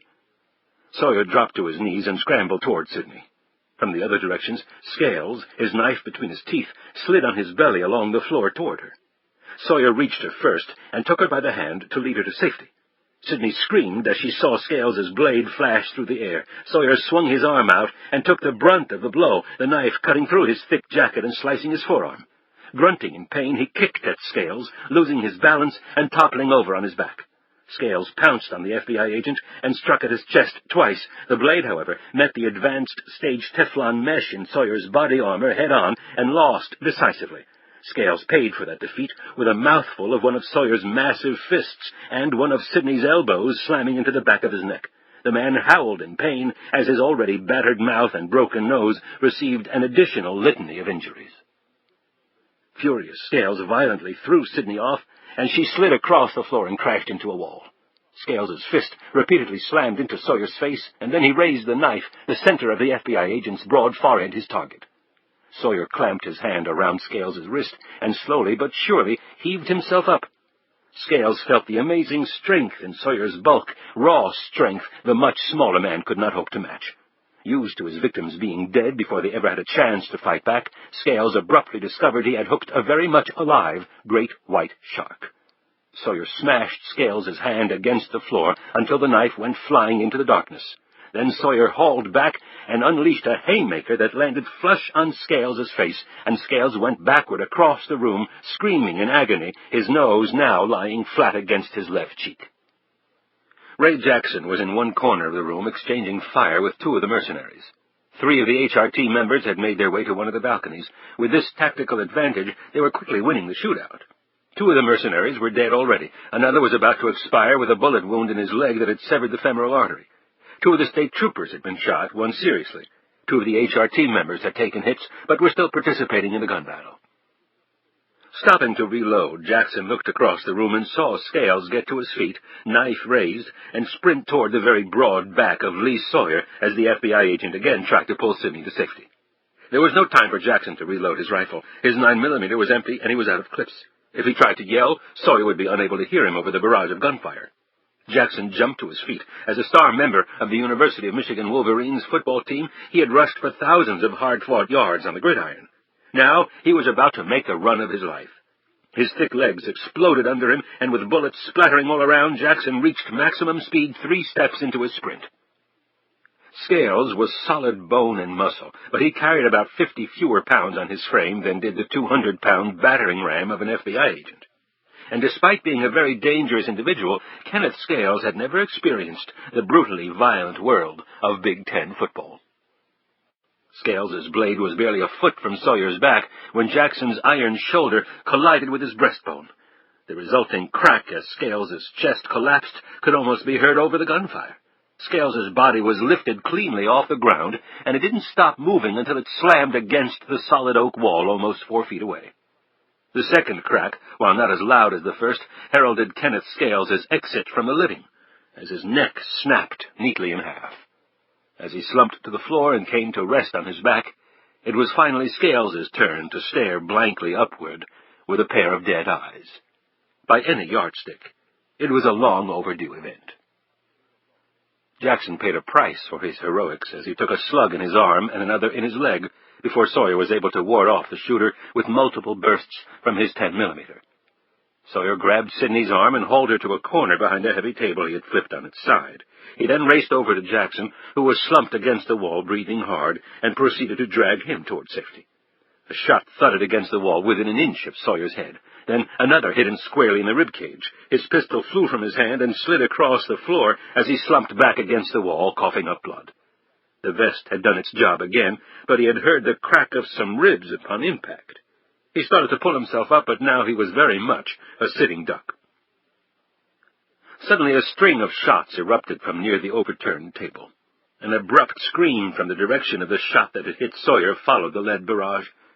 Sawyer looked over at the table, and his eyes widened in amazement as he saw Sidney Archer jam the still-smoking 10mm pistol in her waistband. She raced out from behind the protective cover, and together she and Sawyer pulled Jackson safely behind the table. They sat Jackson up against the wall. "Damn, Ray, you shouldn't have done that, man." Sawyer's eyes quickly examined his partner, confirming that there were 2 wounds and no more. "Right, and let you give me hell from the grave for the rest of my life? No way, Lee." Jackson bit his lip hard as Sawyer ripped off his tie and, using Scales's stiletto blade, made a crude tourniquet above the wound on Jackson's leg. "Keep your hand right there, Ray." Sawyer guided his hand to the handle of the knife, pressing his fingers tightly against it. He next tore his coat off, balled it up, and stanched the bleeding on Jackson's arm wound. Slug went right through, Ray. You're going to be okay. I know, I could feel it exit. The sweat poured off Jackson's forehead. You took a round, didn't you? Nah, vest caught it. I'm okay. As he slumped back, Sawyer's savaged forearm started to pour blood again. Oh, God, Lee! Sidney stared at the crimson flow. Your arm! Sidney took off her scarf and wound it around Sawyer's wounded limb. Sawyer eyed her kindly. Thanks. And I'm not talking about the scarf. Sidney slumped against the wall. Thank God we were able to fill in each other's blanks when you called. I regaled Gamble with my brilliant deductions to buy you some time. Even so, I didn't think it was going to be enough. He sat down next to her. For a couple of minutes we lost the signal from the cell phone. Thank God we picked it back up again. He abruptly sat up, making the cracked rib even worse. He looked at her battered face. You're okay, aren't you? She says I didn't even think to ask. She rubbed her swollen jaw gingerly. Nothing that time and makeup won't help. She touched his swollen cheek. How about you? Sawyer had another jolt. Oh, my God. Amy, your mother? She quickly explained about the voice recording. Those son of a bitches, he growled. She looked at him wistfully. I'm not sure what would have happened if I hadn't answered your page. Point is, you did. I'm just glad I had one of your business cards. He smiled. Maybe this high-tech crap has its uses, in tiny doses. In another corner of the room, Quentin Rowe huddled behind the desk. His eyes were closed, and his hands were over his ears as he tried to shield out the sounds exploding all around him. He did not notice the man come up behind him until the last instant. His ponytail was jerked violently backward, forcing his chin up farther and farther. The hands then twisted his head around, and just before he heard the snap of his spine, he was staring into the vicious, grinning countenance of Nathan Gamble. The Triton chief let the limp body go, and Rowe dropped to the floor, dead. He had experienced his last vision. Gamble snatched the laptop off the desk and smashed it so hard over Rowe's body that it cracked in half. Gamble hovered over Rowe's body for a moment longer, then turned to make his escape. The bullets hit him square in the chest. He looked wide-eyed at his killer, disbelief and then anger racing across his features. Gamble managed to grip the man's sleeve for an instant before toppling to the floor. The killer took the disc from where it had fallen next to Quentin Rowe and made his way out. Rowe had fallen on his side, and his body had come to rest on its back, his head turned toward Gamble. Ironically, he and Gamble were bare inches from each other, far closer than the two men ever had been in life. Sawyer inched his head above the table and surveyed the room. The remaining mercenaries had dropped their weapons and were coming out of hiding, their hands high. The HRT members moved in, and in a moment the men were down on the floor in handcuffs. Sawyer noticed the limp bodies of Rowe and Gamble, but then, outside the French doors, he heard running feet. Sawyer turned to Sidney. "Take care of Ray. Show's not over yet." He hustled out. Chapter 58. The wind, snow, and ocean spray assaulted Lee Sawyer on every front as he ran along the sand. His face was bloody and swollen. His injured arm and ribs throbbed like hell, and his breath came in thudding fits and starts. He took a minute to strip off the heavy body armor. Then he plunged on, pressing a hand firmly against his cracked ribs to hold him in place. His feet twisted and turned in the loose surface, slowing him down. He stumbled and fell twice. But he figured the person he was hunting was having the same problem. Sawyer had a flashlight, but he didn't want to use it, at least not yet. Twice he ran through frigid water as he strayed too close to the border of the pounding Atlantic. He kept his eyes straight down as he followed the set of deep footprints in the sand. Then Sawyer was confronted with a massive outcropping of rock. It was a common enough formation along the Maine coast. For a moment he debated how to navigate the obstacle until he saw a rough path that cut through the middle of the miniature mountain. He headed up, pulling his gun out as he did so. Sawyer was hit with a wall of ocean spray as the waters beat relentlessly against the ancient stone. His clothes clung to his body like plastic. Still he pushed on. His breathing came in huge bursts as he struggled up the path, which was becoming more and more vertical. He looked out to the ocean for a moment, black and endless. Sawyer rounded a slight bend in the path and then stopped. He shone his light ahead, out to the very edge of the cliff, before it disappeared straight down into the Atlantic far below. The light illuminated the man fully. He squinted back, and he put up a hand to shield his eyes from the unexpected burst of light. Sawyer sucked in air. The other man was doing the same after the long chase. Sawyer put one hand on his knee to steady himself as he half bent over, his gut heaving. "What are you doing up here?" Sawyer's voice was wheezy but clear. Frank Hardy stared back at him, his breath also coming in deep gusts from weary lungs. Like Sawyer's, his clothes were drenched and dirty, and his hair was a wind-ravaged mess. "Lee, that you?" Hardy said. "It sure as hell ain't Santa Claus, Frank," Sawyer wheezed back. "Answer my question." Hardy took a last, lengthy breath. "I came up with Gamble for a meeting. Right in the middle of it, he tells me to go upstairs, that he has some personal business to conduct. The next thing I know, all hell broke loose. I got out of there as fast as I could. You mind telling me what's going on?" Sawyer shook his head admiringly.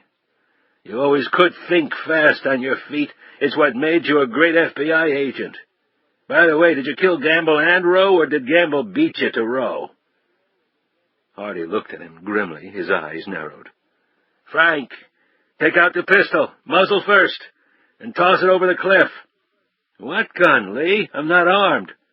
"The gun you used to shoot one of my men and start that little gun battle in there." Sawyer paused and tightened his grip on his own pistol. "I won't tell you again, Frank." Hardy slowly took the pistol out and tossed it over the cliff. Sawyer flushed a cigarette out of his pocket and clenched it between his teeth. He pulled out a lighter and held it up. "Ever seen one of these, Frank? These suckers will stay lit in a tornado. It's like the one they used to down the plane." "I don't know anything about the plane bombing," Hardy said angrily. Sawyer paused to light his cigarette and then took a long puff. "You didn't know anything about the plane bombing, that's true, but you were in on everything else. In fact, I bet you charged Nathan Gamble a nice little premium. Did you get a piece of the $250 million you framed Archer for stealing?" "Duplicated his signature and everything. Nice work." "You're crazy. Why would Gamble steal from himself?" "He didn't. That money's probably spread over 100 different accounts he's got all over the world. It was perfect cover. Who'd ever suspect the guy who got taken for all that money? I'm sure Quentin Rowe handled the bank trust piece and also breaking into Virginia's AFIS database to monkey around with Riker's prints. Jason Archer had the evidence to the whole blackmail scheme with Lieberman. He had to tell someone. Who? Richard Lucas? Don't think so. He was Gamble's man, plain and simple, the inside guy." "So who did he tell?" Hardy's eyes were now pinpoints. Sawyer took a long drag on his cigarette before answering. "He told you, Frank." "Right. Prove it," Hardy said with disgust. "He went to you, the outside guy, the former FBI agent with a list of commendations as long as his arm." Sawyer spat this last sentence out. "He went to you so you could help him expose the whole thing, only you couldn't let that happen. Triton Global's your gravy train. Giving up private jets, the pretty ladies and nice clothes wasn't an option, was it?" Sawyer continued. "Then you all took me through the dog and pony show, setting up Jason to be the bad guy. You guys must have been laughing your asses off at how you suckered me. Or thought you had. But when you saw I wasn't buying all of it, you got a little nervous. Was it your idea to have Gamble offer me a job? Between you and him, I never felt so popular." Hardy remained silent. "But that wasn't your only performance, Frank." Sawyer reached in his pocket and took out a pair of sunglasses and put them on. He looked quite ridiculous in the darkness. "You remember these, Frank? The two guys on the video in the warehouse in Seattle, they were wearing sunglasses, indoors in a fairly dark room. Why would anybody do that?" "I don't know." Hardy's voice was a mere whisper now. "Sure you do. Jason thought he was handing over his proof to the FBI.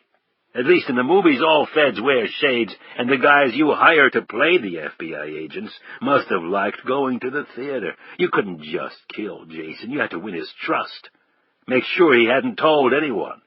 A top priority was getting back all the hard evidence he had. The videotape of the exchange had to be in pristine condition because you knew you'd be giving it to us as evidence of Jason's guilt.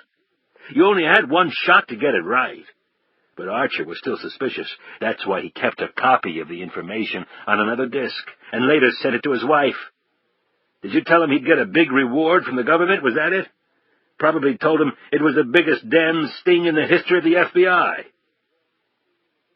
Hardy remained silent. Sawyer looked at his old partner. But unknown to you, Frank, Gamble had his own big problem, namely that Arthur Lieberman was about to spill his guts. So he hires Riker to sabotage Lieberman's plane. I'm sure you didn't know about that part of the plan. On Gamble's orders, you arranged for Archer to get ticketed on the flight to Los Angeles, and then you had him pull a switch and he gets on the flight to Seattle instead so you could film your little videotape of the exchange. Rich Lucas is ex-CIA. He probably had lots of ties to former Eastern European operatives with no families, no past. The guy who went down in Archer's place wouldn't be missed. You had no idea Lieberman was on the L.A. flight or that Gamble was going to kill him. But Gamble knew it was the only way the blame for Lieberman's death could be thrown on Archer, and with it, Gamble kills two birds with one stone, Archer and Lieberman. You bring me the video, and I switch all my efforts to catching Jason, and I forget all about poor old Arthur Lieberman. Except for Ed Page wandering into the picture, I don't think I would have ever picked up Lieberman's threat again. And let's not forget old RTG, who got blamed for everything, with Triton conveniently ending up with Cybercom. I told you about Brophy being in New Orleans. You found out he was actually connected to RTG, and that they might actually accomplish what you'd set Jason up for, working with RTG. So you had Brophy and Goldman followed, and when the opportunity arose, you took them both out and set up Sidney Archer to take the fall. Why not? You'd already done the same thing to her husband. Sawyer paused. That's a hell of a transition, Frank. FBI agent to participation in a massive criminal conspiracy. Maybe I should take you on a visit to the crash site. You want to do that? I didn't have anything to do with the plane bombing, I swear, Hardy yelled out. I know. But you were involved in one regard. Sawyer took off his sunglasses. You killed the bomber. Would you care to prove that? Hardy's eyes blazed at him. You told me, Frank. Hardy's face froze. Down in the parking garage where Goldman and Brophy checked out, the place was freezing. I was concerned about the decomposition of the bodies, that the frigid temperatures might make ascertaining the time of death impossible. Remember what you said, Frank? You said it was the same problem with the bomber, that the air conditioning had made the apartment freeze just like the outside air did to the parking garage. So, I never told you the air conditioning was turned on in Riker's apartment. In fact, I turned the heat back on right after we found the body. There was no mention of the AC being turned on in any of the Bureau reports, not that you would have been privy to them anyway. Hardy's face had turned ashen. You knew, Frank, because you were the one who turned the AC on. When you found out about the bombing, you knew Gamble had used you. Hell, maybe they planned to kill Riker all along, but you were more than willing to do the honors. It didn't hit me until I was freezing my ass off in a police paddy wagon driving over here. Sawyer moved forward. 12 shots, Frank. I admit, that one really puzzled me. You were so furious at the guy for what he'd done that you went a little berserk. Emptied your whole clip into him. I guess you still had a little bit of the cop left in you. But now it's over. Hardy swallowed hard, struggling to keep his nerves under control. Look, Lee, everybody who knows about my involvement is dead. What about Jason Archer? Hardy laughed. Jason Archer was a fool. He wanted the money just like all of us. Only he didn't have the nerve, not like you and me. He kept having bad dreams. Hardy edged forward. You look the other way, Lee. That's all I'm asking. You start work at my company next month. $1 million a year. Stock options, the works. You'll be set for life. Sawyer flicked his cigarette away.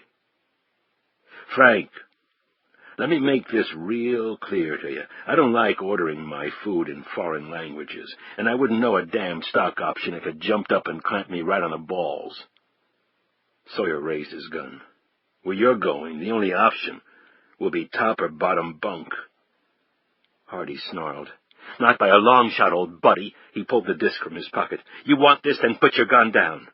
You gotta be kidding me. Put it down, Hardy screamed, or I throw your whole case into the Atlantic. You let me go, I'll mail it to you from parts unknown. Hardy started to smile as Sawyer's pistol began dropping. Then, as Sawyer stared into the grinning countenance, he abruptly returned the pistol to its original position. First, I want an answer to one question, and I want it now. What is it? Sawyer moved forward, his hand tightening on the trigger. What happened to Jason Archer? Look, Lee, what does it matter? Where is Jason Archer? Sawyer roared over the crash of the waves.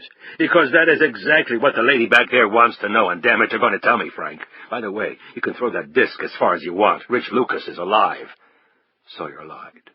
He had seen Lucas lying dead in the middle of the battlefield the hotel lobby had become. The silent sentinel was now forever silent. Want to bet how anxious he is to rat on your ass? Hardy's face went stone cold as he realized his exit option had just evaporated. Take me back to the house, Lee. I want to call my lawyer. Hardy started forward and then suddenly stopped as Sawyer assumed a textbook shooting stance. Now, Frank. Tell me right now. Go to hell. Read me my rights if you want, but get out of my damn face. Sawyer's response was to shift his pistol slightly to the left and fire one round. Hardy screamed as the slug took off skin and the top part of his right ear. Blood poured down the side of his face. He fell to the ground. Are you crazy? Sawyer now aimed the gun directly at Hardy's head. I'll have your badge and your pension, and your ass will be in jail for more years than you've got left, you son of a bitch, Hardy screamed. You'll lose everything. No, I won't. You're not the only person who can manipulate a crime scene, old buddy. Hardy watched in growing astonishment as Sawyer popped open the gun bag riding above his belt and took out another 10mm. He held it up. This'll be the gun you'll have gotten away from me in the struggle. They'll find it clutched in your hand. It'll have several shots fired from it, evidencing your homicidal intent. He pointed toward the vast ocean. Kind of hard to find the slugs out there. He held up the other pistol. You used to be a first-rate investigator, Frank. Care to deduce what role this pistol will play? Damn it, Lee, don't! Sawyer continued calmly. This will be the pistol I used to kill you. Jesus, Lee! Where is Archer? Please, Lee, don't! Hardy wailed. Sawyer moved the muzzle to within a few inches of Hardy's head. When Hardy covered his face with his hands, Sawyer snatched the disc from Hardy's quivering fingers and looked at it. Come to think of it, this might come in handy. He put it in his pocket. Goodbye, Frank. His finger descended on the trigger. Wait, please! I'll tell you! Hardy gagged for a moment and then looked up into Sawyer's grim face. Jason is dead! He cried out. The few words slammed into Lee Sawyer like lightning bolts. His big shoulders collapsed, and he felt the last vestiges of energy leave his body. It was as though he had simply died. He'd been almost certain of his result, but had been hoping for a miracle, for Sidney Archer and her little girl's sake. Something made him turn and look behind him. Sidney was standing at the top of the path, barely 5 feet from him, drenched and shivering. Their eyes met under soft moonlight, suddenly revealed through the patchy clouds. They did not need to speak. She had heard the terrible truth. Her husband was not coming back. The scream came from the cliffside. Gun ready, Sawyer whirled around just as Hardy went over the cliff. Sawyer made it to the edge in time to see his old friend and new nemesis bounce off the jagged rocks far below and disappear into the violent waters. Sawyer stared down at the abyss, and then with a furious thrust he hurled his pistol as far as he could into the ocean. The movement tore at his damaged ribs, but he didn't feel the pain. He closed his eyes and then opened them to stare at the savage outline of the Atlantic. Damn it! Sawyer's big body leaned heavily to one side as he fought to keep his fractured ribs immobile and his weary lungs functioning. His ripped arm and battered face started to bleed once again. He stiffened as he felt the arm on his shoulder. Under the circumstances, Sawyer would not have been surprised to see Sidney Archer run as fast as she could from this place. Who could have blamed her? Instead, she put one of her arms around his waist and one of his around her shoulder and helped the injured FBI agent back down the path. Chapter 59. The funeral that finally laid Jason Archer to rest in peace occurred on a clear December day atop a quiet knoll about 20 minutes from his brick and stone home. During the graveside service, Sawyer had stayed in the background as family and close friends attended the once again grieving widow. The FBI agent had stayed at the gravesite after all of them had gone. As he stared at the newly etched tombstone, Sawyer rested his bulk on one of the folding chairs that had been used for the simple, brief burial ritual. Jason Archer had occupied the agent's every waking moment for over a month, and yet the two men had never met. That was often the case in his line of work. However, this time the emotions wending their way through the veteran agent's psyche were far different. Sawyer knew he had been powerless to prevent the man's death, and yet he still felt crushed that he had let the man's wife and little girl down, that the Archer family had been irretrievably destroyed because of his inability to get at the truth in time. He covered his face in his hands. When he removed them some minutes later, the tears still glimmered in his eyes. He had successfully completed the case of a lifetime, yet he had never felt like more of a failure. He stood up, put on his hat, and headed slowly toward his car. Then he froze. The long black limo was parked at the curb. It had come back. Sawyer watched the face peering out from the limo's rear window. Sidney was looking at the fresh hump of dirt in the earth. She turned her head in Sawyer's direction as he stood there trembling, unable to move, his heart pounding, his lungs heaving, and wishing more than anything else on earth to be able to reach into that cold soil and return Jason Archer to her. The glass slid back up as the limousine drove away. The night before Christmas Eve, Lee Sawyer rolled his sedan slowly down Morgan Lane. The houses along the street were beautifully decorated with lights, wreaths, all-weather Santa Clauses, and their trusty reindeer. Down the block, a couple of bundled-up carolers was performing. The area was in a festive mood, all except for one house, which was dark but for one light on in the front room. Sawyer pulled into the Archer's driveway and got out of his car. He was dressed in a new suit, his cowlick plastered down as much as it could be. He pulled a small gift-wrapped box out of the car and walked up to the house. His gait was a little stiff. His ribs were still on the mend. Sidney Archer answered his knock. She was dressed in dark slacks and a white blouse, her hair flowing down over her shoulders. She had gained some weight back, but her features were still gaunt. The cuts and bruises had healed, though. They sat in the living room in front of the fire. Sawyer accepted her offer of cider and looked around the room while she went to get it. On the side table was a box of computer disks with a red bow on top. He put the box he had brought with him on the coffee table, since there was no Christmas tree to put it under. "Going somewhere for the holidays, I hope?" he asked as she sat down across from him. They each took a sip of the warm cider. "My parents. They've got the place fixed up for Christmas. Big tree, decorations. My father's going to dress up like Santa. My brothers and their families will be there. It'll be good for Amy." Sawyer looked over at the box of discs. "I hope that's a gag gift." Sidney followed his gaze and briefly smiled. "Jeff Fisher. He thanked me for the most exciting night of his life and offered me free computer advice in perpetuity." Sawyer then eyed the small, damp towel Sidney had brought back with her and placed on the coffee table. He slid the present across. "Slip this under the tree for Amy, will you? It's from me and Ray. His wife picked it out. It's a doll that does a bunch of stuff, it talks and pee-pees." He abruptly stopped and looked embarrassed. He took another sip of cider. Sidney smiled. "Thank you very much, Lee. She'll love it. I'd give it to her now, except she's asleep. It's better to open presents on Christmas anyway." "How is Ray?" Hell, you couldn't hurt him if you tried. He's already off the crutches. Sidney turned green and quickly reached for the towel. She held it against her mouth, got up, and raced out of the room. Sawyer stood up but didn't follow. He sat back down. In a couple of minutes, she had rejoined him. "I'm sorry, I must have caught a bug." "How long have you known you were pregnant?" Sawyer asked. She sat back, stunned. "I've got 4 kids, Sidney. Believe me, I know morning sickness when I see it." Sidney's voice was strained. "About 2 weeks. The morning Jason left." She started to rock back and forth, one hand pressed across her face. "Dad, I can't believe this. Why did he do it? Why didn't he tell me? He shouldn't be dead, damn it, he shouldn't." Sawyer looked down at the cup in his hands. "He tried to do the right thing, Sidney. He could have just ignored what he'd found, like most people would have, but he decided to do something about it instead. A real hero.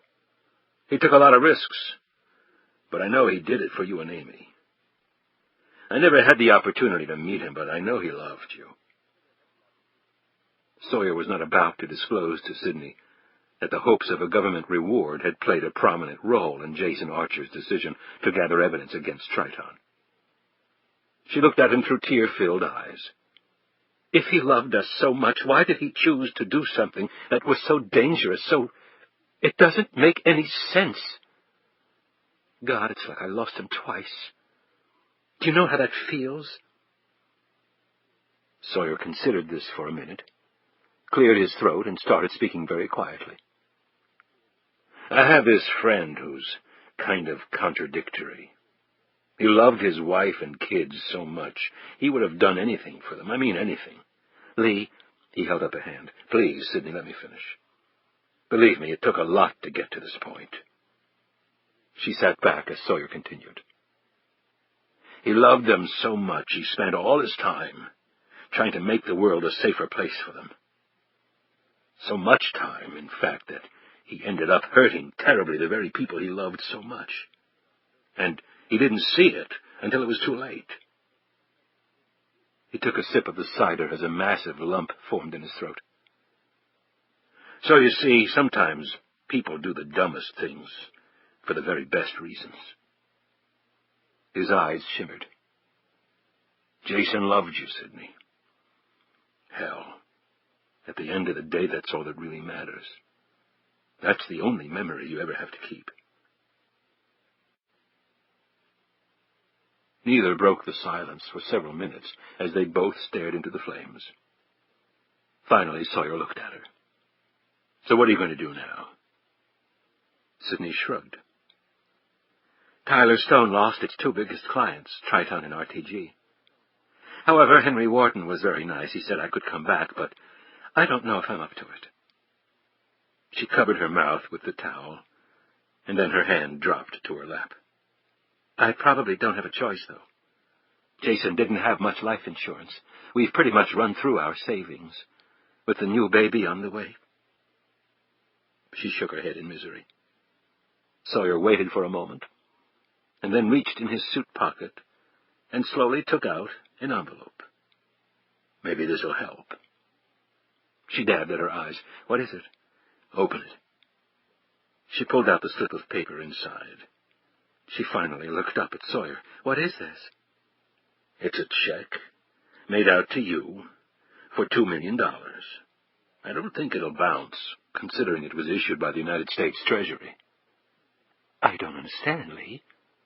"There was a $2 million reward from the government for information leading to the capture of the person or persons responsible for the plane bombing."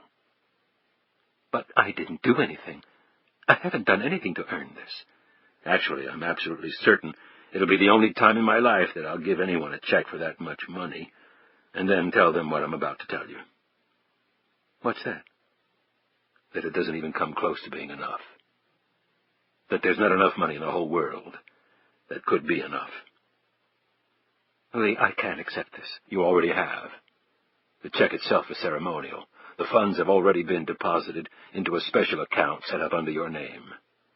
Charles Tiedemann he's the president of the San Francisco Federal Reserve Bank, has already put together a team of top financial advisors to invest the funds for you, all gratis. Tiedemann was Lieberman's closest friend. He asked me to convey to you his sincerest condolences and heartfelt thanks. The United States government had initially been reluctant to give the reward to Sidney Archer. It had taken Lee Sawyer a full day with congressional and White House representatives to make them change their minds. Everyone was adamant that the full details of the deliberate manipulation of America's financial markets must not come out. Sawyer's less than subtle suggestion that he would join with Sidney Archer in auctioning off the disc he had taken from Frank Hardy while on the cliff in Maine to the highest bidder had caused them to abruptly change their minds on the reward. That, and his flinging a chair the length of the Attorney General's office. "The funds are all tax-free," he added. "You're pretty much set for life." Sidney wiped at her eyes and put the check back in the envelope. Neither one of them said anything for several minutes. The fire popped and crackled in the grate. Finally, Sawyer looked at his watch and put down the cup of cider. "It's getting late. I'm sure you've got things to do, and I've got some work back at the office." He stood up. "Don't you ever take a break?" "Not if I can help it. Besides, what else am I going to do?" She stood up, too, and before he could say goodbye, she wrapped her arms around his thick shoulders and pressed herself against him. "Thank you." He could barely hear the words, not that he needed to. The sentiments were emanating from Sidney Archer like the warmth from the fire. He put his arms around her, and for several minutes they stood there in front of the flickering firelight, holding each other as the sounds of the carolers grew closer. When they finally drew apart, Sawyer gently took her hand in his. "I'll always be there for you, Sidney. Always." "I know," she finally said, her voice only a whisper. As he started to the door, she called to him, "This friend of yours, Lee, you might want to tell him it's never too late."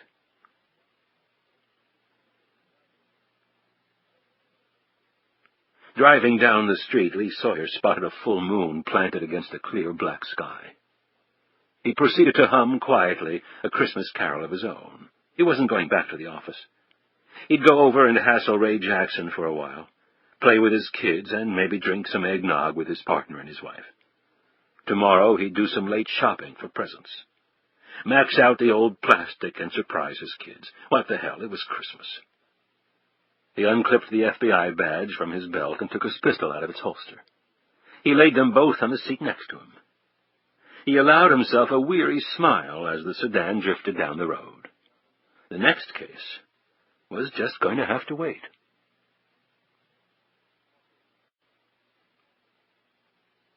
Author's note. The aircraft featured in the preceding pages, the Mariner L-500, is fictitious, although some of the general specifications noted in the book are based on actual commercial airplanes. Given that acknowledgement, aircraft enthusiasts may quickly point out that the sabotage of Flight 3223 is rather far-fetched.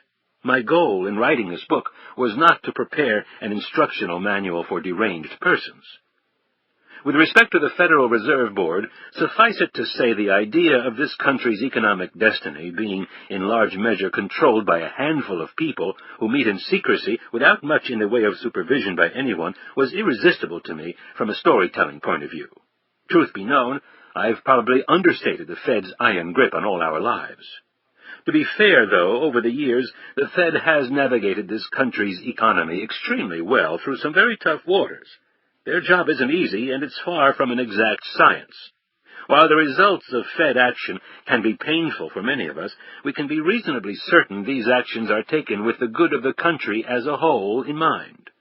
Still, with such enormous power concentrated in such a small, isolated sphere, the temptation to reap oceans of illegal profit can never be far from the surface. And the stories one can write. Regarding the computer technological aspects of total control, all of them, to the best of my research ability, are perfectly plausible if they are not already in full-scale use, or perhaps even, if you can believe it, obsolete. The numerous benefits of computer technology are undeniably significant, However, with benefits of such scale, there is inevitably a downside. As the world's computers become increasingly linked into a global network, the risk that one person may one day exercise total control over certain important aspects of our lives also increases proportionately.